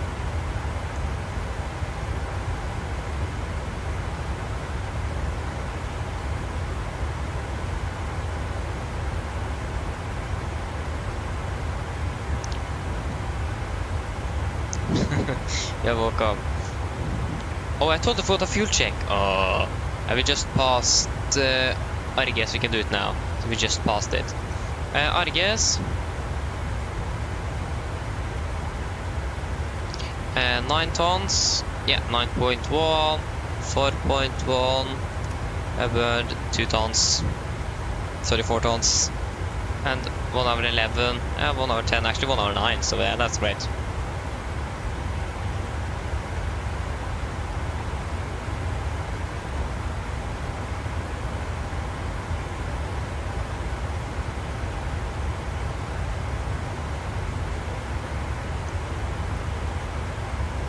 Yeah, I'm going to see if I can actually... yeah, I'm going to try the solution I found here to disable the thing in the BIOS, but I can't do that now. So, yeah. But I'm going to pin that one so I remember it.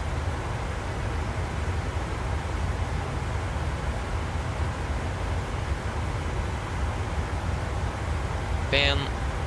Done. Yeah, located down there. That's great.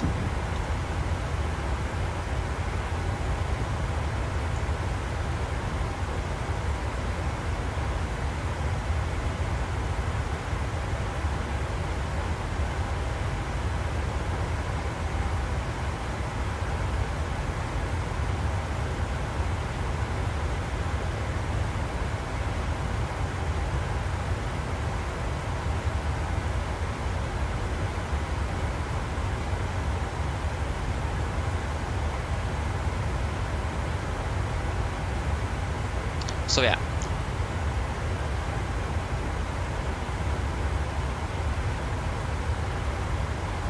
Bucharest is online, but he haven't contacted us yet, so we just gotta wait. Probably going to disconnect maybe, I don't know.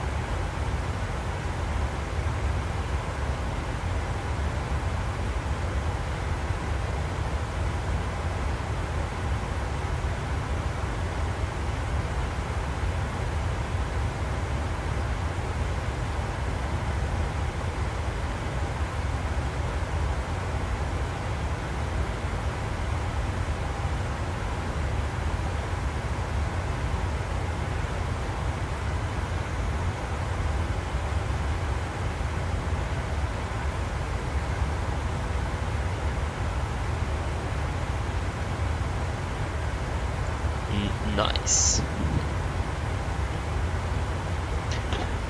Oh. Yeah, we actually managed to tune in a VR along our routes. That's nice.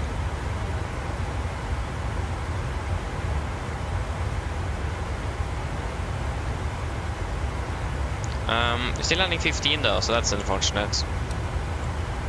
But the winds are going more and more into our favor. That's also great, but still we haven't... I'm not quite sure what's happening with Bucharest. I mean, we're just going to wait. Maybe he's not controlling the entire airspace of Bucharest, that could be it.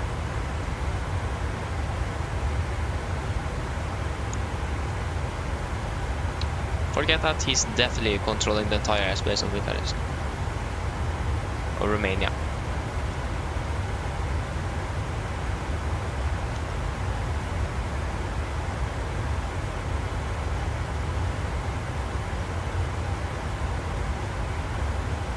We're just going to wait.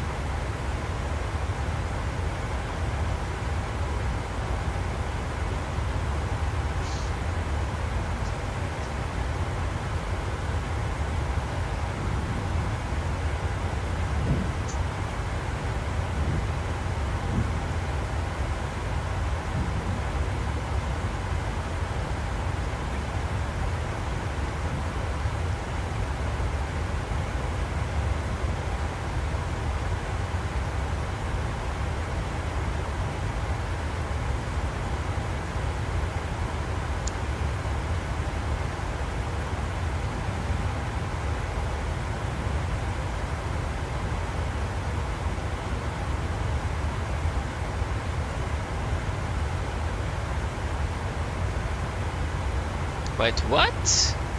Okay, that's actually really interesting, Pedro. I have never heard EasySim Pilot say that. Or EasyJet Sim Pilots. That's really interesting.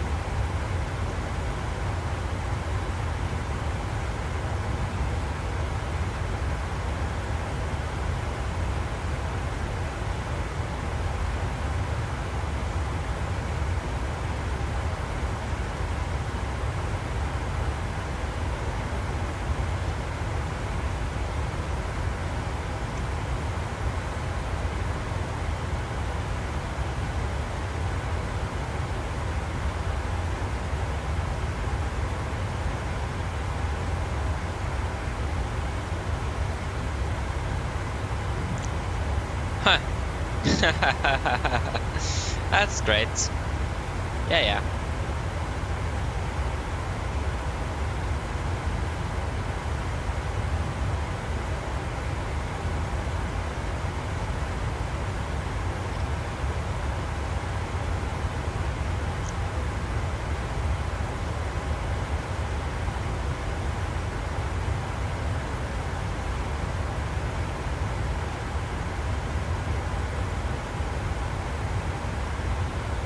Yeah. Again, everyone's systems are different even though they have the same specs. So yeah. That's great.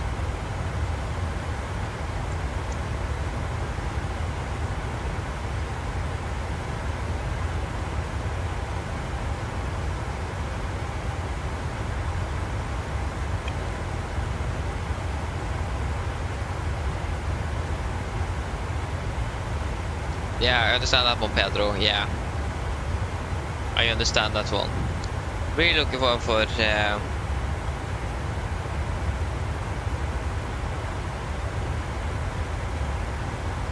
really looking forward for MSFS2020, especially performance-wise. Yes.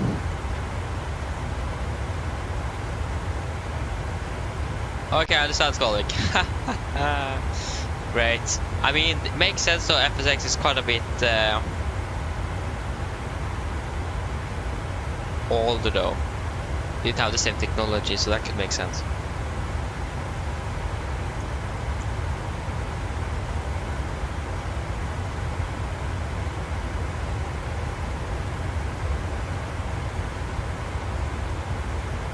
Nice, Skolik, yeah. But why use FSX when you can use P3D?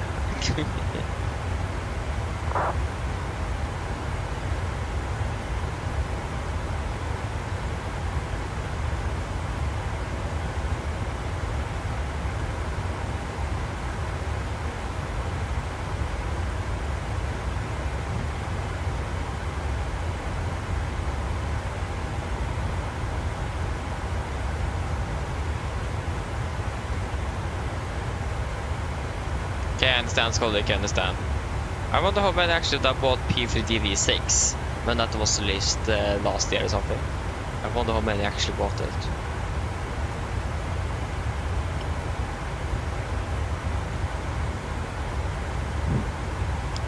And I wonder when we are going to contact this controller here.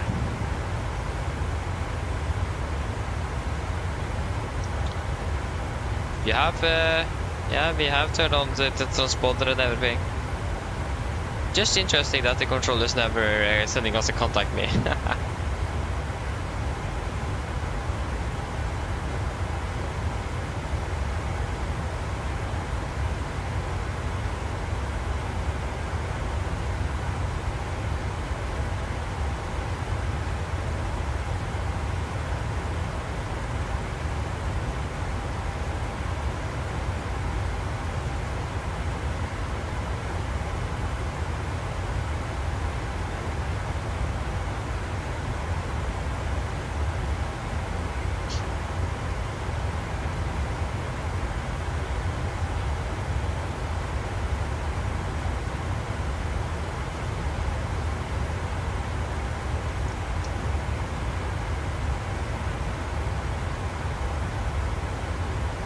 Okay, I understand, Skolvik, yeah. I mean, was P3D actually better for you performance-wise? To be fair, P3D actually looked quite good. Like, especially like physics-wise, system depth-wise for aircraft and so on. And to be honest, graphics-wise, it doesn't look very, very bad either. And also that you can, when you can like use submarines in a flight simulator, then we are talking. Oh, yeah.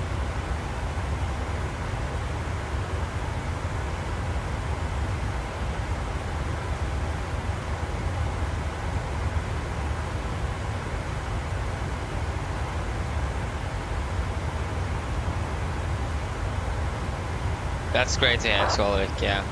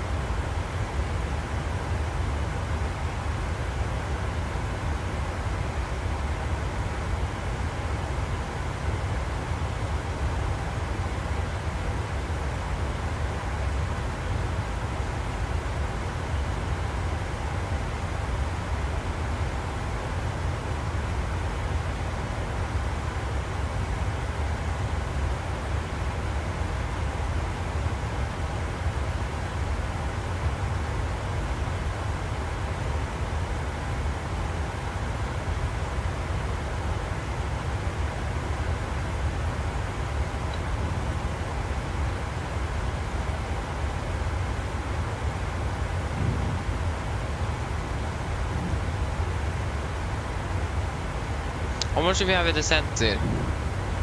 We still have a little bit less than a ton.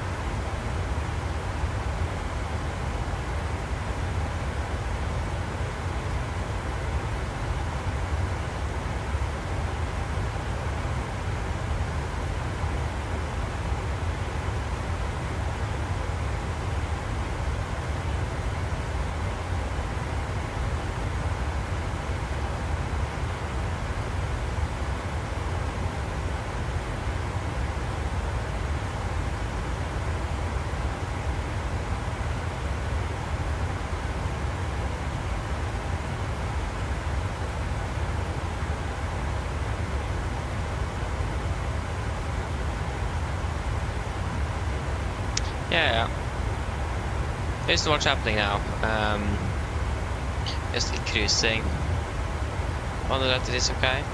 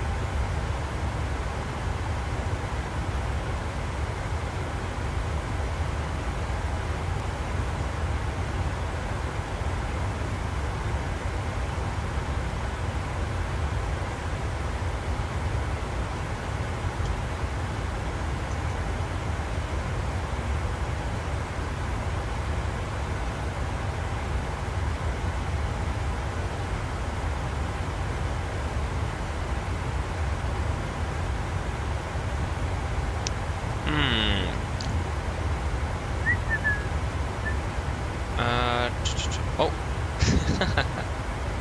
Great.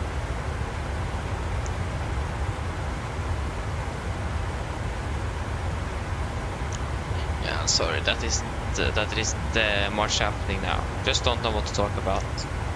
Really would have been great if I had something to talk about, but again, I don't know.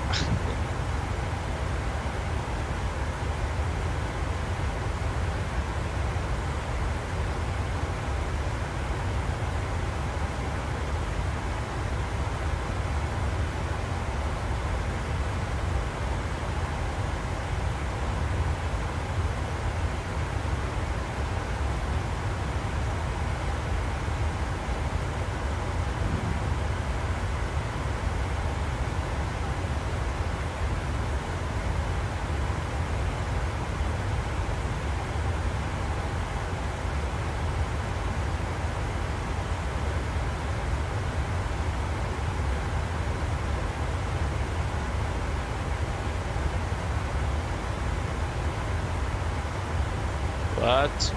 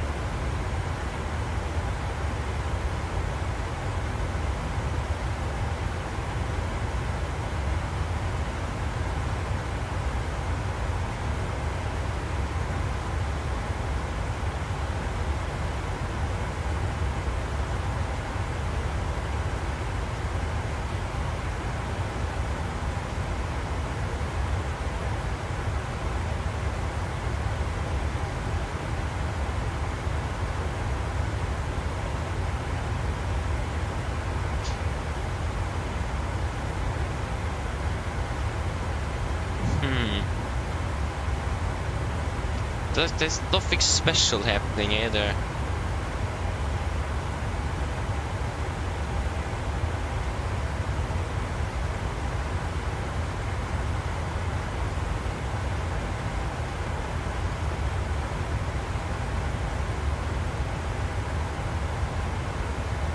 Yeah, also actually it was some Northern Lights this night. Like a lot as well. I've heard, so that's great. I didn't see them though.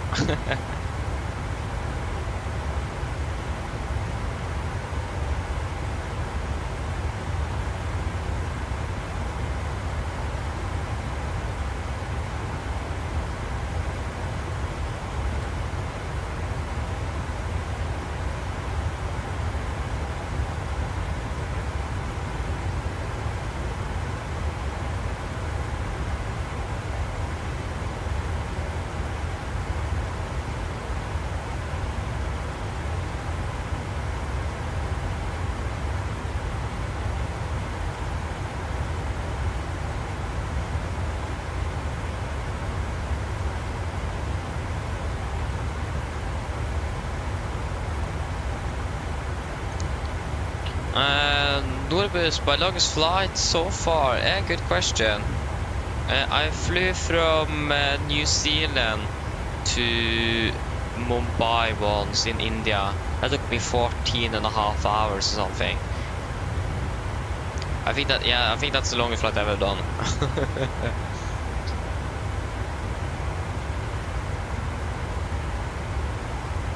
Probably not gonna take one of those again.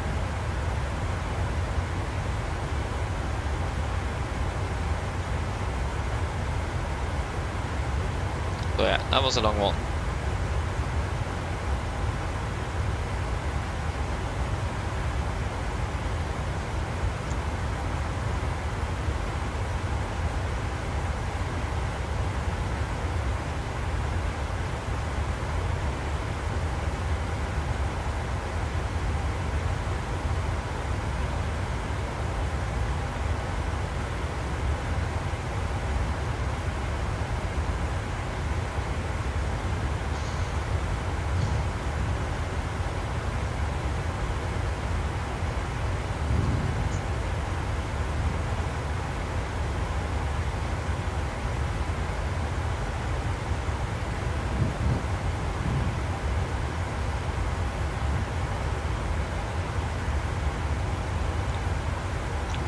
So we're soon out of Romanian airspace, but still a little while.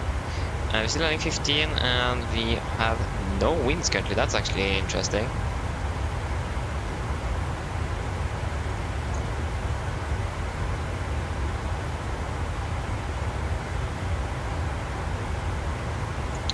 Yeah.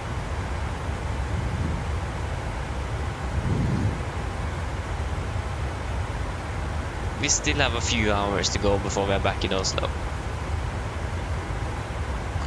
That's great. Oh, the clock is already that much, okay, then...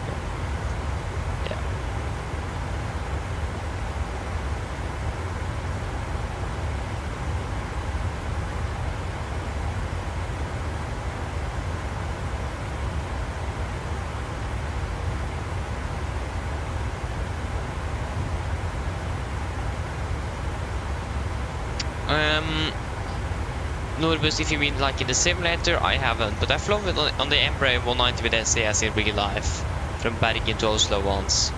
But in simulator, no, I haven't. Looks like a really nice aircraft also.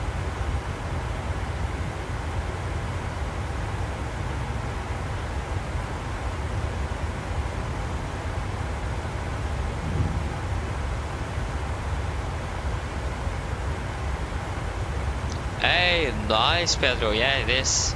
It is really nice. It is.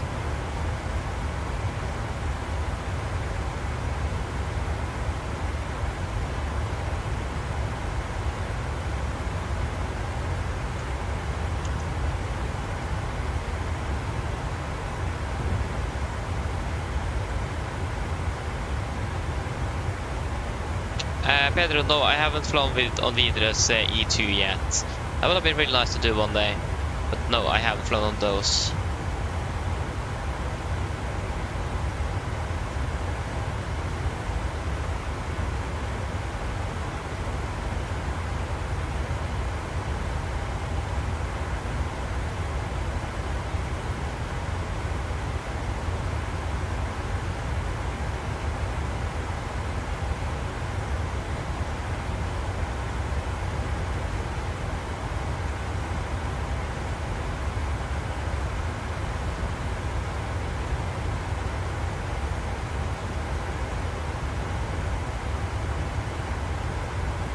Yeah, that's correct, yeah. It is indeed. Yeah, forgot that.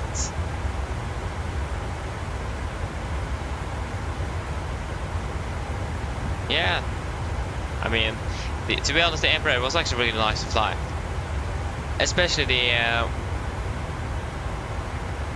SAS, because that was basically an almost all business class layout. That was interesting.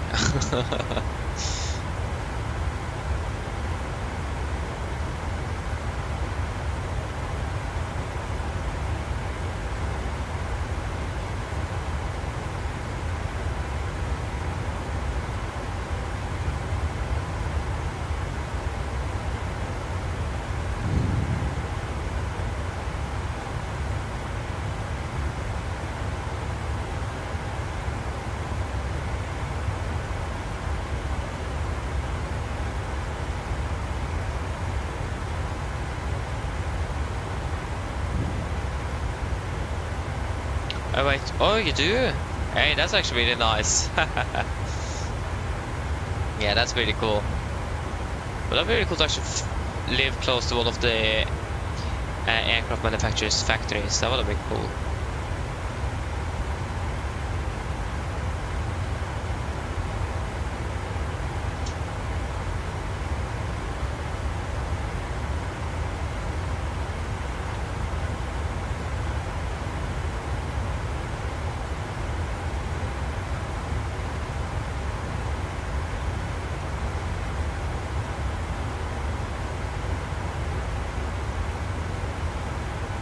Hey, nice, Dorbus.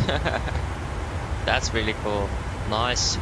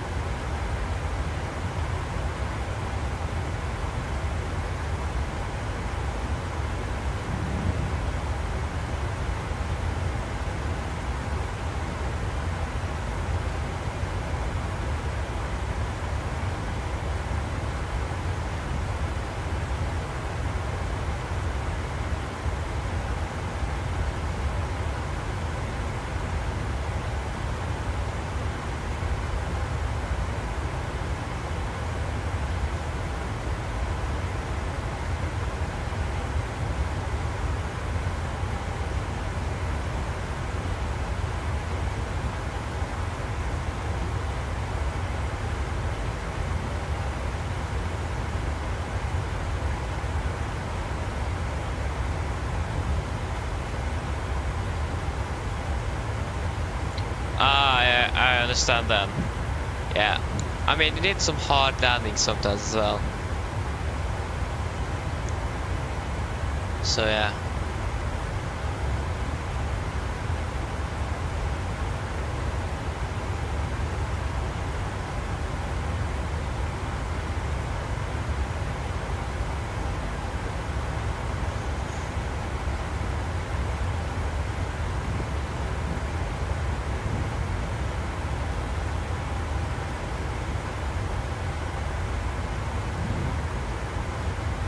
Okay, we can increase the cost X to 40 initially.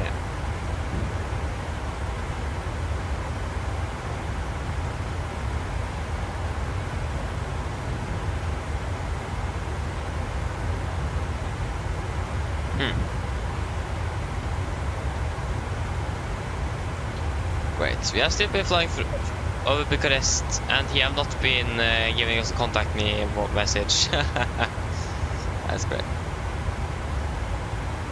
Flight control have been on for 4.5 hours. Oslo approach is now currently going on for 6 minutes.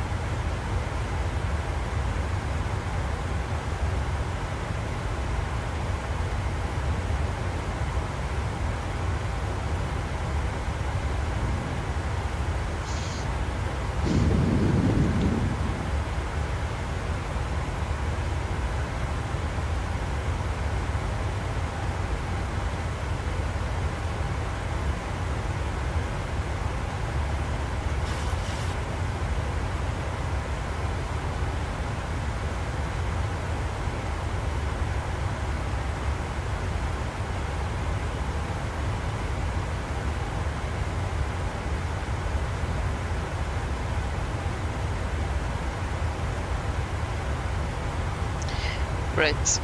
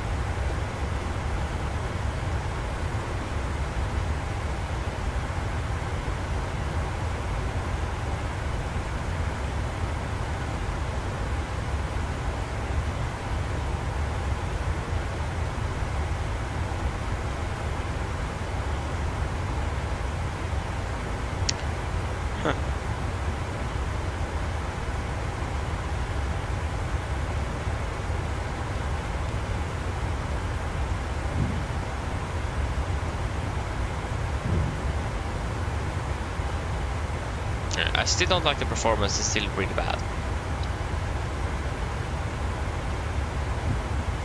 But yeah.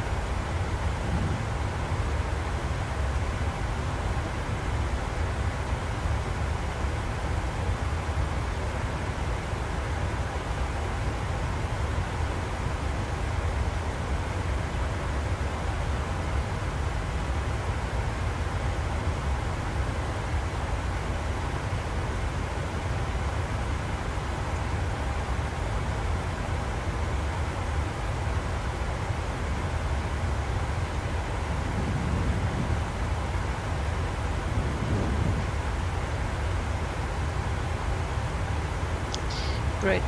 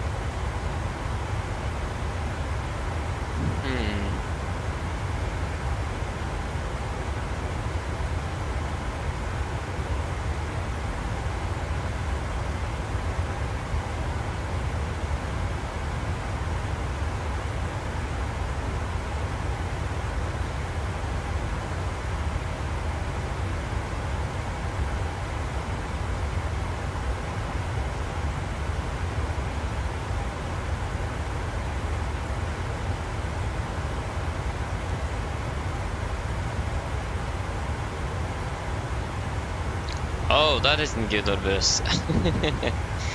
That's what we need to do. You need to do something with that. You need to fly more with Norwegian.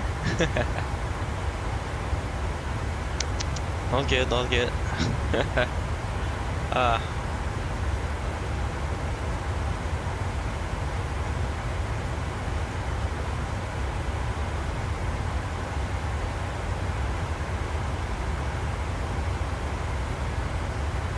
Yeah.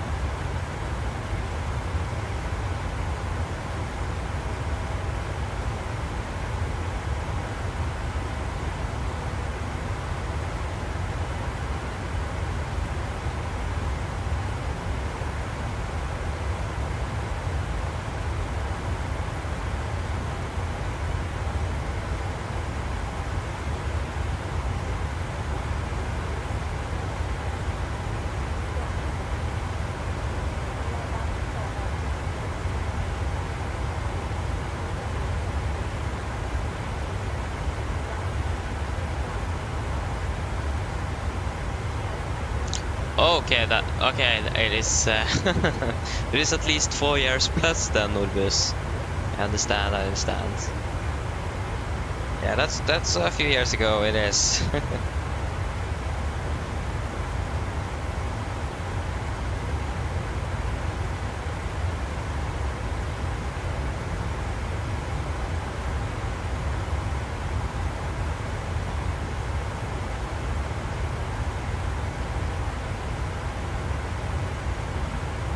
There you go, we got a fuel warning. And that is basically empty in both tanks. Turn it off. Performance is still so bad. I still don't understand why the performance is so bad. It's like a more recent problem. I haven't been like this before.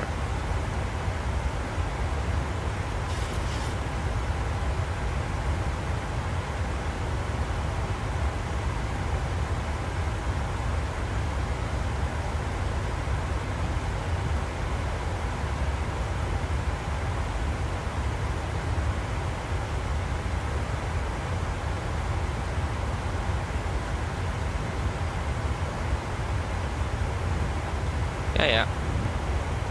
I can't fix it, that's the thing. That's the most frustrating thing. I use so much money buying this PC and it doesn't work.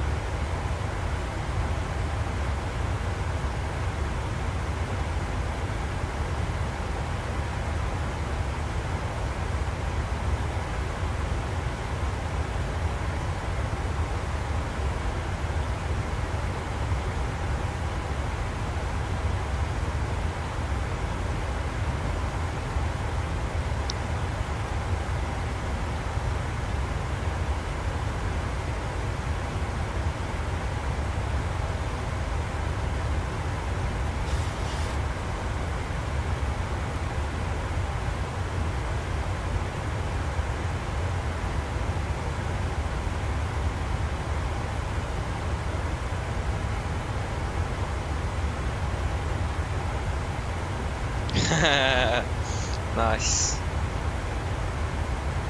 Someone thought that this was more fun though, but the person wrote on the forum under the latest update from Robert on PMG's forum, looking forward to play 154. That's great. Okay, nice Norway out to the Netherlands. Yeah, I mean that's nice. Amsterdam is a big airport though, so yeah.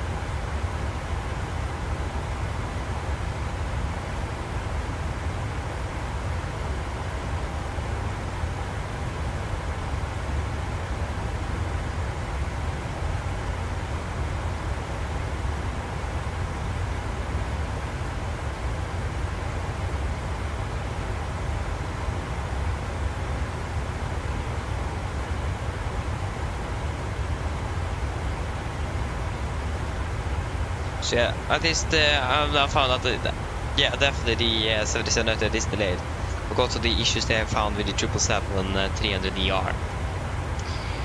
Okay, next fuel check should be at Keket.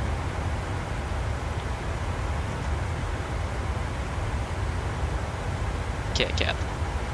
So 41 miles at 12:03.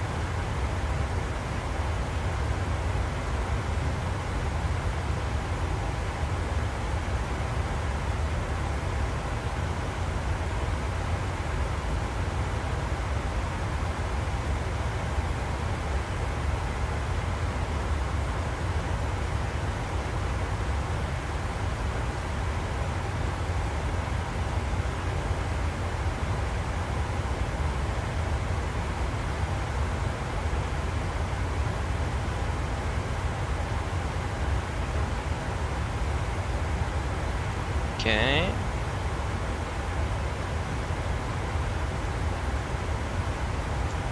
I just wonder when we're going to be able to hear more about the MAX aircraft.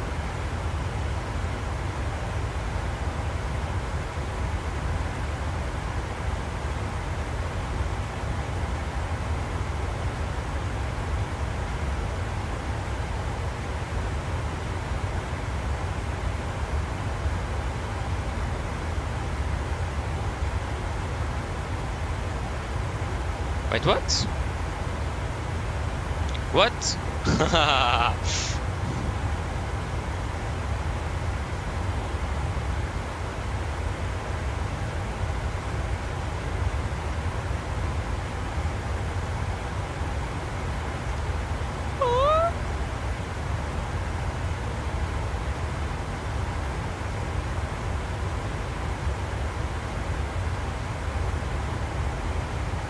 What?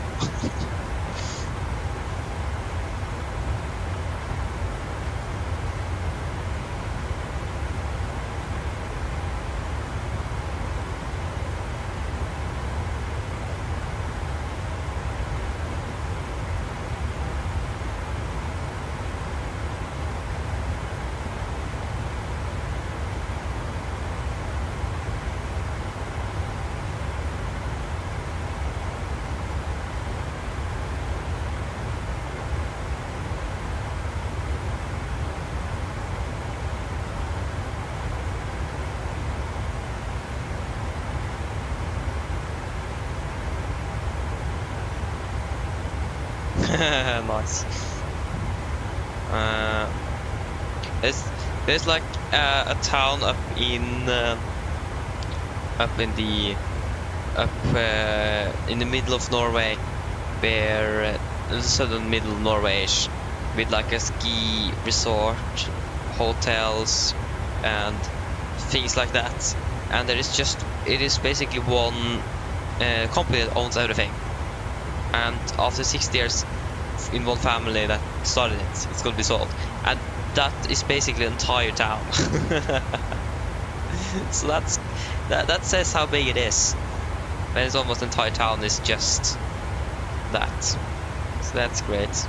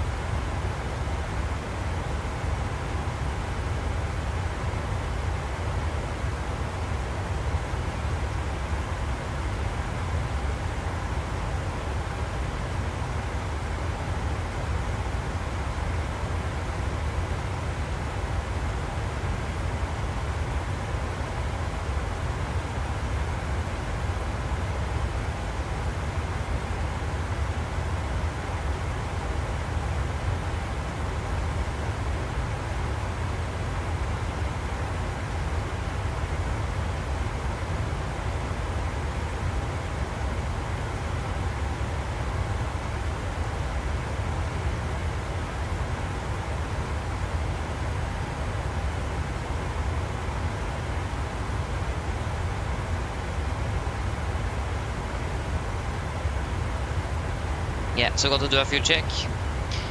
So, naked 7.1 tons, we have 7.4, 6.1, we have 4, 5.6,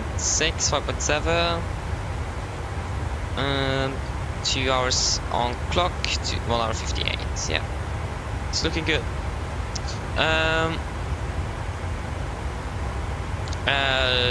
If any flights I could recommend, the flight sim, actually I don't know. You just need to go around and find what you would like yourself, actually. I mean, Corfu is a nice airport to fly into, but yeah. Så det Thompson, hello Volko, hope doing well. We are currently flying over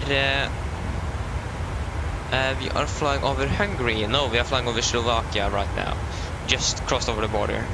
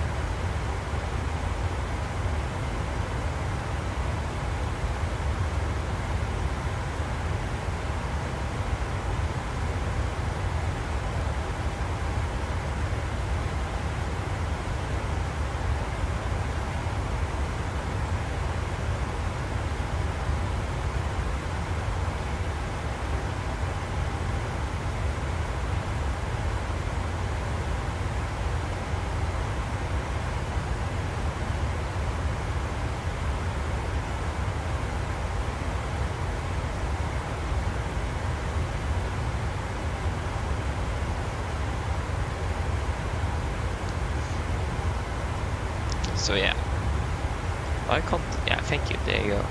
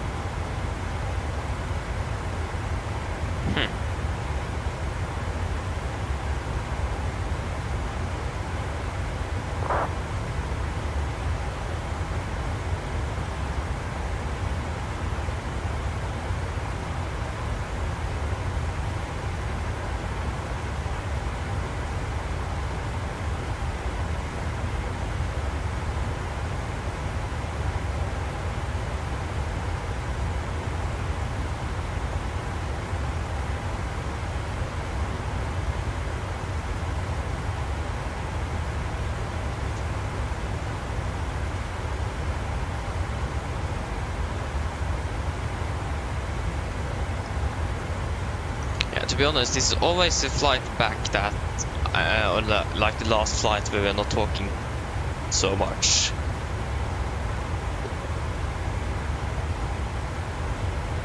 Always the last flight. Especially in the morning flights. Feel like I'm always talking more on the first leg.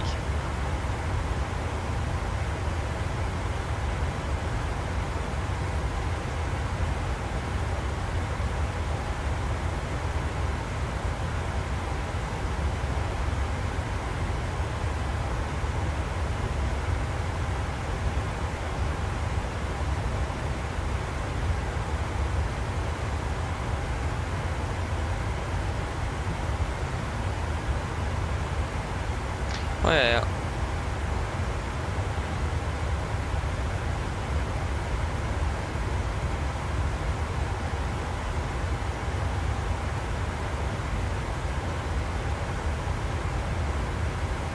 We still have progress in Oslo approach online though, but we still have a long way to go.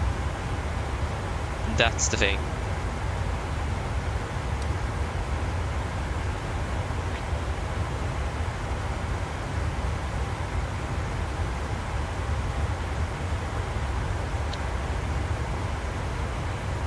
We managed to stay up 6 minutes though throughout the flight. When we were departed, we were just going to land like 19 or something. Wait, France is actually on as well HC wise, that's new. That isn't often.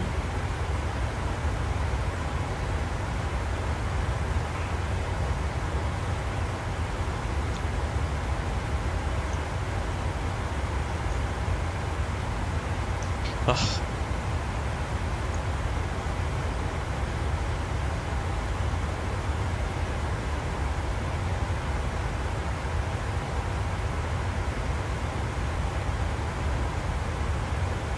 I can definitely feel that I'm beginning to be a bit tired.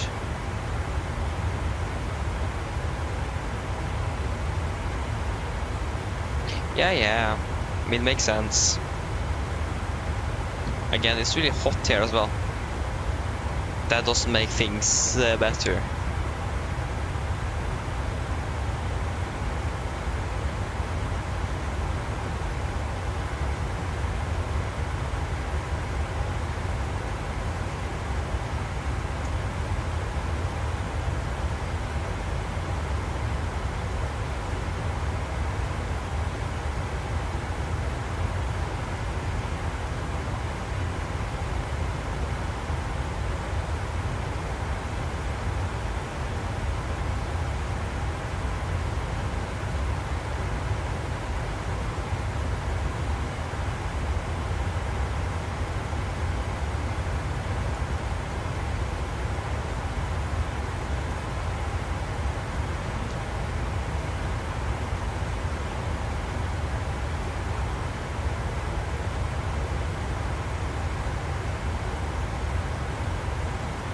Oh yeah.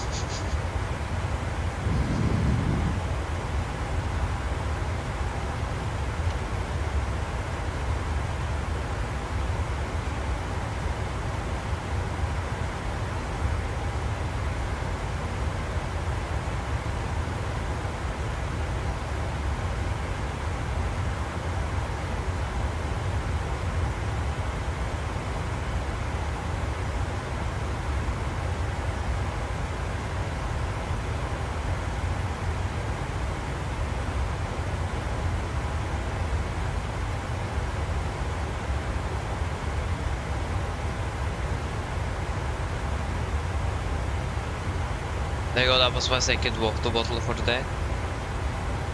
I wonder how much it is. I think it is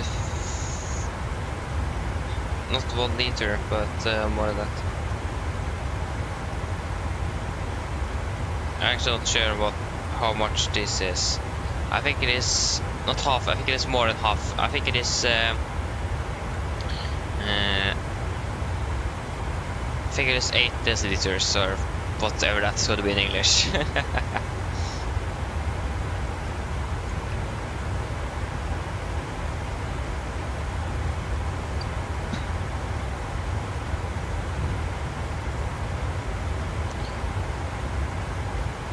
Yeah, deciliters, yeah. What's that? I think it is 8 deciliters.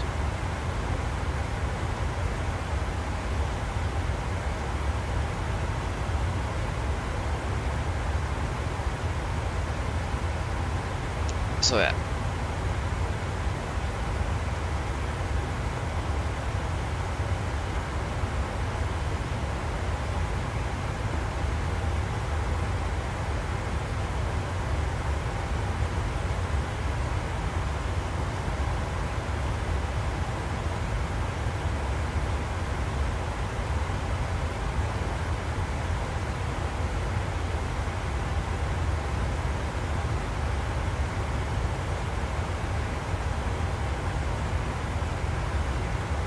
I really hope that we're going to have ATC online where we are riding, otherwise I'm going to be quite mad. Going to be not mad, but I'm going to be sad. Would have been so nice. It would have been fantastic to have.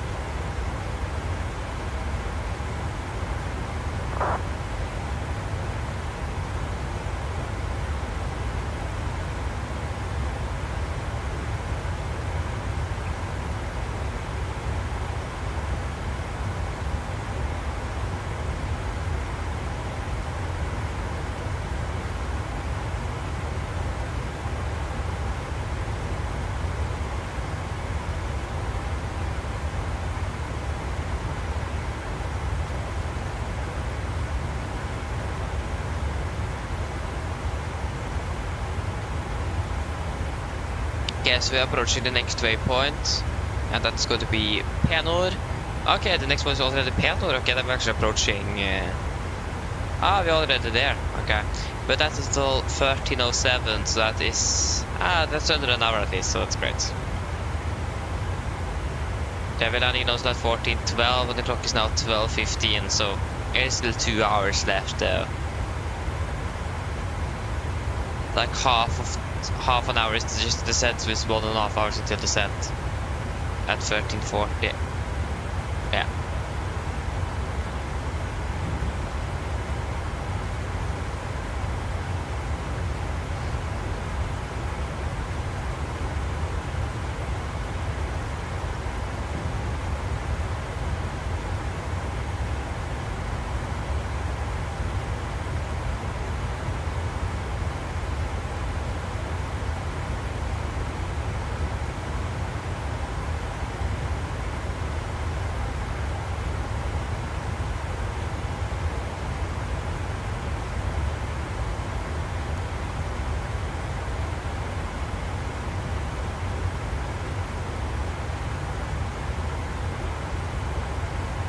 Wait, what?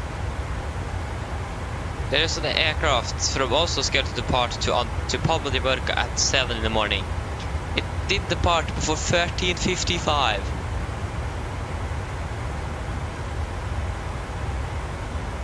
That's a bit of a delay.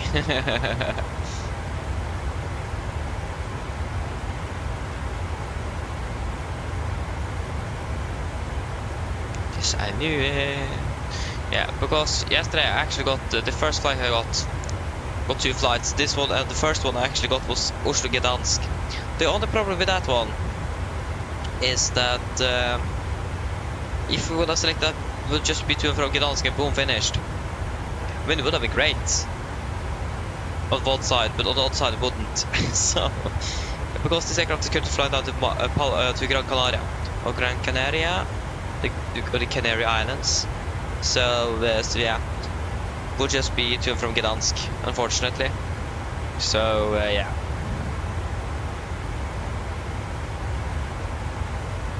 So I'm happy that we didn't select that one at least.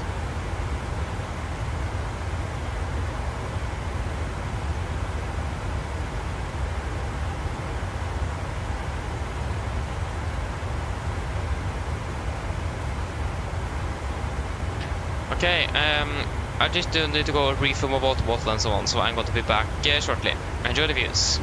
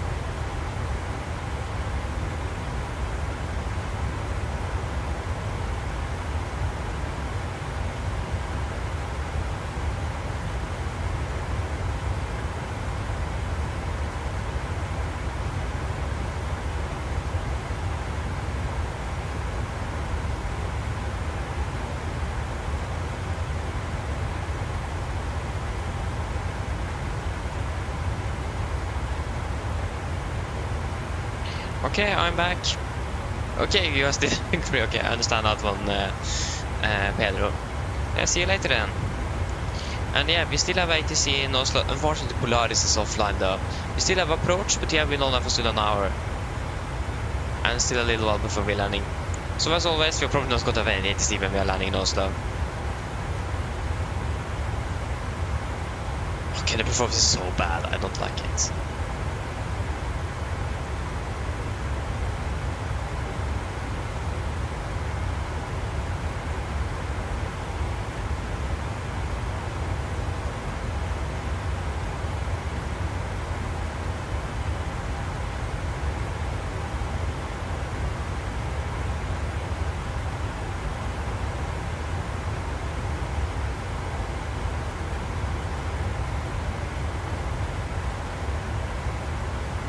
Oh, okay, I understand that. Nice, I understand.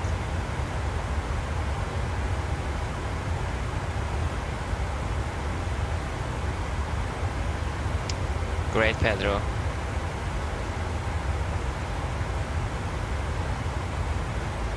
Yeah, this performance is so bad. We are in cruise. There is definitely something wrong. Again, it's really hard to test out because I need to do one flight and then I need to do another one. So it is a little bit hard to like try to solve anything.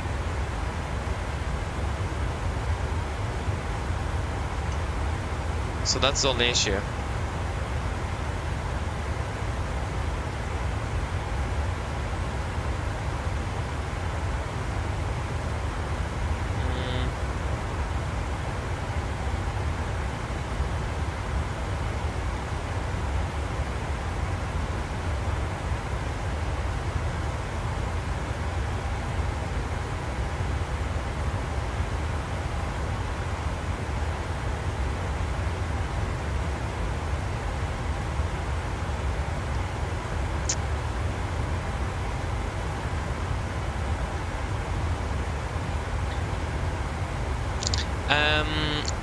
Norbus, no.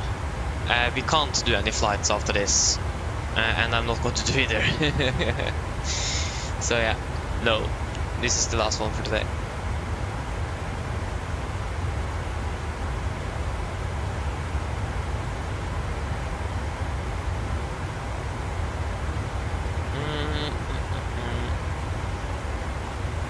Okay, where is the thing I'm looking for?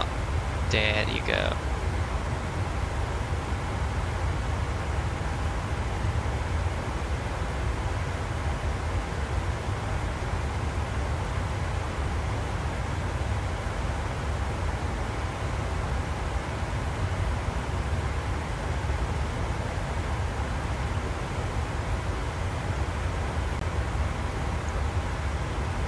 Yeah.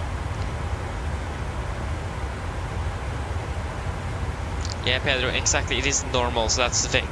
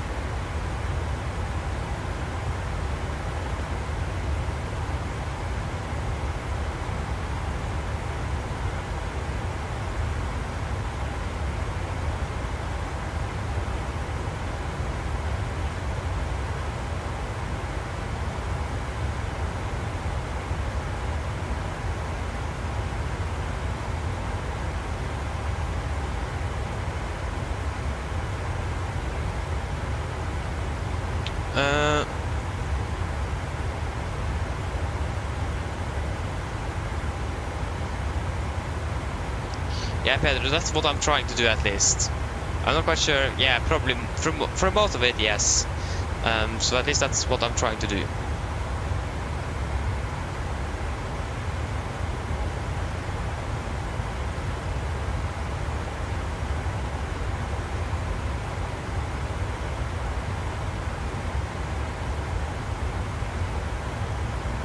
So yeah, for example, this these flights is both the to and return flight is such a long flight. You need to.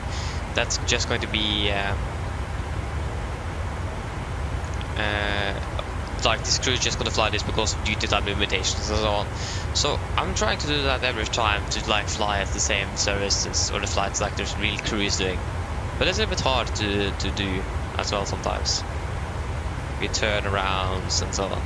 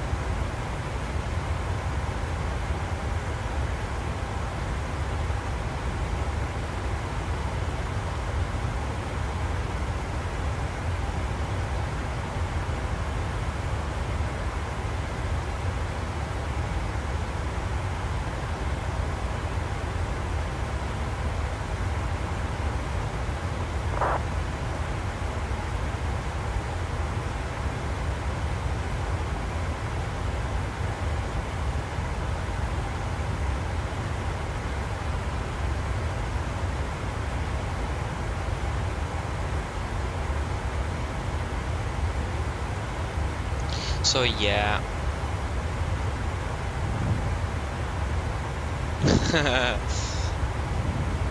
I wonder if we change the arrivals to Lunip.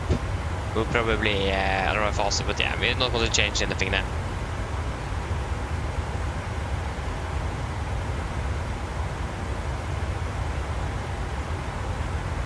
Yeah, Pedro, but actually the maximum flight time is 13 hours, or duty time is maximum 13 hours for a pilot. If you're departing from the morning. And it depends on how many sectors you're flying, but for this search flight that we're doing now, 13 hours is the maximum duty time. So that's when you are beginning, an hour before your flight until you are finished of the day. So duty time always begins an hour before your scheduled time of departure if you're flying short to medium haul like we are. If you're flying a long haul flight, so that's going to be 1.5 hours until departure. So it's actually maximum 13 hours. So yeah.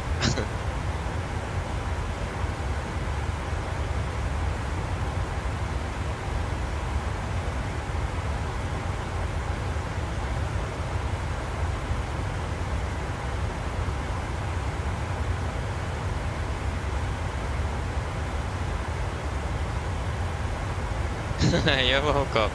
So yeah.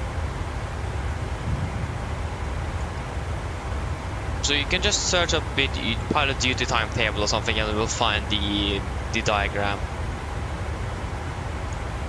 So yeah.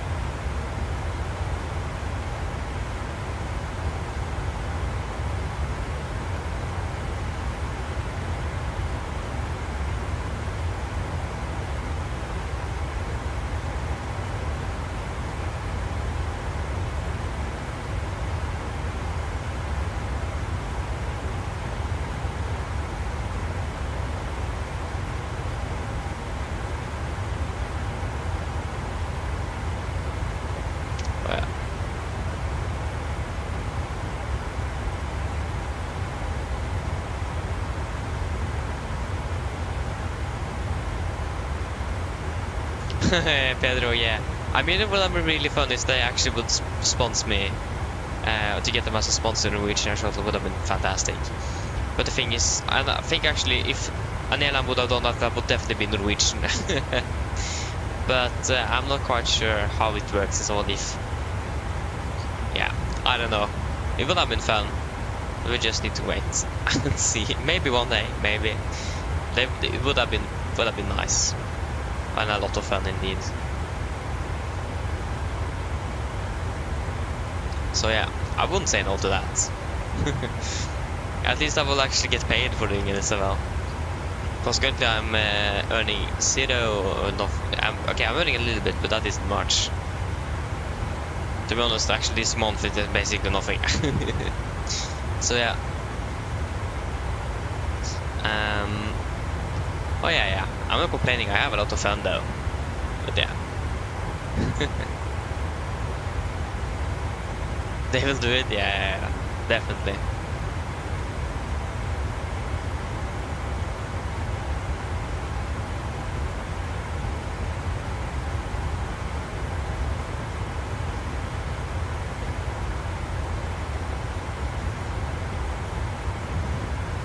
So yeah.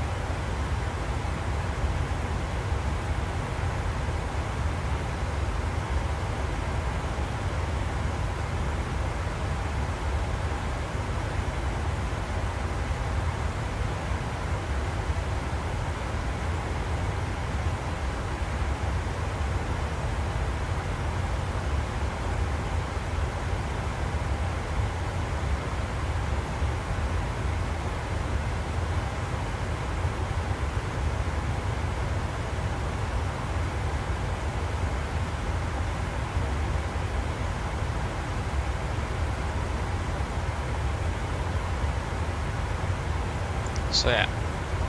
Again, we'll just wait and see. You never know. You never know.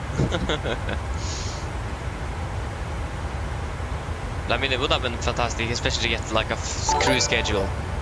Oh. Oh.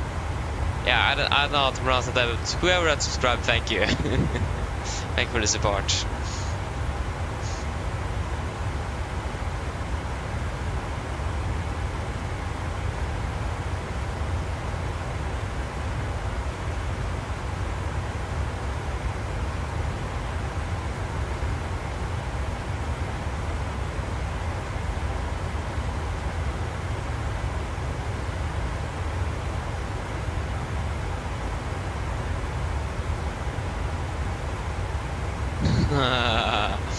So yeah.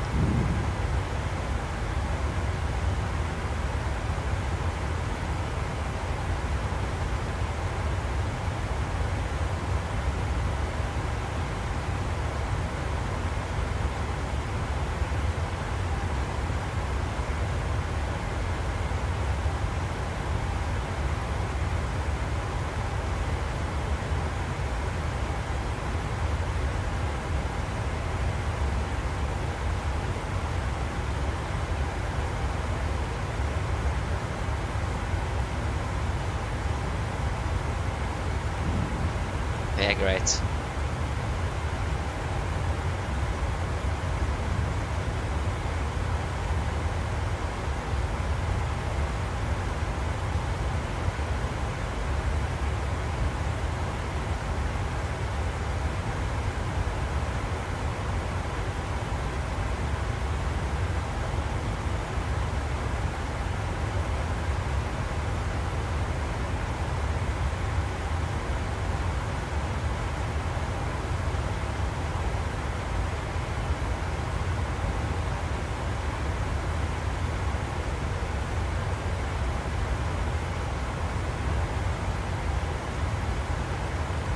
So yeah.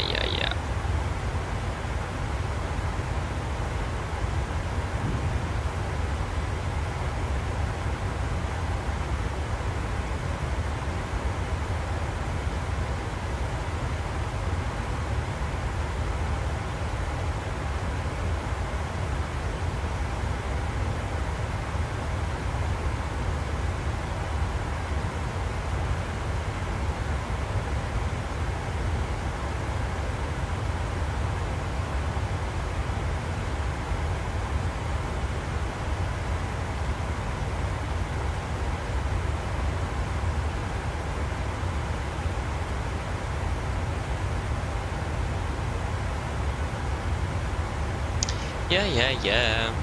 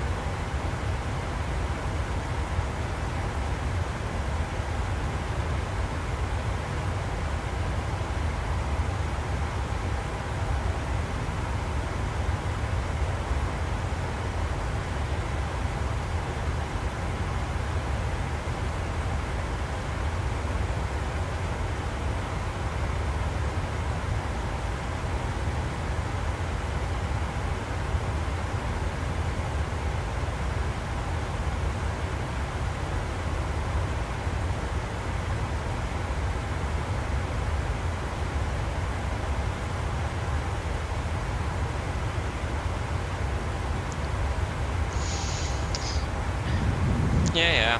Again, it's not much happening right now. Yeah.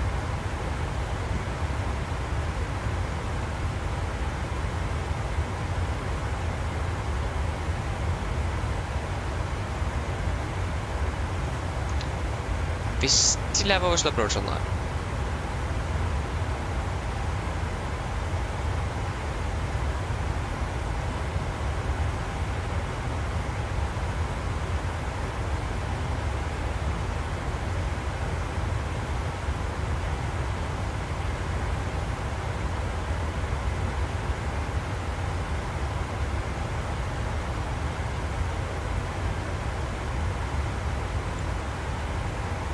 So yeah. 11, we are saving one more time, but the performance is still not great.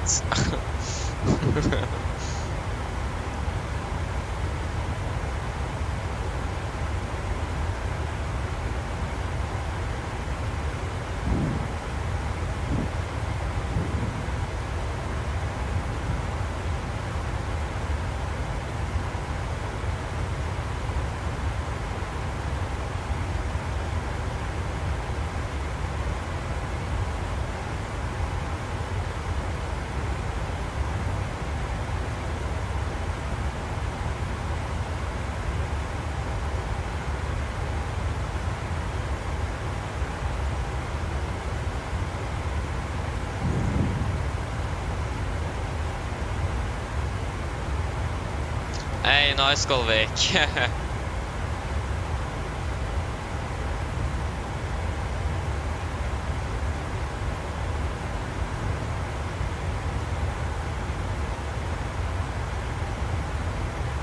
So yeah, nice Golvik. So last step climb, that's great. Good to know that there isn't much happening for anyone, for the others here as well.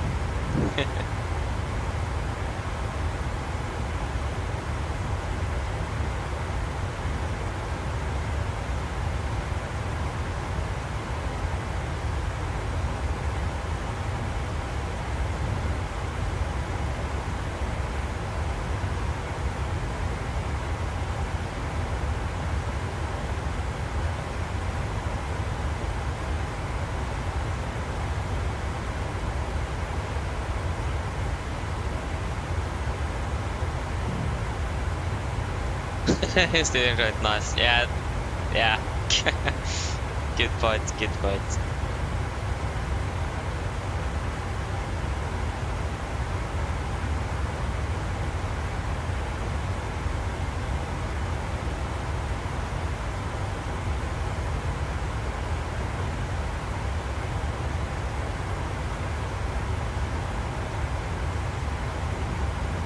Så ja.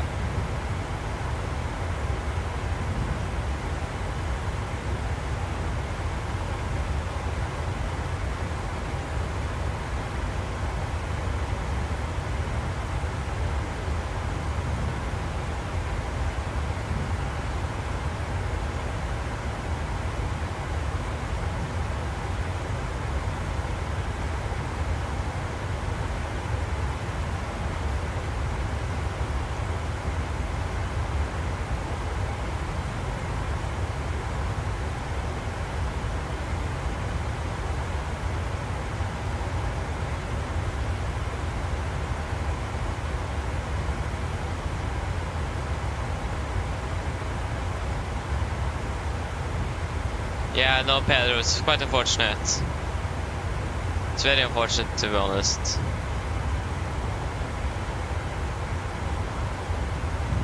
So yeah.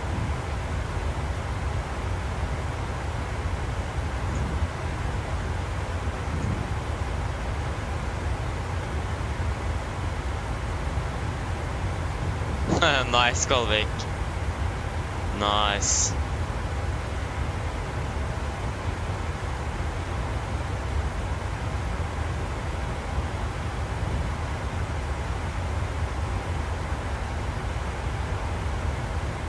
Kristoffer, hello, welcome. Hope you're doing well.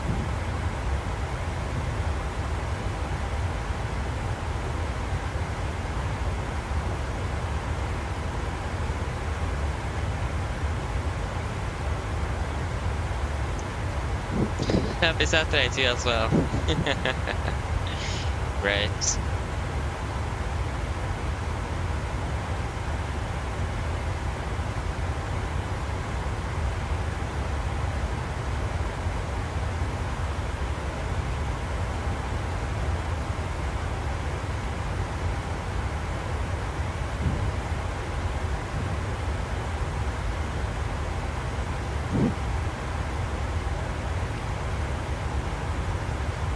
Yeah, Nord 154 miles at 1306. We are beginning our descent at 1339. 1209 we are going to do our fuel, call to the cabin.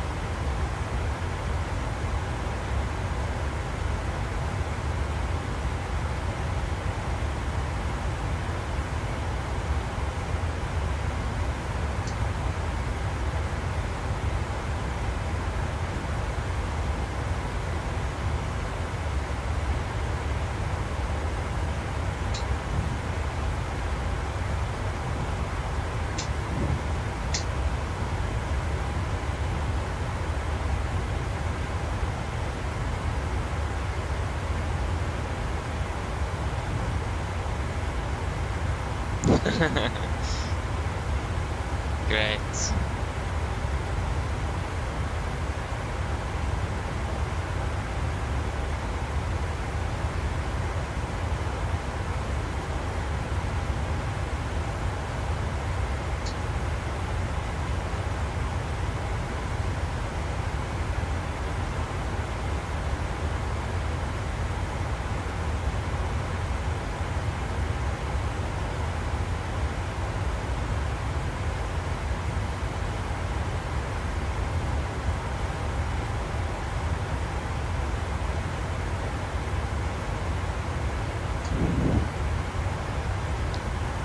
Okay.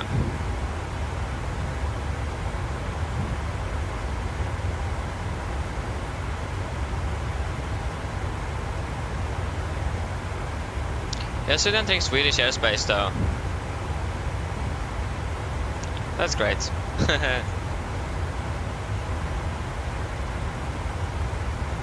Okay, go. Okay, Christopher. See you later. Have a great rest of the Saturday.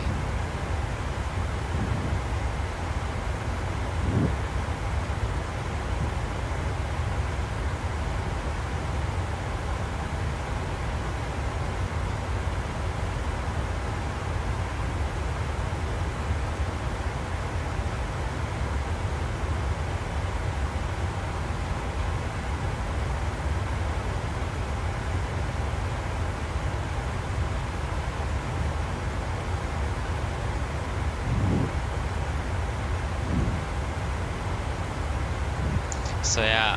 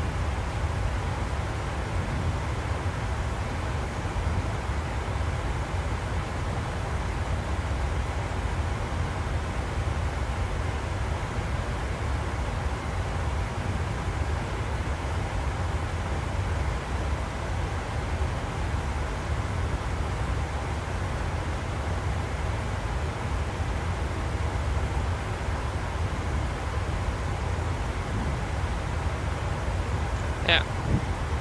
Again, I hope that the approach could be online when we are arriving. That would have been, again, great.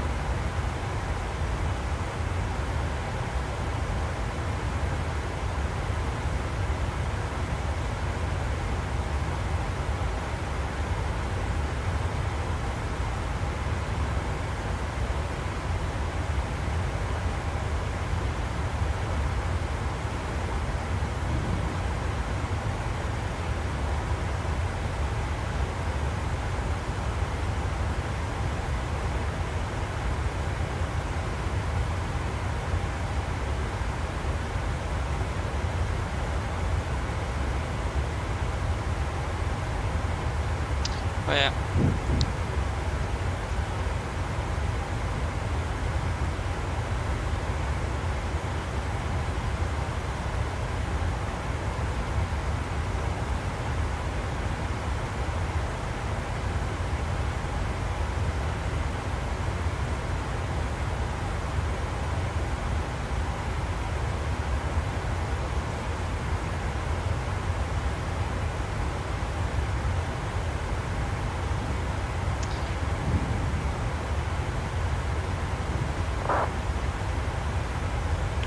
$14.11.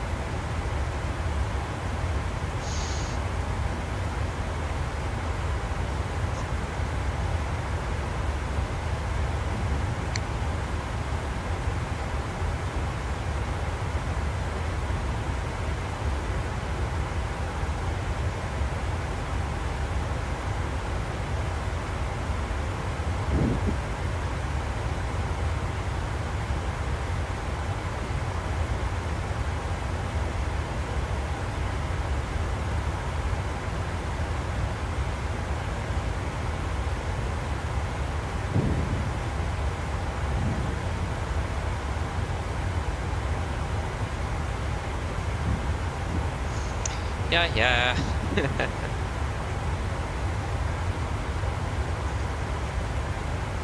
I got Motavr online as well though, but process is more preferable. Got Motavr have been online for about 3 hours and 39 minutes. What? And 1 hour 15 for approach. Okay.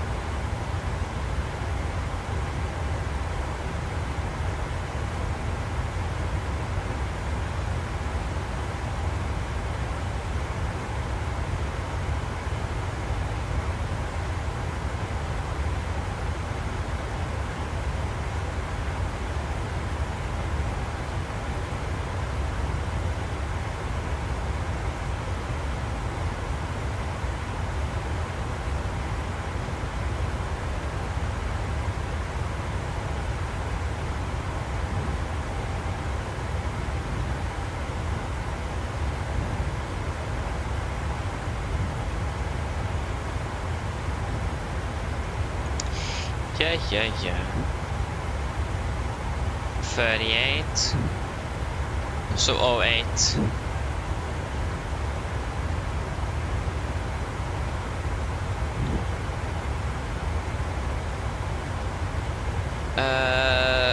Expect LSRP approach, 0 left and 0 right, transition level 80.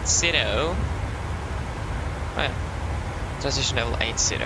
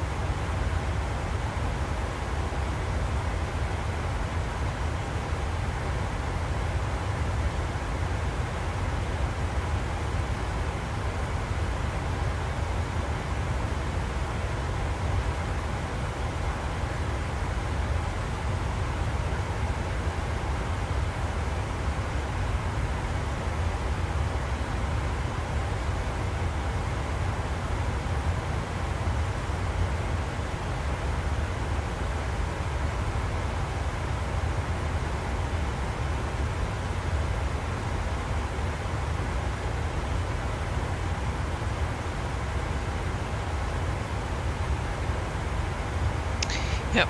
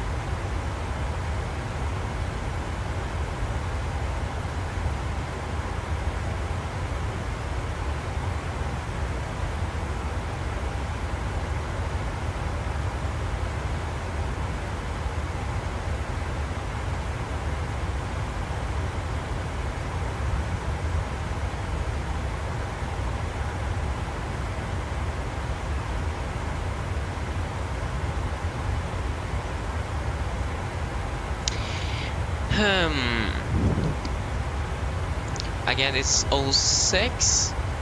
Yeah, 06. So we are approaching shortly.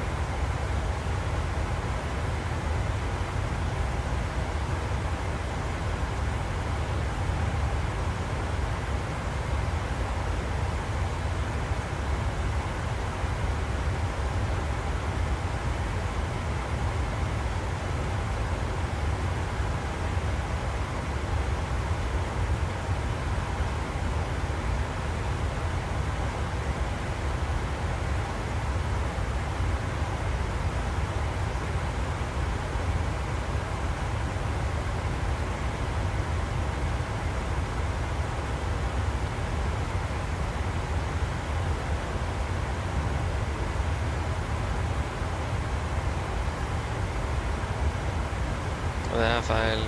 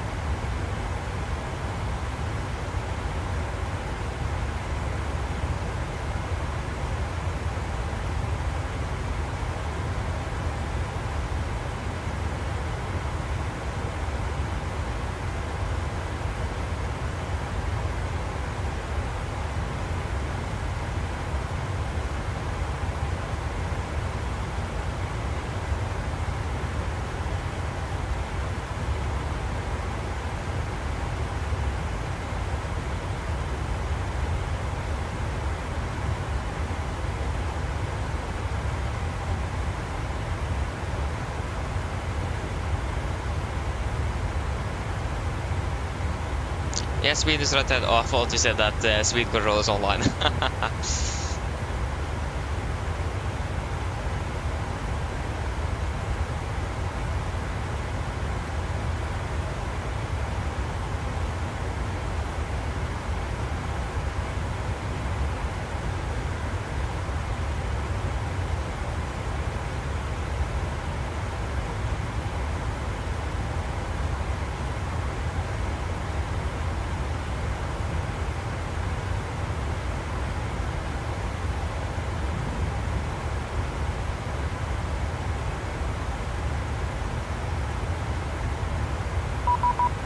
Oh. Wait, what? Sweden control is online. Sweden control is online. Hey, 118405. Yes. 118. Why did I go the long way around? And it didn't even work. 118405.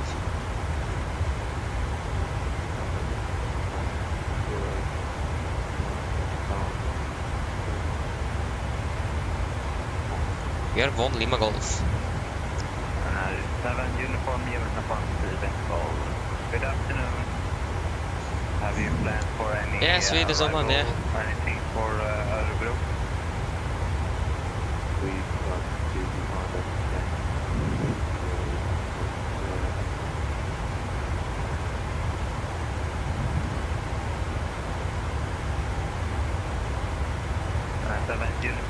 Uniform radius. Proceed direct Oscar Echo 715 for Island Squadron runway 01.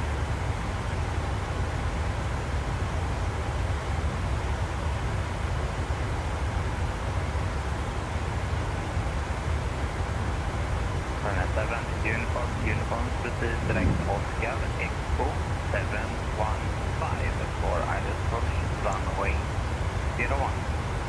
Direct to Oscar Echo 715. I can see the mainland of Sweden. Go for 80 Sweden call i det side.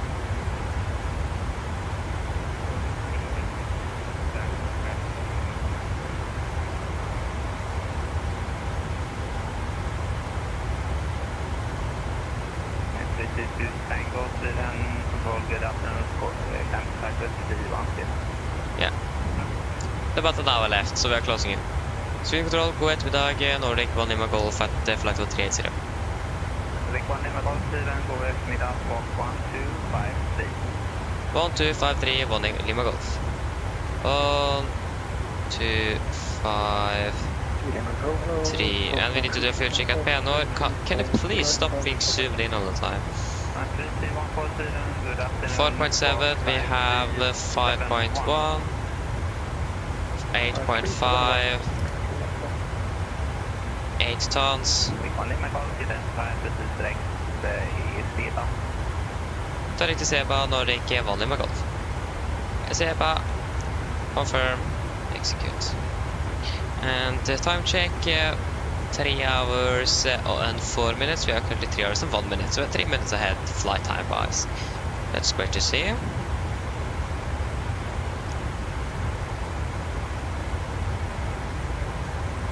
Yeah. This is looking quite alright.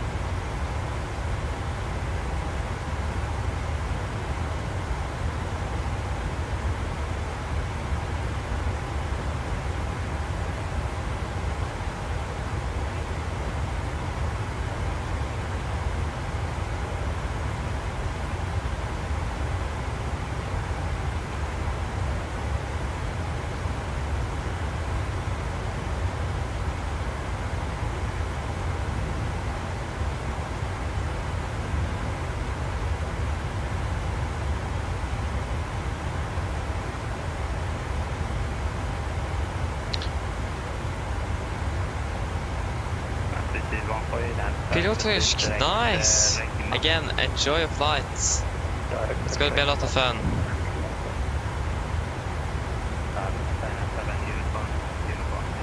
Yeah. It's really fun, so look forward for it.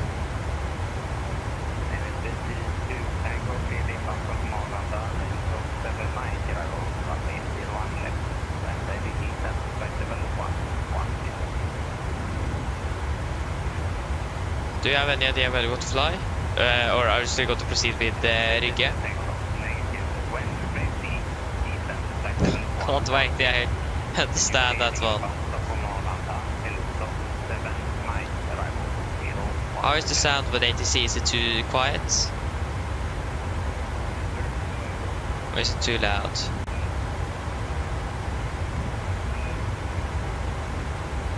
To Rygge, yeah, that's nice though.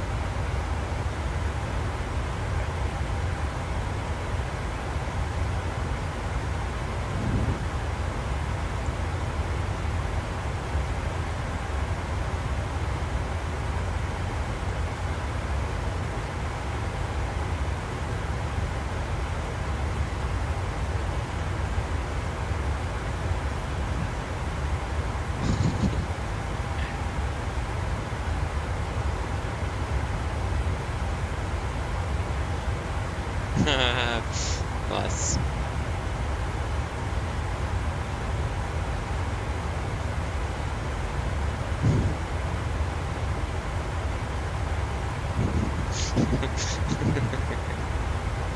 Nice. Yeah. Again, Project still on, even tower is still online, so we should hopefully be good.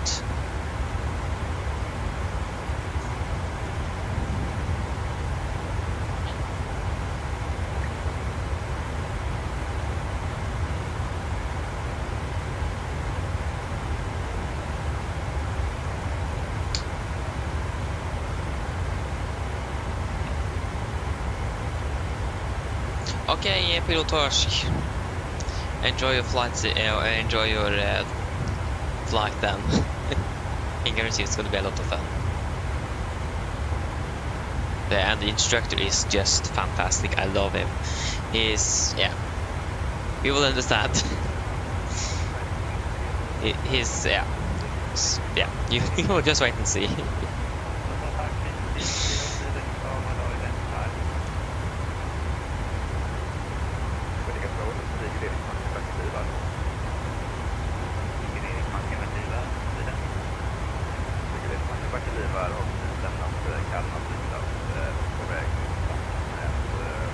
Saxnäs?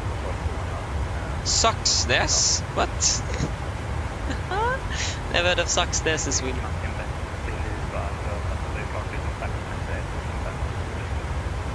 Saxnäs? Saxnäs. Saxnäs.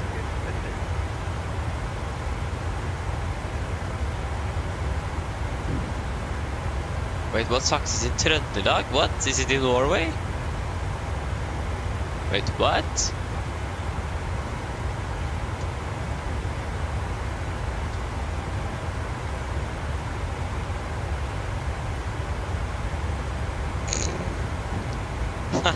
Sister disappeared, airport's closed down. Nice.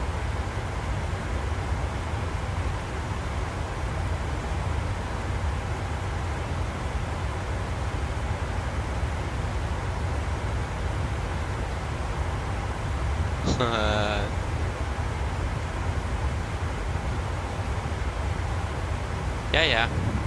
There's some interesting names around there. Like, yeah. That's great.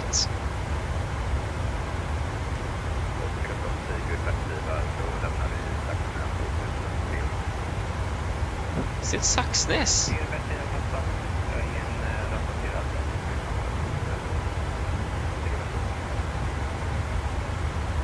Okay. Ah, the performance is still so bad. I'm so mad. Means that if I just go out to the main menu, go back, reload into the Garmin, the performance is going to be perfectly fine.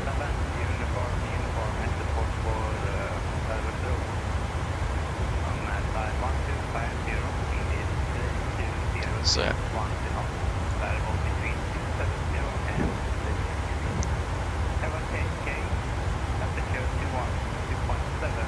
QNH1 0 102.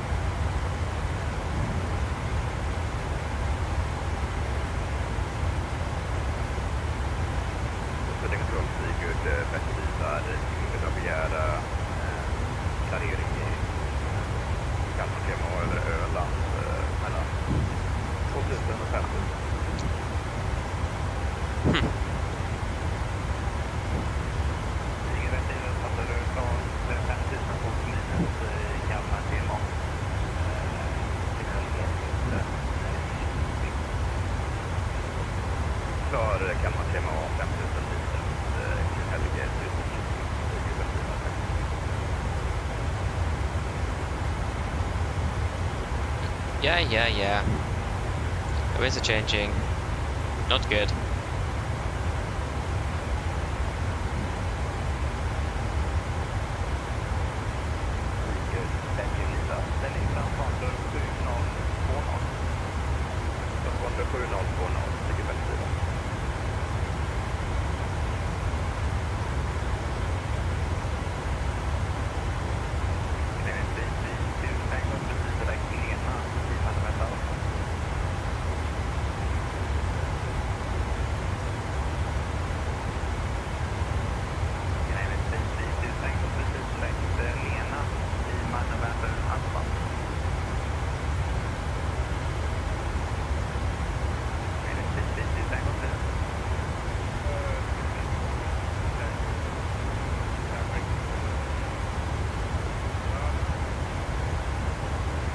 Oh no.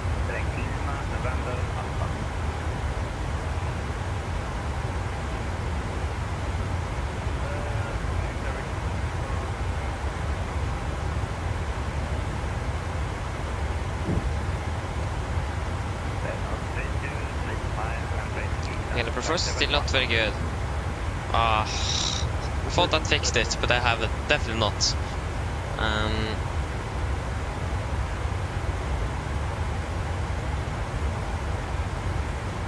I'll just wait and see if we can. The thing is that I don't have time to actually double check and so on probably before the flight tomorrow, so wait and see how it goes. But yeah, I don't like it. I have basically I have AMD RX 6700 XT, so it should be a level with a 3060, and I have a 75700X CPU or something in AMD. Can actually double check, but it should be quite good actually. Well, it isn't like the best, but it should be valid there. So yeah, I have a 6700 XT and I have a 75700X CPU from AMD. So I mean, and it's also it also is in the description. So you can look at the description as well to get the system specs.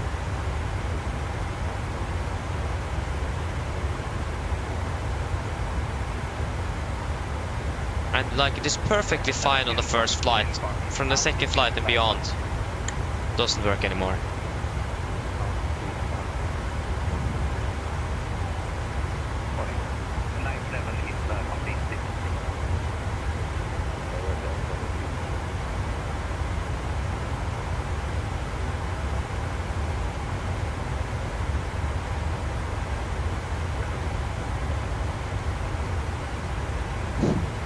What?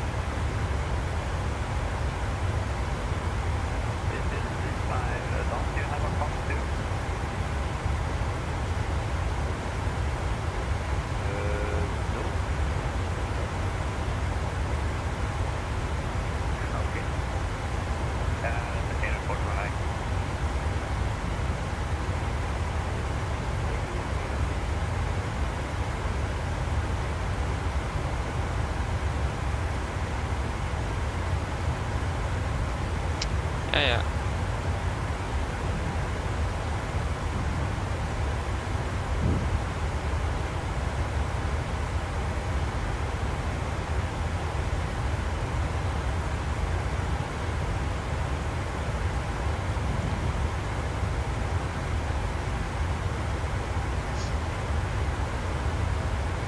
Approach is still on that same tower. Again, cross our fingers. Hope they're still going to be on when we are landing. It's so typical for me that they switch on offline when we are closing in. Like for example, Antalya ground they came on right after we departed. That's great.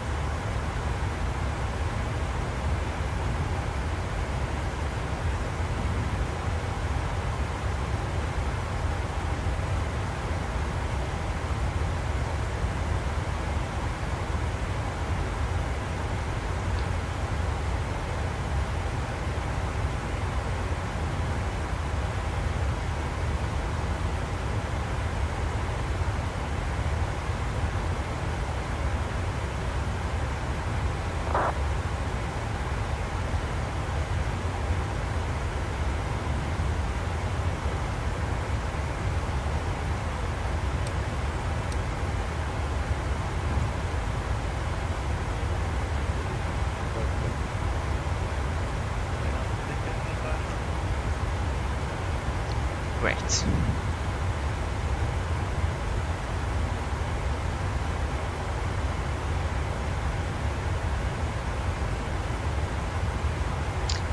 Relations, welcome back. Yeah, it isn't that very long time since I cleaned my PC. Actually, it is maybe 2-3 months ago, and I still haven't had this PC for a year.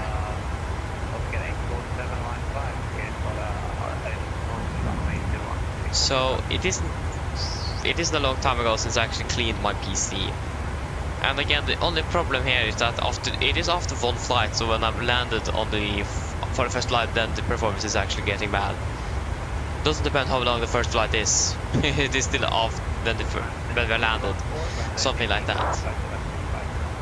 So I'm not quite sure. It is probably something else, but yeah, it isn't too long ago since I actually cleaned my PC last. So yeah, I don't think it should be that.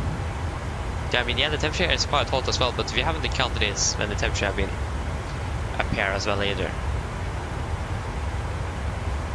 And also when it have been a little bit colder, we have still encountered the same problem, so it is something interesting in the background or something. Yeah, I think we should plan for still on the right. Is that what we plan for? Oh, erase. I'm going to fly VOR DME arrival.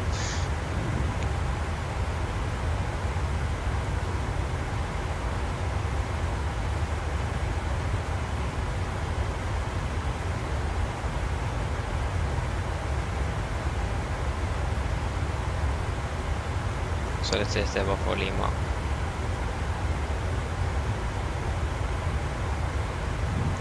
Se.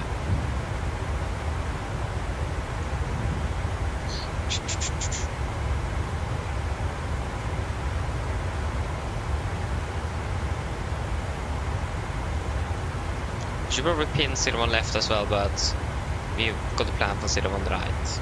But you never know with ATC.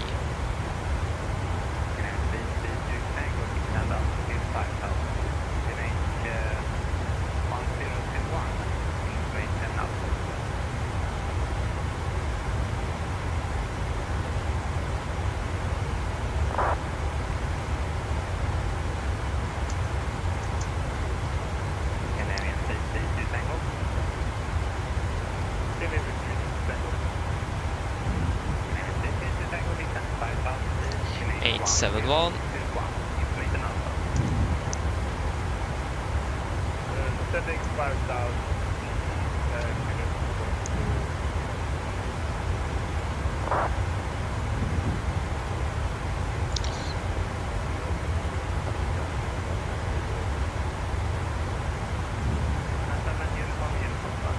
Yes, you're right. Oh no, it's guests. Great. 0507 1826.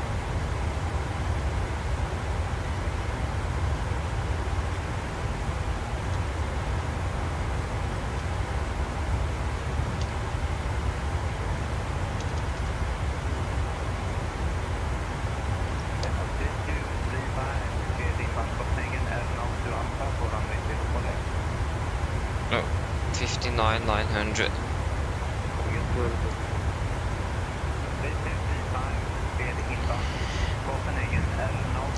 Yeah, indeed, the performance goes down when it's hot, yeah, but again, it isn't probably have all the time now, even though it isn't very hot in here. Oh, yeah. It's always hot in the house, yeah. Yeah, Pedro.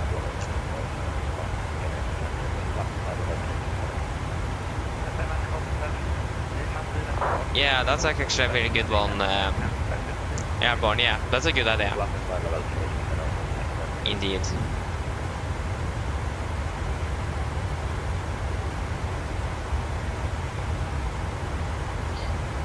Well, 47. Turning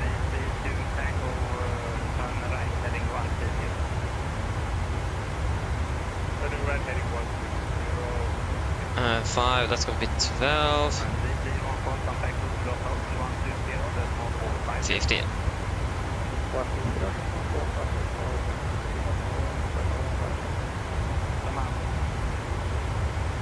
Yeah, it's easier to calculate with a 0 VRF added, so we can add it ourselves. Yeah.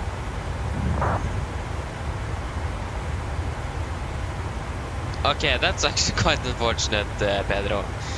Yeah, that's actually really unfortunate. There you are quite unlucky.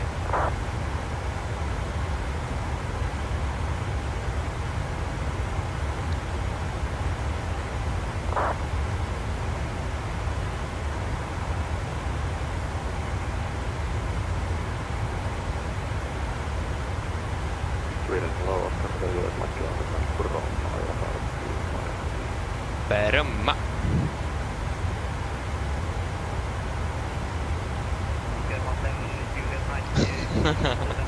Yeah, to be honest, I'm happy at that I'm live like not in like Oslo or something, or in a big city in general. It's actually quite nice. I'm happy with that.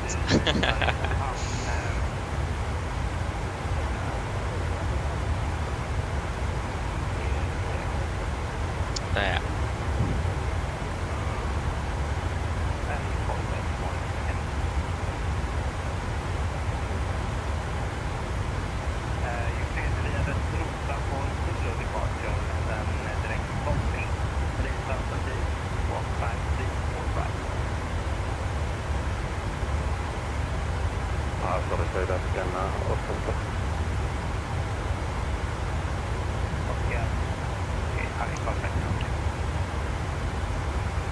Yes, we can wait a little bit longer with our briefing.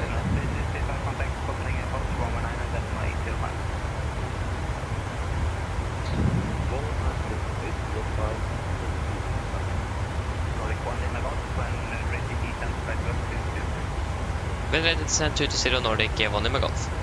That was what I was waiting for. Flight level 220, that's set. Now we can do our approach briefing. So, we can begin with our start. We are expecting the SEBA for correction for Lima arrival.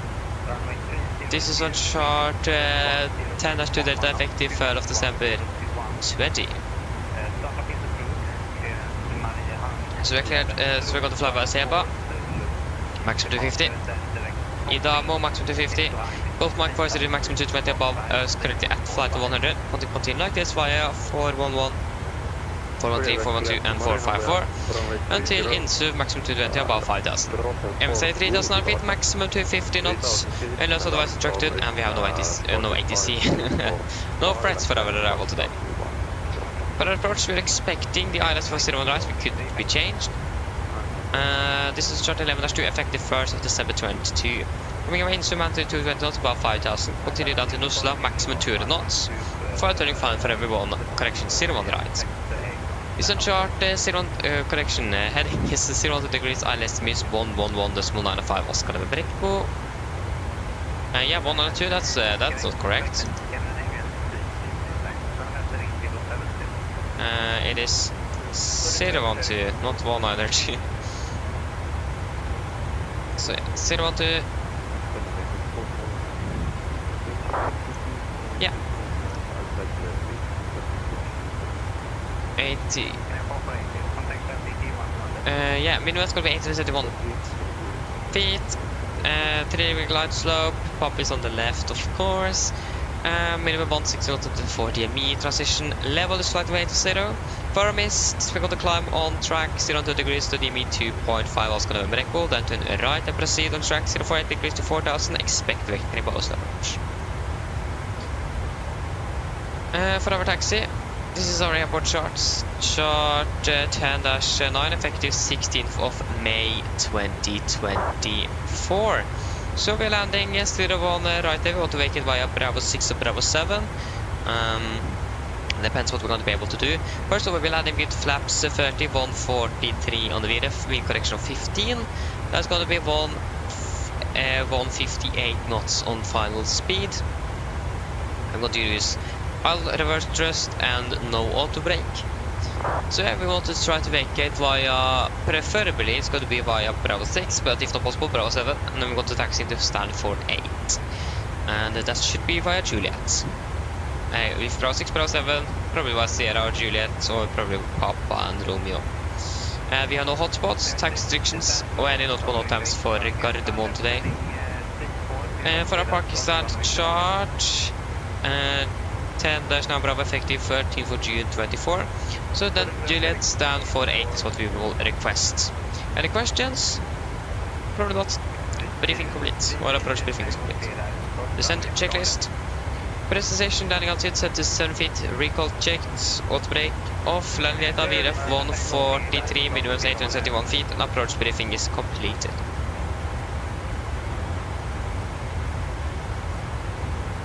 Good. So the descent checklist is complete, yeah. No questions, that is good to hear, Pedro.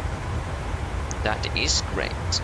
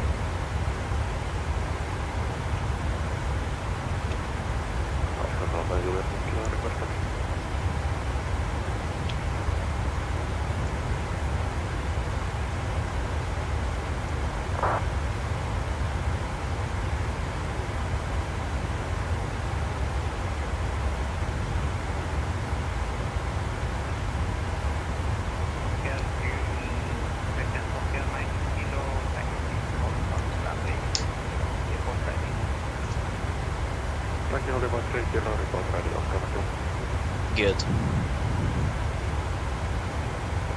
So I shortly got... Oh, I forgot to call the cabin crew. Fantastic. Yeah.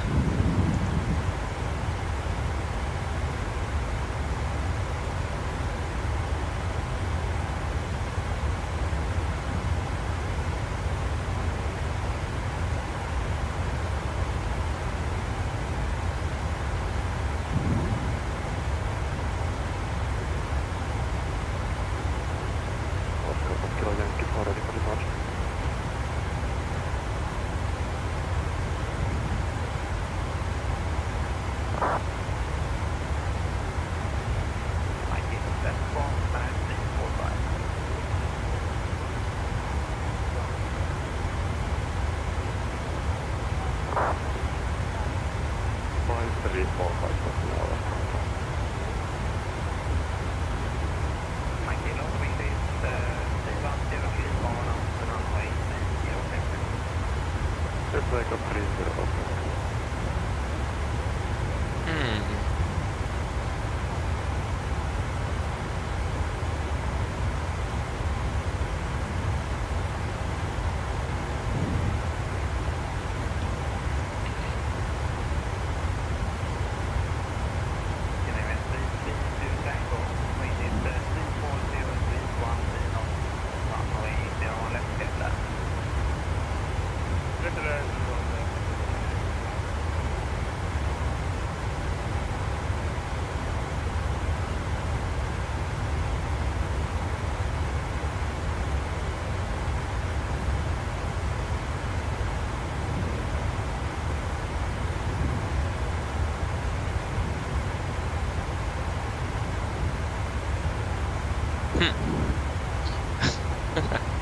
Great.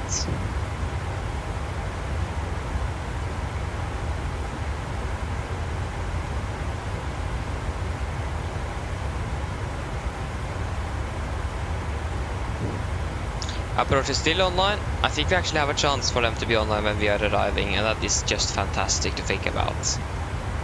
Oh, I forgot one thing. I forgot this.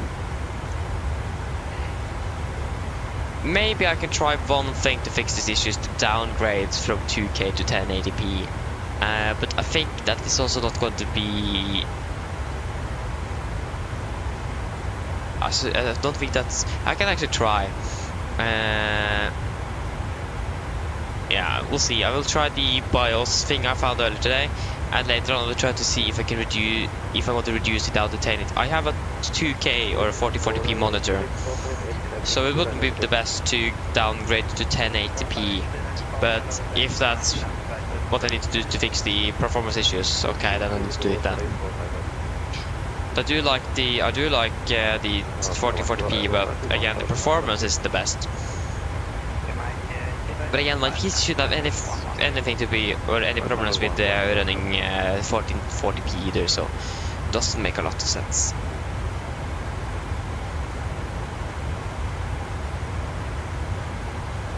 So yeah, I don't know. Well, wait and see. Maybe I should do that. Airborne, yes, I have heard about lossless scaling. I also do own it, but to be honest, yeah, it is good. But it is better to have better native FPS.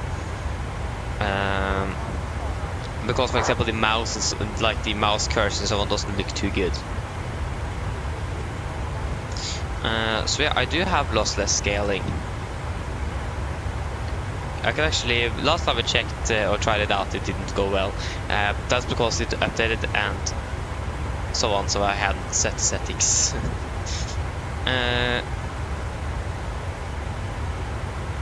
We can maybe try it out now, but again,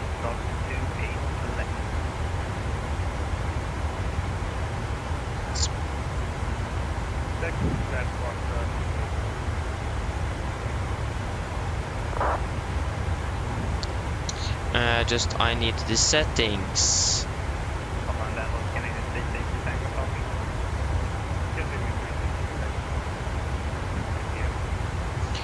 I mean, I have it though, so why not just try?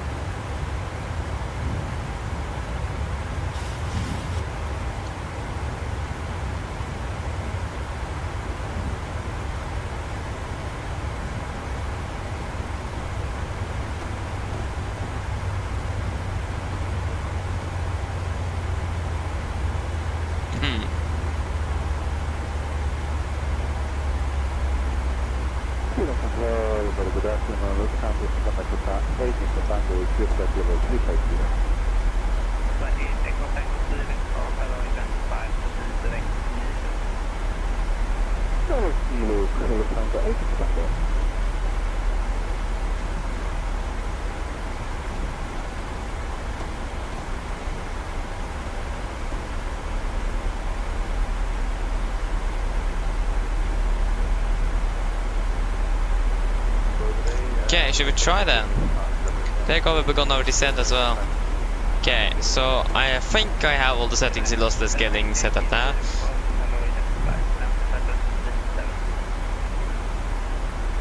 Again, look at this, it looks so weird. So yeah, it is something wrong here. Where is my mouse? I can't even find my mouse anymore.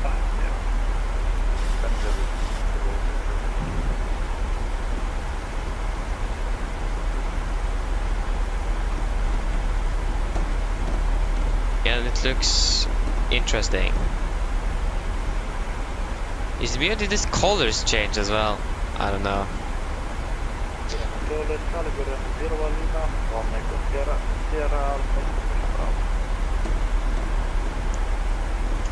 So yeah,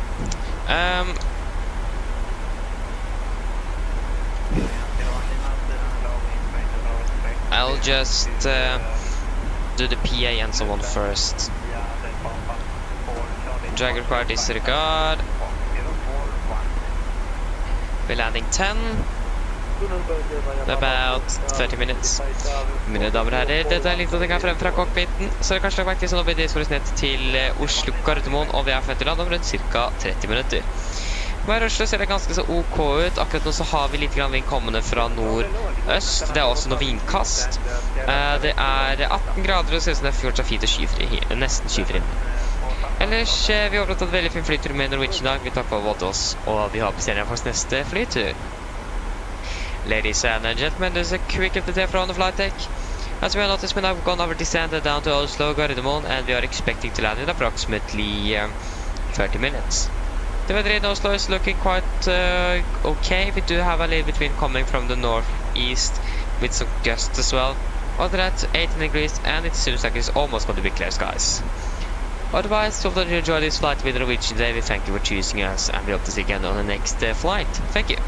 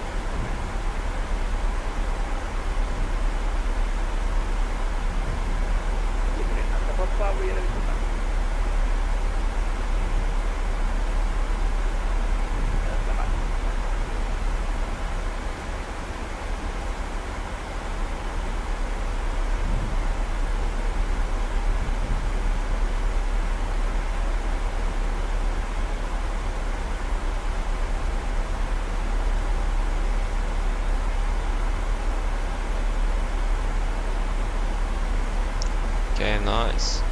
Okay, try again. Maybe it is better now?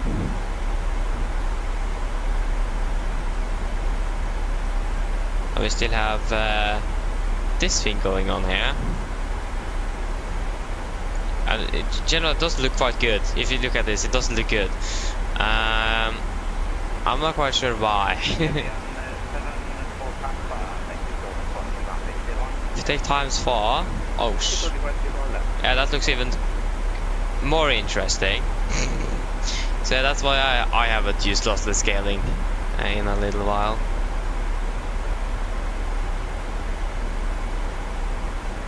Because of exactly that.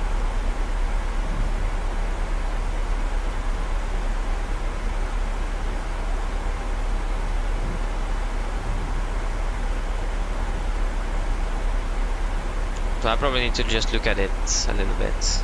I mean, the performance is still not good, but still native good FPS is always better.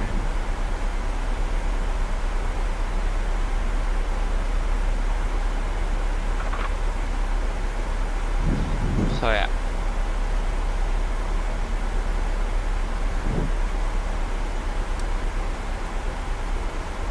I'm not quite sure why our flight plan gave us a SEBA as an arrival route instead of Lunip. To be honest, that doesn't make much sense. But okay, you can do whatever you want first team brief. I'm not going to complain.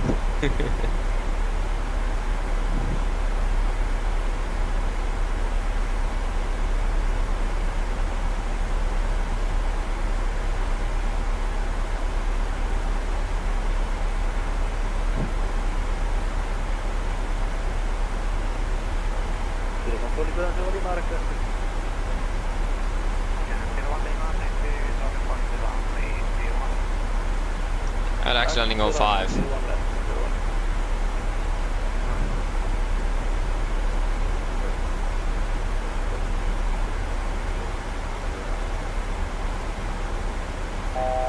Fast and go.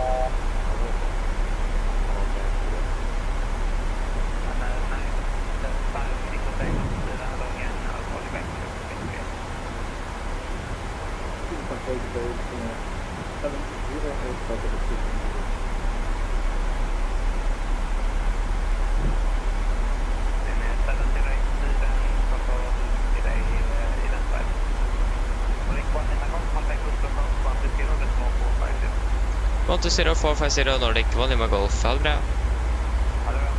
1 to 0 for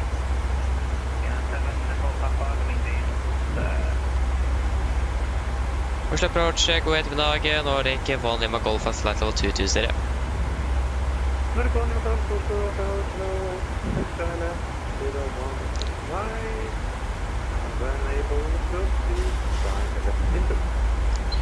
Expect ILS 01 right and direct to Insuv Nordic, one Lima Golf. Insuv.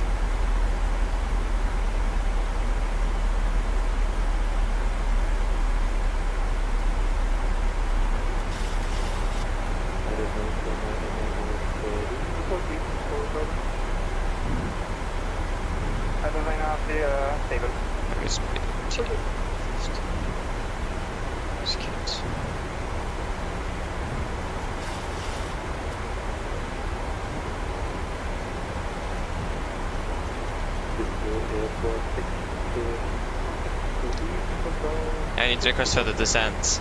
I have 3,000 feet above.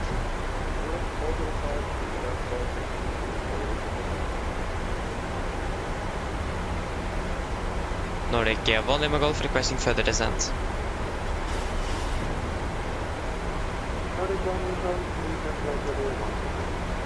Send 100 Nordic, one Lima Golf.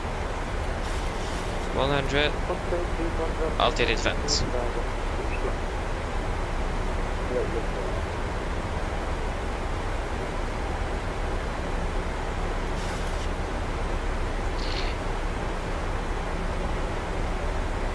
Christopher, hello, welcome back. Hope you're doing well. Nice. Right, you should be on. Right, go until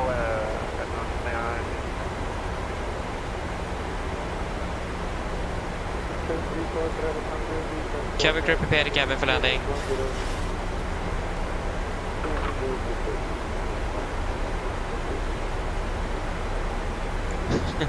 I'm doing fine. Still here as well, thank you. And multitasking, nice.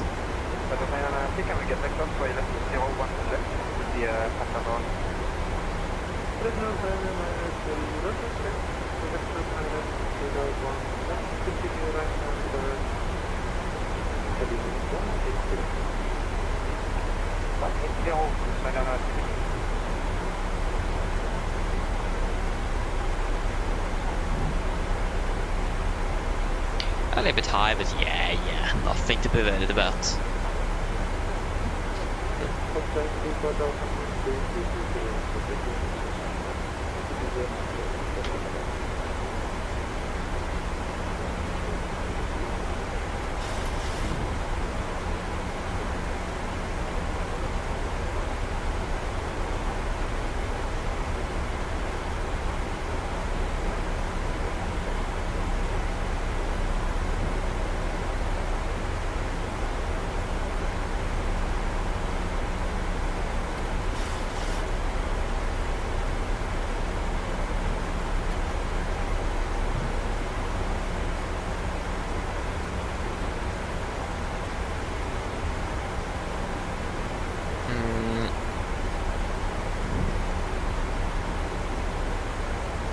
There you go. Oh, that's a little bit better. Did about 1700 feet. Actually, do need a little bit more than we currently are using.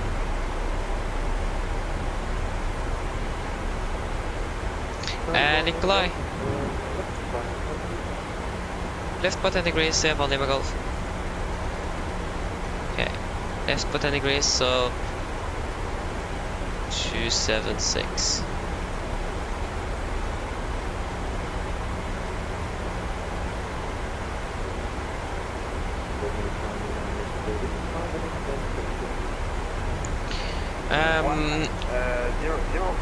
Yeah, Nikolai, it is the simulator itself. It is not the stream. It is the...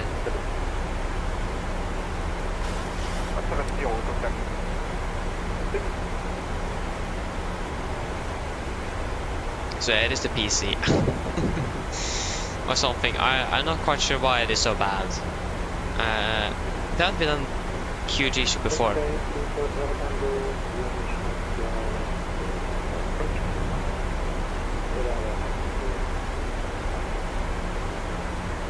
So yeah, I need to find a solution for it. I may have something, but I'm not quite sure if it is going to work. I thought I fixed it, but I didn't. It is after one flight, boom, it tankers. One flight, perfectly fine. One plus flight doesn't work anymore.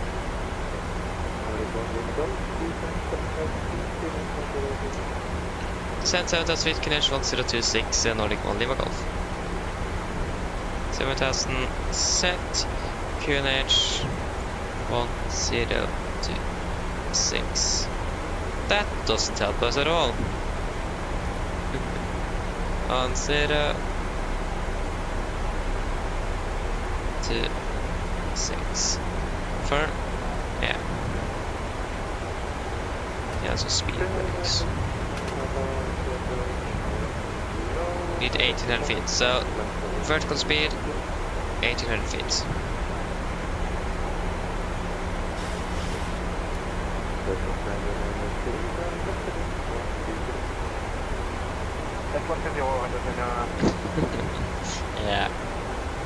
Yeah, Pedro.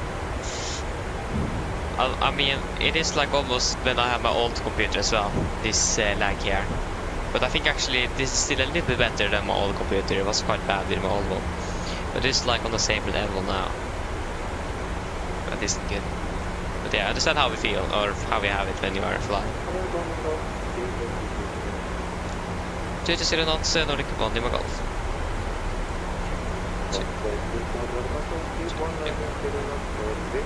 Two to 20.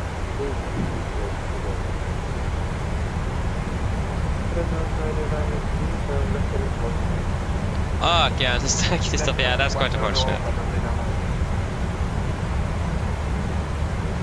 Go back to V now, speeding to events to 20.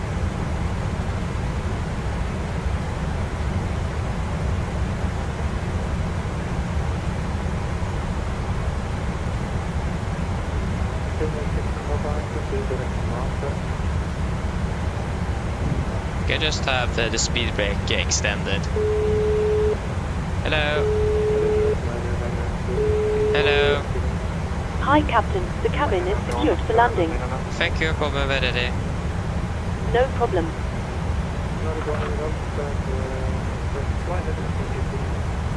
Heading 280 Nordic 1 Lima Golf.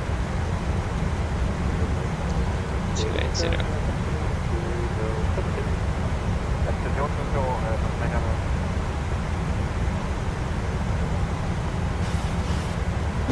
Just above, yeah, exactly. Yeah. You know where it is.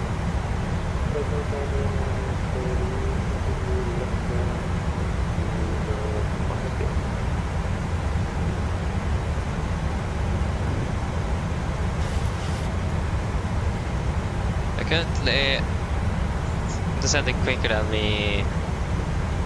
That is that we need to be able to reach 5000 in soon, so should be fine. Hopefully.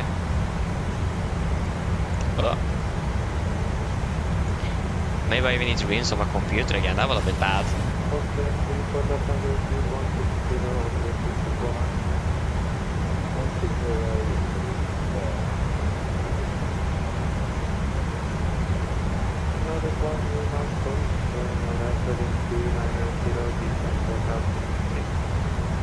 Right, 200 descent 4000 Nordic 1 Lima Golf. 200 set and 4000 set. We assume I'm going to be vectored in.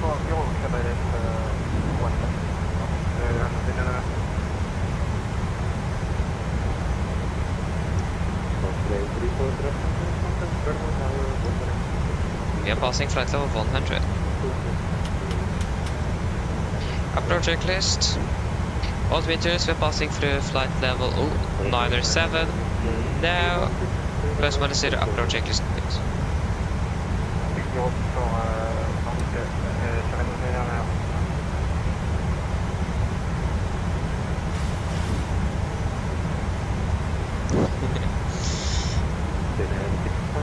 Wait, where are we?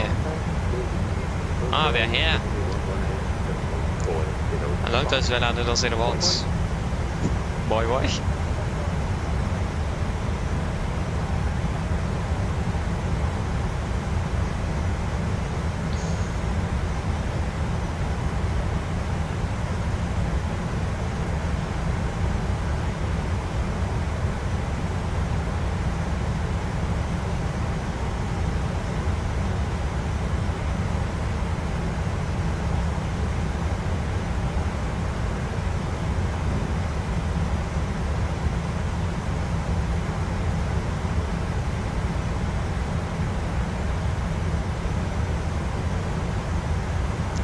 Performance is maybe a little bit better now, actually. Nope, it is not. Forget that. This approach is 4000 feet, if I remember correctly, for this approach.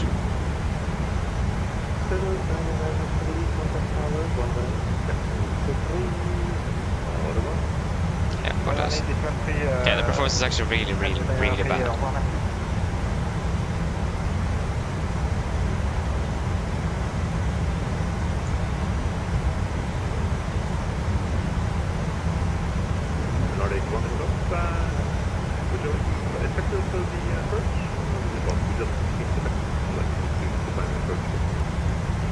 We can take vectors Nordic 1 Lima Golf.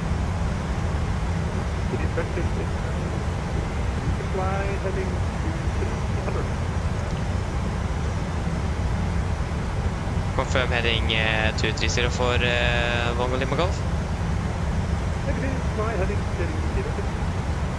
Heading 300 Nordic 1 Lima Golf.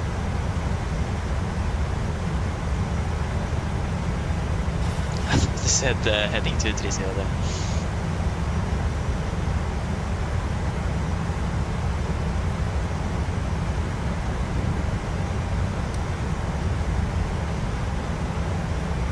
Okay, there you go.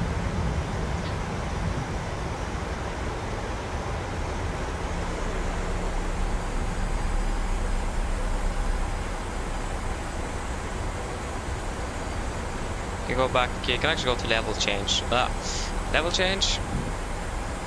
Don't need VNav anymore.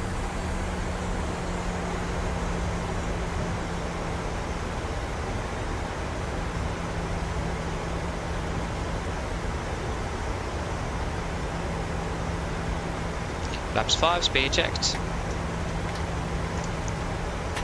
Dragon craft at Oslo, disregard.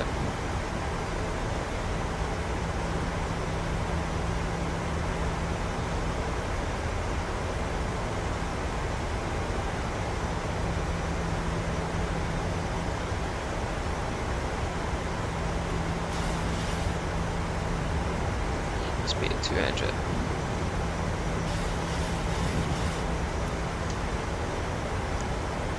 Force is really bad indeed. Fast to go.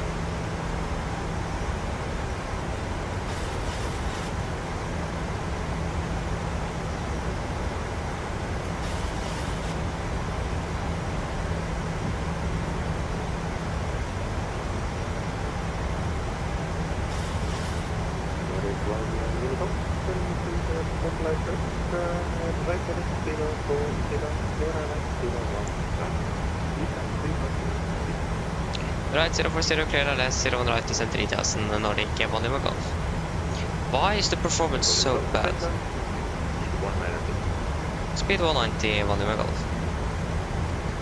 Why is the performance so bad? why. I've never been this bad before. Okay, 190. Send 3000. No change. Approach.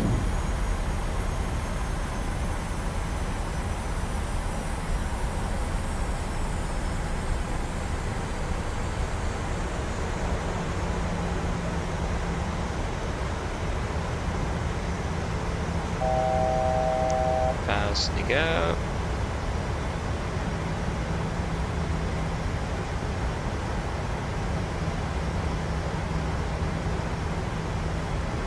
Localizer captured.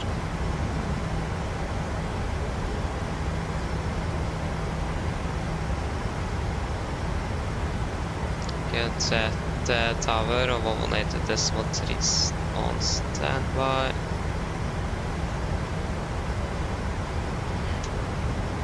Heading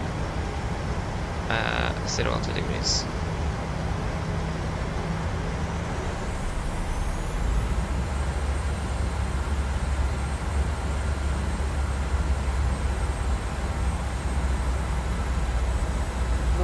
Norwegian contact protection note, contact tower 196. No speed restrictions, contact tower 180.3 Nordic volume Golf. Takk i like måte.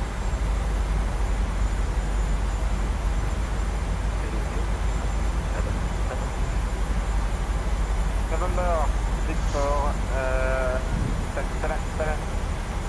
Nordic Mail of Antalya.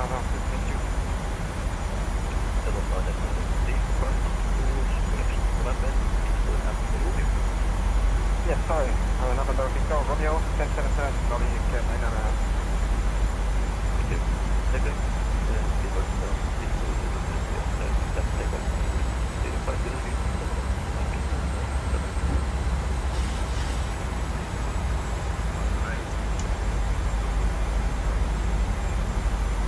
Common tower, god ettermiddag. Nordic volume Golf established eller 0 right.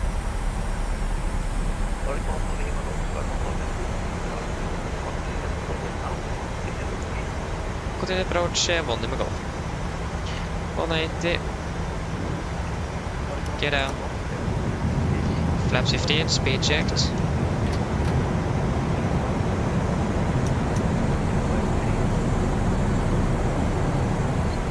Camera crews, be seated for landing, please. Camera crews, seated for landing, please. Land changes to flaps, camera call given, engine start switches continuous.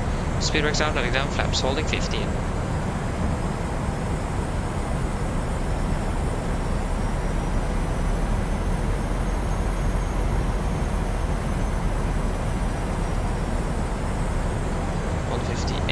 Flaps 30, speed checked.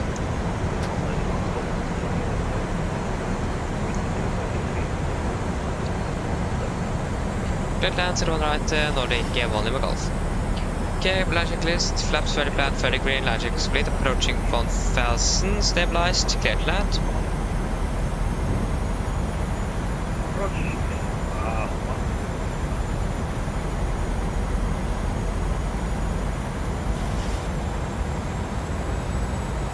1,000.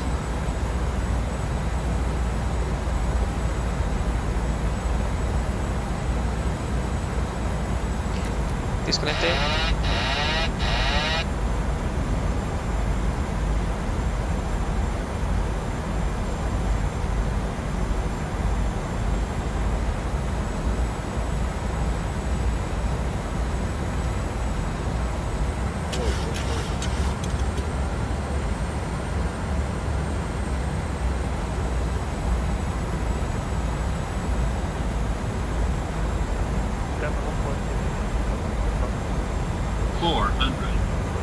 Approaching minimums.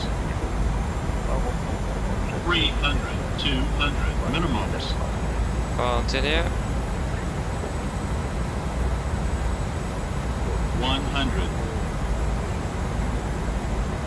50, 40, 30, 20, 10.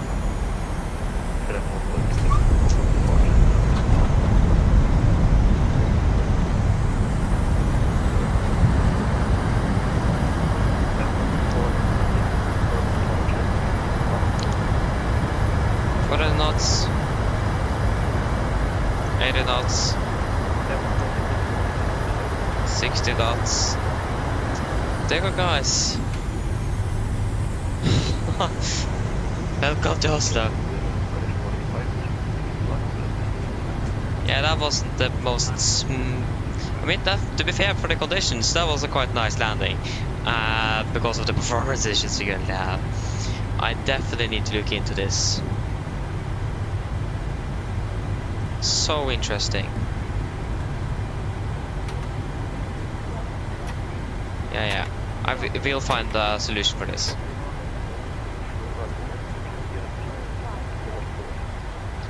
Is the stand 48 available for Volume Golf?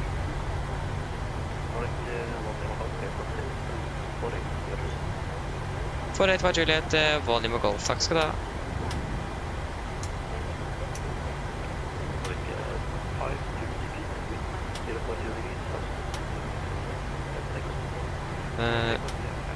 Possible to do anything in this aircraft as well when the performance is bad.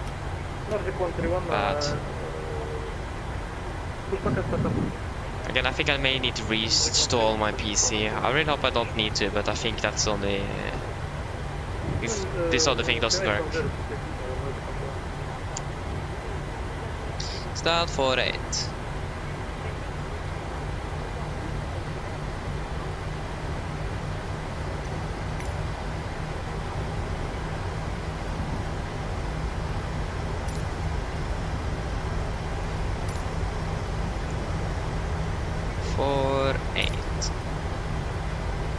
No. Menses. That is stat 54.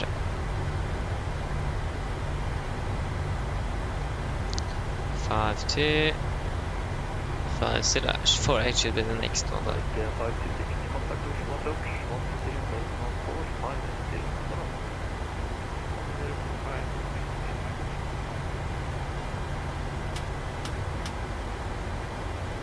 I've totally missed overshoot to that one. Nice.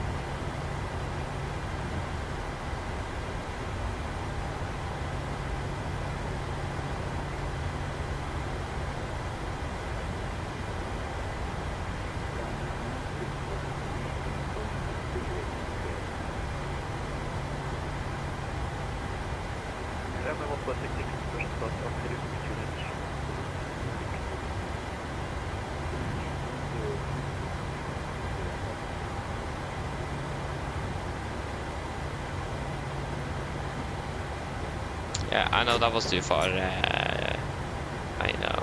Oh, I can't even move the camera around. Okay, to be honest, I'm not very happy.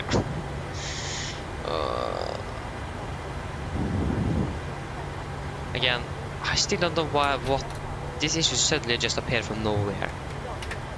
And the worst thing, I can't find a fix for it. That's the most frustrating thing. Just impossible to do anything as well.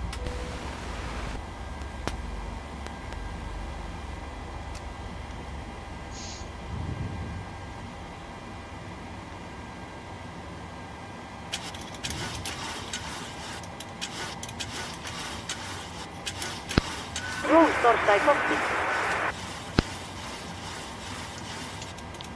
Go ahead.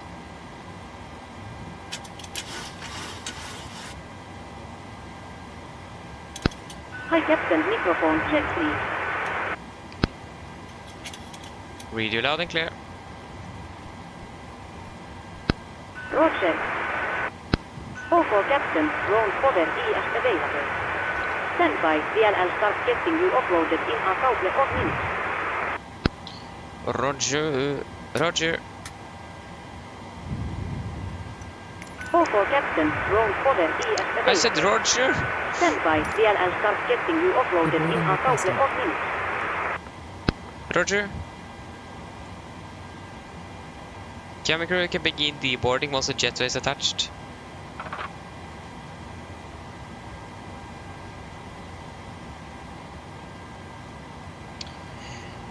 I think everything is good to go there. So 3 hours 58 minutes flight time. I forgot to stop you. We actually managed to save up 12 minutes.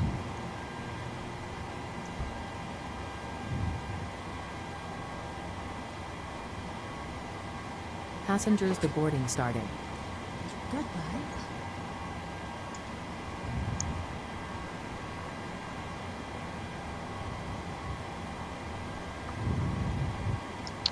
Okay. So we can just...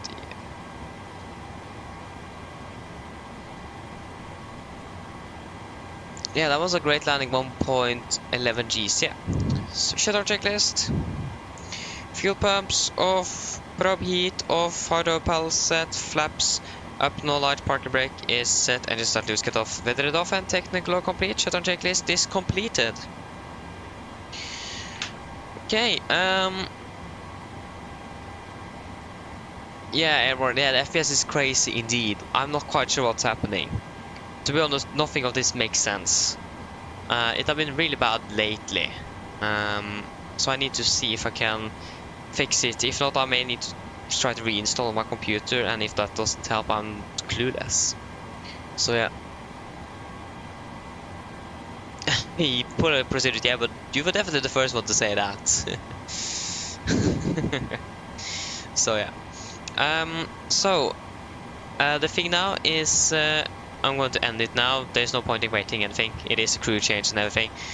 So we will just finish up here nevertheless. Turn off the armrest though. But for the stream tomorrow, I'm not quite sure what's going to happen tomorrow.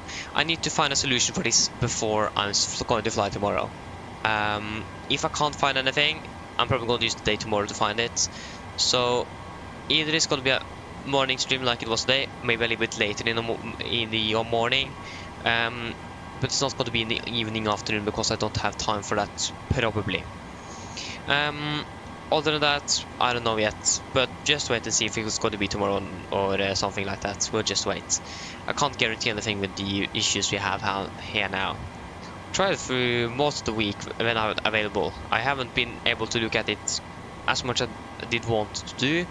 I haven't had time for it, but I've looked at it and it's impossible to find any solutions for this. Only things I said that I found out is that upgrade the computer and so on. I mean, the only problem is after one flight. The one flight goes smoothly, of 40 FPS everywhere.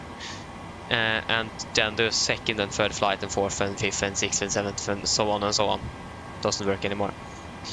So yeah, again, I'm not quite sure if it's going to be a flying tomorrow, but we'll just wait and see. I'm going to see if I can fix this first. So yeah, that was it for today. I hope that you enjoyed it, and I hope to see you all again on the next one. So have a good one, everybody, and yeah, see you later. Bye bye.